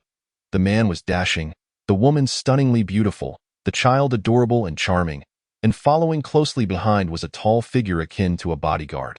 They epitomized the template of life's winners. Bystanders couldn't help but wonder when they might find such love for themselves. Upon entering the mall, E eagerly tugged them along, expertly navigating to the central climbing area. It was a rectangular structure towering 9 meters high, with climbing walls on all 4 sides, brightly colored wooden panels embedded with various climbing stones, making it particularly eye-catching. Despite it being working hours, several children were still playing on the climbing walls. After paying, Qin Feng ensured the coach securely fastened the safety harness before sitting beside Shifuya to watch E's performance. Will E be able to do it? Should we get her a coach? Qin Feng inquired. Climbing costs 60 yuan for a round trip, while hiring a coach for a session is 120 for 40 minutes. It wasn't too expensive, but not exactly cheap either. No need. Although E hasn't played much, she has a natural talent for sports, Shifuya stated confidently, as expected. Qin Feng watched E use all 4 limbs, swiftly scaling the wall like a monkey. He couldn't help but exclaim, impressive. She was naturally lively. Any outdoor activity piqued her interest. Shifuya's eyes followed E with a mix of pride and joy. Who would have thought that in the blink of an eye? The tiny infant she once held could now climb walls. Qin Feng expressed his admiration, saying, I love such a vibrant little girl. I wish she were my daughter. Shifuya glanced at him, smiling but not responding. Suddenly, Qin Feng had an idea. Oh, right. I should top up her account here so she can come play more often. Shifuya looked at E, who was close to reaching the peak, and casually remarked, no need. Even if you add more money, it's a waste if she has no one to play with. Chapter 62. Once a person harbors wicked thoughts, their courage multiplies significantly. At this moment, Qin Feng finally understood why Shifuya often emphasized how lively E was. He had never anticipated that this little girl could be so energetic, as spirited as a husky. After just a few minutes of rock climbing, having conquered that wall, E began to conquer the entire mall. She dashed around the first floor, then the second, and was now starting on the third. Qin Feng was in hot pursuit, racking up over 10,000 steps in such a short time, thoroughly exhausted. E, come back. I'll buy you candied haws, Qin Feng shouted, gasping for breath. No, E laughed ahead of him.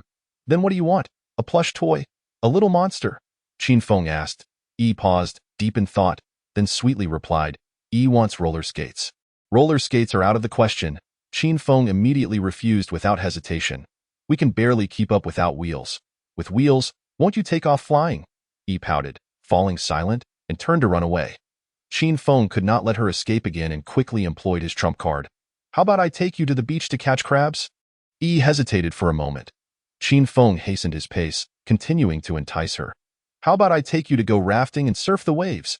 E stood still, turning to look at her approaching uncle, a thoughtful expression crossing her small face.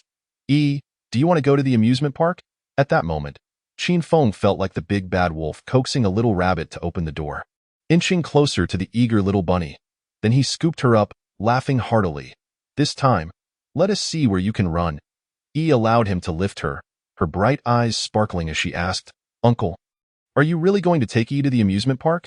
Qin Feng kissed the little darling and replied, Of course, Uncle will take you and your mom together. How does that sound? E hesitated. Mom has to sleep during the day and work at night. She doesn't have time to take E out to play. Qin Feng playfully scratched the cute little nose. That won't happen anymore. Uncle can make sure Mommy stays home to play with E every day. Really? E's eyes lit up. Really, but you have to stand on Uncle's side and talk to Uncle about Mommy's interests and hobbies. Qin Feng gently coaxed. Do you know what Mommy likes the most? Mother loves money, E certainly stated. What else does she like? Qin Feng, not easily discouraged, continued to probe. She also likes E. What does Mother dislike the most? I'm the goose from Grandma's neighbor. I was asking about what Mother dislikes, not what E dislikes. Mother does not like going back to Grandma's house. E guessed it was because the neighbor's large goose frightened her. Not fond of returning to Grandma's? Mother finds Grandma's house noisy. Qin Feng pondered thoughtfully, cradling Yi as they hurried toward Shifuya. Shifuya strolled leisurely behind, occasionally stepping into shops to browse. With a positioning device on her daughter's wrist and two burly men following, she felt quite at ease. At the age of 5 or 6, children can be quite troublesome, often darting away in an instant. Normally, when she took Yi out to play alone, she had to use a leash to keep her in check. Shifuya entered a Givenchy women's clothing store, a brand she greatly admired. However, the prices here were exorbitant, with each piece costing tens of thousands. Although Shifuya earned a high salary and could afford to buy, previous expenses for the child and future savings had limited her to merely window shopping. But now, things were different. She had a man willing to support her, and her worries had dissipated. As she wandered the store, she spotted a deep V-neck black lace evening gown and hesitated, contemplating whether to call Qin Feng to try it on for his opinion. Just then, a rotund, balding man approached her. "Are you here alone, beautiful?" Shifuya cast a glance at him. He wore a gray, collared shirt that barely contained his greasy belly, adorned with a gaudy gold watch. And his beady eyes squinted in a smile that made the fat on his face quiver. She was repulsed by his lewd demeanor and silently set the dress down. "Hey, beautiful, don't you like this one? I think it would suit your figure perfectly. Why not try it on?" Bao Hongbiao boasted, showcasing his extravagant Vacheron Constantine watch worth over 300,000. As he picked up the dress she had just discarded and handed it to her with a grin. He was being dragged around the mall by his young girlfriend, waiting on the sofa for her to change clothes. The moment he laid eyes on the alluring woman with chestnut curls, his impatience vanished. The woman, with her strikingly delicate face and elegantly sensual black slip dress, exuding an aura of pure, creamy skin, captivated him. She was far superior to his girlfriend, who only cared about money and lacked beauty. "No need, my husband is wealthy," Shifuya replied coldly. Bao Hongbiao, noticing she was alone in the mall, assumed her marriage was likely troubled and began to berate her husband. "How could your husband let such a stunning woman roam the streets alone? Truly inconsiderate." This self-satisfied, unattractive man only made Shifuya feel more disgusted. "Get lost." Bao Hongbiao was undeterred by her attitude and, growing more excited, insisted. "Come on, beautiful, don't be so fierce. It's fate that we met. Let us add each other on WeChat and chat." Shifuya furrowed her brows and shot him a frigid glare, contemplating whether to slap him. However, she didn't want Qin Feng to perceive her as a woman who caused unnecessary trouble. So she opted for silence and turned to leave. Bao Hongbiao, taken aback by her icy gaze, felt an inexplicable urge to conquer her. Recently, he had made a substantial profit, and his confidence had grown. He rushed after her, pleading, "Hey, beautiful, how much would it take for you to spend some time with me? Just name a price." Shifuya paused and turned, her eyes glinting with cold fury. She felt a strong urge to call for help. After years in the bar business, summoning a van of thugs was a piece of cake. Such a man needed to be taught a lesson, or perhaps just scare him a little. There were countless ways to handle him. Seeing her fierce demeanor, Bao Hongbiao took a step back, feeling intimidated, but then felt humiliated. Just as he was about to speak, Qin Feng entered, carrying a little girl, followed by a burly man. "What is going on?" Qin Feng asked, sensing the tension. Shifuya took a deep breath, her expression softening as she smiled at Qin Feng. "Honey, you are here." Chapter 63. Qin Feng was quite formidable in his younger years. Qin Feng was momentarily stunned by Shifuya calling him honey. He then felt her warmth as she nestled closer, her soft body making his heart flutter. Though unsure of what had transpired, he noticed the man before him looked fearful, and Shifuya's demeanor towards him had shifted, suggesting something had occurred. Following her lead, he wrapped his arms around her waist and asked, "Wife? What happened?" This bold gesture made Shifuya's eyelashes flutter, a hint of panic flashing in her eyes. She knew Qin Feng meant no harm but simply wanted to protect her. It had been a long time since she felt the comfort of a man's embrace. Unable to resist, she looked up and met his caring gaze, quickly lowering her head, striving to remain calm as she replied, "It's nothing, just someone tried to chat me up." Upon hearing this, Qin Feng frowned and glared at the bald man. It was quite normal for a beautiful woman to attract attention from other men, but it was never a pleasant feeling for him when it was his own woman being approached. Coldly he asked, "Who are you?" Seeing the beautiful woman's husband arrive, especially with a bodyguard, Bao Hongbiao was startled. Bodyguards were not common. Only those with real wealth could afford such protection. The man's expression suggested he was not to be trifled with. Regretting his earlier boldness, Bao Hongbiao nervously apologized. "Big brother, I'm sorry that I thought your wife was single since she was alone, so I chatted for a bit. I didn't mean any harm." His submissive tone did nothing to soften Qin Feng's demeanor. It was worth noting that Shifuya was currently worth 60 million. Just a little more, and the funds would be credited to their account. With that money, he could become a distinguished VIP player on Earth. At this moment, anyone who stood in his way would face dire consequences. Qin Feng's face darkened as he contemplated whether to call Wang Gang to deal with this man.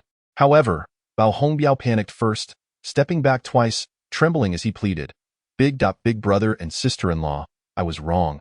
I truly realize my mistake. Please let me go." Onlookers began to take notice of the commotion. Shifuya, not wanting Qin Feng to escalate the situation, softly urged, "Let it go." He didn't say anything too serious. Qin Feng, feeling it inappropriate to resort to violence in public, asked, "What is your name?" Hearing the request for his name, Bao Hongbiao assumed Qin Feng intended to seek revenge later. As a businessman, he knew that attracting trouble could ruin his livelihood.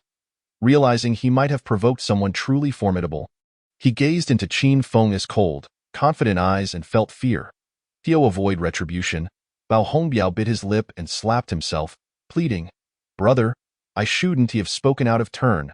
You're magnanimous. Please don't hold it against me." This took Qin Feng by surprise. He recognized the man's face from somewhere, prompting his inquiry. He hadn't expected him to be so cowardly as to slap himself in front of others. Shifuya found it equally surprising that this middle-aged man was so compliant in front of her brother. Did they know each other? At that moment, a sales associate rushed over, having witnessed the altercation, and began to apologize, hoping to defuse the situation. Shifuya, not wanting to escalate matters further, gently tugged at Qin Feng's arm and whispered, "Let him go. I want to continue looking at clothes." Seeing that Shifuya seemed unperturbed, Qin Feng reluctantly refrained from intervening further, coldly telling the man, "Get lost, and don't let me see you again." Upon hearing this, Bao Hongbiao felt as if he had been granted a reprieve and fervently thanked Qin Feng. "Thank you, big brother. Thank you." He even rushed out, neglecting his girlfriend who was still inside changing clothes. Qin Feng found it peculiar to hear a man in his 40s address him as big brother. Nevertheless, he brushed it aside, accompanying Shifuya to continue shopping. The crowd that had gathered to watch the drama began to disperse. The more beautiful a woman, the more attention she attracted.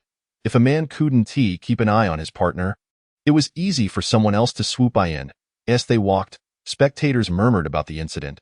Just when everyone thought the show was over, a relatively attractive girl suddenly shouted at them, "Qin Feng, is it because you hooked up with this rich woman that you dumped me?" Chapter 64. Here she comes, here she comes. What? Hooked up with a rich woman? Heartlessly dumped his girlfriend. The onlookers were utterly thrilled this time. The prior incident of a man teasing another's wife held little intrigue. However, the narrative of a wealthy woman casting aside her unworthy spouse was far too captivating to ignore. Curiosity drew the crowd closer once more. The staff refrained from intervening, determined to see the unfolding drama to its conclusion. Qin Feng felt a familiar voice pierce through the air behind him, causing his body to stiffen. He turned sharply, his gaze locking onto the fierce woman before him. Clad in a striking red dress adorned with the Givenchy logo, her heavily made-up face bore an expression of contempt, her narrow eyes and sharp features unmistakable. Jiang Manxue, the realization struck Qin Feng like a thunderbolt. Just moments prior, he had recognized the bald, middle-aged man's appearance. He had seen him with Jiang Manxue, clearly recalling that night in the car. With a cold smile, Qin Feng retorted, "What I do with whom is of no concern to you. You are not my girlfriend." Jiang Manxue's eyes widened with fury, her voice sharp and piercing. "After all these years, you would abandon me for the sake of this woman's wealth, playing the role of a father to her child. Have you no dignity left?" Indeed, Jiang Manxue had come with Bao Hongbiao. She had overheard a commotion from the changing room and, upon recognizing Qin Feng's voice begging for mercy, mistakenly assumed he was confronting her for being out with another man. Hesitant to emerge, she lingered in the changing room until she recalled their separation. Realizing he had no right to interfere with her life, stepping out cautiously, she was met with the sight of her boyfriend being humiliated, while Qin Feng appeared joyful, cradling a little girl, accompanied by a beautiful woman gazing at him with affection. The harmonious scene ignited a surge of jealousy within Jiang Manxue. Why did they have the right to be happy while she was left with her man fleeing from her? Her mind raced back to 2 days prior when Qin Feng had abruptly deleted her from his contacts. Berating her about wealth, she believed he had latched onto a rich woman, emboldened by newfound confidence. Unable to contain herself, Jiang Manxue resolved to expose what she perceived as his true character. Qin Feng, you repulse me.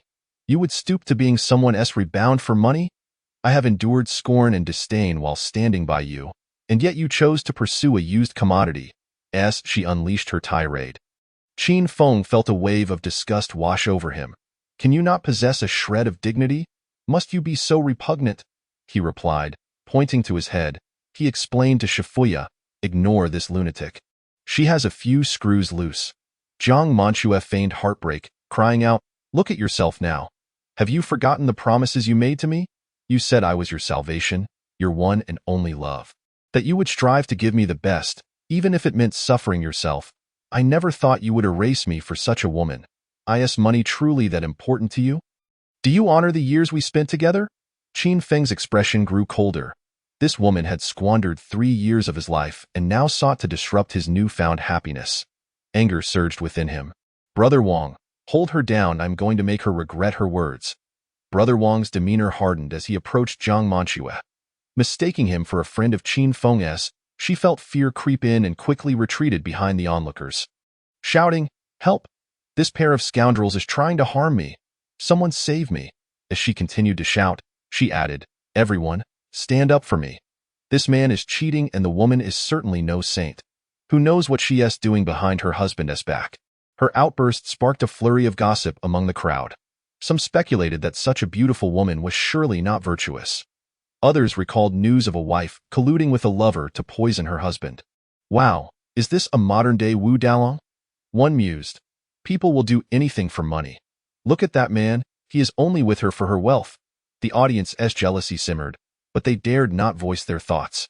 Recognizing the inappropriateness of commenting while witnessing such an intimate display, as the tension in the air dissipated, Jiang Manxue, realizing she had lost her audience, fell silent. The crowd gradually dispersed, leaving behind the stillness of the aftermath. After what felt like an eternity, Qin Feng and Shifuya finally broke apart from their kiss. Holding the flustered Shifuya close, he playfully teased her, sister, if you remain silent, I shall take it as your consent. Shifuya, enveloped in the warmth of his embrace, murmured softly, you don't resent us, do you? How could I? I feel nothing but empathy for you both, he replied. Why do you like me? Your beauty and resilience evoke a sense of home within me. Have you ever said such things to your ex-girlfriend? She inquired, her curiosity piqued. No. I swear I didn't lay a finger on her.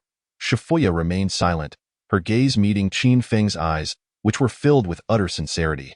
This inadvertently stirred within her a yearning to be with this man. Seizing the moment, Qin Feng gently proposed, sister, would you be my woman? Shifuya smiled sweetly, as long as you don't mind me. System notification, Shifuya's favorability level, 10. Current favorability level, 89. Amount spent, 60.05 million. Congratulations, host. Cashback successful, you have received 60.05 million in cash. Cumulative cashback amount has reached 50 million. Reward. 1 lottery draw. Upon hearing the system notification, Qin Feng was overwhelmed with joy. After all his efforts, he finally triumphed, and now he even had a chance to win a prize. This was beyond his expectations. Indeed, Shifuya was impressive. Even a kiss could boost his favorability by 10 points. What if unexpected circumstances arose in the future? Wouldn't he be guaranteed a perfect score? Qin Feng envisioned a bright future, delightfully navigating through the lottery draw in his mind. Congratulations, host. You have obtained hypnosis, 3 times, hypnosis. Strong psychological suggestion to non-divine units, compelling them to firmly execute the implanted ideas. What the hell? This is an incredible skill. Just imagine asking the wealthy Ma to transfer me a few billion or grant me some shares. Wouldn't that be a game changer? From then on, I'd walk through the world with ease. Qin Feng was ecstatic, eager to rush out and intercept a wealthy benefactor. However, He soon realized that regardless of which Ma he approached, their wealth would be closely monitored by many. Any casual transfer would likely attract scrutiny. Besides, he already had enough money. Contributing to the system made him practically invincible, rendering it unnecessary to stir up trouble for a mere sum of money. Qin Feng composed himself, extinguishing those thoughts. It seemed this hypnosis skill could only be used for self-defense or to put on a show. That was acceptable. At least he had a skill at his disposal. If that Jiang Manchu had dared to provoke him again, he would show her what cruelty truly meant. Taking advantage of the situation, he glanced at the alluring Shifuya and couldn't resist planting another kiss on her lips. The onlookers, witnessing this shameless display of affection, were incensed, hurling curses. They wondered why the man's ex-girlfriend remained silent, questioning why she didn't rush in to tear the couple apart. Jiang Manchu also contemplated intervening to disrupt Qin Feng's good fortune. Yet she feared retribution from the wealthy woman. The thought of a wealthy person's methods of revenge made her reconsider. Just then, a stunning beauty suddenly emerged from the crowd, angrily shouting at Qin Feng and Shifuya. "What are you two doing?" Chapter 66. Xia Ting chose the most comfortable path. Bao Hongbiao, still covering his face, hadn't he walked far before feeling humiliated and furious, his mind racing with the thought of finding a woman to vent his frustrations, hoping to reclaim his lost dignity in bed. Remembering that his girlfriend was still in the store changing clothes, he stood still and messaged her, informing her that he was waiting for her in the car. Suddenly, he spotted a beauty approaching, even more stunning than the woman in the store. Coincidentally, she was unaccompanied and appeared to be shopping alone. Her oval face was radiant, her exquisite features captivating. Dressed in a pure yet alluring JK outfit, she wore a fitted, vibrant shirt adorned with a red bow, the neckline slightly open, and a pink plaid skirt that accentuated her long, shapely legs encased in white stockings, paired with round-toed shoes that enhanced her innocent allure. Bao Hongbiao couldn't help but drool as he watched her pass by, and without a second thought, he decided to follow her, contemplating how to ask for her contact information. This beauty was none other than Xia Ting. Defying her conservative mother-s objections, she deliberately dressed in a sweet and pure manner, determined to outshine Qin Feng's sister in youth and beauty. When she arrived at the climbing area, she found no sign of Qin Feng, suspecting they had tired of climbing and gone to the mall. Xia Ting refrained from calling Qin Feng, opting instead for a chance encounter to appear more natural. Reminiscent of the classic scenes of love at the corner in television dramas, filled with nostalgia, as she walked, she searched for Qin Feng's figure, noticing a crowd gathered near a women's clothing store. Hearing someone call out Qin Feng's name, she quickly made her way over. This man was truly remarkable, kissing a wealthy woman with a child in front of his ex-girlfriend. The wealthy woman was stunning. Xia Ting wished to be pampered by her as well. Initially thinking it was a scene of infidelity, she was surprised by how smoothly the man charmed the wealthy woman. What was more, her daughter was genuinely adorable, standing there docilely. The onlookers speculated, and upon hearing about the woman with the child, Xia Ting hurriedly squeezed through the crowd to see, only to be taken aback by the sight before her. There was Qin Feng, kissing the sister he had just met the day before. It appeared they were both thoroughly enjoying themselves, completely unashamed in public. Xia Ting was livid. She had known all along that this man was a scoundrel. "Qin Feng, what are you doing?" Her voice startled the onlookers, who had been on the verge of leaving, now fully alert. They hadn't expected this turn of events. A trio of women confronting this man was sure to be entertaining. Following Xia Ting, Bao Hongbiao, initially hesitant to enter the store, was instantly thrilled to see such a beautiful woman confronting the man, eagerly rushing in for the spectacle. Qin Feng was taken aback by Xia Ting's voice. Caught in the act by his legitimate girlfriend made him somewhat anxious, and he almost released Shifuya. However, the confidence from his 60 million kept him steady. He ignored Xia Ting's outburst, lingering on Shifuya's lips for a few moments before reluctantly letting her go. His calm demeanor suggested that he was not the one caught in a scandal. System notification. Xia Ting's favorability level 1. Qin Feng slowly turned his head to assess Xia Ting. Her JK outfit was indeed appealing, perfectly aligning with his tastes. The white stockings accentuated her long legs enticingly. However, at that moment, she glared at him with eyes full of fury, her impressive chest rising and falling with anger. Resembling a feisty little kitten, "Ting Ting, you're here?" Qin Feng greeted with a smile, maintaining a nonchalant attitude. Seeing him still holding Shifuya infuriated her to the point of tears, and she questioned again, "What are you two doing?" Shifuya glanced at Qin Feng, playfully whispering, "Aren't you going to let go?" She understood that being with Qin Feng would inevitably lead to such situations. A man who was wealthy, handsome, and charming was hard for any woman to resist. She didn't mind, as long as he was there when she needed him. Qin Feng did not release her. Although he had feelings for Xiating, he had previously made it clear in the car that he would have other women. His earlier restraint was solely for the sake of this moment's ease. It was merely a kiss. What was all the fuss about? You. Xiating pointed at Qin Feng, wishing she could bite him. "What's wrong with me?" Qin Feng feigned innocence. "You shamelessly said you wanted to be with me." Xiating spat in disdain. "Indeed, if you join us, won't we all be together?" Qin Feng replied, puzzled. Xiating was taken aback by his audacity, incredulously asking, "You want me to join you too?" Is that acceptable?" Qin Feng inquired earnestly. Xiating was left speechless, taking a moment to regain her composure. "You shameless cad. I despise you." Tears welled in her eyes, her voice heavy with grievances. Qin Feng felt emboldened, unafraid of her tears. He realized that Xiating's favorability had only decreased by 1 point upon seeing him with Shifuya, which intrigued him, igniting a bold thought within him. "Don't cry, come here for a hug," Qin Feng said, releasing Shifuya and smiling as he comforted her. "Hug you? You scoundrel!" Xiating ground her teeth in fury. "Then would you like to be my sister?" Qin Feng stepped closer, speaking softly. Xiating never expected Qin Feng to utter such words. She had sworn never to become a mistress, and his suggestion implied she would have to play that role. As a respectable girl, how could she endure such humiliation? Faced with 3 choices, she could either turn and leave, scold Qin Feng before departing, or, "You scoundrel, I'll fight you." Xiating, holding back tears, angrily bit down on Qin Feng's shoulder. "Ouch!" Qin Feng gasped in pain. It hurt, but he felt he could endure it. Despite the intense pain, he firmly embraced Xiating. Shifuya stifled a laugh, which Xiating noticed, causing her to glare at Shifuya and bite down even harder. The onlookers were utterly stunned. It seemed as though everything was fine between them. What kind of sorcery did this man possess? How could he kiss a wealthy woman and then embrace a sister? This scoundrel deserved every misfortune imaginable. Watching Qin Feng enjoying the biting, many in the crowd wished they could pull out a gun and shoot him. Among the spectators, Jiang Manchue recognized Xiating. Although they were never in the same class, the school beauty's reputation was immense, drawing attention wherever she went. When Xiating first appeared, Jiang Manchue suspected that Qin Feng had taken the wealthy woman's money to support this school beauty. Initially believing that the confrontation would put Qin Feng in a difficult position, she was taken aback by how quickly he and Xiating had become close, leaving her no time to intervene and forge an alliance against the scoundrel.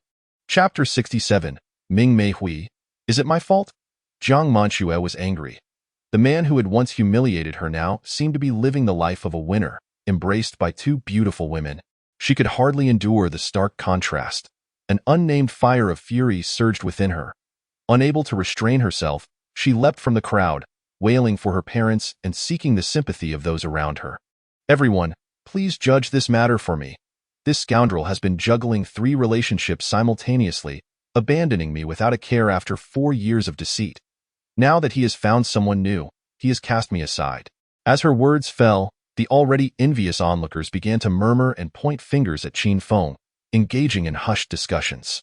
Yet, they maintained a facade of rationality, refraining from defending Jiang Manchue. After all, such behavior was hardly uncommon. The world was rife with scoundrels, and Qin Feng was but one among many. Who could blame that foolish woman for falling for a rogue?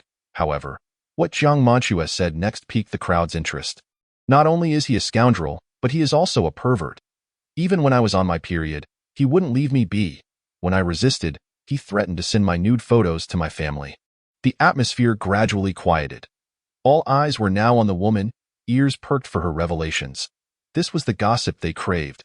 They were eager to discover if there was more scandalous news to unfold. "Last time, when he got me pregnant, he only gave me 300 yuan for an abortion, claiming the child wasn't his." This shocking revelation left the crowd astounded. The waves of drama caught them off guard, their eyes widening as they witnessed Jiang Manchue disregard her image, collapsing to the ground in abject sorrow, weeping bitterly as she recounted her man's numerous transgressions. Her raw, heartfelt anguish seemed all too genuine, especially with the man before them entangled with 3 women, a sin that deserved condemnation. In that moment, the crowd's gaze towards Qin Feng shifted to one of disdain. They had never anticipated that the seemingly charming man could be so reprehensible, stirring a desire to berate him. The noise of the crowd swelled, a cacophony of voices blending into a tumultuous din. Xiating, hearing Jiang Manchue's cries, momentarily forgot about chastising the scoundrel. She turned to glance at Jiang Manchue, then at Qin Feng, her eyes filled with disbelief. Her astonishment was not at the revelation of Qin Feng's character, but rather at the shocking realization that he seemed to relish the chaos. This was simply unacceptable. It could lead to illness. Xiating felt compelled to offer Qin Feng a lesson on women's health. That moment, Qin Feng felt as though he were sitting on a bed of needles, acutely aware of the piercing stares directed at him.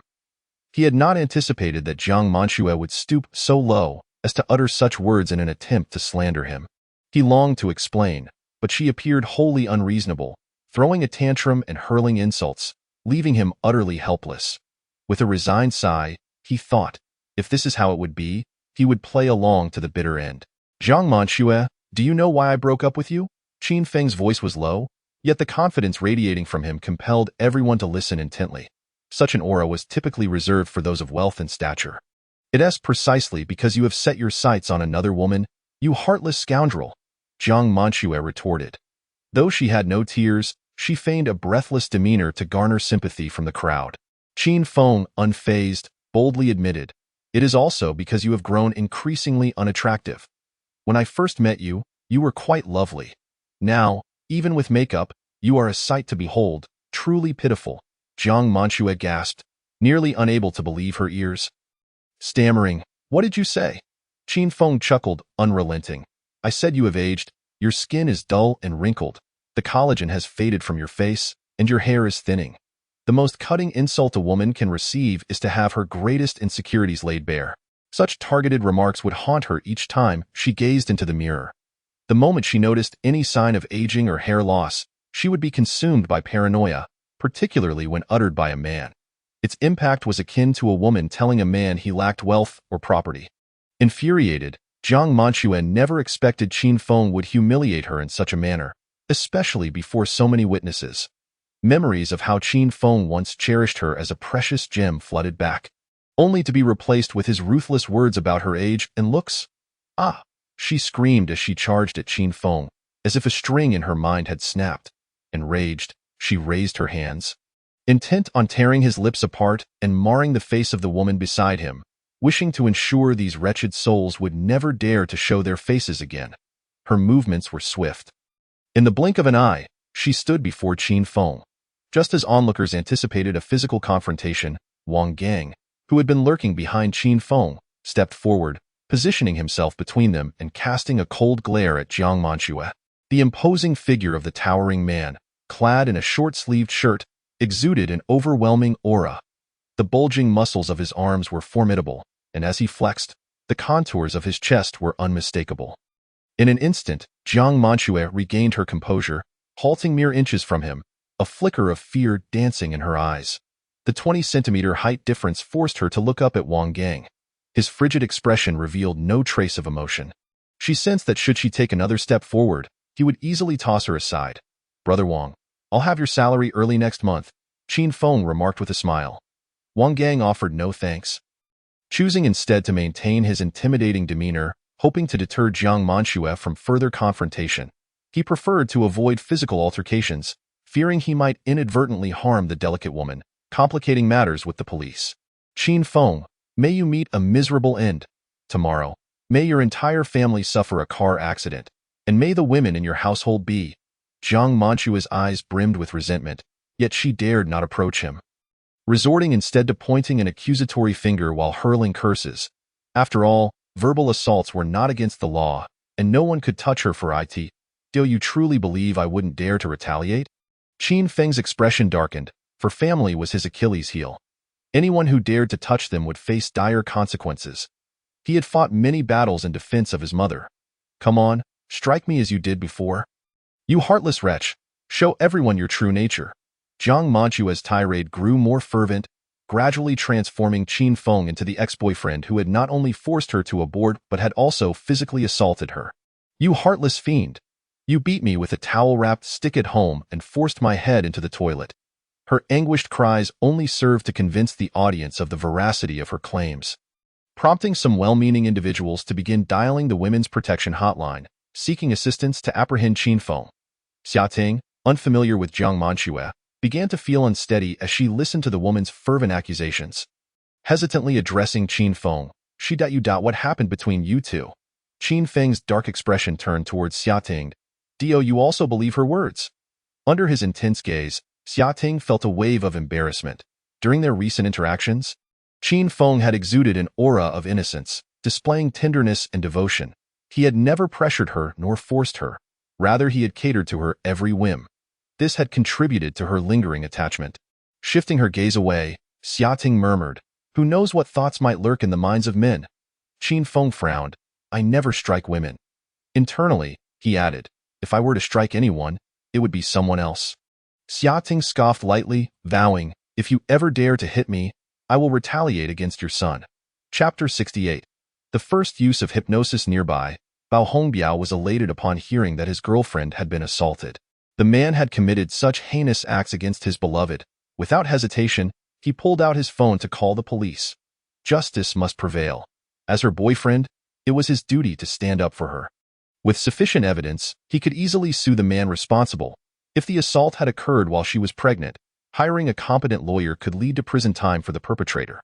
Imagining that he might be incarcerated, leaving his two stunning companions single, Bao Hongbiao reveled in his fantasies as he spoke animatedly to the dispatcher. Yes, at the Givenchy store in Intai Plaza, there's a man beating a woman. We all witnessed it." Qin Feng stood firm, unperturbed by the prospect of police intervention. He had nothing to fear, as he could merely be taken in for questioning. However, the thought of being wrongly accused and dragged into a police station while innocently accompanying his sister on a shopping trip was absurd. With a chilling stare, he addressed Jiang Manxue. I've never laid a hand on you. Do you truly wish to stir up trouble?" Jiang Manxue recognized that Qin Feng was not her former boyfriend. Yet her animosity towards him remained unabated, for he evidently had come into wealth. Surrounded by two stunning women and frequenting bars and luxury car dealerships, it was clear that Qin Feng had indeed struck it rich. The mere thought of her once devoted admirer now indulging in luxury, while cavorting with other women filled her with revulsion. "Now you know fear. You were quite pleased when you deleted me the other day, weren't you? Now that you have money, you've cast me aside, haven't you? You owe me compensation for the years I lost." Qin Feng could only chuckle in disbelief. After years of generous gifts, she now sought restitution? Did she truly believe she could trifle with him? His voice deepened. "How much do you want?" Jiang Manxue's heart raced with hope, believing she had found an opportunity, and hastily declared the price she had long contemplated, 2 million. Qin Feng raised an eyebrow. "What if I refuse to pay?"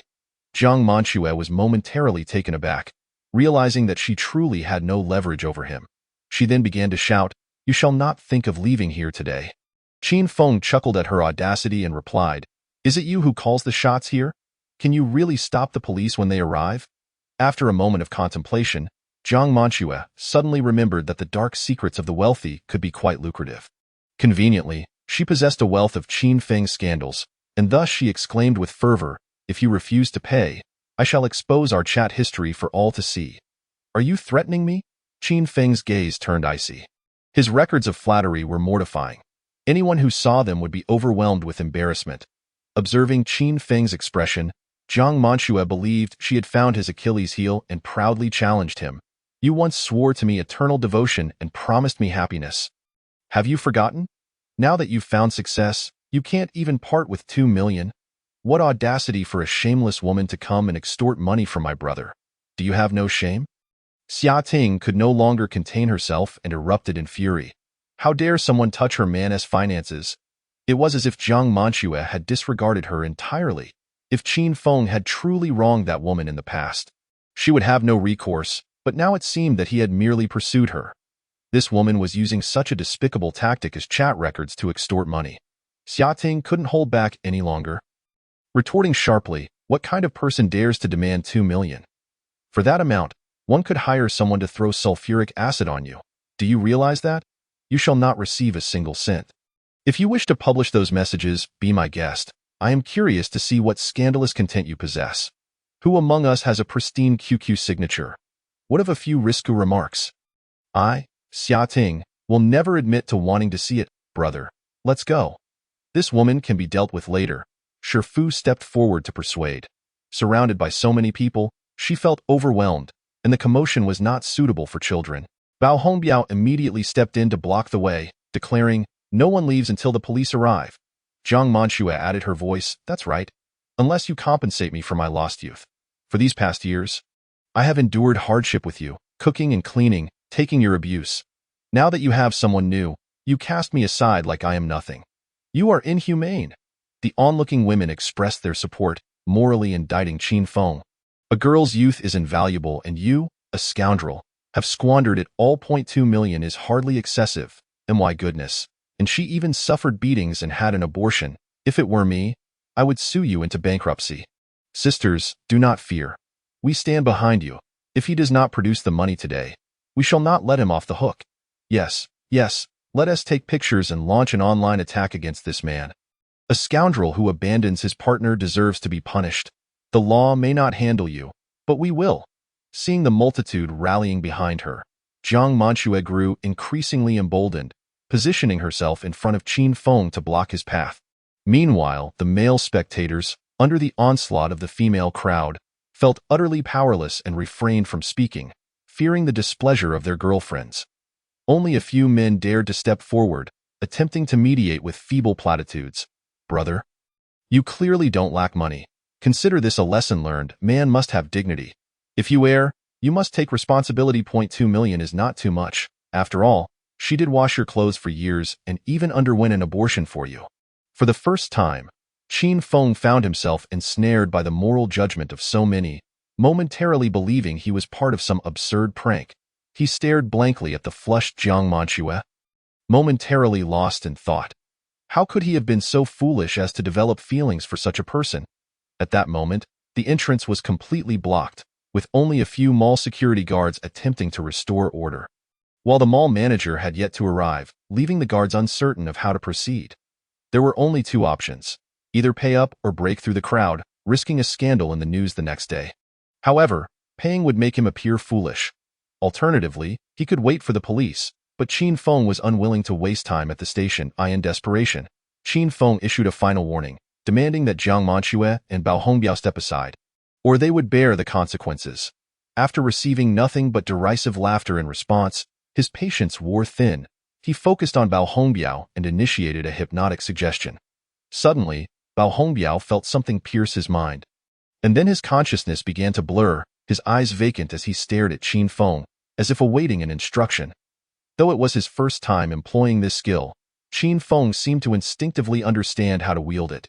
In simple terms, he could convey his thoughts to Bao Hongbiao through sheer will, and at that moment, anything he said would be firmly believed.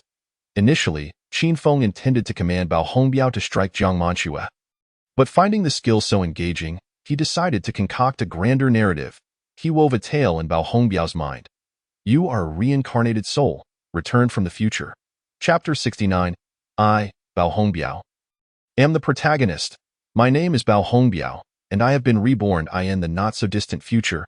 I will marry the woman beside me, Jiang Manxue. I love her dearly, and I work tirelessly to provide her with a luxurious life, fulfilling her every desire.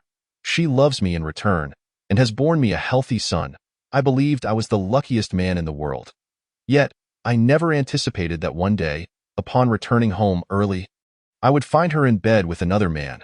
When I confronted her, she insisted, "It's merely a misunderstanding. It's not what you think.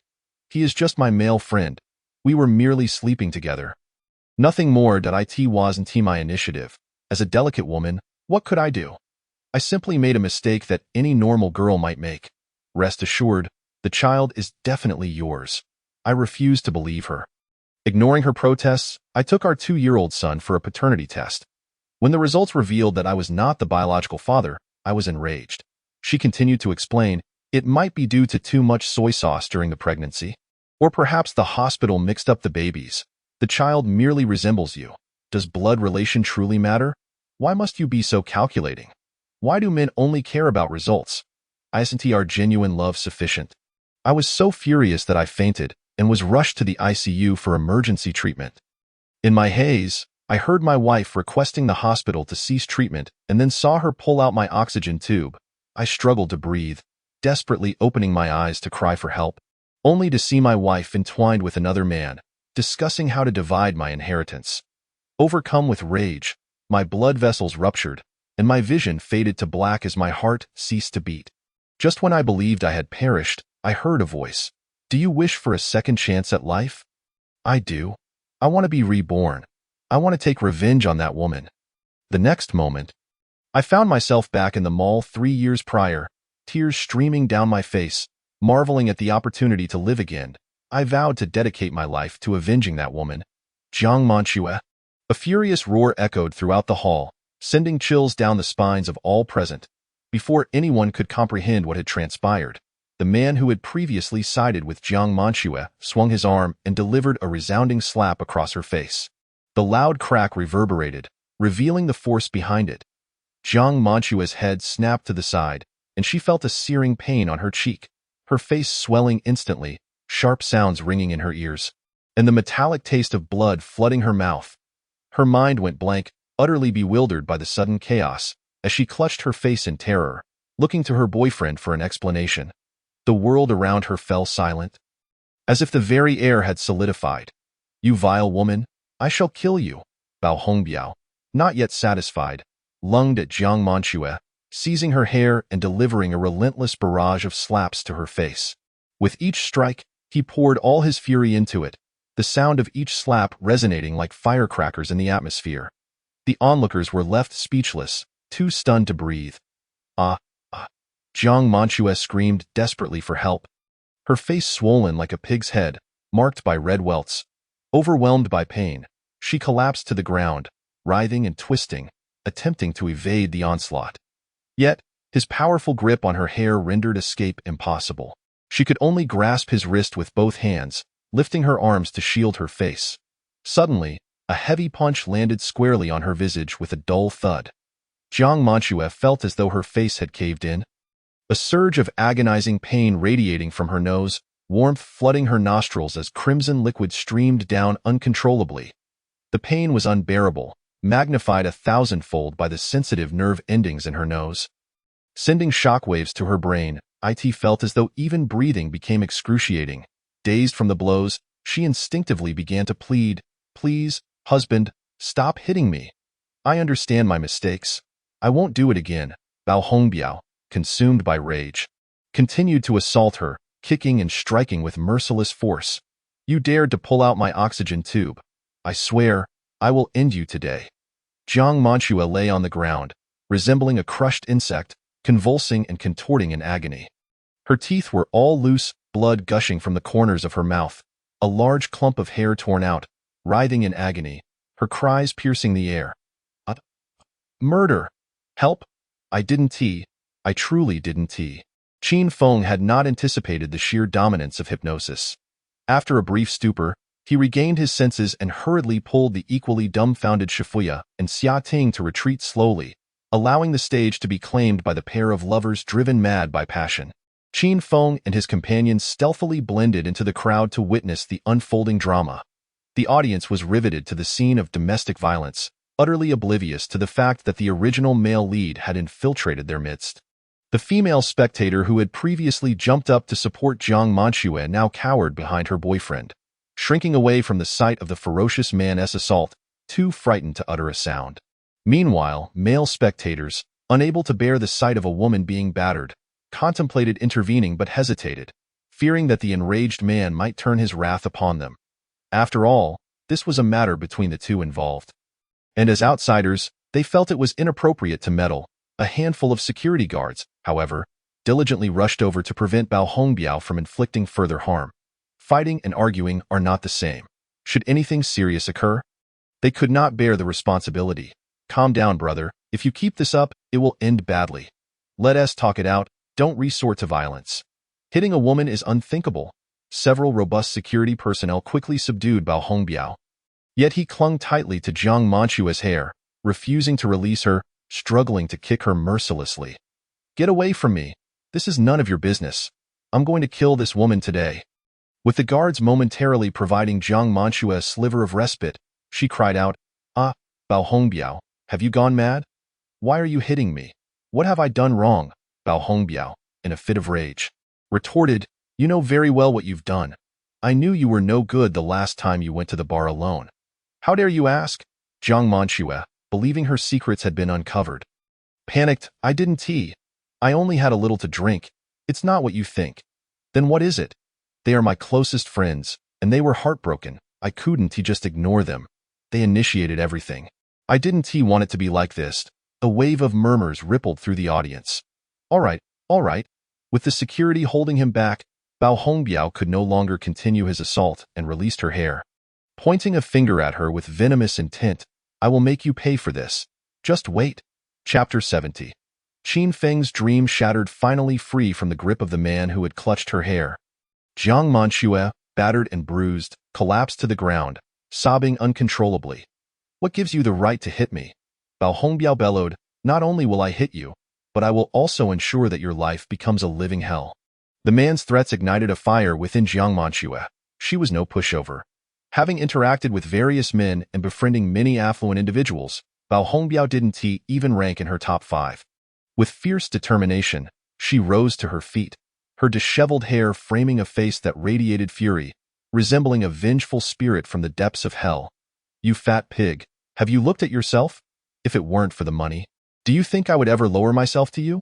You filthy bitch, you enjoy this, don't you? I'll hire some black men to come over in the future. Bao Hongbiao, this matter is far from over. I will see you in court, and you will lose everything. Damn it, I'll take your life." With that, Bao Hongbiao, his face twisted in rage, broke free from the guards and lunged at Jiang Manshue. Gripping her throat tightly, Jiang Manshue, refusing to back down, reached for his eyes. They both tilted their heads back, their hands striking at each other like two burrowing rodents in a fierce tussle. The audience was mesmerized. "Oh dear God, please let them marry right there. I can't bear for them to wreak havoc on others any longer." Many began recording the spectacle, capturing their dramatic exchanges to share online. "Gold-digging green tea bitch versus rage-fueled male, this is too much. I can't take this anymore, I just arrived. Can someone fill me in on what happened?" From the male S-words, it seemed the woman was quite promiscuous, even engaging in multiple relationships. Tut, tut. What the hell? What right does such a woman have to criticize her ex-boyfriend? Sure, the woman is at fault, but does that justify the man's violence? That guy is no saint either. He hit her so hard I saw a tooth fly out. Right? She is not even his wife. Why is he so worked up? He clung to Shifuya's leg, looking up and asking, "Mom, why did that uncle hit that aunt?" Shifuya, having witnessed many drunken outbursts from guests, shrugged it off, kneeling down to impart wisdom to Yi, because she was disobedient. Yi, glancing around in fear, replied softly, "But Yi is very obedient." "Yes, our Yi is the most obedient. Let us go," Shifuya smiled. Not wanting Yi to witness the chaos, she said to Qin Feng, "Let us step outside for a bit," and with that, she took Yi's hand and left. Yi turned back repeatedly, still curious about how the uncle and aunt would resolve their conflict. Just then, the mall manager finally arrived, accompanied by several security guards, who forcefully separated the two, pinning Bao Hongbiao to the ground to prevent him from causing further harm. While the police were called, it seemed the fighting had come to a halt. Qin Feng, fearing that the police might implicate him, followed Shifuya outside. Halfway through, he noticed Xia Ting hadn't kept up. Turning back to reach for her, he was met with a question from her. "Brother, was that woman your ex-girlfriend?" Xia Ting could not contain her curiosity. Jiang Manshue's behavior had shattered her preconceived notions. The look in her eyes reflected disbelief, unable to fathom that Qin Feng could be attracted to such a woman. Qin Feng quickly distanced himself from her. "I have nothing to do with her. I've never even touched her." Xia Ting furrowed her brows, sensing that the situation was more complex than it appeared, but she chose not to press Qin Feng further. A wise woman knows not to pry into a man's secrets. Naturally, she intertwined her arm with Qin Feng's, as if returning to a time when their bond had not been strained by conflict. "Brother, where shall we go?" Xia Ting tilted her head in inquiry. Qin Feng, uncertain of their destination, casually asked Shifuya, who was waiting at the entrance, "Sister, Where are we going? However, as soon as he spoke, he felt a sharp, twisting pain in his arm. Ow. Qin Feng inhaled sharply, turning to Xia Ting in confusion. What are you doing? Xia Ting huffed dismissively. I asked you where we're going. Why are you asking her? Aren't we together? Qin Feng initially thought Xia Ting's hesitation meant she was open to coexisting peacefully with Shifuya, even contemplating the possibility of embracing both. To his surprise, as they stepped outside, he realized Xia Ting had no such intentions, and his eyes widened in shock. Dream on. Don't think this matter with her will just blow over. As Xia Ting spoke, she discreetly scrutinized Shifuya, noting that while the woman's bust and backside were modest, her oval face was strikingly beautiful, and her demeanor exuded grace and elegance. The cold, piercing gaze of her fox-like eyes held a power over men that Xia Ting understood all too well. As their gazes inadvertently met, she noticed a hint of amusement in Shifuya's eyes, as if she were unperturbed by Xia Ting's presence alongside Qin Feng. Instantly, Xia Ting's expression turned grave. She realized that this seemingly demure woman had deliberately lowered her guard to disarm her, feeding her false intelligence, only to slyly embrace Qin Feng. Now, faced with the evidence of her deceit, Shifuya remained unfazed. Her smile intact, that a master manipulator indeed. Ting Ting, what would you like to shop for? Let us go. We won TB with those boys. Shifuya smiled invitingly at the stern-faced Xia Ting. Humph, dreaming of usurping my rightful position as the main partner. Xia Ting muttered under her breath, then brightened her expression. Sister, you should take good care of E. My brother and I will manage just fine. With such beauty, why would you worry about your boyfriend running away? Shifuya teased with a mischievous grin. Who knows if he might suddenly become desperate? Xia Ting shot a pointed glance at Qin Feng. Shifuya, detecting a hint of hostility from the girl, remained unperturbed and replied lightly. A man might stray if a woman lacks the means to keep him. I'm certainly not any less capable than you. Calling out to your brother in public while whispering who knows what behind his back. Your words sting, sister. I thought our conversation last night went rather well. The memory of last night's events ignited Xia Ting's ire. She regretted not having gone to fetch Qin Feng herself. I should have recognized your intentions sooner. I didn't expect you to have your sights set on my boyfriend. Shifuya smiled faintly. I had no such intentions. As you saw, your boyfriend approached me. What could a weak woman like me do? The two exchanged sharp words, the tension palpable. Brother, let us go. Don't pay attention to that vixen. Xia Ting tugged at Qin Feng's arm, eager to depart. Shifuya watched Qin Feng with a smile, curious to see how he would choose between the two. Qin Feng glanced around, swallowing hard. Chapter 71. Isn't a bioengineered human more appealing than a woman? Beside him stood a school beauty adorned in a pristine JK uniform and white stockings, embodying an innocent allure. Opposite her was a captivating woman in a sleek black dress, exuding an air of cold elegance.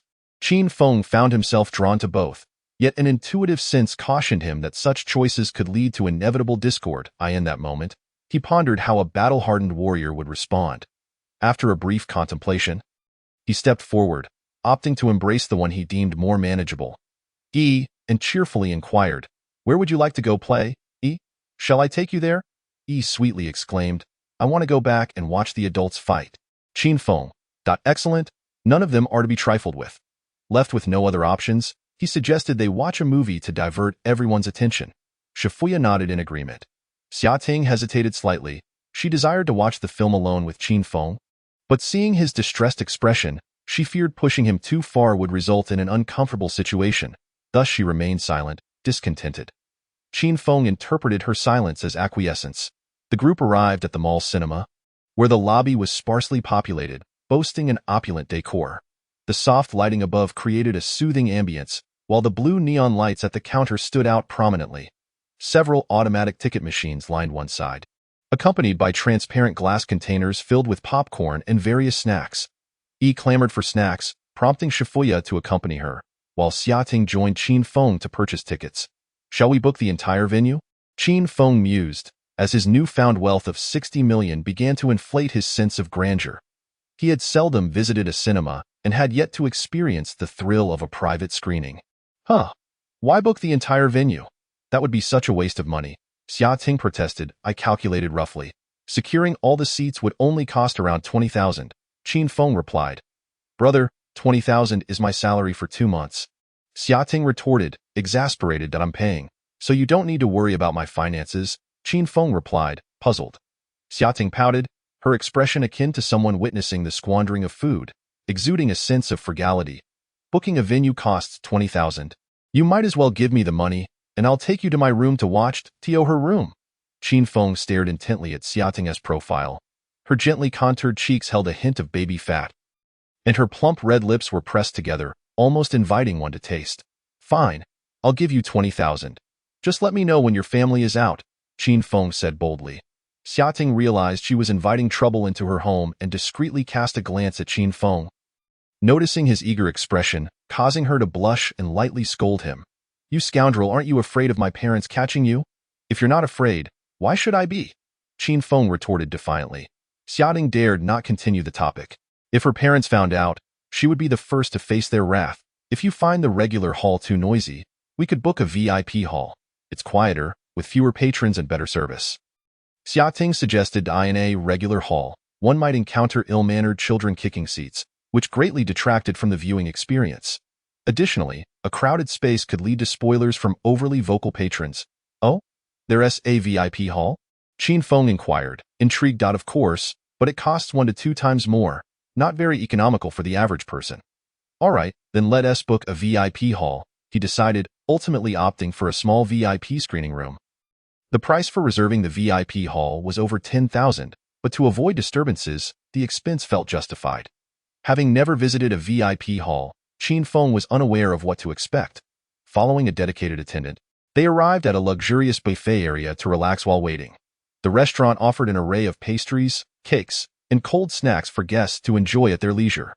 There were also unlimited servings of popcorn and fries, as well as Haagen-Dazs ice cream, which made Yi's eyes sparkle with delight as she clamored for 2 bowls.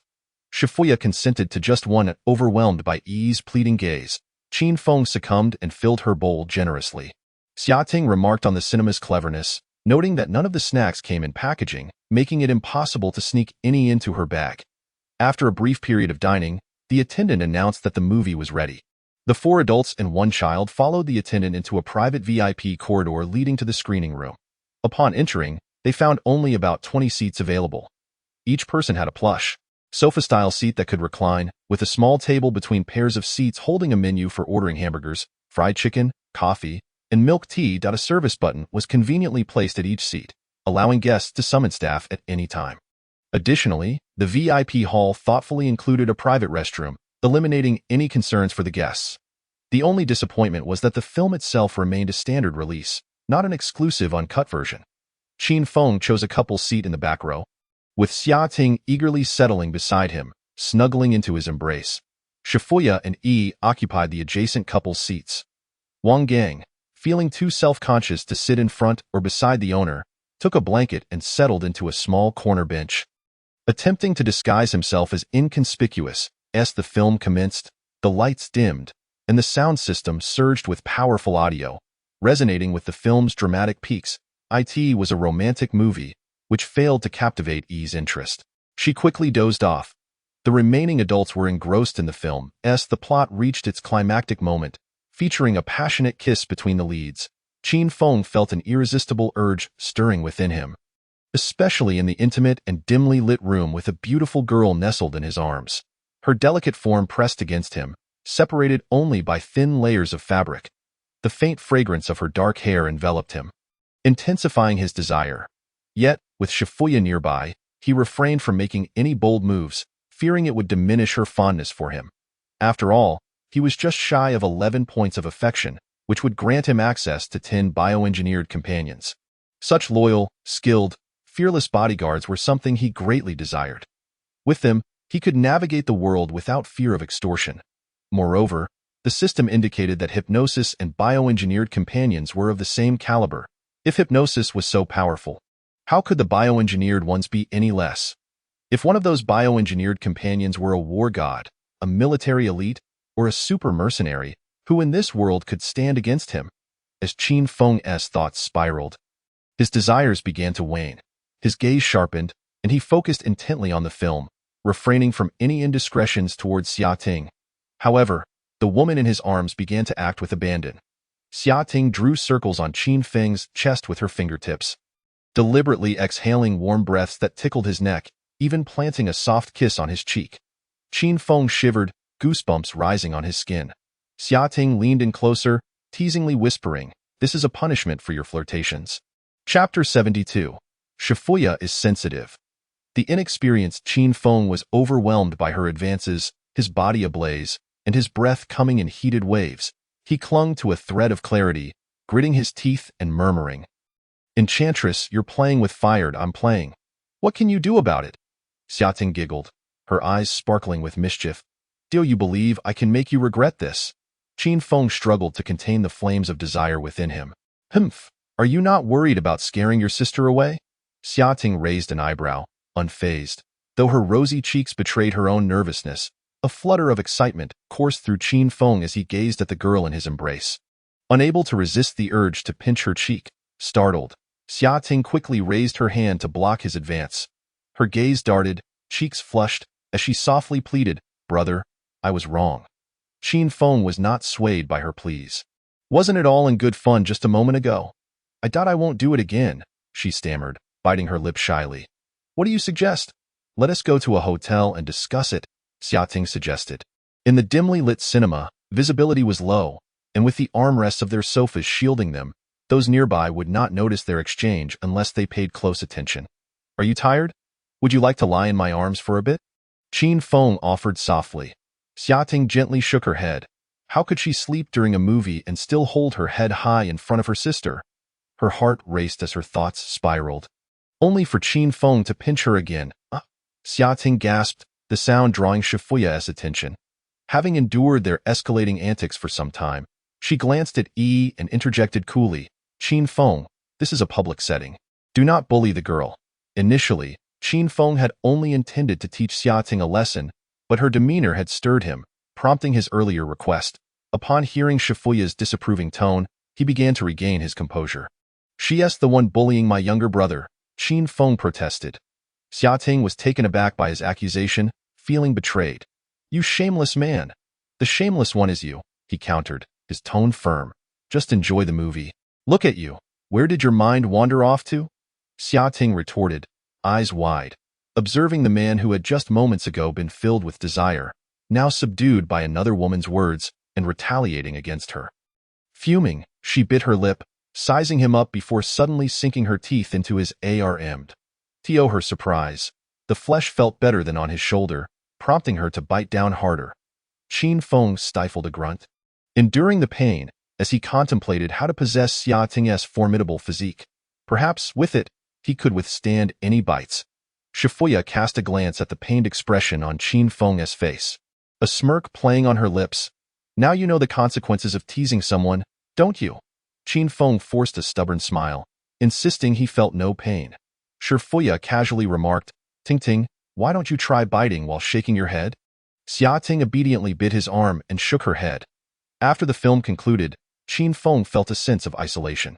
Xia Ting surprisingly linked arms with Shifuya, chatting and laughing as they walked ahead, while he trailed behind, holding Yi's hand, akin to a mere follower. It was baffling how, despite their earlier animosity, they now appeared as close as sisters. The female thought process eluded him, yet it was undoubtedly a positive development for their relationship. After a leisurely stroll, the time for dinner arrived. The group casually selected a restaurant within the mall and settled into a table in the main hall. Wang Gang stood at the entrance, only to be pulled inside by Qin Feng, who instructed him to dine at a nearby table and order whatever he wished. Wang Gang, being frugal, opted for a fried rice dish. Qin Feng perceived this as a challenge to his authority as the boss and promptly ordered 7 or 8 dishes on his phone. Just as a call came through, upon seeing the contact name, devilish figure, he realized it was Su Beishi, the one who had offered a 30,000 discount for a mere 20 points of affection. He suddenly recalled his promise to dine at Su Beishi's restaurant that evening. After a moment's hesitation, he simply hung up. He had yet to resolve matters with the 2 women before him. There was no need to rush with her. Casually glancing up, he noticed Xia Ting staring at him with suspicion, while Shifuya lowered her voice when speaking to Yi, clearly intrigued by Qin Feng's call. "Ha ha ha, just a friend of mine. I casually mentioned earlier that we were supposed to have dinner today," Qin Feng explained nonchalantly. "Is it a man or a woman?" Xiaoting asked, hitting the nail on the head. I haven't met her, Qin Feng replied ambiguously. Although he had indeed never met her, having only seen her photo, his vague answer led others to assume she was undoubtedly a woman, and their relationship was likely complicated. Shifuya felt a twinge of annoyance. While she was unconcerned about her man having other women, she was wary of him being reckless outside. A man who loves indiscriminately usually does not invest his heart. Leaving her with a feeling of betrayal in just one day, the situation had morphed into an ex-girlfriend, a current girlfriend, an online acquaintance, and herself as the sister. Let us head back for dinner. Uncle has plans tonight, Shifuya said, gently holding Yi's hand as she addressed Qin Feng.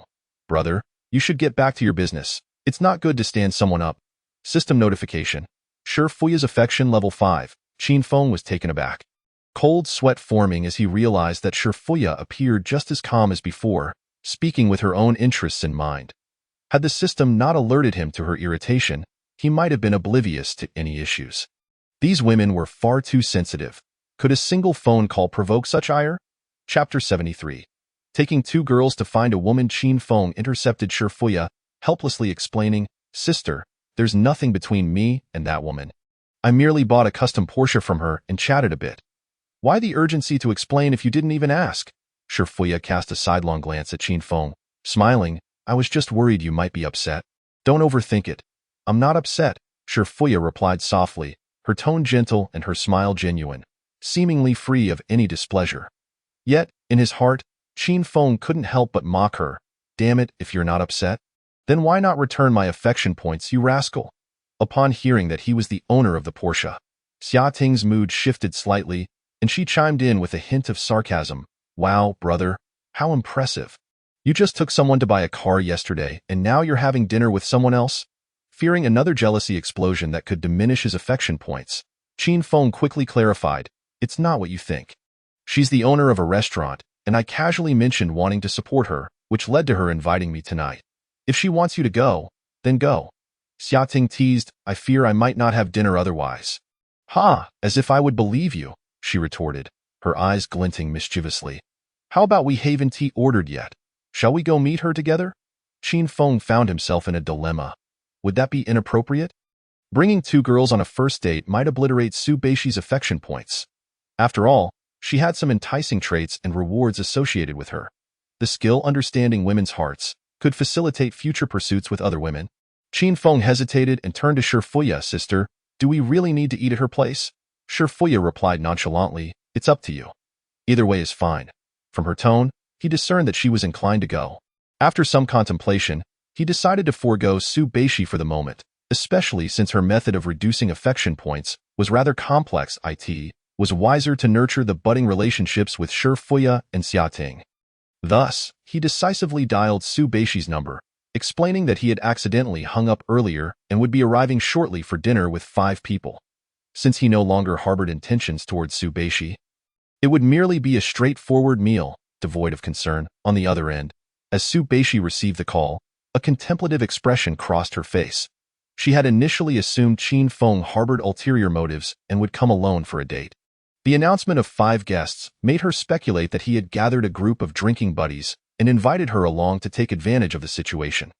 Regardless, she had already arranged for the company of hostesses, so their numbers posed no threat.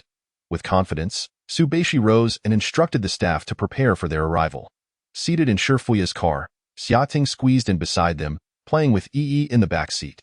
The quartet arrived first, while Wang Gang followed behind in his car, slightly delayed due to 2 red lights. He drove with a gentleness that belied his towering 1.9-meter frame, making it hard to imagine such a rugged man could drive so carefully. The Zue Xianlu, located on the riverbank's front row, shimmered under the evening lights, the scenery breathtaking and serene, each step revealing a picturesque view. The establishment featured 3 stories, showcasing a new Chinese style infused with a luxurious ambience. The welcoming hostess guided Shifuya to park, then approached with a smile, inquiring if they had a reservation. Upon Qin Feng mentioning his name, the hostess displayed a flicker of surprise. The esteemed guest designated by the proprietress had arrived in such a vehicle. However, she maintained her composure. Qin Feng noted that Shifuya's car was second-hand and contemplated gifting her a better vehicle soon, perhaps even replacing Wang Gang's CA art. As they followed the hostess into the restaurant, Su Beishi awaited nervously in the lounge. Upon hearing the staff announce their arrival, she stepped out to greet them. When she saw an impeccably dressed young man accompanied by two stunning women entering, she was taken aback. She had never expected the man who had spent 30,000 to dine with her would bring along two beautiful ladies. What was the situation? Bringing his own drinks? The sight of a little girl trailing behind him intensified her shock. Was he really bringing his wife and child to pursue another woman? Regardless of his looks, such audacity was hard to fathom. She couldn't help but scrutinize Qin Feng, who was smartly dressed yet not strikingly handsome. Though he exuded a certain charm, he appeared youthful, but the depth in his brow hinted at maturity, especially when he smiled indulgently at the little girl. He embodied the image of an ideal husband. For a moment, Su Beishi became lost in thought, forgetting to greet him until Qin Feng's gaze fixed upon her. Flustered, she rose and extended her hand, saying, "Are you Mr. Qin?" Qin Feng, pretending to be unable to shake her hand while holding the child, merely smiled and nodded, replying, "Miss Su, hello." Before him stood a woman nearly matching his height in silver stilettos.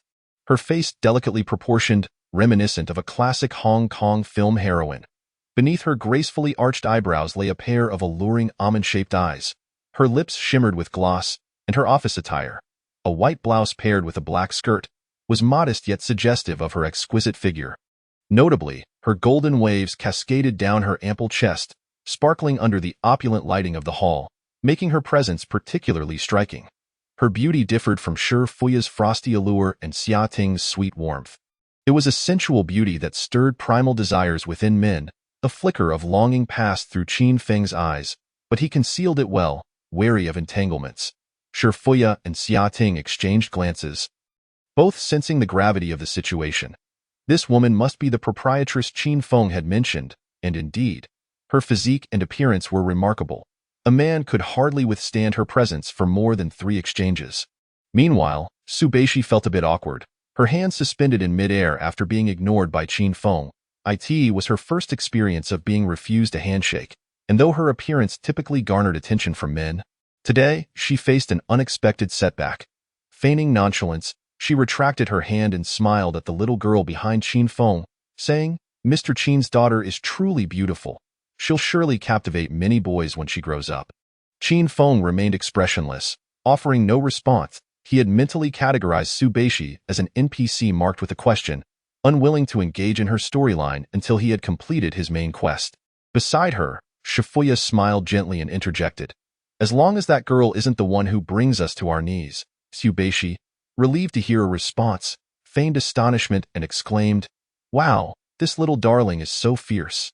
"But Yi is adorable and not fierce at all," Yi chimed in with a sweet voice. Su Beishi, filled with envy, complimented, "Hee, Mr. Qin and his wife are truly fortunate. Their daughter is both well-behaved and lovely." She mistakenly assumed the girl was the offspring of Qin Feng and Shi Fuya, while thinking that Xia Ting was merely a third wheel. To her surprise, Shi Fuya clarified, "Boss Su has misunderstood. I am Mr. Qin's sister." Su Beishi quickly apologized. "I'm so sorry. My apologies." Xia Ting suddenly chimed in, "I'm Mr. Qin's younger sister." Su Beishi was left utterly flabbergasted. What did it mean for this man to summon his family to dine with her? Was it a matchmaking attempt? Chapter 74. Qin Feng solves a century-old dilemma soon. Su Beishi realized she was overthinking. Throughout their encounter, Qin Feng maintained a distant demeanor, cold and indifferent. She had always been accustomed to men being utterly compliant due to her looks. But this young man, despite inviting her to dinner and bringing 2 women along, was decidedly aloof. This irked Su Beishi. After leading them to the private room, she excused herself under the pretense of checking on the dishes and departed. Qin Feng and the others surveyed the room, which had a unique charm, reminiscent of an ancient tavern with its windowed alcove. A screen concealed the entrance, while the walls featured exquisite ink-wash landscapes. The wall facing the river was entirely opened up, leading to a balcony with a wooden railing glowing softly in blue luminescence. From the balcony, they could admire the picturesque riverside view. Upon entering, Yi gasped in awe and tugged Shi Fuya outside to see the river. Qin Feng and Xia Ting followed suit. The evening breeze along the river was cool, and the scenery was breathtaking. Xia Ting, feeling a bit chilly, nestled closer to Qin Feng's arm for warmth. "Brother, what do you think of that lady boss?" she inquired. "Not much," Just average. Qin Feng replied coolly, I find her quite beautiful. Men usually prefer that type. Don't they? Xia Ting teased with a mischievous grin. Too large. It seems unbalanced and lacks appeal. Qin Feng retorted stubbornly, Oh? You men talk one way but act another. Xia Ting scoffed. Honestly, I believe your figure aligns perfectly with my ideal curve. Qin Feng suddenly remarked, measuring Xia Ting's dimensions with a serious expression. You must be an E-cup, right? Xia Ting, taken aback by his boldness, blushed and swatted his hand away, exclaiming, I'm not that big. Just a regular D. Well, D is just right. I like it, Qin Feng said with a grin. Xia Ting, feeling bashful, turned her gaze to the scenery. Noticing their conversation about dimensions, Shifuya glanced down at her own figure. Her expression slightly melancholic. Qin Feng, sensing her low spirits, contemplated how he might comfort her. After a brief internal struggle, he resolved to take a bold step. Summoning his courage, he slowly and firmly wrapped his arm around Shifuya's waist while shielding Xia Ting from view. Shifuya's body tensed momentarily before she relaxed, casting a sidelong glance at Qin Feng's anxious expression and the preoccupied Xia Ting. Unable to suppress a teasing remark, she whispered, You are quite bold, little brother. This caught Xia Ting's attention. Qin Feng, attempting to discreetly embrace Shifuya, feared Xia Ting would notice and cause a scene.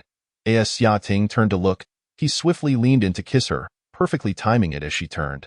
Having practiced with Shifuya earlier, Qin Feng skillfully closed Xia Ting's eyes with a kiss while maintaining his hold on Shifuya, allowing her to lean against him and evade detection. The dim light of the balcony, accompanied by the gentle evening breeze, created an exhilarating moment for the man, who reveled in the company of two beautiful women. Just then, Su Beishi entered, carrying dishes, and was taken aback by the scene before her. There stood the man between two stunning women, kissing one on the left while embracing the other. One was clad in a cute short skirt, and the other wore an elegant long gown, each with distinct charm. Had this moment been captured on camera and shared online, it would surely incite envy among many admirers. In that instant, Su Beishi realized that this dinner had little to do with her.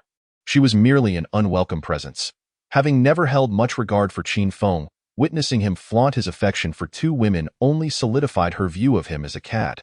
Yet, she felt no anger towards his actions. It was entirely typical for a young, handsome, and wealthy man to surround himself with attractive women. If given the chance, she might have wanted to test her own worth as well, especially since she was in dire need of money. However, judging by Qin Feng's current demeanor, he appeared too preoccupied. Silently, she set down the dishes and turned to leave. Qin Feng caught a glimpse of Su Beishi departing and found it peculiar that she didn't seem to lose her fondness for him upon witnessing such a scene.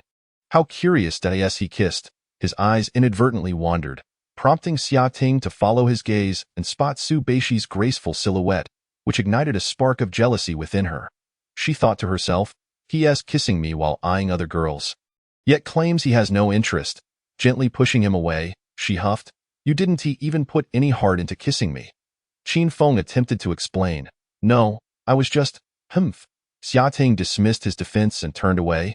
Retreating into the private room, Qin Feng contemplated pursuing her to appease her but reconsidered, realizing that indulging her whims might set a precedent. Now that he had wealth, he was less concerned about her few million in rewards. He could afford to be a tad reckless. He believed that as long as he spent his money wisely in the future, her fondness for him would undoubtedly grow. Love could blossom over time. Shifuya, beaming, asked, Naughty little brother, have you figured out how to win her back?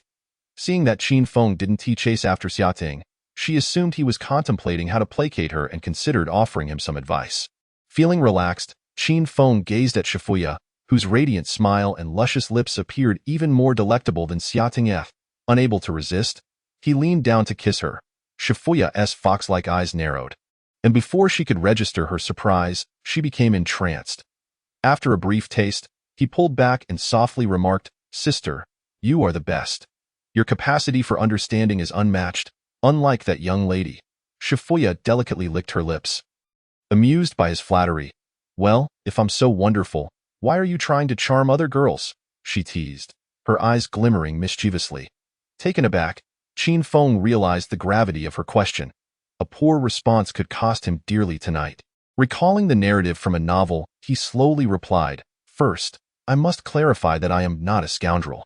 Secondly, I believe I have the means to provide a warm and happy home for the girls I care about. Lastly, my heart is large enough to accommodate all of you. He endeavored to sound sincere, though the essence of his words was undeniably dubious. Shifuya listened quietly, a hint of amusement flickering in her eyes. If both Xiating and I fell into the water, who would you save first? Oh, here it comes, Qin Feng thought, furrowing his brow in deep contemplation. After a lengthy pause, he finally managed to respond. I would always prioritize your safety and do my utmost to prevent such a situation from arising. However, if I had to choose one, at this moment, I would likely save you first, as you have provided me with financial support and hold a higher fondness in my heart. Chapter 75. Su Beishi's sacrifice for her father's funeral. System notification. Shifuya's favorability level. 6. Nice. The favorability level has returned. Qin Feng sighed in relief. In truth, such questions have straightforward answers, with standard responses. Despite variations in the question type, the core sentiment is what matters most. Expressing one's love and devotion suffices. Women merely wish to hear your heartfelt intentions, not convoluted reasoning. If your feelings are genuine, then reassure them. If not, attempt to engage in rational discourse with the women. Qin Feng embraced Shifuya as they returned to the private room. Upon seeing them so intimately intertwined, Xia Ting's anger flared once more. Pouting, she turned her face away, awaiting Qin Feng's attempts to console her as he sat beside her. He didn't offer the comfort she desired. Instead, he engaged in lively conversation with Shifuya. Though Qin Feng was fond of Xia Ting, her frequent sulking felt somewhat pampered. In contrast, Shifuya's straightforward approach yielded immediate rewards. He didn't mind comforting her. He simply found it exhausting, especially since his efforts didn't seem to enhance her fondness for him. He was curious to see how she would react without his reassurances. That moment, Su Beishi transformed into a server, presenting a dish of boiled cabbage. She announced that it was a delicacy once reserved for emperors at state banquets. The dish appeared unremarkable, merely a few cabbage flowers artfully arranged, but the portion was minuscule. When Qin Feng inquired about the price, he was taken aback to learn it was 648. He immediately felt despondent. A massive plate of cabbage with meat at a roadside stall costs only 18 yuan. Yet these few delicate flowers commanded 648. Zhongli likely cannot afford it, can he? Qin Feng, having never indulged in such exquisite cuisine, perceives wealthy individuals as foolish, believing that a few simple cabbages adorned with extravagant presentation ultimately taste the same when consumed. His heart brims with disdain for the affluent. However, everything changed when Su Beishi approached with a delicate teapot. Pouring clear chicken broth over the jade-like cabbages, in an instant, the dish released an extraordinary aroma. Although it appeared to be a simple broth, devoid of any meat, it wafted a rich, savory scent that heightened one's appetite. Just as Qin Feng prepared to reach for a taste, Shifuya gently scooped a piece of cabbage into a clean small bowl for him, thoughtfully adding a bit of broth and placing it before him. She then did the same for patiently feeding her. The entire act seemed incredibly considerate and natural, as if it were simply meant to be in stark contrast to the sulking campus beauty nearby. Qin Feng mused that if the two of them were to receive a notification, it would undoubtedly read, Qin Feng's favorability towards Shifuya, 10, towards Xiating 10, dismissing the chaotic thoughts in his mind. He took a small, pitiful piece of cabbage from the bowl, opened his mouth, and took a bite. To his astonishment, he discovered that this dish was exceptionally delicious. The cabbage, having been blanched in the broth, retained its crispness, while the repeatedly simmered chicken broth infused the cabbage leaves with a rich, meaty fragrance. Each bite was a delightful burst of flavor, incredibly juicy and fresh, leaving his taste buds in a state of euphoric surprise. This was indeed a dish fit for an emperor. Qin Feng was utterly captivated by the dish, exclaiming how delicious it was. He no longer dared to scoff at the tastes of the wealthy. Meanwhile, Xia Ting, sulking as she ate, felt a twinge of grievance at Qin Feng's apparent neglect of her, engrossed in his meal. Observing Shifuya's nurturing demeanor as she served Qin Feng, while he appeared to relish it, she felt as though they were a genuine family, harmonious and blissful, leaving her as an unwelcome outsider. The more she contemplated, the more despondent she became. If this continued, she feared she might be sidelined. No! Why should she let such a wonderful man slip away? Xia Ting steeled herself. rising to imitate the others and serving a bowl of cabbage before Qin Feng, softly saying, "Brother, if you enjoy it, do have some more." Qin Feng looked at Xiating in surprise, taken aback that she could soothe herself without needing to be coddled. "You're not jealous?" he asked. "Jealous? What do you take me for?" Xiating pouted playfully, as long as you're not jealous, why not taste it for yourself? It's quite good," Qin Feng replied with a smile. "No." Xiating insisted, lifting the bowl and bringing a spoonful of cabbage to Qin Feng's lips, saying earnestly, "You ate hers, so you must eat mine too." The meal left Qin Feng feeling rather full. A serving arrived from the left, quickly followed by another on the right. There was no option to refuse. The proprietress of the restaurant, Su Beishi, did not sit down to dine, instead behaving like a cordial friend, stopping by to toast and exchange pleasantries. She found it unremarkable to see Qin Feng being so attentively served by two women. Yet she was astounded that these two women, who were no less than herself, willingly coexisted harmoniously to cater to a scoundrel. It was bewildering. Women are naturally drawn to strength, and witnessing Qin Feng's popularity, her earlier thoughts began to resurface with increasing frequency. However, she refrained from voicing them, recognizing that it would be impolite to make such requests after only one meeting. After making the rounds and noticing that everyone was toasting with tea instead of wine, she wisely excused herself. After the meal, Qin Feng and his companions decided to take a stroll to aid digestion. Upon reaching the front desk, they found Su Beishi to settle the bill, to his surprise. She smiled and declined, saying, "Mr. Qin, you are too gracious. The previous 30,000 was more than sufficient. There is no need for additional payment." With Xiating and Shifuya absent, Qin Feng adopted a domineering tone, stating, "Take it as your service fee." He then promptly transferred her 100,000 yuan. Su Beishi gazed at him intently, lowering her head and quietly saying, "Thank you, Mr. Qin. No need for thanks. The food here suits my palate. Next time I come alone, remember to join me for drinks," Qin Feng said with a cheerful grin as he turned to leave. Su Beishi watched his dashing figure depart, taking several deep breaths before finally resolving to act. Stealthily, she composed a message and sent it. "Mr. Qin, I know this is rather forward of me, but I find myself in a predicament. If your finances allow, could you possibly lend me 5 million? You may set the interest, and I will fully comply with your instructions during the repayment period." After sending the message, Su Beishi felt as if all her strength had drained away, leaning back in her chair and staring blankly at her phone, torn between the fear of rejection and the anxiety of his potential agreement. Her heart was filled with conflict. Her father had encountered trouble, and her mother was ailing from homesickness, her frail health deteriorating further, necessitating hospitalization. To repay customers and keep the restaurant running, Su Beishi had taken on a considerable amount of debt. Now, as business continued to decline and deadlines loomed, she found herself unable to repay what was owed.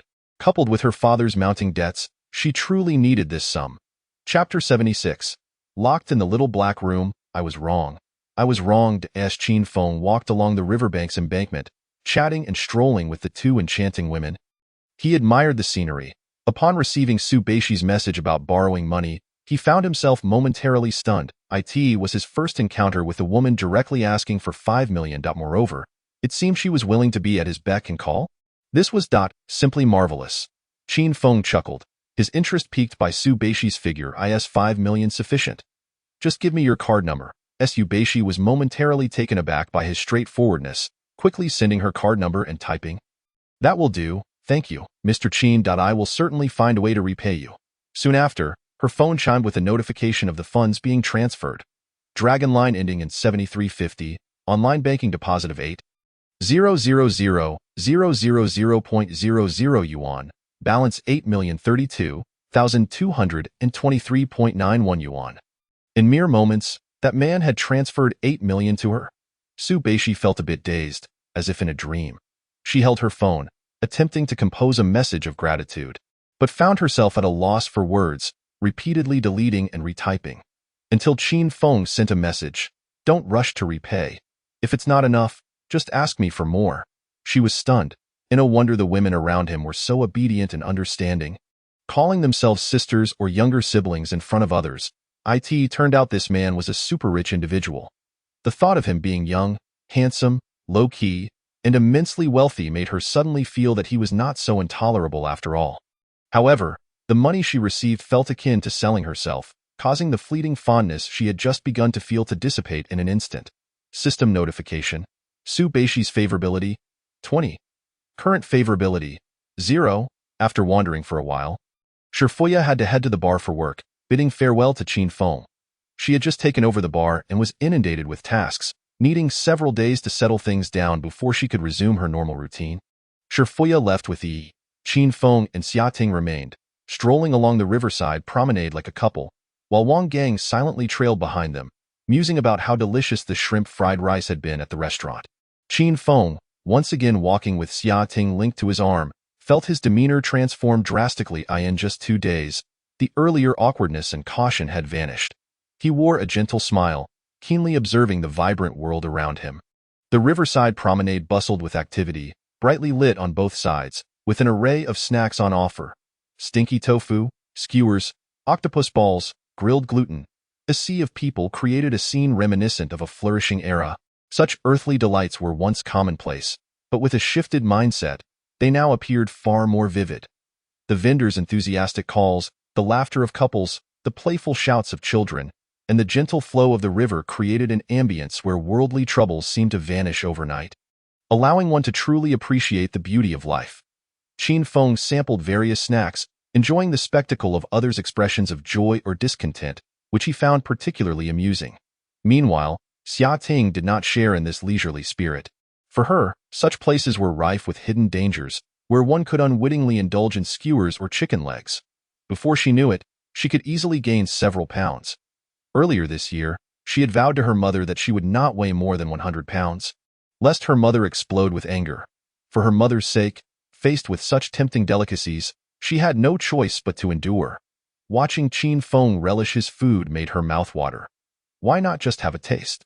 It won't hurt to indulge once in a while. No, I cannot let my efforts over the past 2 weeks go to waste. Hey, even if you gain 10 more pounds, you'll still look great. Perhaps it will even enhance your curves. Hee hee, you old rascal. How mischievous you are. It's fine. Chicken is just protein. It won't make you gain weight.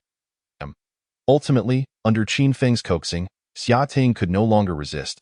She picked up a grilled sausage, licked the sauce off its surface, satisfied her cravings, and then handed the sausage back to Qin Feng. Qin Feng found his thoughts wandering. No matter what this campus beauty ate, it made him unable to think straight. My dear, come with me to the car. Xia Ting was not oblivious to his intentions. She cast him a glance and huffed. No, you haven't even washed up. Qin Feng tightly wrapped his arms around Xia Ting's waist, pulling her close to him, savoring the delicate form of the girl, and murmured softly, then let us head to the hotel now. Xia Ting wriggled her body and coyly replied, Scoundrel, you pretend to be virtuous when Sister Xiaya is around. But as soon as she leaves, your true self is revealed. Qin Feng, holding her amidst her token struggles, made his way to the parking lot. Be good. You upset me this afternoon, and I am still not over it. Xia Ting shot him a glance and said, Himph. The following morning at 9, Qin Feng awoke in the 4-star hotel from their previous visit. Beside him was the sleeping campus belle, curled up. After a night of fervent activity lasting 4 to 5 hours, she was utterly exhausted and needed her rest.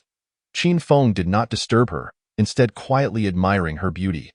Her long eyelashes curled gently, her fair face soft and serene, and her smooth collarbone rose and fell rhythmically with each breath, truly embodying the beauty that could eclipse the moon and shame the flowers. As he gazed, the woman let out a soft murmur and gradually awoke. Having regained a bit of energy, Qin Feng leaned in once more. After they dressed, they descended to have breakfast, but it was already past 10. Although the breakfast service had ended, hot meals were still available for the two as they came down. Qin Feng slurped his soy milk and recalled that the protection from last night had gone unused. He asked Xiating, Ting, are you really sure it's all right? I'm in my safe period these 2 days, so it should be fine. Xiating reassured him, subtly rubbing her abdomen. Qin Feng, not fully understanding this, accepted her words. Even if something were to happen, he was not overly concerned. With so much money on him, raising a child would be quite manageable. After finishing their meal, Qin Feng and Xiating prepared to pick up the Porsche. They boarded Wang Gang's car and arrived at the dealership. From a distance, Peng Jinyan spotted a domestic SUV pulling in, paying it no mind until the window rolled down, revealing Qin Feng's face. At which point she immediately rushed over, beaming at Mr. Qin. You have arrived. Yes, is the car ready? Qin Feng inquired casually. It has been thoroughly inspected. I will take you for the handover now. Peng Jinyan smiled as she led the way. Is there a ceremony? Qin Feng asked, intrigued. Indeed, we have prepared some small gifts for you, hoping you will enjoy them. Peng Jinyan replied with a smile. All right, lead the way. Qin Feng nodded. This was Xia Ting's first car purchase. And upon hearing there would be a handover ceremony, her excitement only intensified. She linked her arm with Qin Feng's and followed Peng Jinyan. Upon arriving at the delivery showroom, a dazzling red convertible stood at the center. Adorned with balloons and flowers, a giant red bow atop it. The screen above displayed a message. Congratulations to Ms. Xia Ting on acquiring the Porsche 911 Turbo S. May your days be filled with joy and happiness. On the table were 4 bottles of differently colored champagne and a floral box containing the car keys. The sales staff formed 2 rows, holding confetti and celebratory fireworks. A professional-looking photographer stood in front of the car, signaling for Qin Feng and Xia Ting to pose for a commemorative photo. As the fireworks erupted, a snapshot was captured of Xia Ting nestled in Qin Feng's embrace in front of the Porsche. The scene was enchanting, and so was Xia Ting's mood. The realization of her dream left her elated beyond words, as she eagerly clung to Qin Feng, showering him with kisses. System notification. Xia Ting's affection level 3. Qin Feng smiled faintly. The love he had demonstrated last night had increased Xia Ting's affection by 3 points. With this new milestone of acquiring the car, he was now just a step away from the 80-point reward. However, he was not overly concerned with the immediate reward. His focus was on reaching 100 points to claim her remarkable physique.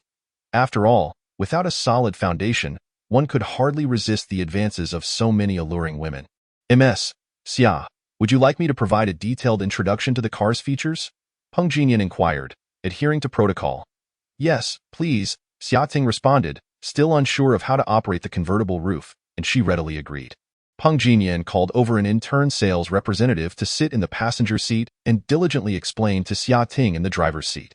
Noticing he had no further role, Qin Feng wandered into the adjacent showroom to explore other Porsche models. Contemplating a more luxurious vehicle for himself, Mr. Qin, this way, please, I will prepare some tea for you. They might take a while, Peng Jinyan said, following him. Buying a car isn't a matter of urgency, Qin Feng remarked as he followed the charming saleswoman into the VIP lounge. Settling onto the sofa. What would you like to drink, Mr. Qin? Black tea or green tea? We also have coffee, Peng Jinyan said, casually tucking a strand of hair behind her ear and leaning slightly, speaking softly. Dressed in a stylish suit, her collar revealed a glimpse of her alluring figure. Qin Feng stole a glance, contemplating the allure of her beauty. Anything is fine, he replied. After pondering for a moment, Peng Jinyan said, Then I will brew you a cup of oolong tea. Qin Feng nodded in agreement and added nonchalantly, Make sure to include 2 goji berries. Peng Jinyan teased, Oh, Mr. Qin, so young yet you are already into health preservation? Qin Feng chuckled, One learns to take care of oneself eventually. Peng Jinyan instructed the staff to prepare the tea and then boldly sat beside Qin Feng, softly suggesting, Mr. Qin, you seem a bit weary. I happen to know a head massage technique. Would you like me to help you relax? Qin Feng's interest was piqued. He had never had a massage before. Oh, you possess such a skill? Indeed, I have many talents. I've studied dance, yoga, cooking, and flower arranging. Peng Jinyan replied, sensing Qin Feng's openness. She placed her hands on his shoulders and gently pushed him down onto her lap. Startled by her boldness, Qin Feng had expected her to stand while giving the massage. Instead, she had pulled him down onto her thighs. Just as he was about to speak, he felt her delicate hands caress his chin, softly kneading the area near his ear. Stunned into silence, Qin Feng felt a tingling sensation where her hands had touched him. Looking up, he could only see the towering mountains, obscuring his view of her face. Inhaling her unique fragrance, a spark of desire flickered within him. Yet, having had many encounters with women, he knew better than to squander his energy on someone without a tangible reward. Each moment of physical pleasure could potentially enhance a woman's affection towards him. Reciting a calming mantra in his mind, he closed his eyes and simply enjoyed her massage. Peng Jinyan lingered on his face as if teasing a cat. Before pressing her thumb against his head, while her middle and ring fingers gently rubbed his scalp, smiling as she spoke, I also learned full-body massages, which can relieve tension and alleviate daily fatigue for you gentlemen. If Mr. Qin has the time, you are welcome to come to my place to try it out. Qin Feng adjusted his position on her lap, finding a comfortable spot, and replied nonchalantly, "I'll let you know when I have time." Peng Jinyan felt a surge of joy, believing she still had a chance. With a charming smile, she replied, "All right, I will await Mr. Qin's notification." Qin Feng relaxed, closing his eyes. Peng Jinyan, wisely refraining from further interruption, continued her skilled massage. Noticing her proficient technique and attentiveness, he thought of purchasing another vehicle from her and asked, "Do you have any high-end cars available? Are you considering one for yourself, Mr. Qin?" "I would recommend the Porsche Cayenne. Our most popular model, highly favored by women," Peng Jinyan suggested. "I find the headlights unappealing. They resemble those of a frog, and those who drive them are often scoundrels, not befitting my image." Qin Feng replied dismissively. "How about the Panamera? It is understated yet luxurious, very classy," Peng Jinyan proposed. "Porsches are too flashy and youthful. They are suitable for the driver's seat, not for being driven in. I would not want to give the impression of being a pampered boy in a sports car." Qin Feng stated decisively, "Very well, I prefer the Rolls-Royce Phantom. It is spacious and plush in the back," he concluded, favoring the kind of vehicle that the owner of Shifuya drove, one that radiated a dazzling light from the rear. "Wow, Mr. Qin, so young yet you can afford a Rolls-Royce. How impressive!" Peng Jinyan's eyes sparkled with excitement, as the Rolls-Royce Phantom is a luxury vehicle costing millions, a true status symbol. She found herself fantasizing about how she might captivate such a wealthy individual. "Is the Rolls-Royce immune to traffic jams?" Qin Feng mused, gazing through the mountains and catching sight of her barely contained excitement, smiling faintly. "Just fortunate to have made a bit of money. Mr. Qin is too modest. If you are interested in a Rolls-Royce, would you like me to take you there? I happen to know their supervisor and can help you secure the best price," Peng Jinyan replied, her eyes gleaming. The automotive sales circle is neither too large nor too small, and with a few inquiries, one can easily find the right contacts. Besides, such a deal would yield her a respectable commission, provided she navigated the process skillfully. A multi-million-dollar sale is a rare opportunity, and seizing it could bring her a substantial boost to her earnings. "Sure, price is not a concern. I just want a well-equipped vehicle that I can drive off with immediately," Qin Feng replied casually. Peng Jinyan, filled with excitement, quickly exclaimed, "Let me inquire whether we have any cars available right now." With that, she pressed her hand gently on Qin Feng's forehead while simultaneously tapping her phone to send a WeChat message to someone. Her ability to multitask was impressive. After a brief moment, Xia Ting, having familiarized herself with the new vehicle, called Qin Feng. Fearing that Xia Ting might catch him reclining in someone else's embrace, leading to jealousy and the need for appeasement, which would be quite the hassle, he decided to rise and exit. "Xia Ting, would you like me to purchase another Rolls-Royce for you?" Xia Ting responded with a puzzled expression. Qin Feng took a considerable amount of time to explain that due to family circumstances, he could not register valuable items under his own name. As she was the only person he truly trusted, he intended to buy the car using her identity. Only then did Xia Ting close her mouth in astonishment, accepting his reasoning while feeling a sense of joy in being his sole confidant. Yet, she couldn't help but ponder his true identity and how he had amassed such wealth. The midday sun blazed brightly. On the road, a brand-new red Porsche was advancing at a snail's pace, intermittently slamming on the brakes, halting abruptly in the middle of the road, then shakily accelerating again, reminiscent of a novice female driver. Indeed, Xia Ting had only learned to drive and had never touched the steering wheel since. This was her very first car. She drove cautiously, her heart racing with trepidation, utterly afraid to press the accelerator. Spotting the car ahead flashing its brake lights, she tapped the brakes from a considerable distance, terrified of losing control and crashing into it. Qin Feng, unable to drive, sat in the passenger seat, nearly feeling nauseous from her erratic driving. The idyllic fantasy of beautiful cars and lovely women had transformed into a mere farce. At that moment, he longed for Shifuya, whose driving was swift and steady, a veritable veteran on the road.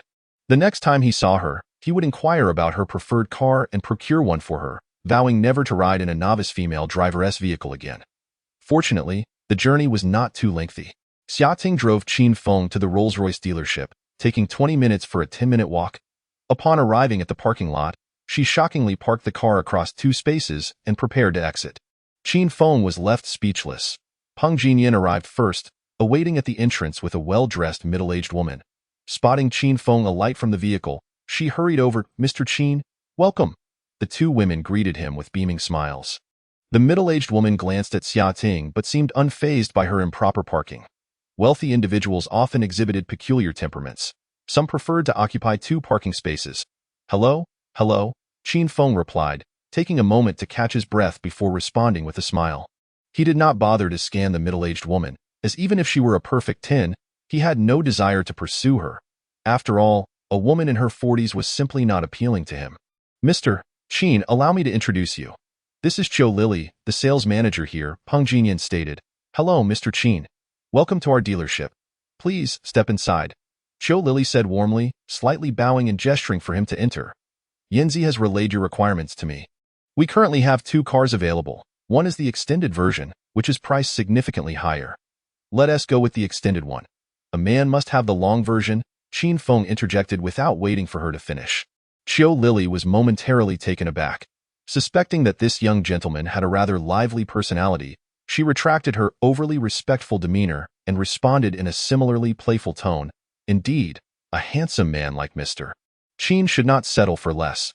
Qin Feng was surprised by the middle-aged woman's boldness and felt a slight thrill from her flattery, puffing up with pride as he replied, "It's simply in my nature.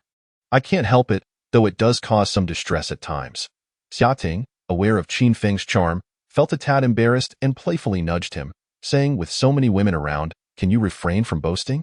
Qin Feng chuckled, realizing that making such comments at the entrance of a Rolls-Royce dealership was indeed inappropriate. Just as he intended to steer the conversation elsewhere, Peng Jinyan would not let him off the hook. Casting a teasing glance his way as she lamented to Xia Ting, "Miss Xia, having a car.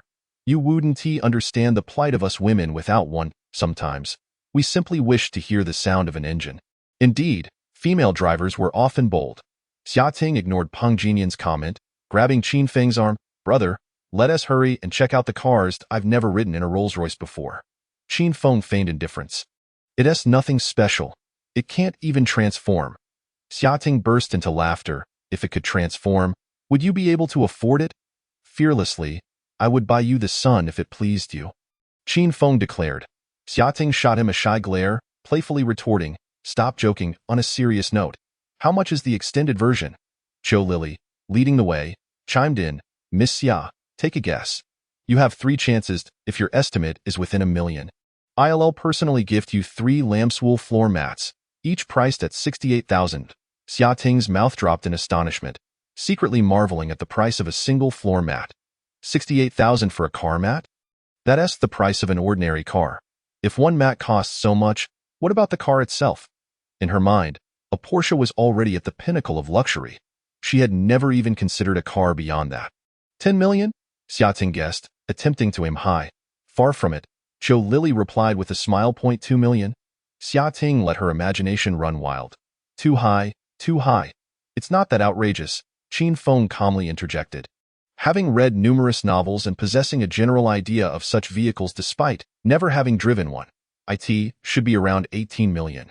Zhou Lily gazed at him in admiration, lightly clapping her hands and praising. As expected of Mr. Qin, to guess the price without seeing the car is truly impressive. You are remarkably knowledgeable. Her astonishment, however, masked a hint of skepticism. The car indeed cost over 18 million. The possibility of him guessing correctly could stem from sheer luck or prior knowledge of their inventory. As wealthy circles often exchange such information. Chapter 79. Mr. Qin, you wouldn't hold my age against me, would you? It's so expensive, Xia Ting exclaimed, incredulously. Indeed, Rolls-Royce is unparalleled in the automotive industry, and the Wraith is a symbol of status and identity. Your boyfriend has excellent taste. Whether in cars or people, he only chooses the best. Zhou Lily's flattery brought Xia Ting a sense of pride as she beamed at Qin Feng. The group chatted merrily as they entered a small exhibition hall, where a solitary black vehicle stood, shimmering under the opulent lighting. A magnificent beast of steel, nearly 6 meters long and 2 meters tall, he lay quietly, exuding an aura of power. The front featured the signature square grille, flanked by assertive headlights, while the classic coach doors showcased its uniqueness. The iconic spirit of ecstasy atop the hood welcomed Qin Feng and his companions. Mr. Qin, allow me to present the overall pricing for this Rolls-Royce Phantom. The base price is $9,800,000, with an additional $2,600,000 in taxes and $5,700,000 for optional features. totaling 18,100,000. Xiaoting gasped, muttering, "Are the optional features really that expensive? That could buy 2 Porsche 911s. The hall fell silent, her voice carrying clearly to Qiu Lily's ears. She chuckled, donning gloves and touching the wheels as she explained. These polished black wheels are an optional feature priced at 380,000, equivalent to a BMW 5 Series. As Rolls-Royce is a luxury brand under BMW. Drawing comparisons was effortless. She guided them to the rear. Pointing at the exhaust pipes, these chrome exhaust pipes are 15,000. The illuminated welcome lights with the RR logo are 18,000. The embroidered patterns on the seatbacks are 14,000. The electric curtains in the rear are 26,000. Worth a BMW 3 Series. The 2 executive aviation seats in the rear are priced at 900,000. The gold gallery on the central console is 70,000. The most striking starry sky ceiling is 60,000. Plus the sound system, vehicle assistance systems, and the retractable emblem. Enough. Please stop, Xiaoting exclaimed, holding her head. After witnessing such an extravagant automobile, her own 3 million Porsche suddenly felt lackluster. That moment, she longed to experience the luxury firsthand. Yet after being rebuffed once before, she hesitated to step forward. Qin Feng, however, felt little impact. Money had become just a number to him. Purchasing this car was primarily for its plush rear seats and the prestige it conferred. Allowing him to avoid unnecessary negativity while on the road, he nudged the serious-looking Wang Gang beside him. Brother Wang, you should be able to handle a 6-meter car, right? Yes. Wang Gang nodded solemnly, embodying a man of few words and steady demeanor. Yet, upon hearing the 26,000 for the electric curtains, he had already broken into a cold sweat. The thought of driving such a car sent his legs trembling. Goodness, it's like 10 houses on wheels. If it gets scratched, will I even keep my job? I might need to wear a protective suit to drive it. What if some mischievous child, like in the news, sneaks up at night to remove the emblem? Where would I go to find someone to compensate? Wang Gang's mind raced with panic, but no one was there to hear his silent cries. Upon witnessing his unwavering composure, Qin Feng could not help but silently commend him.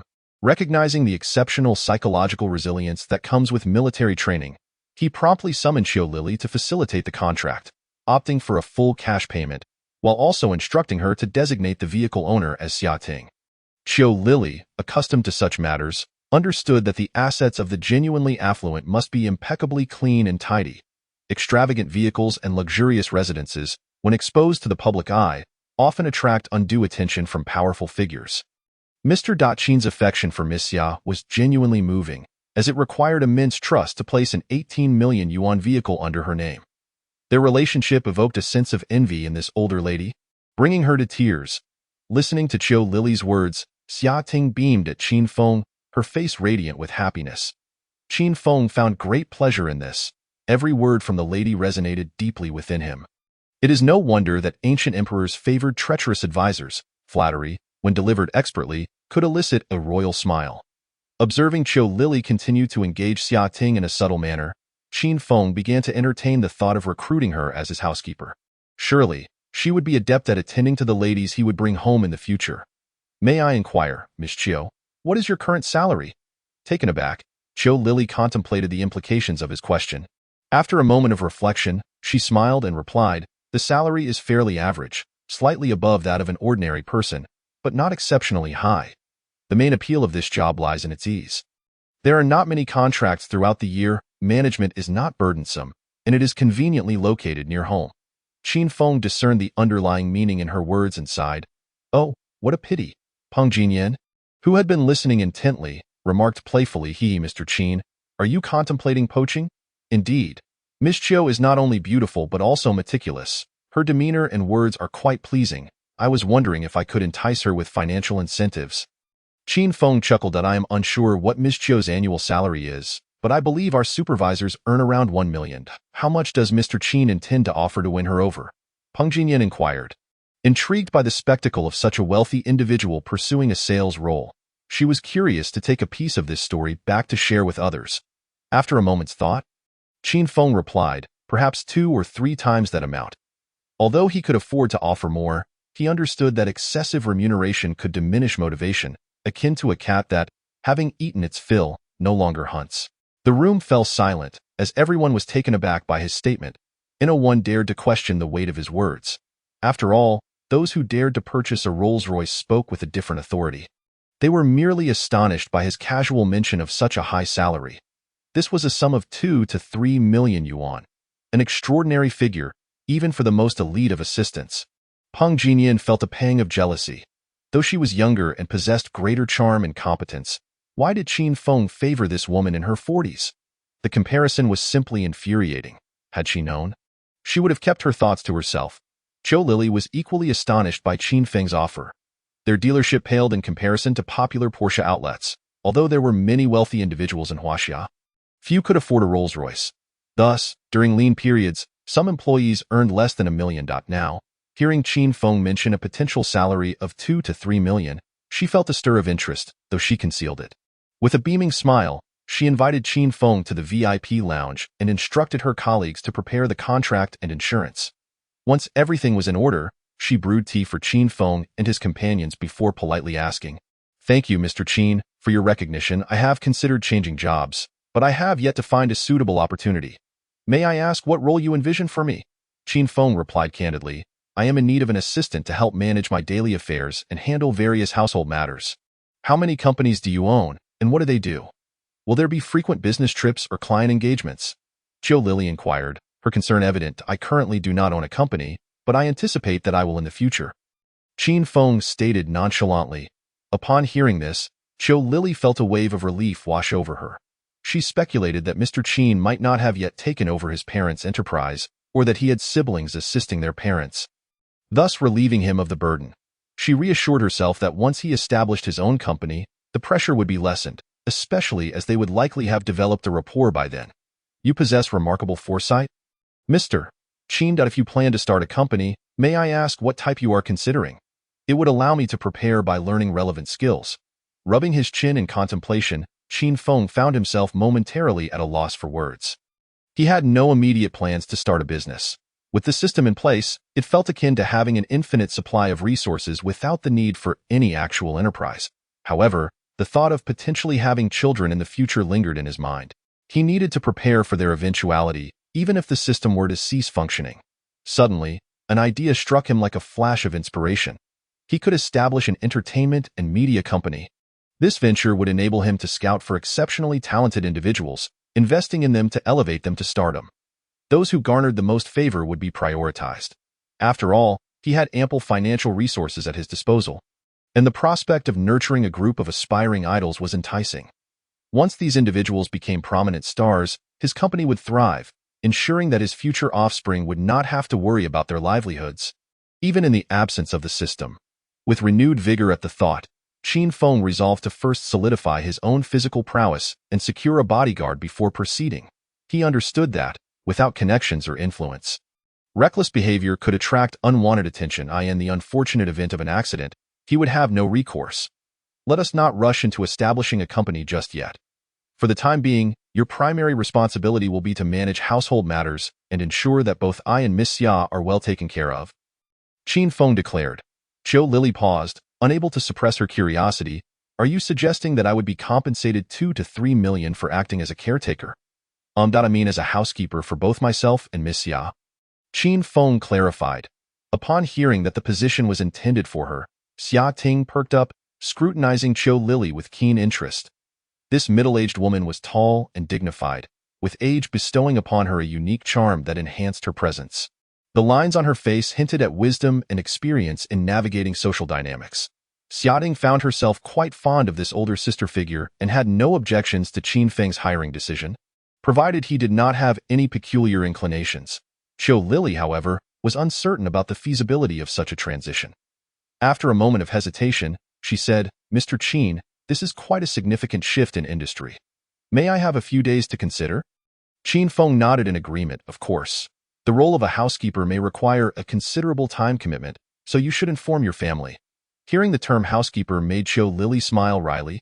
Here she was, a supervisor at a high-end car dealership, reduced to the prospect of caring for children. It would be utterly humiliating to admit such a change.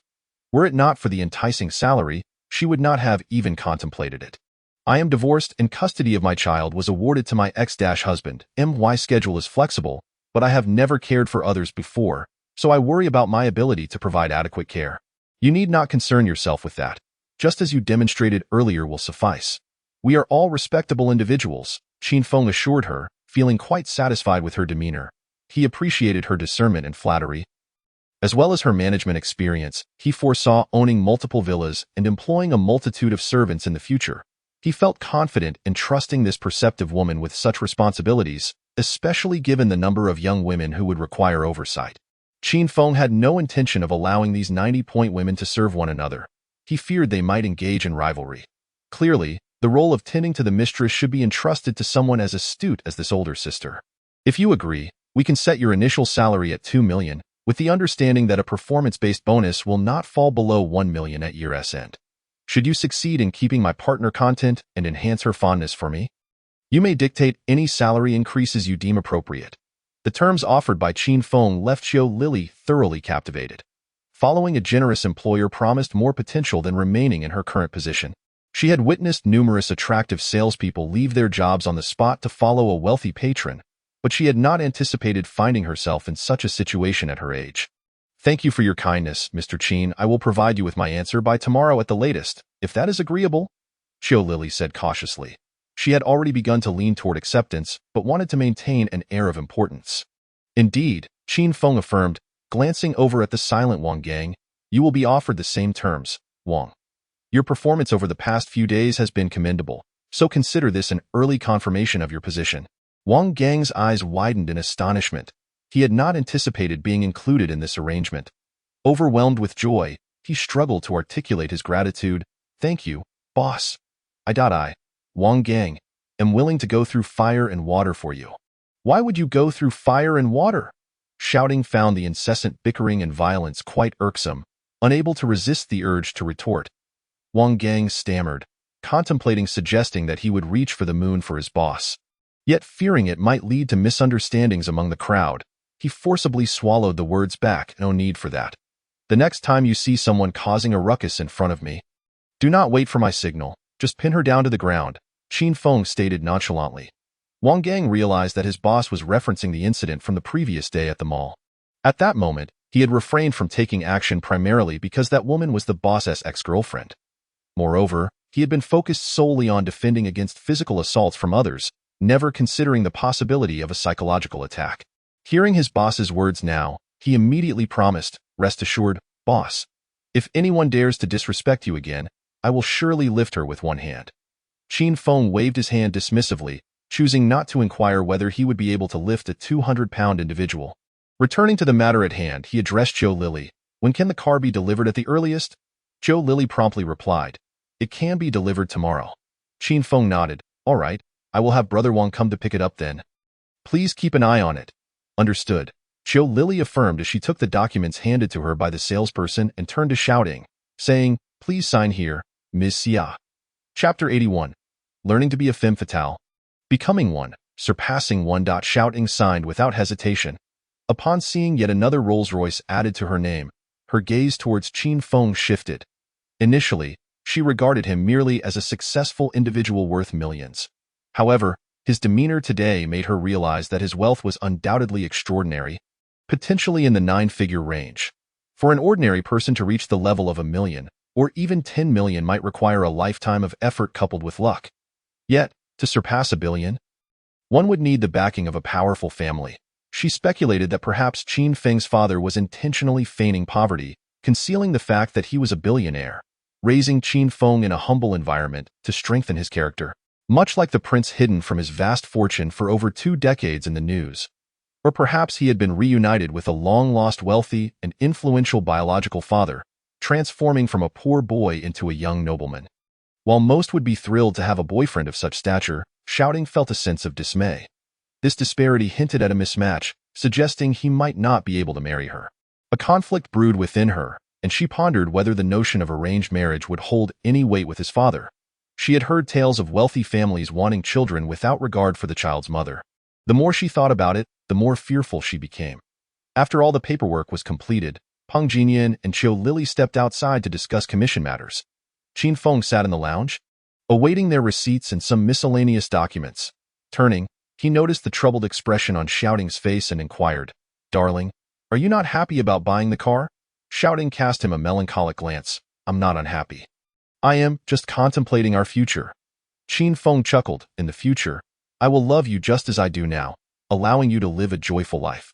Shouting replied, feeling aggrieved, but I feel like I'm drifting further away from you. Qin Feng mischievously retorted, last night, our distance was negative. How can you say it's far? Shouting playfully spat at him. You're being frivolous. I'm speaking seriously. I feel like you're changing every day, and it frightens me. What are you afraid of? No matter how I change, my love for you will never waver. Qin Feng, under the impression that she was accusing him of being fickle, reassured her. Don't overthink it. You are my most cherished girl. Regardless of how many women surround me, you will always be the one I love the most. Listening to his affectionate words, Shouting leaned closer to him, nestling in his embrace and softly murmured, You're so handsome, and your background is so impressive. I feel a bit unworthy of you. Her candid confession startled Qin Feng.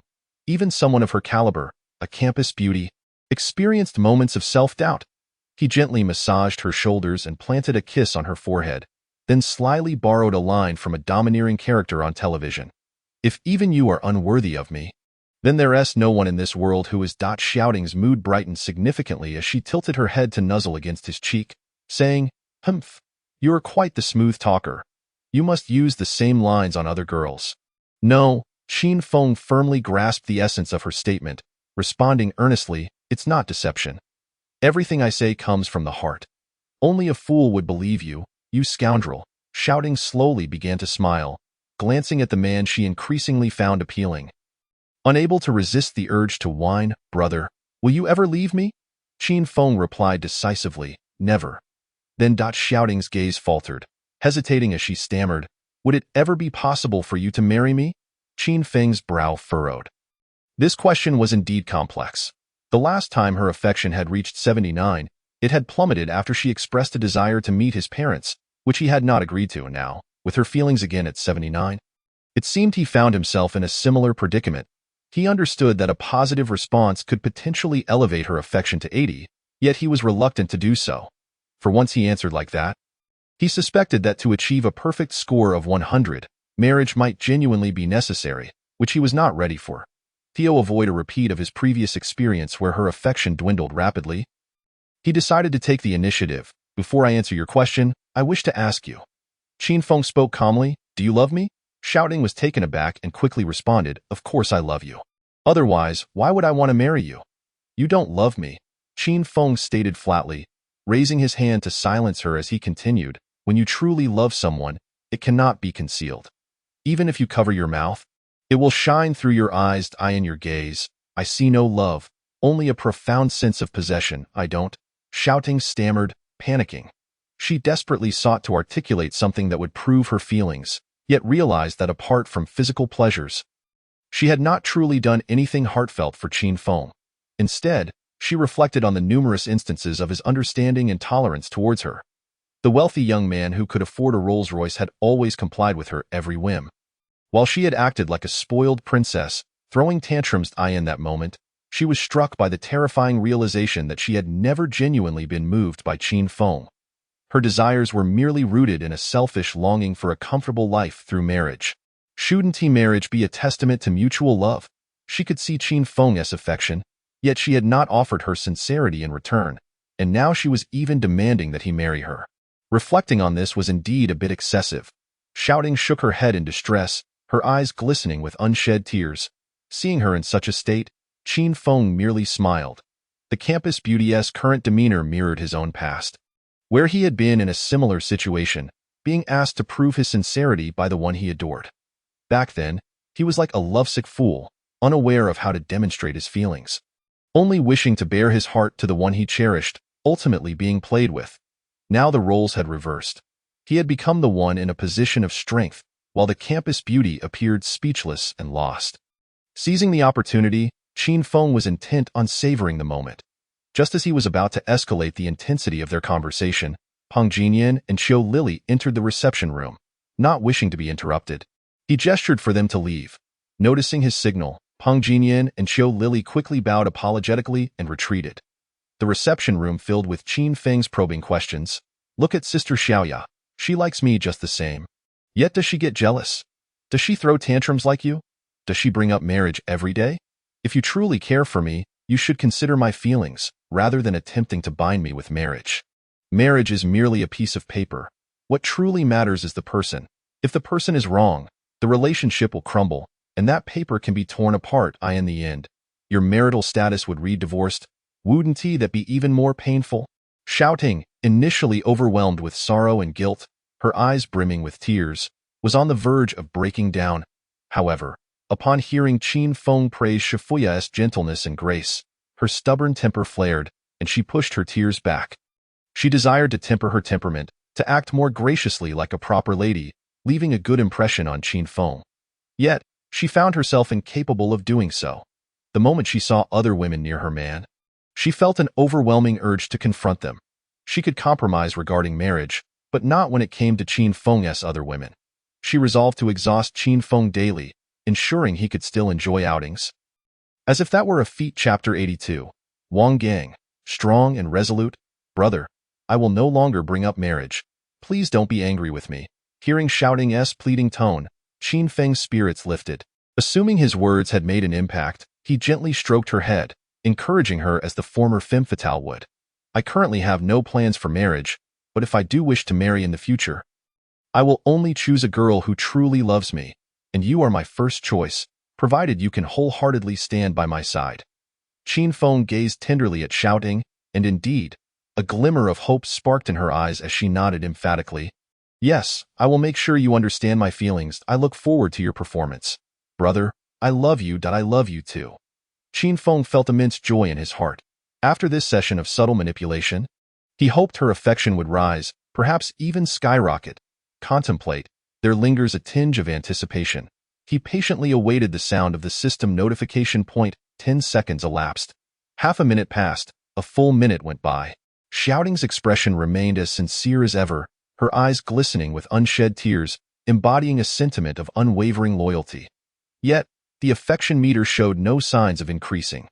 What on earth was happening? This was unexpected. Previously, he had received favorable responses upon hearing the prospect of marriage, with the affection meter soaring past 100. He had even contemplated the name for their future child and impulsively purchased an $8,000 necklace on the spot. Why, then, did the affection meter remain stagnant with Shouting? System, have you encountered a glitch? System, do make a sound. System notification. Shouting's affection level, 0. Cursed be. Is this a joke? Could it be that these PUA tactics are solely effective for women? Do men lack the ability to employ them? Has he merely performed for naught? A wave of frustration washed over him as he pondered the enigma of a woman's heart, as elusive as a needle in the ocean. Little did Qin Feng know that once a woman's affection reaches a certain threshold, only through extraordinary events that evoke deep emotion can barriers be breached. At this moment, Shouting was consumed by feelings of guilt and possessiveness, devoid of genuine affection for him. Thus, the affection barrier at 79 remained unyielding. Even though Shouting genuinely envisioned a future with Qin Feng, without emotional stirrings, there could be no true connection. This was not an issue unique to her. It was a universal truth among women. Even in the presence of the world's wealthiest man, a woman might yield to financial allure, yet her true sentiments would remain inscrutable. The system delineates an affection level of 80 as indicative of a woman's desire to journey through life with her partner. Regardless of wealth or status, a full 100, even if the man proves to be utterly unworthy, having served time in prison, faced health issues, squandered wealth, or committed acts of domestic violence, she would steadfastly remain by his side, unwavering in her hopes for his redemption. Despite universal opposition, even those who deem her devotion unworthy, she would cling to him until her last breath. Such foolish women abound in this world. Once love takes root, they would throw caution to the wind, akin to moths drawn to a flame. The same holds true for infatuated men, though contemporary society tends to frown upon them, often branding them with unflattering epithets. Qin Feng had once been one of those infatuated souls, and indeed, he still was. However, with his burgeoning capabilities, the potential objects of his affections had multiplied.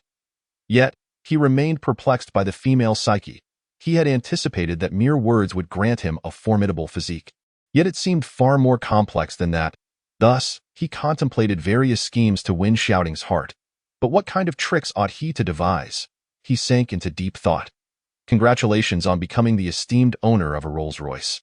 May the goddess of victory illuminate your brilliance, the sales manager proclaimed as Qin Feng, smiling, waved goodbye to the staff and exited the 4S dealership. He informed Shouting that he had matters to attend to and would join her later. Before entering Wang Gang's vehicle, seeing Qin Feng depart, Shouting's expression soured. She yearned to cling to him, yet he had asserted he was busy, leaving her no choice but to return home in a gloomy silence. However, the thought of boasting to her mother about acquiring a Rolls-Royce Phantom lifted her spirits. Surely, her mother would be astounded to see a car worth 18 million. Her eyes would likely bulge in disbelief. With a chuckle, she imagined her mother's astonished reaction as she drove the car home. Yet, to her surprise, her mother was absent. Instead, her father, who had no afternoon classes, was home resting. Upon seeing her return in such an extravagant vehicle, he assumed she had been up to no good and, without hesitation, reprimanded her. Shouting was left dumbfounded, staging a hunger strike in protest. But these are tales for another time. Returning to Qin Feng, he sat in the car. Inquiring of Wang Gang, Brother Wang, if you were exceedingly wealthy and wished to win a woman's affection, how would you go about it? The steadfastly pragmatic man replied, just give her money and declare your love. That carries risks. Is there a more reliable approach? Perhaps buy her delicious food to plump her up. That way, she would have no other suitors and would have to comply. Qin Feng was at a loss for words. Is there a quicker method? Perhaps something romantic? Wang Gang confidently suggested, then buy her gold rings, flowers, and lipsticks. My wife adores those. All right, just focus on driving. Understood, boss. Men who have served in the military are undeniably tough. Qin Feng shook his head, lamenting his unnecessary inquiry. When pursuing a woman, one only needed to buy her favorite items. Such a simple question, and yet he had sought external advice. Qin Feng pulled out his phone, opened the app, and searched for the villa Shouting had mentioned she adored. He intended to orchestrate a small surprise, hoping for favorable outcomes.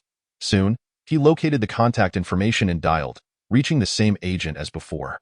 Although he had previously stood her up, having called using Shouting's phone, Qin Feng felt no embarrassment. Hello. Hello, this is Unjulu Real Estate. Who am I speaking with? Qin Feng responded with unexpected candor. I found a villa on your app that I wish to purchase as a gift for my girlfriend. Will she need to be present to sign? The agent paused, then replied earnestly, if the property is to be registered in your beloved's name, she must indeed be present to sign. My intention is to surprise her by purchasing it secretly. That complicates matters. You would need a power of attorney and similar documents. Would it be possible for us to meet to discuss this further? Certainly, please provide your address. All right, my name is Zheng Daji. May I ask your surname? Qin, as in Qin Shihuang.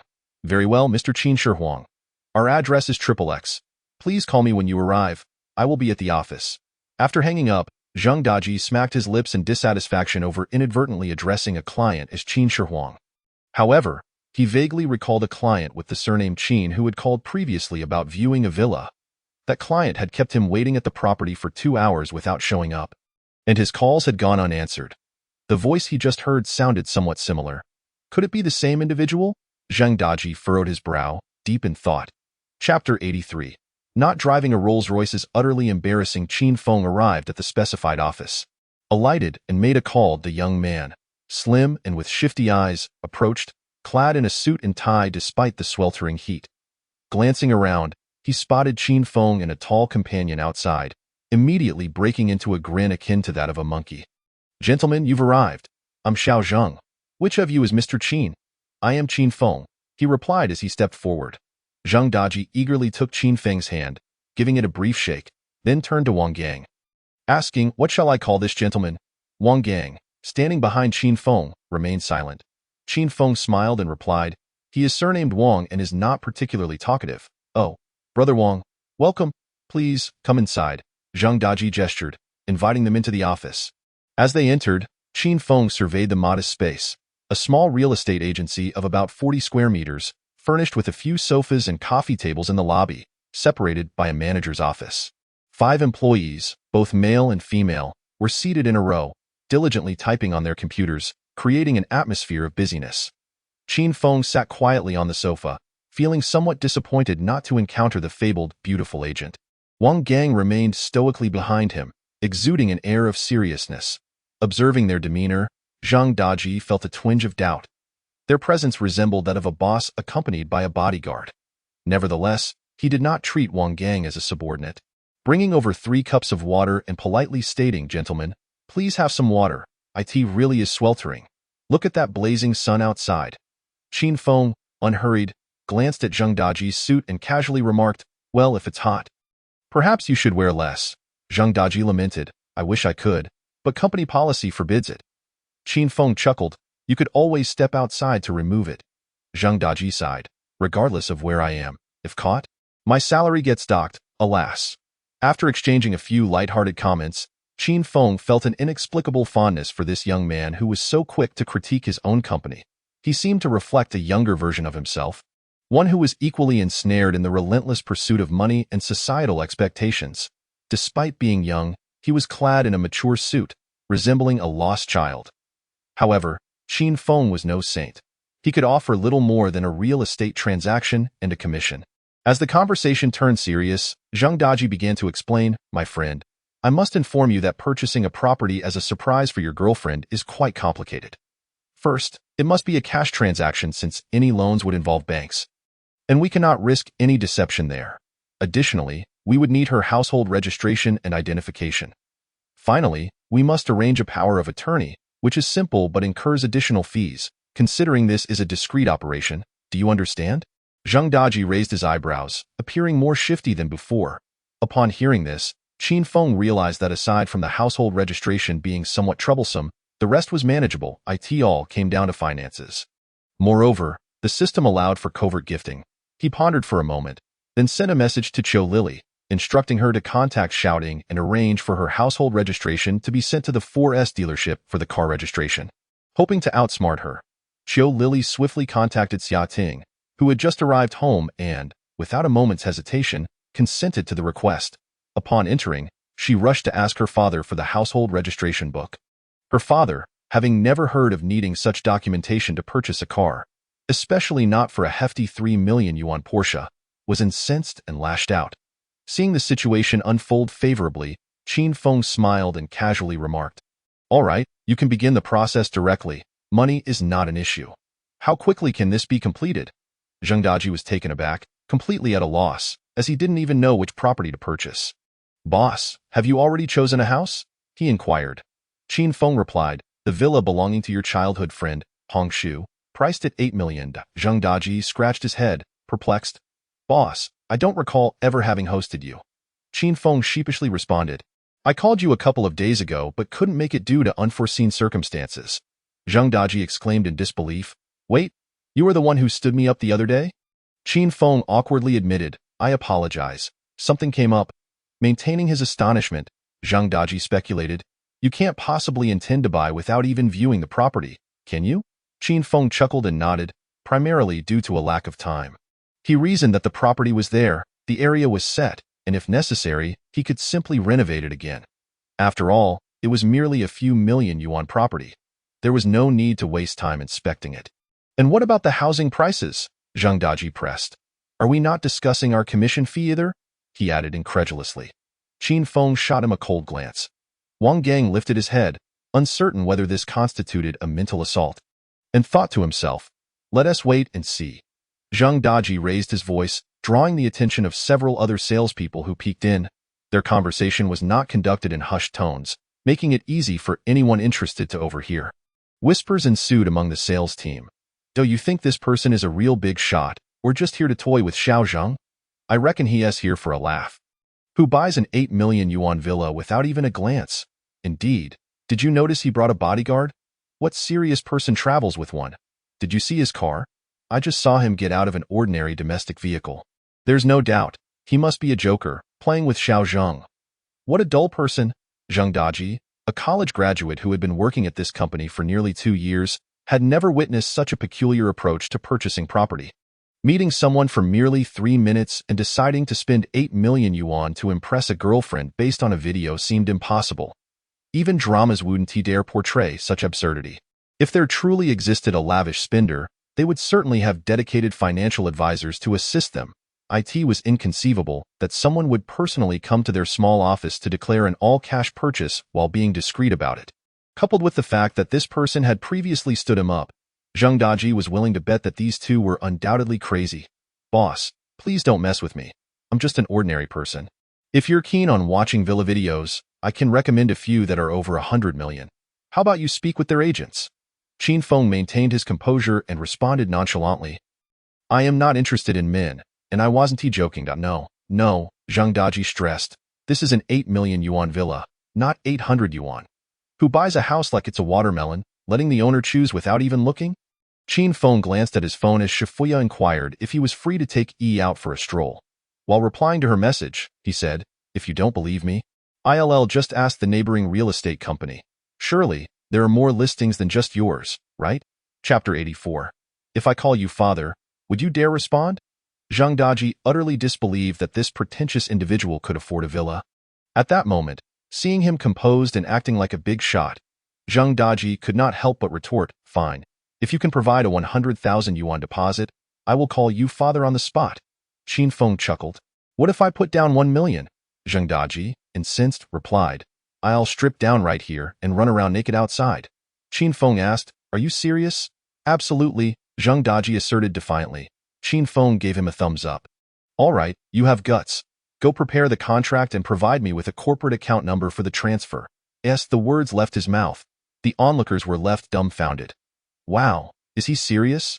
Could he truly be a big shot? This is going to be entertaining. Whether true or not, I sense Xiao Zheng is in for a rough time. Ha ha ha, if the big shot pays up and Xiao Zheng doesn't end up running naked. What will happen if the big shot gets angry? I have no idea, but if he does run naked, he's certainly one to be kept on by the company. Serves him right for being so cocky. He deserves it. Exactly, working overtime, pushing his own people, he'd be better off leaving sooner. Just look at him. He reeks of deceit, yet pretends to be a good guy. What hypocrisy! Zheng Daji ignored the surrounding chatter. His face flushed as he stood frozen, reluctant to draft the contract. He regretted making this bet. If this brother truly produced the funds, he would be left humiliated. Running naked would be a lifelong disgrace, one that could never be washed away. Once he did so, not only would he lose his job, but he could also find himself in the police station. However, if he chose to go back on his word and offend the big shot, the consequences could be dire. Such individuals, who spent millions to please a girl, were somewhat intimidating. Who knew what they were capable of? Just as he found himself in a dilemma, the manager's office door opened, revealing a poised woman, dressed in a beige suit paired with a white blouse and a fitted short skirt. Her long, flawless legs stood tall. Her attire was simple yet elegant, exuding femininity. Qin Feng assessed her, 29 years old. An 88 on a scale of 100. What a pity, just shy of perfection. The woman, named Lu Ziki, approached Zheng Daji and admonished, Xiao Zheng, what is going on? Why are you shouting? Can't you speak properly? It's not me causing trouble. Sister Lu, this big brother here claims he wants to buy an 8 million yuan villa outright, and I got a bit flustered, hence the shouting. Lu Ziki was momentarily taken aback. She had heard her staff yelling from within, prompting her to see what was amiss. Now, upon hearing Zheng Daji's explanation about the 8 million yuan villa, it indeed warranted a shout. She turned to face Qin Feng, her previously furious expression transforming into a radiant smile. I apologize, sir. Our staff service could be better. If you have any requests, please let me know, and we will do our utmost to accommodate you. Qin Feng chuckled lightly. I have no demands. I'm just curious to see someone run naked. This Lu Ziki was momentarily confused, but after listening to Zheng Daji's brief recounting of the bet, she quickly grasped the situation. She assessed the composed Qin Feng and the stern Wang gang behind him, and her experience told her all she needed to know. With a quick smile, she pleaded, Mr. Qin, I sincerely apologize. Our staff is rather young and prone to making jokes without consideration. Please don't take it to heart. Running naked would reflect poorly on our company. The supervisor manager approached to plead on behalf of her staff, and with Zheng Daji bowing and conceding in the background, Qin Feng had no intention of making things difficult for this employee. After all, she hadn't said anything overly offensive, merely a bit skeptical. Qin Feng cheerfully replied, I was just joking, forget it. Hurry and prepare the contract. Lu Ziki, having successfully pacified such a valuable client, stood tall with a hint of pride. She believed Qin Feng was being magnanimous due to her beauty, thus she proactively offered, "Thank you for your generosity, Mr. Qin. Let's have a meal together sometime." "All right," Qin Feng replied dismissively, returning to his phone conversation with Shifuya. Lu Ziki, satisfied, invited him into her office for tea and instructed Zheng Daji to prepare the purchase intention deposit.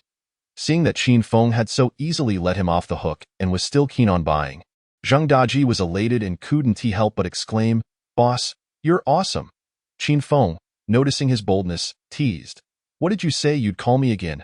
Zheng Daji, with his thick skin, boldly declared, "Father, you're awesome. As long as I'm not embarrassed, the one who is embarrassed is someone else." Qin Feng indeed felt a bit uncomfortable, slightly nauseated. "Then let us say adoptive father is awesome. No, just stick with big brother as before. Eldest brother may as well be like a father. I wish to support you in your old age." After signing the agreement with the agency and providing a 1 million yuan intention deposit, they arranged for the homeowner to come tomorrow for the official contract signing. At this point, the other salespeople began to regard Qin Feng with newfound respect, while also feeling envious of Zheng Daji for encountering such a wealthy brother. Damn, he really knows how to flatter, calling him father so easily. Even if the deal falls into my lap, I wouldn't want it. What luck this foolish dog has.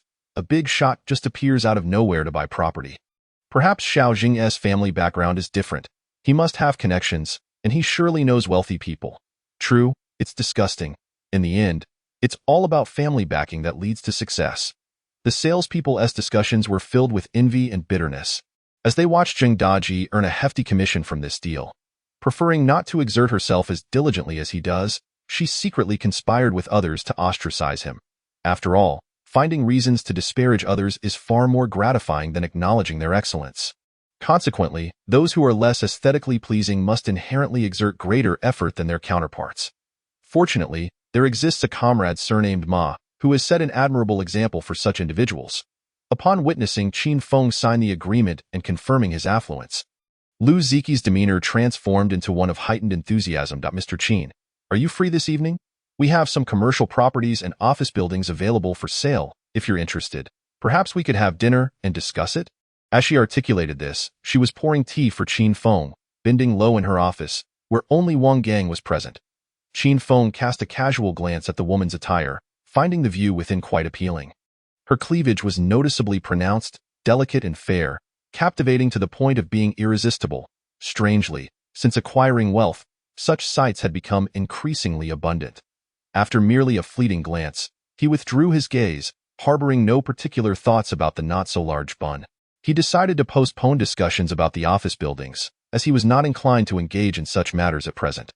Maintaining her position while pouring tea, Lu Ziki playfully brushed her hair aside, implying, "Then let us keep it simple and just have dinner, shall we?"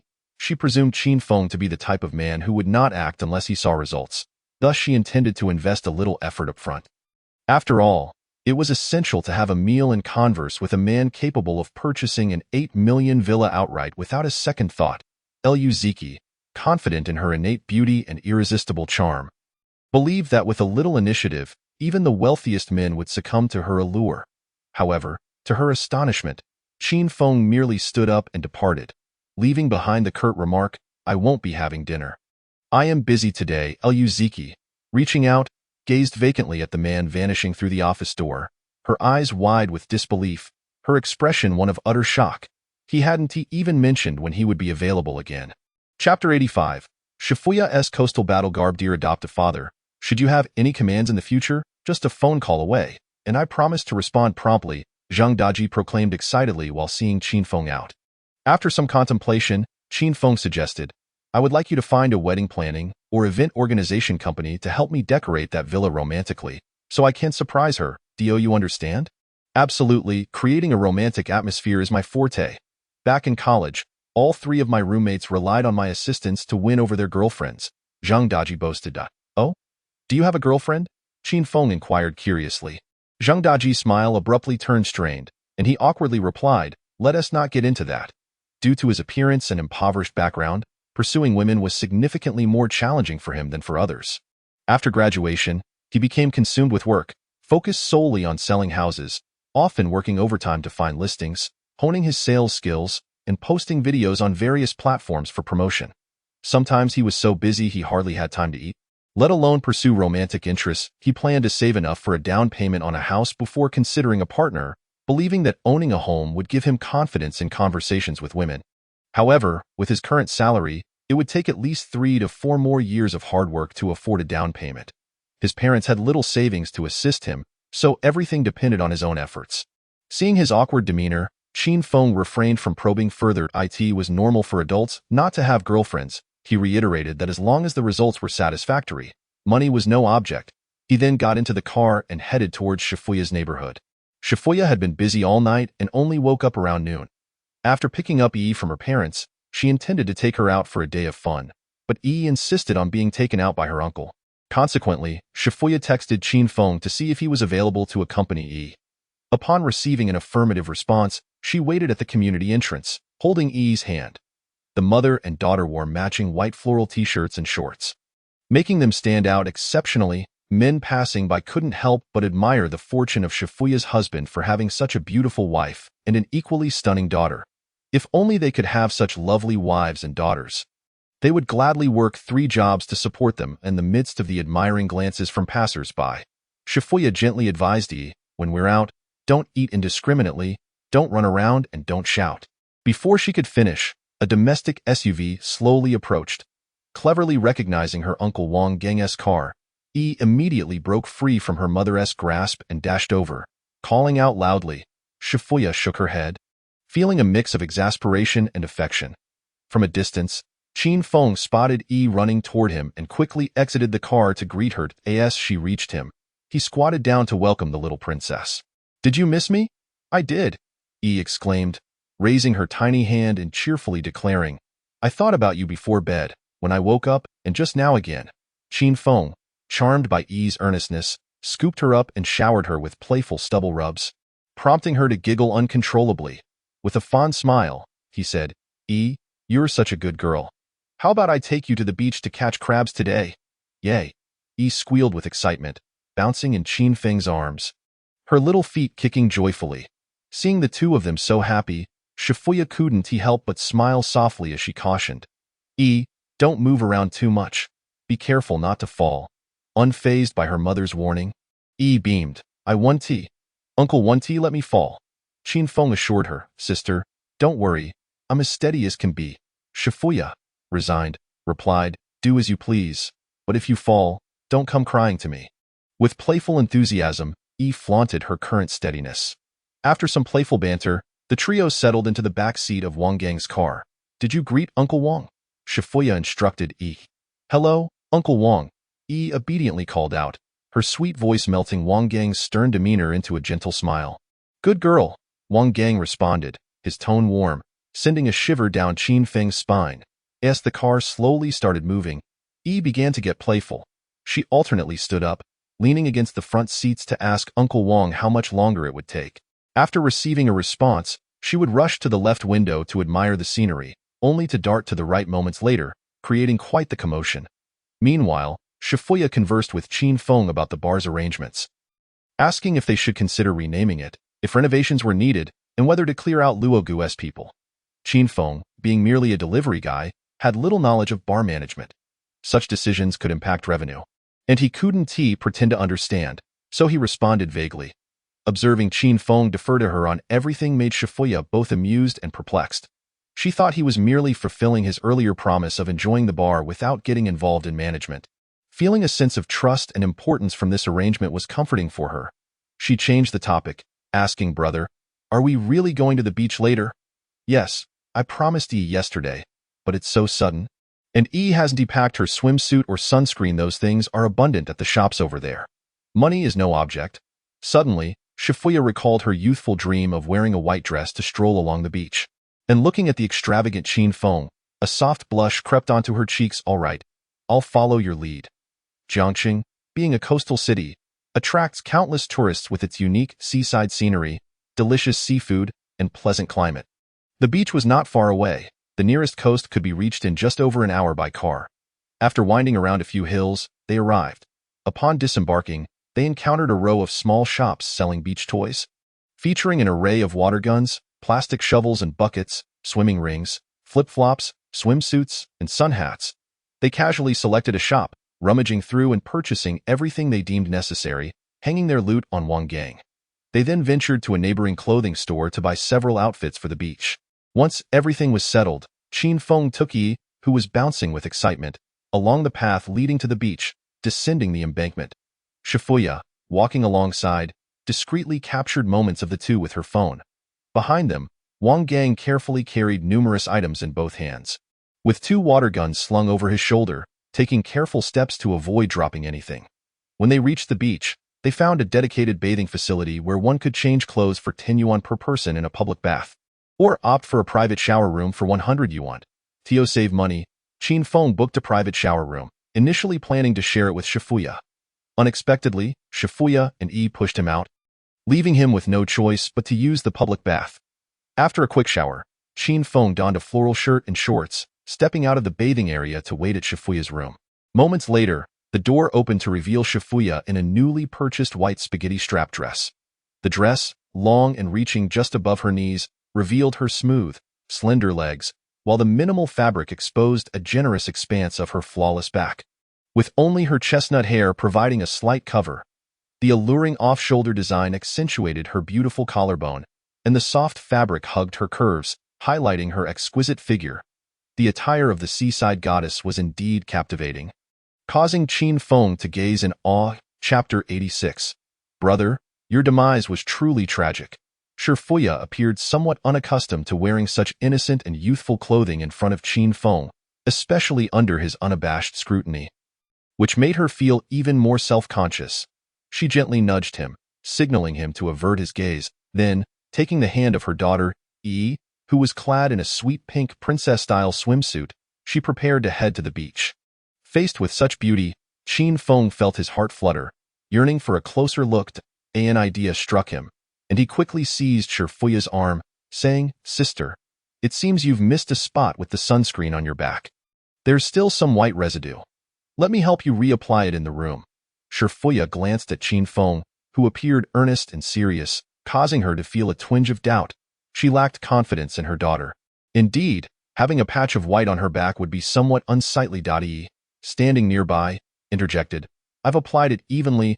Uncle is just talking nonsense." To prove his point, Qin Feng swiped his finger across Shifuya's back, then presented it to her for inspection.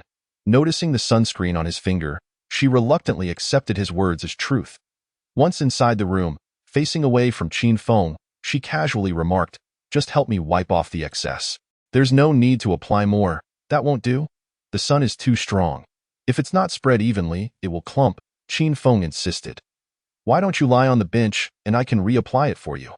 He closed the door, grinning as he added, "E is right here. Do you really think I would do anything inappropriate?" E, feeling slighted by her mother's dismissal, stood with her hands on her hips, indignantly declaring, "Mom didn't even have sunscreen on her back just now." After a moment's contemplation, Shifuya relented and lay down on the long bench, her curves gently spilling together. Qin Feng, feeling triumphant, chuckled to himself, realizing that the tricks he'd learned online were indeed effective. He squeezed some sunscreen onto his hands, rubbed them together, and began to smooth it over Shifuya's back, feeling the silkiness of her skin, which held a coolness to it. He could sense her body tense slightly, and he reassured her, "Sister, relax. If you stay tense, it won't go on evenly." His hands glided softly over her back, as gentle as one would caress a piece of exquisite jade. Shifuya took a deep breath, gradually relaxing. Despite being prepared for this moment, the direct contact made her body acutely aware. Perhaps it was due to the long absence of masculine touch, but her heart raced. In an attempt to distract herself, she remarked, "Your technique is quite adept. Which girl did you learn this from? Aside from you, I've never applied sunscreen for any other girl." Qin Feng playfully replied, "Oh, do you genuinely believe that?" She teased, "Well, I did it for you first. You can take that as you will," he retorted cheekily. Shifuya chuckled lightly, ignoring his banter, turning her face away and slowly closing her eyes, allowing herself to enjoy the sensation of his hands. She couldn't help but say, "You can apply a bit more pressure." Encouraged by her words, Qin Feng became bolder, transitioning from gentle strokes to kneading. In his effort to ensure an even application, he even slipped his fingers under her clothing, moving toward her ribs. "Stop!" Shurfuya exclaimed in alarm, quickly sitting up and swatting his hands away, casting him an admonishing glare. "Hey, weren't you the one asking for a massage?" Qin Feng scratched his head. Grinning, Shurfuya wasn't truly angry. She merely whispered a gentle reproach, "But Yi is still here." Qin Feng's heart leapt with joy. If Yi weren't present, it would certainly be another matter. The thought crossed his mind to dismiss her at once. Yet he understood that leaving Yi alone outside would cause Shurfuya to turn against him. Thus, the child served as both a bond and a barrier in their relationship. With a smirk, Qin Feng savored his small victory. Though he knew he couldn't push things further at that moment, he decided to wait until evening, when he could send Yi to her grandmother's house. The four of them arrived at the beach. Although a popular tourist destination, it was the beginning of the school season and not yet the peak of the Golden Week, so there were few visitors. The September weather was pleasantly warm, quickly dissipated by the sea breeze. At 2 in the afternoon, the golden coastline stretched out like a crescent moon. The tranquil sea sparkled under the sun, merging seamlessly with the sky. A vast expanse of blue. Nearby, the waves danced energetically, surging onto the shore and crashing against the rocks with cheerful sounds. The sand, further from the water, had absorbed the sun's heat, reaching a scorching 67 degrees Celsius, making it nearly unbearable to walk on barefoot. Yi, with her bare feet, rushed forward only to leap back, demanding that Qin Feng carry her across. Sporting sandals, he scooped her up and, holding Shurfuya's hand, they strolled slowly towards the water's edge. Gazing at the boundless ocean, Qin Feng marveled at its grandeur. On the other side of the sea, there must be another world. The waves playfully kissed their feet, leaving a trail of moisture before retreating shyly. The sand here was wet and malleable, and several children nearby were constructing sandcastles. Qin Feng set Yi down in a safe spot, allowing her to dig in the sand and search for crabs while asking Wang Gang to keep an eye on her. He then leisurely walked along the beach with Shurfuya. As they approached the water, the ocean cooled the sand, and with it, Qin Feng's desires. They chatted about trivial matters, mostly concerning Yi, with the sea as their backdrop. The wind brushed against their faces, bringing a refreshing coolness laced with a hint of saltiness. Their spirits lifted, becoming tranquil and serene. "Sister, have you never been to the seaside living in Jiangxing? No, you should come and witness the beauty of this world. When I was younger, I did want to visit, but I never had the chance. After having Yi, I found it even harder to go out and enjoy myself." "Did no one take you out for fun?" "No." "What about him?" "That man was always preoccupied with ambitions, busy with grand endeavors. He had no time for such leisurely escapades." "Was your brother involved in a dangerous profession?" Qin Feng inquired, surprised. "Yes, he died in a brawl." Shurfuya spoke matter-of-factly, as if recounting someone else's story. "Impressive," Qin Feng remarked, recognizing the inherent risks of such a lifestyle. Had he survived, he would surely have been wealthy like Brother Luo. What a pity. "It's all right. It's just a matter of winning or losing. What about you?" "What about me? You seem like you haven't visited here either." "Haha, that's true. I've never been here before. I only caught a glimpse when passing by, hoping one day to bring someone special to walk along the beach." "Have you found someone special now?" "Indeed.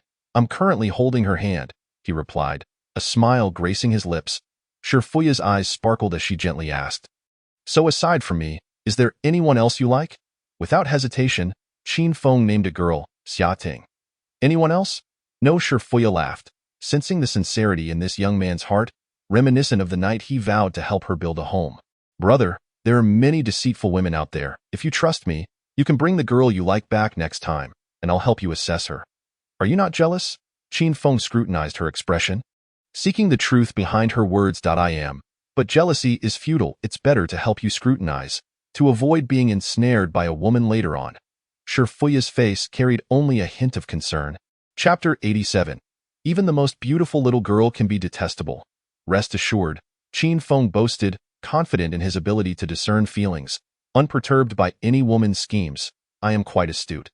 Typically, only the foolish would constantly hint at their own intelligence. Shurfuya covered her mouth, her crescent-shaped eyes sparkling with mirth. Then, "Dear sister, being so clever, do you know what I am thinking right now?" Qin Feng asked with a mischievous grin. "I don't want to know." In a swift motion, Qin Feng brushed her hand away from her mouth and kissed her, wrapping his arms around her waist, pulling her close and savoring her sweetness. Gradually releasing her, he left her with a teasing remark. I'll tell you tonight how a fool acts. A rosy hue crept onto Shifuya's cheeks as she cast him a gentle look, not responding, leaving the implication of an evening rendezvous hanging in the air. Qin Feng felt exhilarated. After spending a little more time together, they turned back to look for Yi had been busy digging and had indeed uncovered several treasures: a moon shell, a starfish, and a handful of small crabs the size of fingernails, alongside a few unidentified sea snails. Qin Feng marveled at her finds, showering her with praise for her cleverness, which only encouraged the little girl to dig even more enthusiastically. Having come to the seaside, it was only natural to venture out onto the water. Noticing the availability of speedboats for rent, Qin Feng suggested, "Sister, there are boats over there. Shall we rent one and take a spin on the sea?" "No, Yi is too small to go." "Then you and I can go, and let Wang Gang watch over Yi." Shifuya's expression faltered. She was hesitant about taking a boat ride, primarily because she didn't want Yi out of her sight. Especially during an outing, it wasn't that she didn't trust Wang Gang. It was simply that Yi was more precious to her than life itself. If anything were to go wrong, she would be devastated.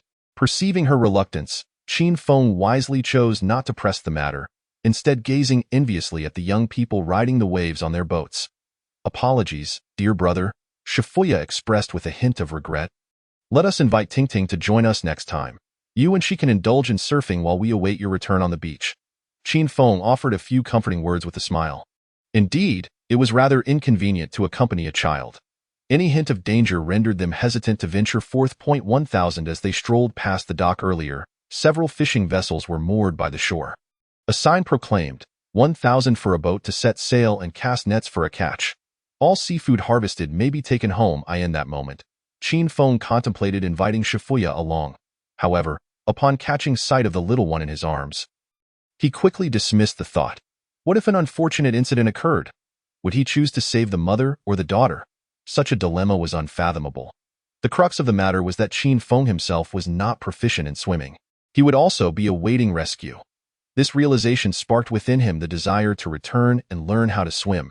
After spending some time playing in the sand with Yi, digging numerous holes without unearthing anything, it was Yi who managed to catch yet another crab. In a fit of frustration, he tossed aside his shovel and, accompanied by Shifuya, made their way to the sunlit beach behind, spending $100 to rent a sunshade.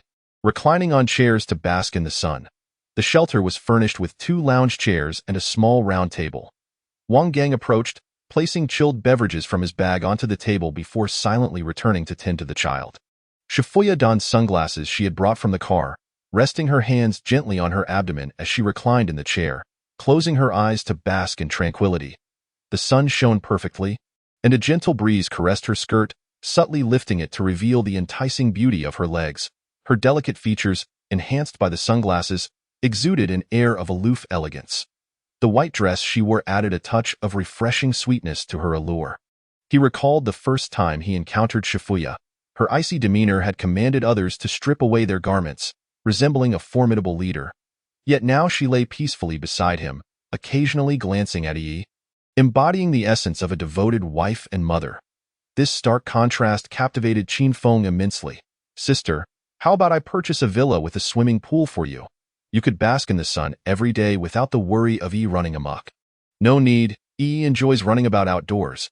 "Then let me buy you a car. What brand do you prefer? A Porsche? A Benz? What is it?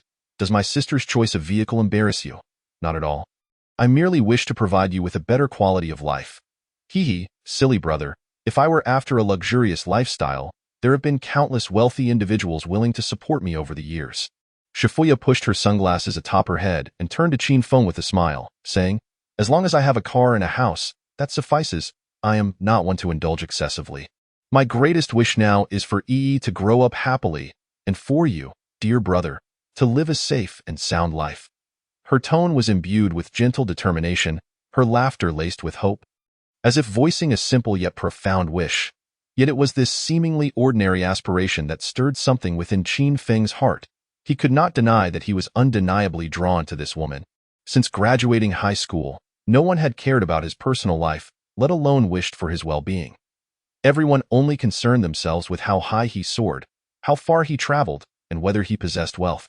Shifuya's attitude, which accepted everything as long as no calamities befell them, inexplicably touched him, resembling that of a true kin. Qin Feng spoke with heartfelt emotion, "But I desire to provide you with a better life. To buy you a nice car and house, to hire maids and servants, to make you more comfortable." Shifuya smiled tenderly. "Silly brother, have you forgotten that you still owe me 22 million? I will purchase whatever I find suitable and appealing in due time. Rest assured, I will never skimp on spending." Qin Feng understood the importance of patience and ceased to press her to accept his gifts. Pursuing romance was an art. With a woman like Shifuya, who had enough wealth, offering her more would be futile, and he was uncertain how to win her complete affection. As Qin Feng reclined in contemplation, Shifuya's voice broke the silence. "Come here and give your sister a massage." He sprang up instantly, grinning as he approached Shifuya, mimicking the massage techniques of Pang Jinyan, gently scratching from her chin to her earlobes. Shifuya closed her eyes, surrendering to the unusual sensation of comfort. Qin Feng's hands traveled from her neck to her shoulders and then continued downwards.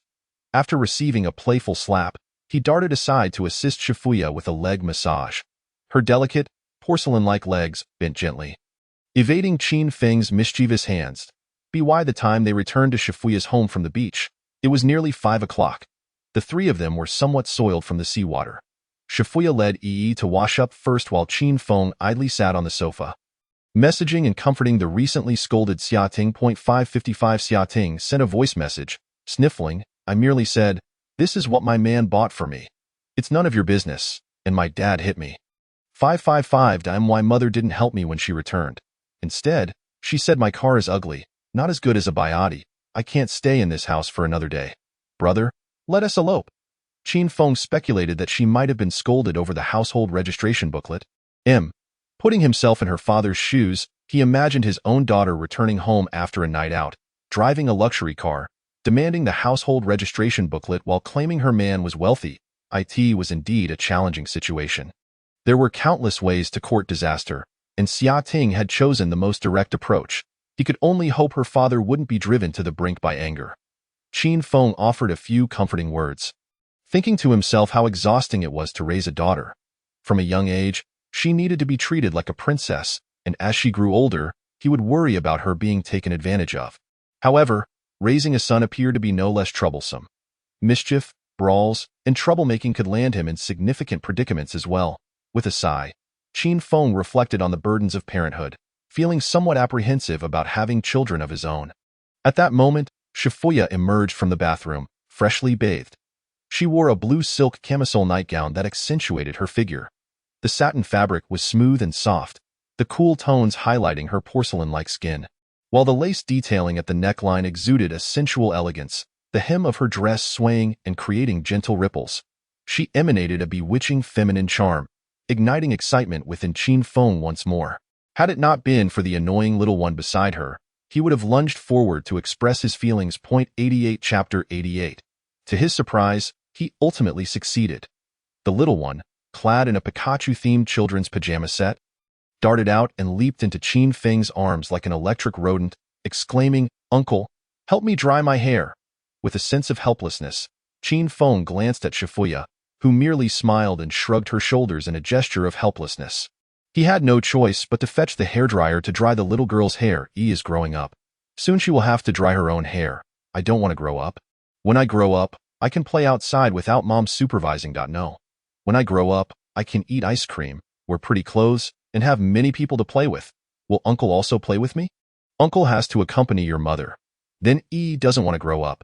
Seated on the stool, Yi swung her feet, leaning her head back to gaze at Qin Feng earnestly, asserting, "Yi wants to be with you both forever. That is not up to you." Inwardly, Qin Feng muttered, "Such a bothersome little brat. I'll arrange for you to attend a boarding school, and I'll take your mother out every day, leaving you no chance to be a third wheel." "Does Uncle not like Yi anymore?" Yi sensed his impatience, her expression shifting as she pouted, gazing at him with wide, pleading eyes. The little girl's pitiful demeanor was impossible to resist. Qin Feng found himself defeated by her watery eyes, helplessly coaxing her. "I do. Uncle likes Yi the most." "Then why doesn't Uncle want to be with Yi?" Uncle spoke incorrectly earlier. After a lengthy bout of coaxing, he finally managed to placate the little imp. After carefully drying her hair, he pulled up a tutorial on his phone for styling little girl's hair, following along as he fashioned a simple bow for her. This made her smile even more captivating. Observing the harmonious interaction between the two, Shifuya's brows arched slightly as she quietly retreated to the kitchen to prepare noodles, bringing forth 2 large bowls and placing them on the table. Calling them to dine, Qin Feng led Yi to sit down. The noodles were rather ordinary, garnished with a fried egg, a few slices of vegetables, sausages, and beef. The vibrant colors and enticing aroma made it quite appetizing. Without regard for the heat, Qin Feng twirled a generous helping onto his chopsticks, blowing on it slightly before shoving it into his mouth. His cheeks bulged as he chewed casually a couple of times before swallowing. He devoured the food like a ravenous wolf, as if a tempest had swept through. Ce was being fed by her mother. She stared intently at Qin Feng, her large eyes wide and round. Causing the spoon in her hand to drop into the bowl. Noticing his voracious appetite, Shifuya hurriedly interjected, "Take your time. No one is competing with you." "Hee, the noodles made by sister are truly delicious," Qin Feng exclaimed as he couldn't help but scoop up more beef. "Are you full? Shall I fetch another bowl?" Shifuya inquired. "No need.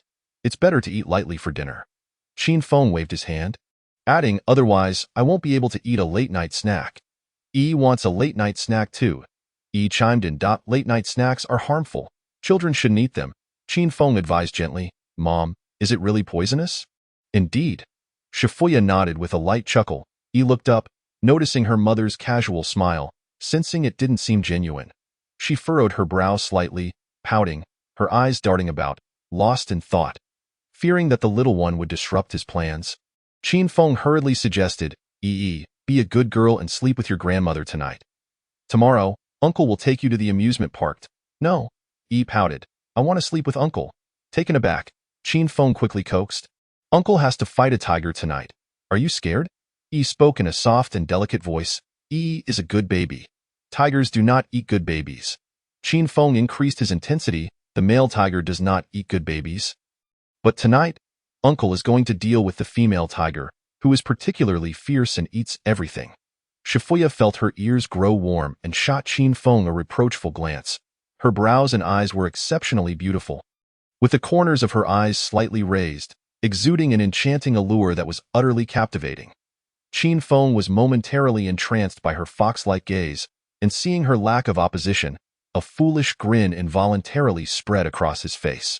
Shifuya, her face flushed with embarrassment, couldn't he help but admonish, "Don't lead Yi astray." Yi glanced between Qin Feng and her mother, sensing something amiss, and exclaimed, "Uncle is lying. There are no tigers. Uncle just doesn't want to sleep with Yi." At that moment, Qin Feng sincerely wished he could cast Yi aside. "Yi, stop causing trouble. Uncle will buy you a large toy car tomorrow. How does that sound?" "No. Will you buy me rollerblades instead?" "Humph. Then what do you want?" "I want Uncle to tell me a story and coax me to sleep." Qin Feng felt utterly helpless as he was ensnared by this little imp, his expression one of exasperation. Shifuya stifled her laughter nearby. Qin Feng had initially planned to sneak away, returning only after the little one was sent off, but upon witnessing her on the verge of tears, his heart softened, and he sighed in resignation. "All right, tonight we'll endure it. There will be plenty of opportunities in the future. There's no need to rush." Unexpectedly, the little one cheered and added, "Mommy should sleep with us too." Qin Feng was left speechless, realizing this audacious girl was taking advantage of the situation. With Shifuya present, there was no way she would agree, and it would only intensify his torment. Just as he was about to refuse, Shifuya spoke up, "If Yi can eat her meal obediently, Mommy will sleep with you." "Yay, Mommy, can you make the noodles like Uncle does? I want a big bite." Watching the exuberant Yi, Qin Feng swallowed hard. Feeling a twinge of dread at the thought of the night ahead, as the clock struck 9 in the evening, he showered and donned a fresh set of men's sleepwear, accompanying Yi in her childish Ultraman game. After Shifuya helped him wash his clothes, she went to the balcony to take a call from the bar, remotely overseeing operations. While playing, Yi suddenly jumped into Qin Feng's arms, yawning and resting her head on his shoulder. Gradually growing still, she hadn't napped all day and was genuinely exhausted. The surprise was overwhelming, and Qin Feng felt an immense joy as he gently carried Yi into the room and laid her on the bed, absent-mindedly murmuring a few soothing words. Once he confirmed she was sound asleep, he suppressed his excitement and stealthily exited the room, Making his way to the balcony of another room, I said, "Those fellows we threw out last time? Just a few of them? Are they merely handing out flyers at the door? Have they opened a bar too?" Sinjong said to handle it, but don't be too harsh. Just then, as Shifuya was discussing matters, she was suddenly embraced from behind by a man, letting out a startled cry before quickly regaining her composure, suppressing her instinctive reaction and continuing her conversation on the phone. "No, nothing. Come see the show tonight. Message me if anything happens." Qin Feng leaned in, resting his head against Shifuya's neck, planting a gentle kiss, his hands wandering restlessly over her silk sleepwear. From the telephone receiver, a panicked female voice inquired, "Xiaoya, are you all right? Are you sick? Where are you? I can take you to the hospital. That I'm fine." Just like this, Shifuya nervously hung up, feeling the man's heavy breaths, his body radiating heat. She struggled to maintain her composure, pressing down on his hands, softly asking, "Is he asleep?" Qin Feng replied, his voice low and husky, akin to a lioness' excited growl before an attack. Shifuya's heart raced as she felt his fingers gently tracing her waist, each touch sending tremors through her body. The room's lighting was controlled by a switch. A single press illuminated the bright, self-luminous light, while 2 presses transformed it into a warm orange hue. After 3 presses, Shifuya abandoned her struggle against Qin Feng, yielding to him, allowing the enchanting warm tones to envelop her, filling the room with an atmosphere thick with intimacy, almost suffocating. Chapter 89. Qin Feng considers purchasing toys online. The two concluded their round of playful competition. Qin Feng lay on the bed smoking, and the woman beside him had no objections to his habit, unlike the enthusiastic shouting. Shifuya was far too indulgent, allowing him to indulge in mischief without boundaries. Watching her tenderly wipe away his sweat, Qin Feng found himself completely disarmed. "Sister, if you pamper me like this, I'll turn bad. Hee, I never expected you to be that good." The following morning, at 7:30 a.m., Qin Feng rose to find Shifuya absent from his side. He got up to check the adjacent room and found her sleeping with Yi in her arms. Not wanting to disturb them, he quickly tidied himself and went downstairs. He planned to grab breakfast and bring back a loving meal for them. The early autumn morning was pleasantly warm, with fresh air that invigorated the spirit. The sun rose early, casting a warm glow upon him. Upon exiting the neighborhood, he noticed the streets bustling with life. Workers rushing to their jobs, elders accompanying children to school, and others out for leisurely strolls or grocery shopping. Qin Feng stood at the entrance of the community, appreciating the serene scene. Suddenly, a beautiful woman dashed past him, leaving a trail of fragrant air. She wore form-fitting pink yoga attire on top and sporty shorts below, her long, strong legs shimmering in the sunlight. A red headband emblazoned with words of perseverance adorned her forehead, her dark hair casually tied back, bouncing with her every step. Her profile was stunning, with delicate features, a well-defined nose, and rosy cheeks, akin to a radiant flower blooming in spring. As he watched her retreating figure, he felt as though she added a vibrant splash of color to the beautiful morning. The more he looked, the more enchanting she appeared, stirring a sense of familiarity within him. He thought he had seen her somewhere before but couldn't quite place it. Activating his scanning feature, he observed from a distance. Name, by seeing, age, 22, charisma, 91, number of relationships, 8. The name didn't ring a bell, and given her age, she was certainly not a classmate. However, this young woman seemed to have an impressive romantic history. Qin Feng held no particular thoughts about her as a person, but he couldn't help but admire her graceful running style. After straining his waist over the past few days, he felt a slight affinity growing. Suddenly inspired, he decided to exercise a bit, chasing after her. As she ran, he matched her pace, and when she walked, so did he, prompting her to glance back at him repeatedly. Feeling good about himself after some financial success, he flashed her a charming smile and nodded. This smile made her shyly avert her gaze, lowering her head and quickening her pace. Qin Feng initially thought he had frightened her away and helplessly shook his head. Abandoning the pursuit, he merely found her appearance captivating and enjoyed the sight of her running, so he followed her momentarily. Since she didn't seem interested in engaging, he decided not to press the matter. He strolled leisurely, scanning the surroundings for breakfast spots. Soon, he noticed that the young lady was slowing down, glancing back at him as if inviting him to catch up. Qin Feng chuckled but continued at his own pace. Unhurried, Bai Siying halted when she noticed the man had stopped pursuing her, waiting for him to walk over before smiling and asking, "Hello, handsome. You look so familiar. Have we met before?" As Qin Feng approached, he took in her stunningly beautiful face, reminiscent of a rose blooming into full splendor. Her bright, enchanting peach blossom eyes seemed to ripple with a captivating allure, and her voice was sweetly melodic. Suddenly, he remembered, during his days as a delivery driver, he had delivered to this girl multiple times. Back then, she had worn skin-toned yoga pants, seemingly live-streaming from home. The thin fabric clung tightly to her, accentuating her figure in every movement, leaving a lasting impression, especially given her distinctive dimples and charming voice. He distinctly recalled the time she had boldly asked him, the delivery boy, if he could repair her computer. As it often lagged during her streams, if not for her stout friend accompanying her, he might have even gone in to help her with the repairs.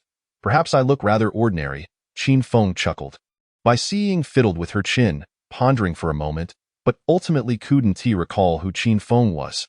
Who would remember what a delivery guy looked like? She dismissed the thought and casually greeted, "Are you out for a morning run too?"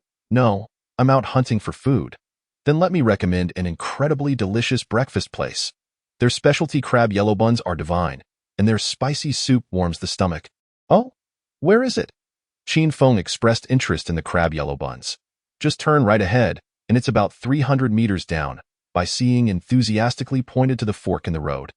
Smiling, Qin Feng was charmed by her enthusiasm, feeling quite pleased, and replied with a smile, "I'm actually looking for a breakfast spot. Thank you. How about I treat you to breakfast? No need for formality. I shall continue my run." Bai Siying smiled and waved at Qin Feng, then gracefully lengthened her strides towards the lakeside park. She had noticed that Qin Feng appeared somewhat familiar. His composed demeanor, carefree smile, and the floral shirt he wore all exuded an extraordinary charm, prompting her to initiate a conversation. It felt rather awkward to dine with a stranger met by chance. If she readily agreed to his invitation, it might lead him to misinterpret her as an unreserved girl. Hence, she politely declined and hurried away, hoping that Qin Feng would chase after her and extend a heartfelt invitation, which would indicate sincerity. This was how her admirers typically pursued her. Chapter 90. How could I possibly fall here? Seeing the girl frequently glance back and smile at him, Qin Feng sensed an invitation to pursue her. He smiled gently and waved back, yet he did not chase after the young lady who had already been in 8 relationships. Inviting her to dinner was merely a means to gather information for strategy rewards. At home, he had a hungry child and a bedridden sister. He had no time to indulge in fleeting romances. Furthermore, such a girl, whose eyes sparkled with the allure of romance, was hardly worth pursuing. Today, she might smile at him with flirtation, but tomorrow she would likely extend the same charm to another stranger. If they crossed paths again, he might invest some money to savor the experience. But he would not engage in the typical chase and flirt routine. Presently, his heart was occupied by 2 women and a small child, leaving no room for others. Qin Feng strolled leisurely for a while before locating the bun shop she had mentioned. The establishment was spacious, adorned in a distinctive style reminiscent of ancient dining halls. A fluttering banner proclaimed, "Top Scholars Crab Roe Soup Buns." The clientele was sparse, with only 3 tables occupied out of 10. Steam billowed from the stacked bamboo baskets in the kitchen. Takeout orders flowed in incessantly, with the familiar jingle of "My God" from Xiao Yeye frequently ringing out. Upon entering, Qin Feng consulted the menu, and his eyes widened at the prices. 20 yuan for a crab roe bun and 30 yuan for a basket of 5. He was taken aback. Such exorbitance. A single bun costing 20 yuan was outrageous. He recalled a time when 2 large meat buns and a soybean milk cost only 5.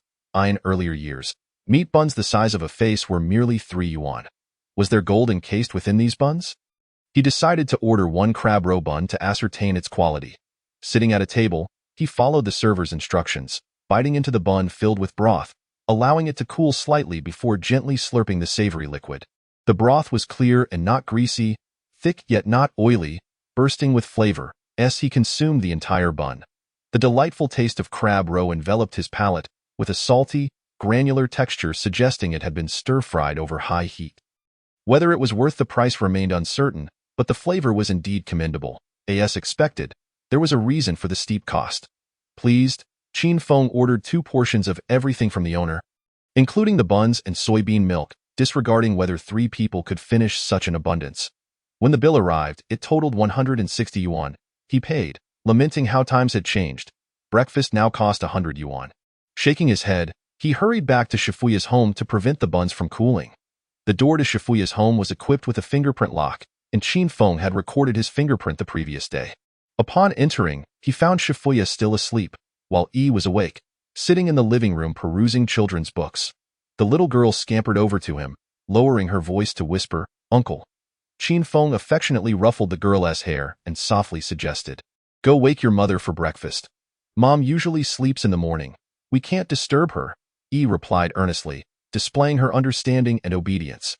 Qin Feng glanced at the half-open door of the bedroom and saw Shifuya's alluring figure still nestled in bed, a thin blanket outlining her tempting curves.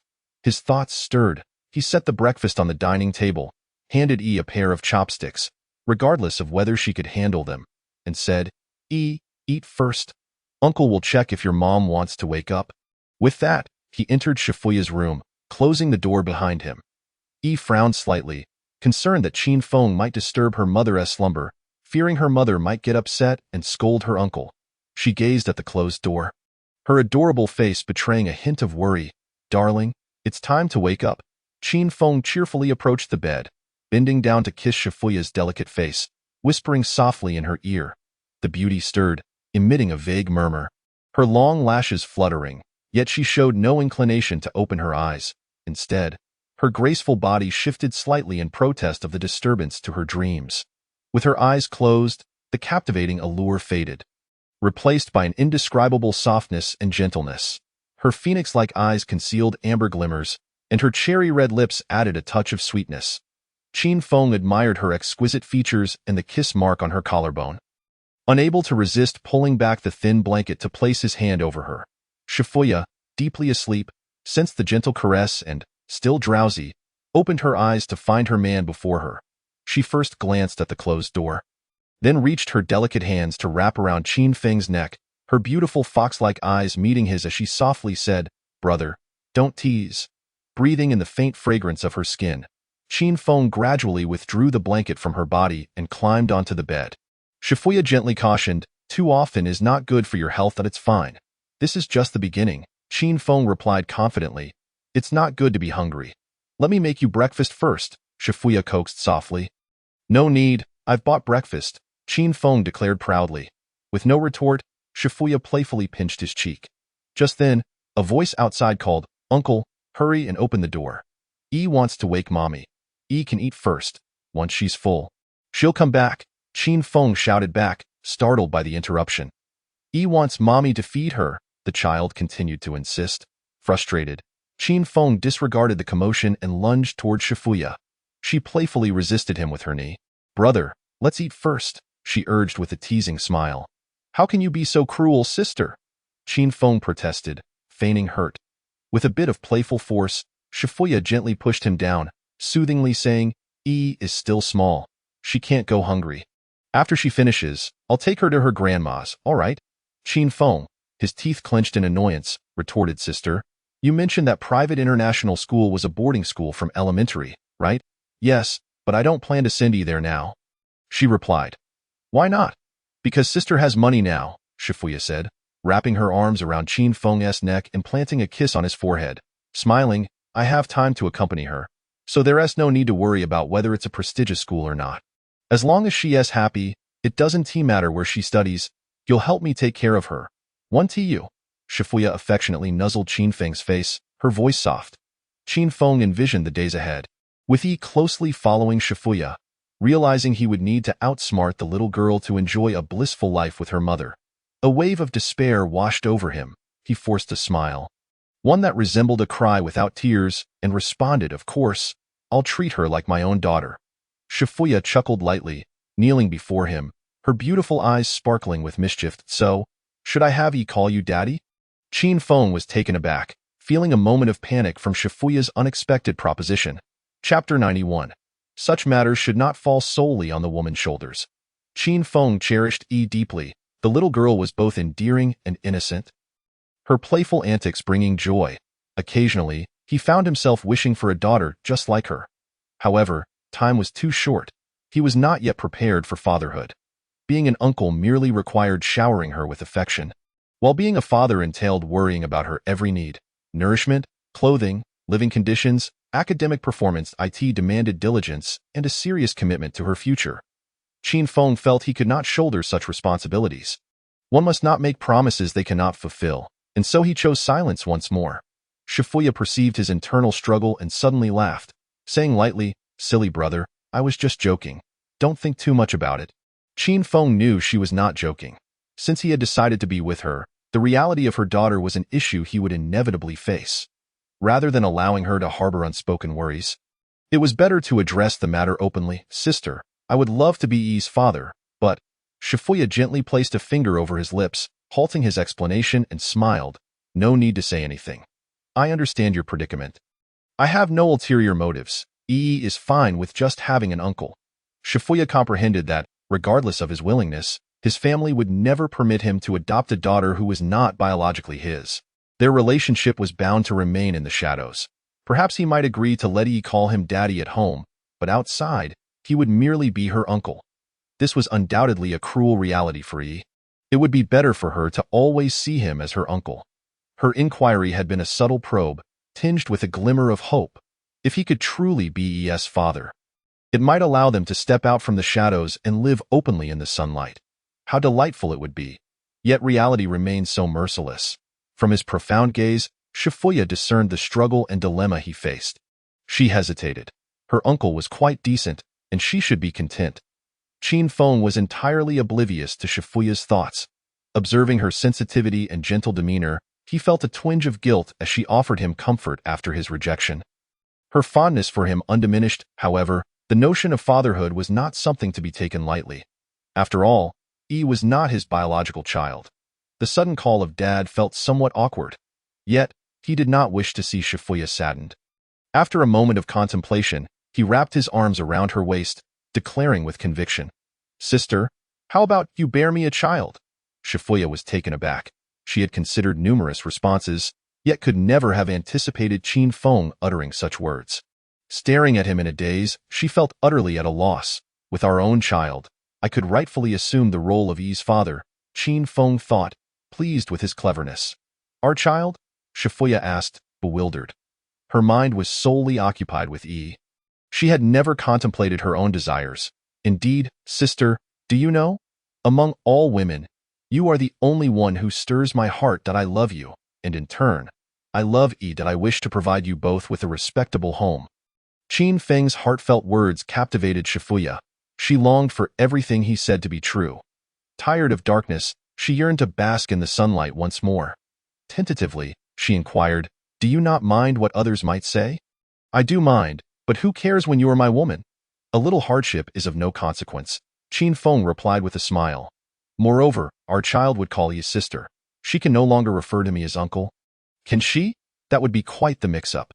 Hearing the man's jest, Shifuya was profoundly moved. If it were indeed as he claimed, and they could be together openly after having a child, Yi would have a father, and he would have his own child.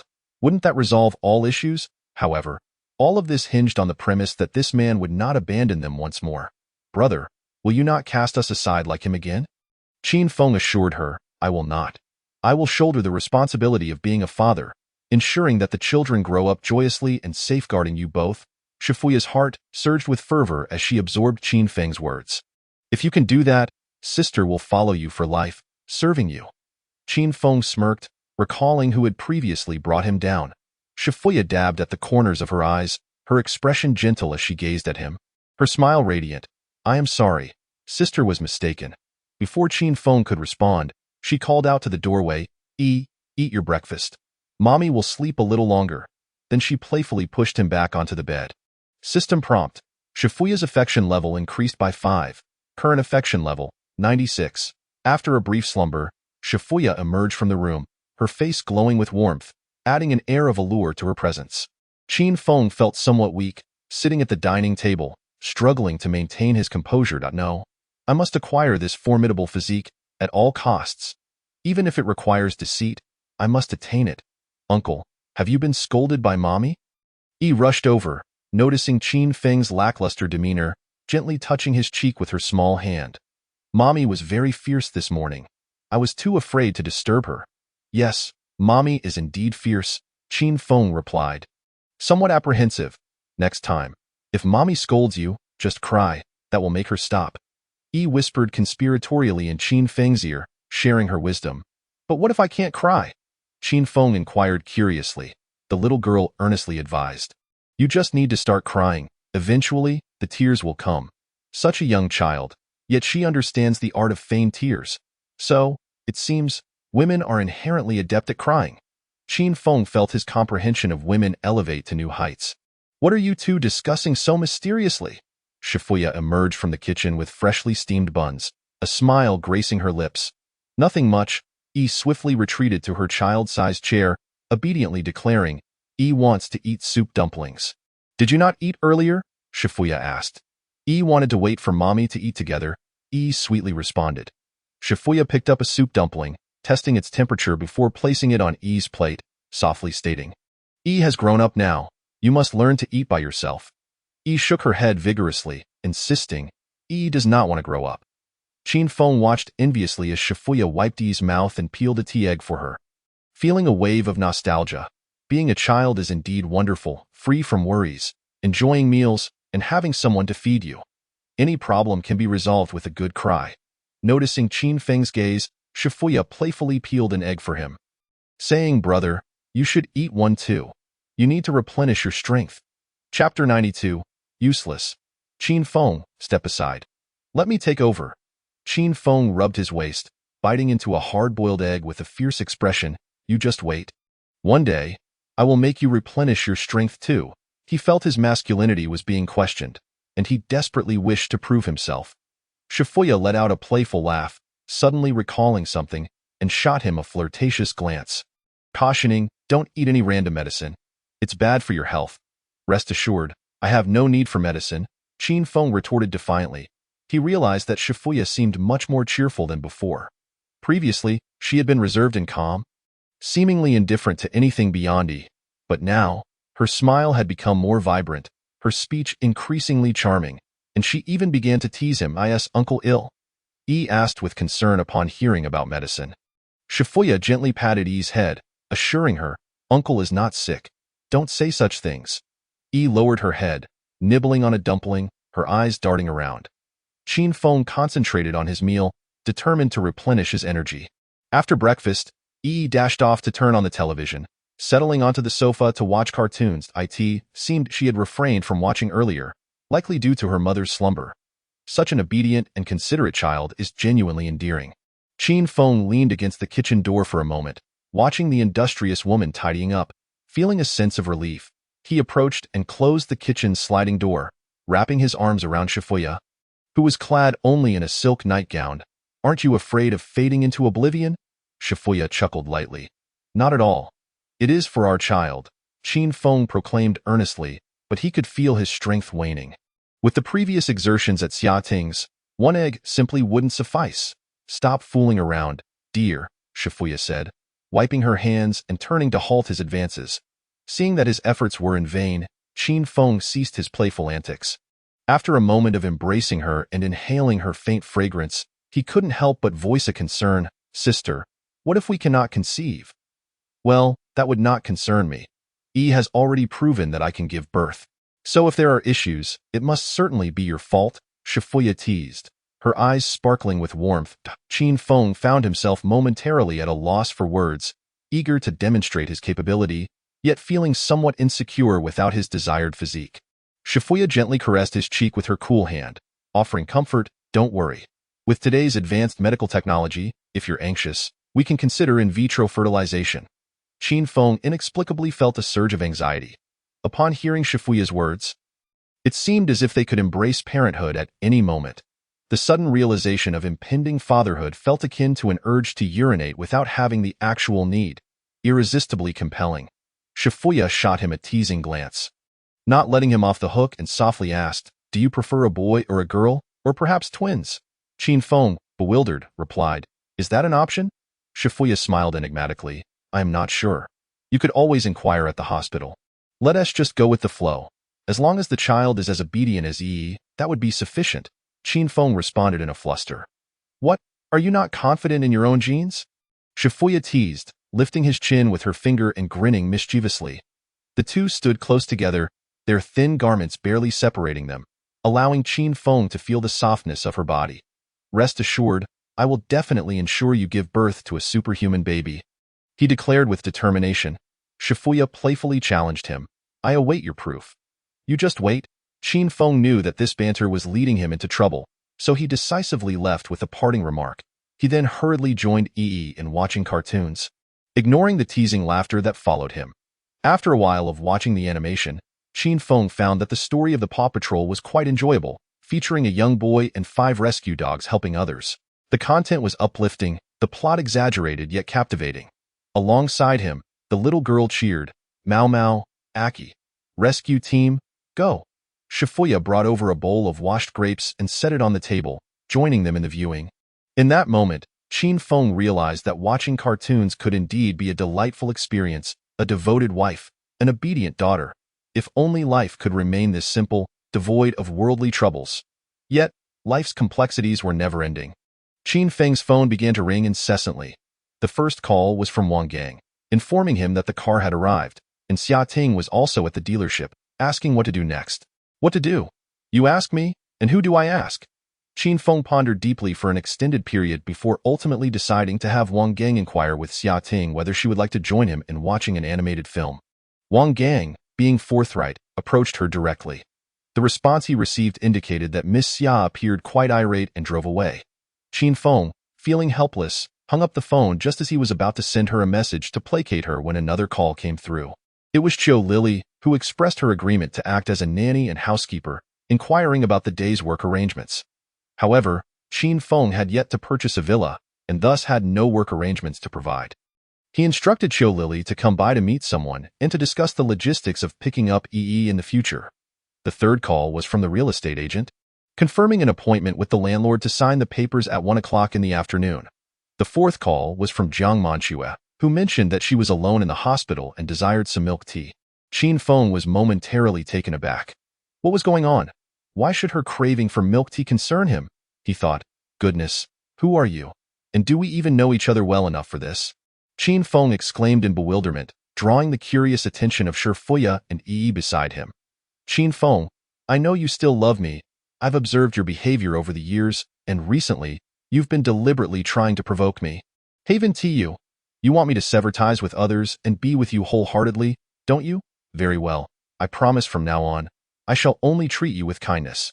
Qin Feng hastily attempted to employ hypnosis, hoping to make her forget him. However, he discovered that hypnosis required direct eye contact, leaving him feeling rather overwhelmed. He interrupted Jiang Manchue's incessant declarations of affection, pleading, My dear, I apologize. It was my ignorance that led me to be attracted to you. I want to hold you accountable for the money I've spent on you over the years. Let us simply release each other, shall we? To his dismay, Jiang Manchue's tone escalated, her piercing soprano ringing in his ears. I've deleted everyone else from my life. What more do you expect from me? Do you want me to strip bare and stand before you for your forgiveness? Qin Feng truly wished to tell her that even if she were to strip herself of her skin, he would still not cast a glance in her direction. Stop, Jiang Manchue. I shall tell you one last time. I wish to no longer see you. Please refrain from bothering me in the future. Qin Feng, are you still a man? Your girlfriend has been admitted to the hospital, and you want to even visit her, yet you wish to break up with me? We have never had any relationship from the start. I warn you not to speak carelessly. Fine, since you wish to sever all ties, then pay me 2 million. From this moment forth, I shall not disturb you again. You should take a good look in the mirror. What makes you think you're worth 2 million? Qin Feng laughed in disbelief, thoroughly exasperated. Is there truly someone in this world so shameless? Having committed so many transgressions, she dares to demand money? It seems she believes the world revolves around her. I will give you 3 days.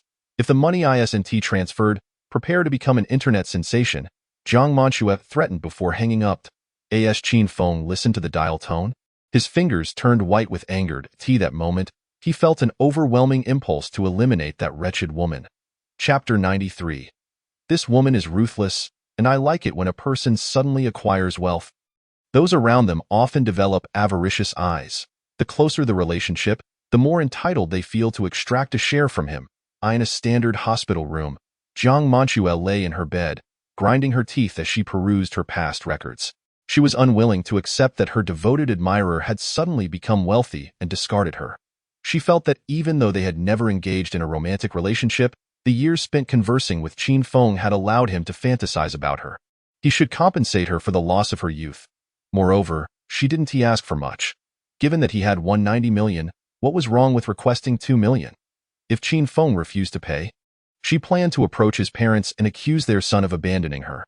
She even envisioned causing a scene outside Qin Feng's home. She would exhaust every possible method, and if he still refused to part with the money, she would share their chat records with everyone around him, exposing how despicable he once was. Is it that woman again? Shifuya inquired, noticing Qin Feng's troubled expression. Qin Feng replied, furrowing his brow and nodding. Would you like me to handle it for you? Shifuya offered with a gentle smile. How would you handle it? Qin Feng asked, puzzled. You need not concern yourself, rest assured, she will not trouble you again. Shifuya replied casually. When she last encountered that woman, she had already devised a plan for how to deal with her. Out of respect for Qin Feng, she had refrained from taking action then, but now that the woman had approached them, she saw no reason to let her off the hook. Any means could be justified when dealing with such a repulsive person. Qin Feng gazed at the woman before him, whose smile was radiant. Feeling a twinge of alarm, he realized that this seemingly gentle and demure woman had once been involved with a powerful figure and possessed many cunning tactics. After a moment of contemplation, Qin Feng decided to decline her offer, not out of compassion but out of concern for Shifuya's safety. Some matters, once delved into, could lead to dire consequences. He was an upstanding citizen and could not act recklessly. Moreover, Jiang Manchuel was clearly not a reputable person. There must be some leverage against her, and he could investigate further. With his phone in hand, Qin Feng contemplated whom to enlist for this task when, fortuitously, Qiu Lily arrived at the door. He promptly opened it. Good day, boss, Qiu Lily greeted, dressed in a formal outfit, her hands clasped before her as she slightly bowed. Good morning, Sister Qiu. Please come in and have a seat. I have some inquiries for you. Qin Feng smiled at her. Qiu Lily carefully changed into slippers before stepping into the modest yet tidy abode, which bore the unmistakable essence of a woman's touch, indicating it was frequently maintained. Upon catching sight of the stunning woman lounging on the sofa alongside a child, Qiu Lily instantly connected the dots. She surmised that this was likely the boss's cherished companion, and perhaps one of his significant others. She immediately bent slightly and smiled. Good day, Mrs. Qin. I am the housekeeper for Mr. Qin. I look forward to your guidance. Hello, Shifuya responded, glancing at Qiu Lily, who was elegantly dressed and of a certain age. Before smiling and waving to come here and greet your aunt. Hello, Auntie, cheerfully chimed, her big, bright eyes fixed curiously on Qiu Lily, displaying no signs of shyness. Qin Feng briefly introduced the two women before inviting Qiu Lily to take a seat. No need for formalities, Mr. Qin. I'm used to standing. Please feel free to give instructions, Qiu Lily said with a bright smile. All right then, I will be straightforward. Having worked in sales for quite some time, you must know some professional private investigators, correct? Qin Feng inquired. Whom does Mr. Qin wish to investigate? Qiu Lily asked with intrigue. A woman who is attempting to extort money from me, Qin Feng replied nonchalantly. Ah, I understand. What would you like to do, Mr. Qin? Qiu Lily responded, her expression serious. There were plenty of people eager to exploit the wealthy, and she, as a supervisor at a 4S dealership, was no stranger to such matters. Go play in your room, Shifuya requested, not wanting the child to overhear the ensuing conversation, ushering her away. Obediently returned to her room, clutching her book. Qin Feng regarded the closed door and calmly stated, From what I gather, that woman likely has a history of promiscuity with various men. I wish to hire a private investigator to gather evidence of her past misdeeds and subsequently present it to her current boyfriend to report her. Qiu Lily's expression grew serious as she nodded, solemnly affirming, I understand, as long as she has indeed engaged in illegal activities, I can certainly procure the necessary evidence to ensure she receives her due punishment. As a supervisor, Qiu Lily had a vast network of contacts, and dealing with such morally questionable individuals posed no challenge, especially if they were not from wealthy or noble backgrounds. Excellent, I entrust this matter to you. Is 3 days sufficient? Qin Feng asked with a calm demeanor. The timeline is a bit tight. It may prove somewhat challenging, Cho Lily replied, displaying a hint of concern. Investigating was straightforward, but if no evidence surfaced, everything would need to be restructured. How long do you think it would take? Qin Feng inquired. Approximately a week. She estimated I would prefer not to wait that long. Is there a faster way to expedite the process? If the budget is adequate, everyone would be motivated to work overtime, which could hasten things along, Cho Lily subtly suggested. Qin Feng recognized that the issue was financial. Without proper compensation, why would anyone be eager to work? He smiled and asked, how much would it require? Under ideal circumstances, around 100,000 should suffice. Private investigators are not overly costly, and gathering information does not entail significant expenses. However, Cho Lily patiently explained, if unforeseen complications arise, it could escalate to tens or even hundreds of thousands, given the various costs involved. Qin Feng extended 2 fingers, calmly asking, 2 million. Can it be resolved within 3 days? Absolutely, Cho Lily affirmed without hesitation. 2 million is more than sufficient. There are plenty of individuals willing to put in extra hours. Very well, I will send you the funds along with her identity details. You may commence at once. Qin Feng declared with a smile. Thank you for your trust, boss. Although she understood that a boss capable of purchasing a Rolls-Royce was not lacking in funds, Cho Lily couldn't help but feel exhilarated by her employer's generosity and faith in her abilities. Sometimes, being associated with the right people proved more beneficial than merely working hard. Qin Feng picked up his phone to initiate a money transfer and casually added, I won't scrutinize your accounts, nor do I require an invoice from you. Just ensure that my matters are handled properly. Whatever you can earn from this is your skill. If things go awry, well, I cannot predict the consequences. Rest assured, Boss.I, Cho Lily, have been serving affluent clients for many years and possess a professional demeanor. The money you provide will solely be spent on your affairs, and I assure you, I will not misappropriate it. Cho Lily responded with confidence. No one dislikes money, but at her age, her desire for it has waned. She simply wishes to toil for a few more years to secure her retirement funds. After all, at her age, she can hardly withstand upheavals. It would be far better to live the latter half of her life with a clear conscience. Spending money earned rightfully. I believe in you. If you execute this well, I shall reward you handsomely. Qin Feng nodded, sending both the documents and the funds. Thank you, boss. I will get to work and report progress to you tonight. Cho Lily smiled as she glanced at her phone and took her leave. Chapter 94. The 2 types of people I disdain most. Once Cho Lily departed, the house fell into a tranquil silence. Shifuya refrained from inquiring about Qin Feng's ex-girlfriend. Instead, she engrossed herself in a melodramatic romance drama, occasionally popping grapes into her mouth. Qin Feng, naturally, offered no explanations, and upon witnessing Shifuya leisurely eating grapes, he opened his mouth and uttered an "I" with a smile. Shifuya picked a grape, poised to feed it to him. Yet, unexpectedly, the man took advantage of the moment, reclining onto her lap, tilting his head back with his mouth agape, resembling a child awaiting nourishment. Don't do that.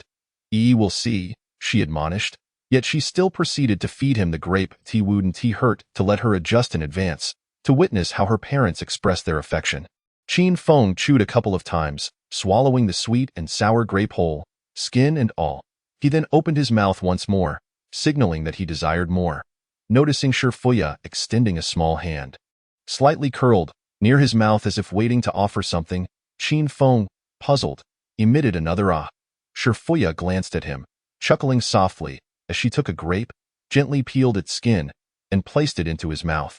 The absence of the skin diminished the tartness, leaving only sweetness. Qin Feng involuntarily squinted in delight. Time spent in carefree bliss always passes swiftly, and before long, it was noon. After enjoying the lunch Shifuya had prepared, Qin Feng intended to indulge in a refreshing nap. However, upon hearing Shifuya's reminder, he recalled the 8 million yuan house awaiting his signature. After expressing gratitude for her reminder, Qin Feng climbed into the Rolls-Royce. Setting off to the agency, Wang Gang drove with a serious demeanor, maintaining a slow yet steady pace, his eyes betraying a hint of anxiety. He feared encountering an unwitting soul who might leap out in front of the vehicle to stage an accident. Reclining in the spacious back seat, Qin Feng found ample room to stretch his legs, with his feet positioned 7 or 8 fists away from the front seat. There was enough space for a person to squat comfortably. The aircraft-style seat featured a massage function, and upon reclining, the leg rest elevated automatically. After a brief exploration, Qin Feng quickly figured out how to activate the massage feature. Relishing the comfort afforded by his wealth, he closed his eyes and drifted into slumber. As the vehicle gently approached the agency's entrance, he had already succumbed to dreams. Wang Gang parked the car and turned to find his boss peacefully asleep. The sound of his snores indicating a deep slumber. He pondered whether disturbing his boss's pleasant dreams would result in a sour mood upon waking. That moment, it was still a few minutes shy of 1 o'clock, and he hesitated whether to rouse Qin Feng. Zheng Daji stood outside, scanning the surroundings. The landlord had arrived long ago and was sipping tea in Lu Ziqi's office, tasked with welcoming his esteemed godfather. He grew increasingly anxious as he awaited the arrival of the low-key domestic vehicle that belonged to his godfather. Instead, a formidable Rolls-Royce pulled into the parking spot reserved for his godfather. With limited parking spaces available, outsiders were typically not allowed to park there. However, he dared not request the owner of such an expensive vehicle to move.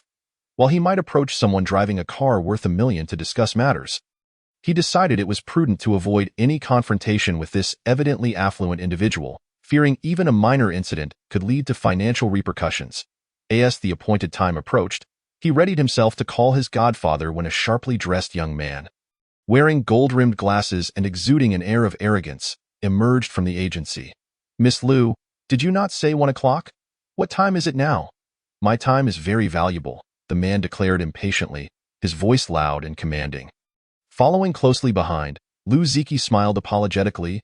"I apologize, Mr. Wade. Mr. Qin may have been delayed due to unforeseen circumstances. I will have someone call to check."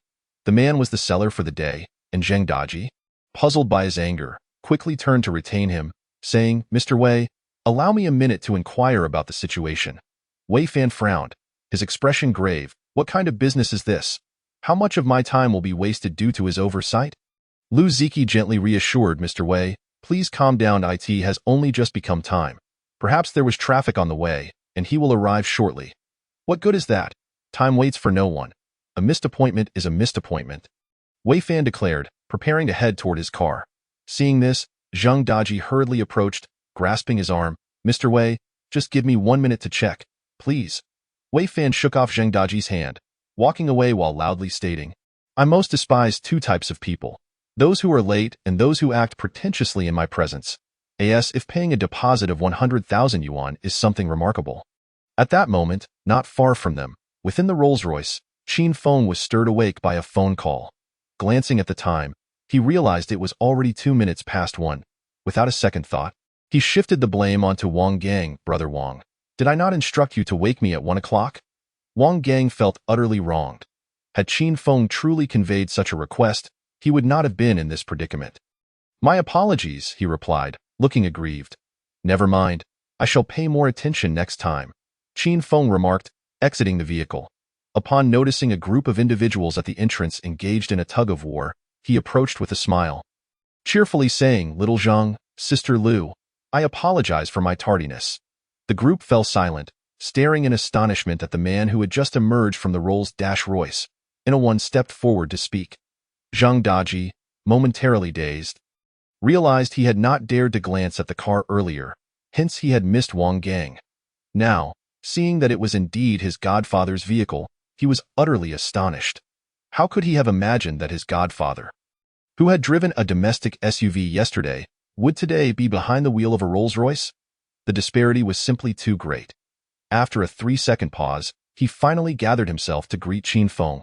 But someone beat him to it. Mr. Qin, I have long admired your name. It is an honor to meet you," Wei Fan exclaimed, striding forward with enthusiasm, extending his hand with an ingratiating smile. "I am the owner of the villa you are purchasing. You may call me Xiao Wei or Xiao Fan, whatever you prefer." Hello, I truly apologize for the delay. It was entirely the driver's oversight," Qin Feng replied with a smile as he shook Wei Fan's hand. "You are not late. Our timing was just off." Mr. Qin arrived precisely on time, Wei Fan flattered, his tone excessively sycophantic. This was largely due to his recognition of the Rolls-Royce, the latest model of the extended Phantom. Priced at 18 million yuan in Jiangxing, those who could afford a Rolls-Royce could be counted on 2 hands, all of them people of significant status. Although his father owned an older model, he knew he had to ingratiate himself with someone of such high standing. Lu Ziqi's eyes lit up upon seeing Qin Feng's car, and she rushed over to grasp his hand, sweetly saying, "Finally, we have been eagerly awaiting your arrival." We were all quite anxious. Without releasing his hand, she casually looped her arm through Qin Feng's, urging, "Come in and have a seat. I'll brew you some tea." Qin Feng, feeling the overwhelming warmth of their hospitality, smiled and exchanged pleasantries while being ushered into the agency. Zhang Daji found himself unable to voice Godfather. The words lodged in his throat, leaving his face flushed with embarrassment. Chapter 95. Do you know how to spend money? After half an hour of pleasantries and conversation, Qin Feng discerned that Wei Fan was a quintessential second-generation rich kid, sandwiched between two elder brothers and a younger sister, receiving little attention from his parents. His penchant for revelry led his father to sever his financial support, compelling him to seek employment, which he resisted. Thus, he contemplated selling the house his father had given him to venture into business. Qin Feng paid little mind to Wei Fan's intentions with the house, promptly signing the purchase agreement. The process of buying a house outright was not overly complicated. It merely required online signing, property transfer, and tax payments. However, the entire ordeal would take several days. Qin Feng, feeling rather bold, decided to transfer the funds directly to the agency, entrusting his godson to finalize the details. "Thank you for your trust, esteemed godfather. I, Daji, am willing to serve you diligently," Zhang Daji declared passionately before the onlookers. The statement made Qin Feng's ears redden, and he hurriedly urged him to lower his voice. He then inquired about the villa's arrangements. "I have contacted several wedding planning companies and obtained a few proposals for your review." Esteemed godfather, Zhang Daji presented his phone with a serious demeanor. Qin Feng glanced at the designs, which featured an array of balloon arches, red carpets, lawns, floral decorations, and ornamental props. Visually striking yet somewhat excessive, he then examined the prices listed, noting that the most expensive package was priced at 180,000 yuan, which included a large backdrop display screen capable of playing a custom video, along with 2 wedding dresses. Qin Feng's brow furrowed slightly, revealing a contemplative expression. "Imagining myself as a woman, if a man were to profess his love for me in such a scenario, I wonder if I would acquiesce." Romance is undeniably enchanting, yet it often feels devoid of sincerity. Lacking that exhilarating thrill and overwhelming surprise, he clicked his tongue, shaking his head in dissatisfaction. Beside him, Wei Fan, who was sipping tea, rushed over, glanced at the proposal presented by Zhang Daji, and inquired of Qin Feng, "Brother Feng, are you proposing to your sister-in-law?" "Not a proposal, but a declaration of love," Qin Feng corrected him. "Oh, I see, I see," Wei Fan replied, a knowing smile spreading across his face, one that only a man could understand. He then perused several other proposals, his mind suddenly enlightened, and shouted at Zhang Daji, "Young man, let me tell you, this is utterly unacceptable. It lacks both class and vision. This kind of arrangement might fool Navi college students, but anyone with a modicum of discernment would not be deceived." Zhang Daji felt a surge of indignation, raising his chin defiantly, remaining silent. These arrangements had been designed by a wedding planning company at the highest specifications, and even after reviewing them, he could not conceive of any potential improvements. Lu Ziqi picked up her phone to browse and found no issues, smiling as she asked, "Wei, since Xiao Zhang has just graduated and lacks experience, what do you suggest we do?"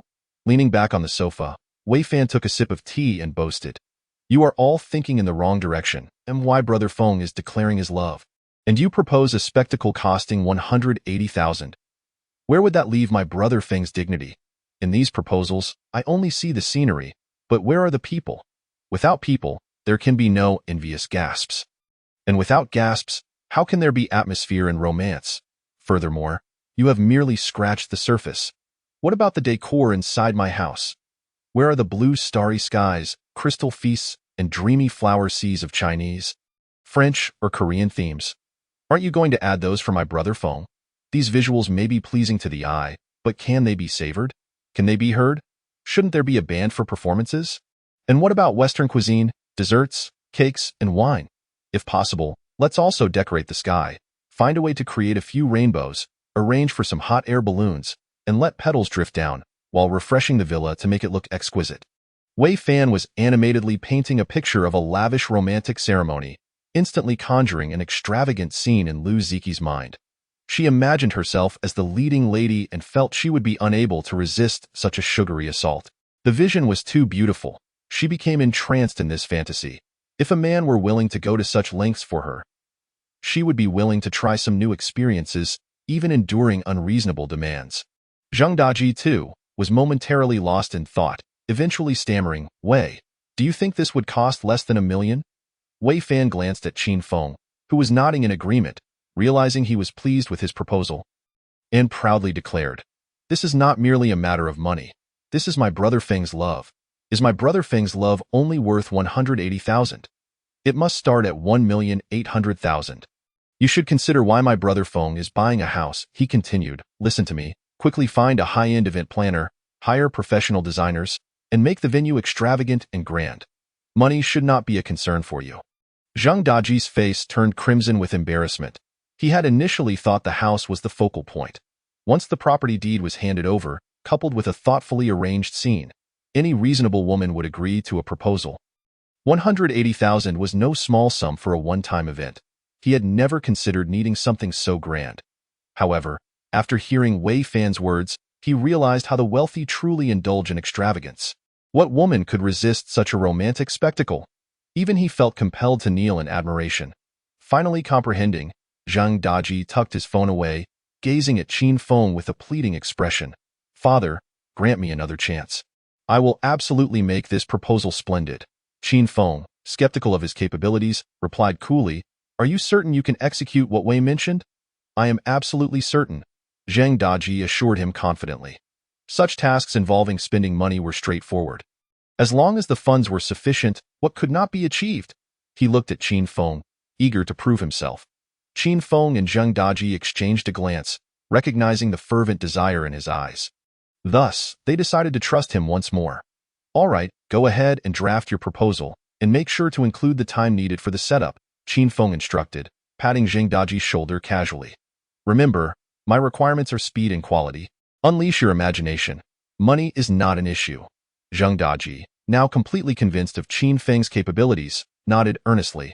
Upon hearing Qin Feng's insistence on speed, Wei Fan immediately produced the villa keys, slamming them on the table and saying, "Brother Feng, here are the keys.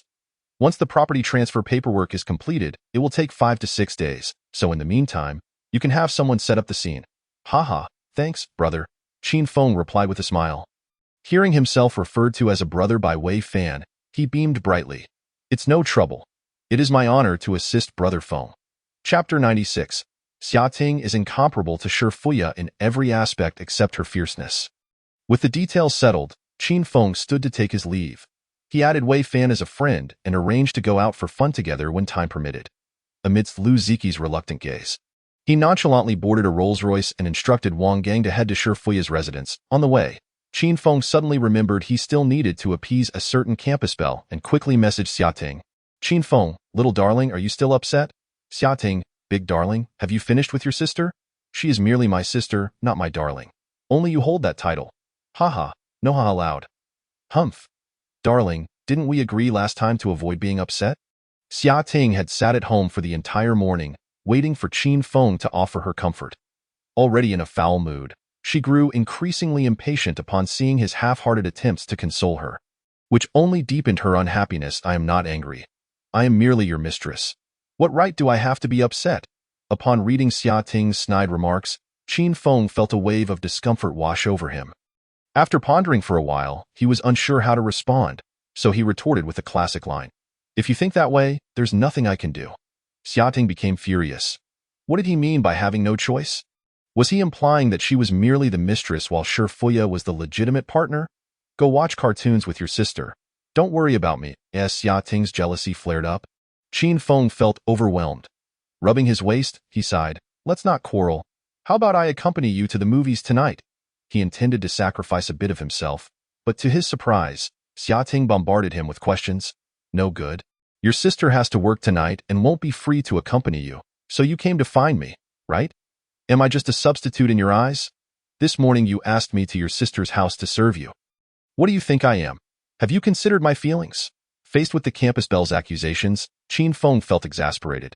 He had generously provided cars and houses, Yet this woman not only failed to appreciate his gestures but also acted capriciously, getting angry and jealous for no reason. Compared to the gentle and gracious Shifuya, she seemed like a child. The most troubling part was that she appeared to harbor some resentment toward Shifuya. Qin Feng's dreams of romance shattered. He felt profoundly disheartened, not wanting to reply even a single word. He resolved that once the villa was ready, he would passionately declare his feelings. He planned for a grand gesture. If that still did not elevate her feelings for him, there would be little he could do. Perhaps what she desired was something he could not provide. Meanwhile, Xiating, noticing Qin Feng's prolonged silence, felt she might have gone too far with her words. Just as she hesitated to apologize, the thought struck her that he could very well be in another woman's embrace, whispering sweet nothings. Instantly, she felt no desire to apologize. Coupled with being scolded by her father yesterday for bringing home the household registration book and being dismissed from her job today for missing work, she felt increasingly wrong that her man was not there to comfort her. Overwhelmed with emotions, she could not hold back her tears. Qin Feng returned to Shifuya's residence. Shifuya was in the kitchen preparing dinner, while Yi was watching television alone. Upon seeing him return, both smiled. The little one ran over to hug his arm, eager to drag him into a game, while the elder asked what he liked to eat, offering to order ingredients for him. The warm atmosphere suddenly instilled in Qin Feng a sense of belonging. He chuckled as he picked up Yi and approached Shifuya, saying, "Whatever Yi likes to eat, I like too. She is a rabbit, fond of carrots and greens. Are you sure you want to eat that? What do you usually eat at home?" "Generally, Yi has dinner around 4 at kindergarten. I usually cook a pot of nutritious vegetable soup with an egg for her at 7. Shifuya observed the troubled expression on Qin Feng's face and chuckled lightly. "Think carefully before you speak. What do you want to eat?" "Meat," Qin Feng exclaimed loudly. "Meat?" Yi echoed with a cheerful grin. As night fell, the three of them finished dinner. Shifuya prepared to take Yi to her grandmother's house before heading to the bar for work. Qin Feng, feeling restless and unwilling to remain alone at home, decided to accompany her to bid farewell to Yi. Wang Gang drove his Rolls-Royce, transporting their family of 3 to Shifuya's ancestral home. It was an old residential complex, characterized by low buildings, weathered and peeling exterior walls, and an uncountable number of power lines swaying overhead. The lawn was overrun with weeds, and the public amenities were in a state of disrepair, indicating that this community had seen better days. Such neighborhoods tended to have a higher population of elderly residents. The cool breeze dispersed the heat of summer, and in the evening, elderly men and women emerged to enjoy the refreshing air. The old men gathered by the small shop to play cards and chess, while the aunties huddled together, gossiping on the long street. "Have you heard? The man from the Yin family has been released and is now lying at home." "Oh dear, why does he have to gamble? He lost all 3 of their houses, and now his wife is demanding a divorce, with no one to care for the children. Such a tragedy." Indeed, his mother was nearly driven to jump off a building. Truly lamentable. He squandered a good hand of cards. Qin Feng stepped out to buy cigarettes, and as he passed by a few elderly women, he overheard snippets of gossip. Having not indulged in such chatter for a long time, he slowed his pace and perked up his ears to listen intently. "I heard your son graduated from a prestigious university. How much does he earn a month?" "Only around 10 to 8,000. But that pales in comparison to what Shifuya's daughter earns. After all, my son works for a reputable company. You can't deny it, the widow from the Shi family is indeed attractive. Working in such a place, she must earn money quickly. But what good is it if she is beautiful and earns a lot? She can't have children and even caused her husband's demise. Now she is left with a dependent child, who will marry her in the future. She'll likely end up lonely. Sigh, it's her own fault. Her mother forbade her from marrying that man, but she wouldn't listen. Now look at the situation." Qin Feng was taken aback to find himself amidst the gossip, and it appeared that Shifuya had a rather poor reputation in the village. Coupled with Yi's previous comments about Shifuya's disdain for the neighbor's large goose, it seemed Shifuya had endured enough of the community's incessant chatter, prompting her and Yi to move out. Returning to the car, Qin Feng puffed smoke thoughtfully. Everyone has their pride, and Shifuya was no exception. Being the subject of malicious whispers must have been deeply disheartening for her, especially as it reflected poorly on her parents. He pondered whether he could help her regain her dignity in front of her family and friends. Would it enhance his standing in her eyes? It was worth a try.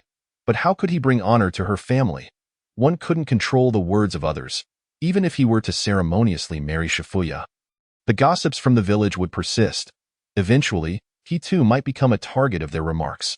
Unable to devise a solid plan, he noticed Shifuya approaching after bidding farewell to Yi. Concealing his thoughts, he feigned ignorance and engaged in light conversation with her, smiling. The three of them arrived at the bar, settling into the familiar S03 booth. Shifuya mentioned she needed to go backstage to settle accounts and asked Qin Feng if he wanted her to summon a few beautiful women to keep him company. Qin Feng again marveled at Shifuya's generosity, gently declining her offer. That moment, he had little interest in women.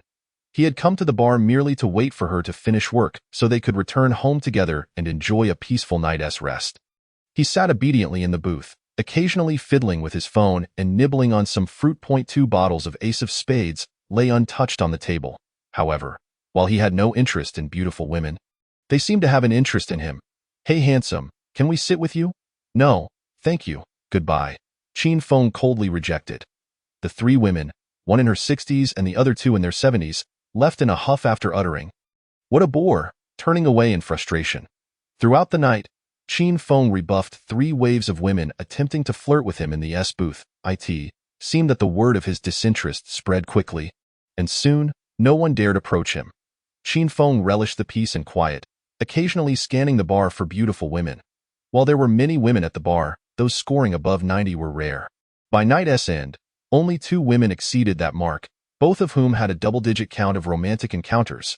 A rather uncomfortable thought. It was understandable.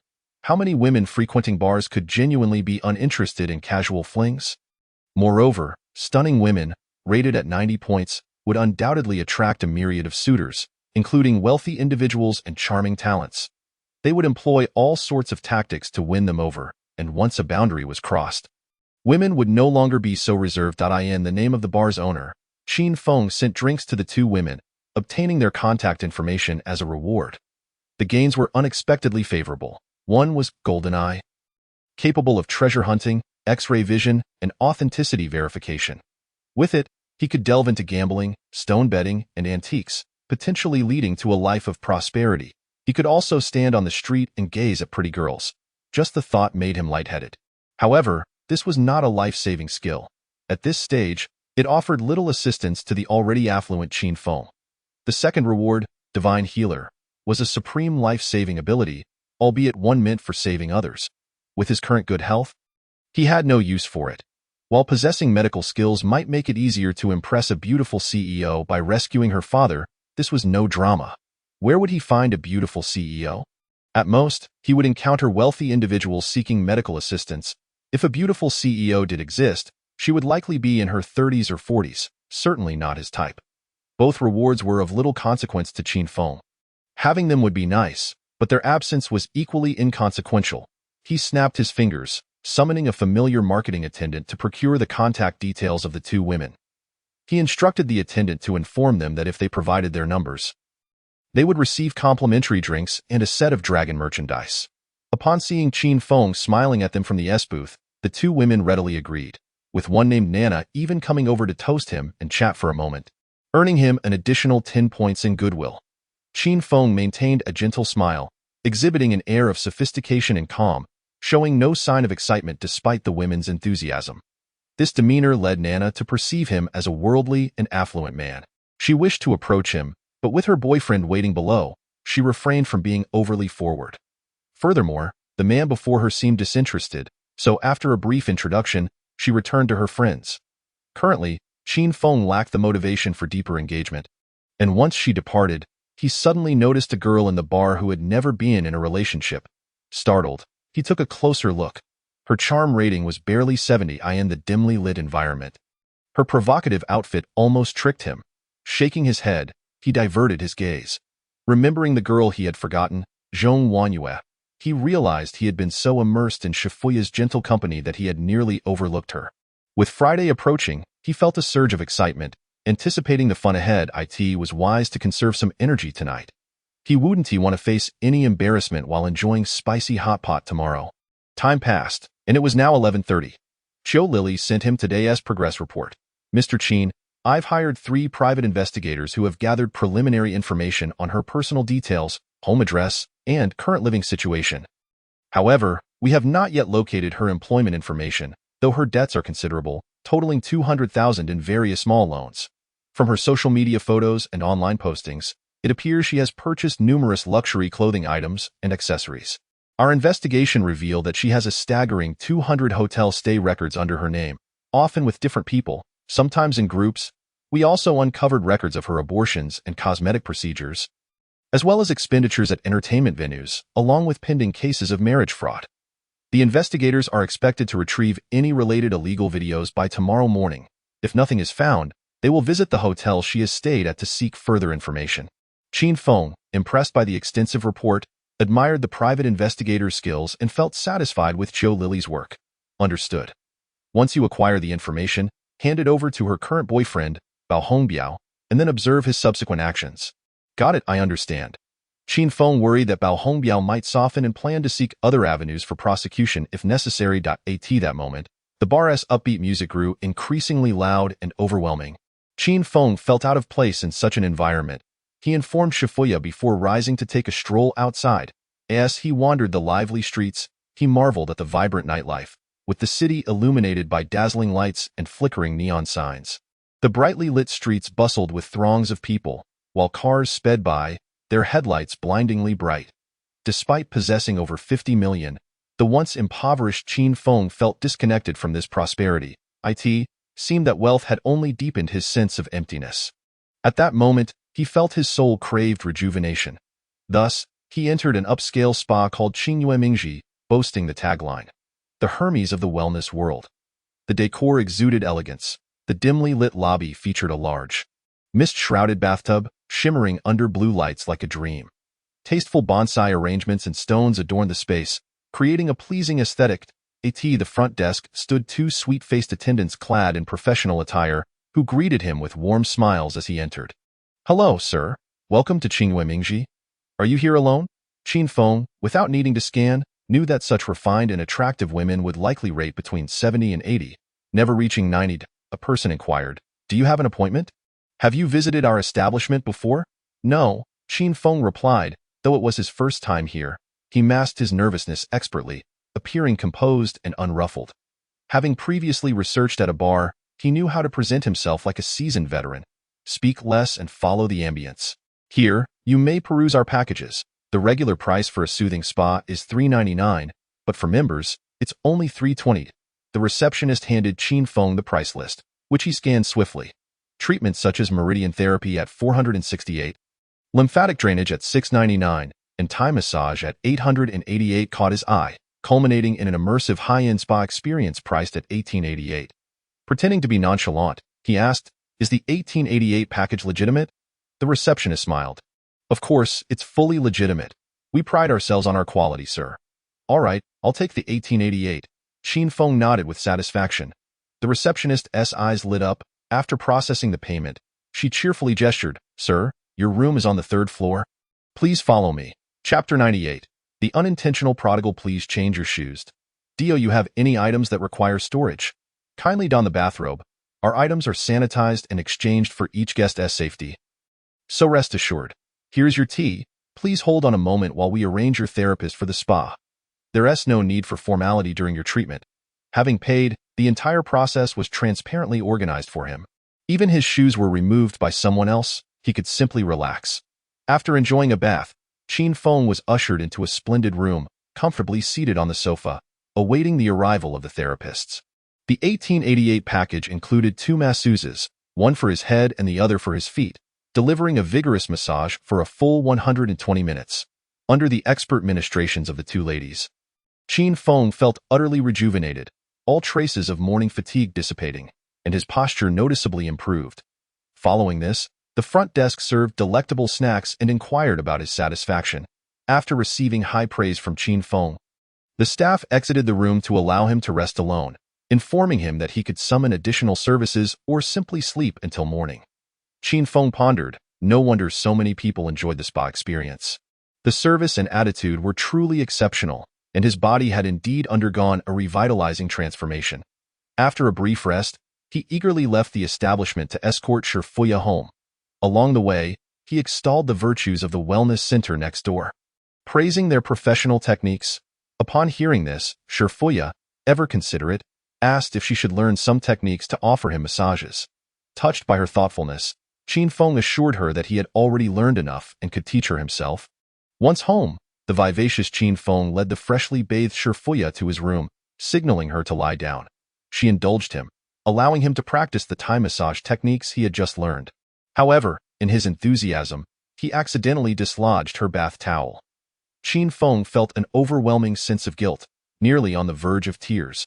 The following morning, Qin Feng anxiously inquired about the progress of Zheng Daji's plans. He needed to confess his feelings to Xia Ting without delay, or he would soon be out of energy. Zheng Daji had been occupied all night and still had many details to finalize, such as securing a hot air balloon from the wedding company, which required formal approval, and arranging chefs, bands, and actors, all of which demanded time to consult various vendors. Additionally, there were tasks like cleaning and painting the exterior of the housekeeping company, and renting a water truck to create rainbows, among others. Even simply inquiring about quotes could be exhausting. The efficiency of those large companies in providing quotes was notoriously slow and stringent. With no funds to offer, Zheng Daji found himself at a disadvantage, as his words alone did not elicit a swift response. After listening to Zheng Daji's complaints, Qin Feng felt a pang of sympathy for him, before promptly sending him 10,000 yuan as a token of appreciation for his hard work. He then contacted butler Chiu, providing her with a budget of 300,000, instructing her to assist Zheng Daji in getting everything sorted. The reason he chose not to delegate the task solely to Chiu Lily was twofold. She was quite busy, and orchestrating romantic gestures often required a man's touch. Moreover, individuals like Zheng Daji had a remarkably high success rate in facilitating relationships when they themselves remained single. This was an unexplainable phenomenon. Throughout the morning, Qin Feng remained at Shifuya's home, watching movies with her. After relishing her homemade lunch, he indulged in a delightful afternoon nap. The sensation of being pampered at home was exquisite, filling his dreams with sweetness. Around 1:30, Shifuya roused him, reminding him of his earlier commitment to meet a friend. Observing his disheveled hair, she frowned slightly and said, "Brother, it's time for a haircut." Such an appearance is rather disrespectful whether meeting men or women. The salon he previously frequented had closed, and he had yet to find a new one. Each haircut felt like a gamble.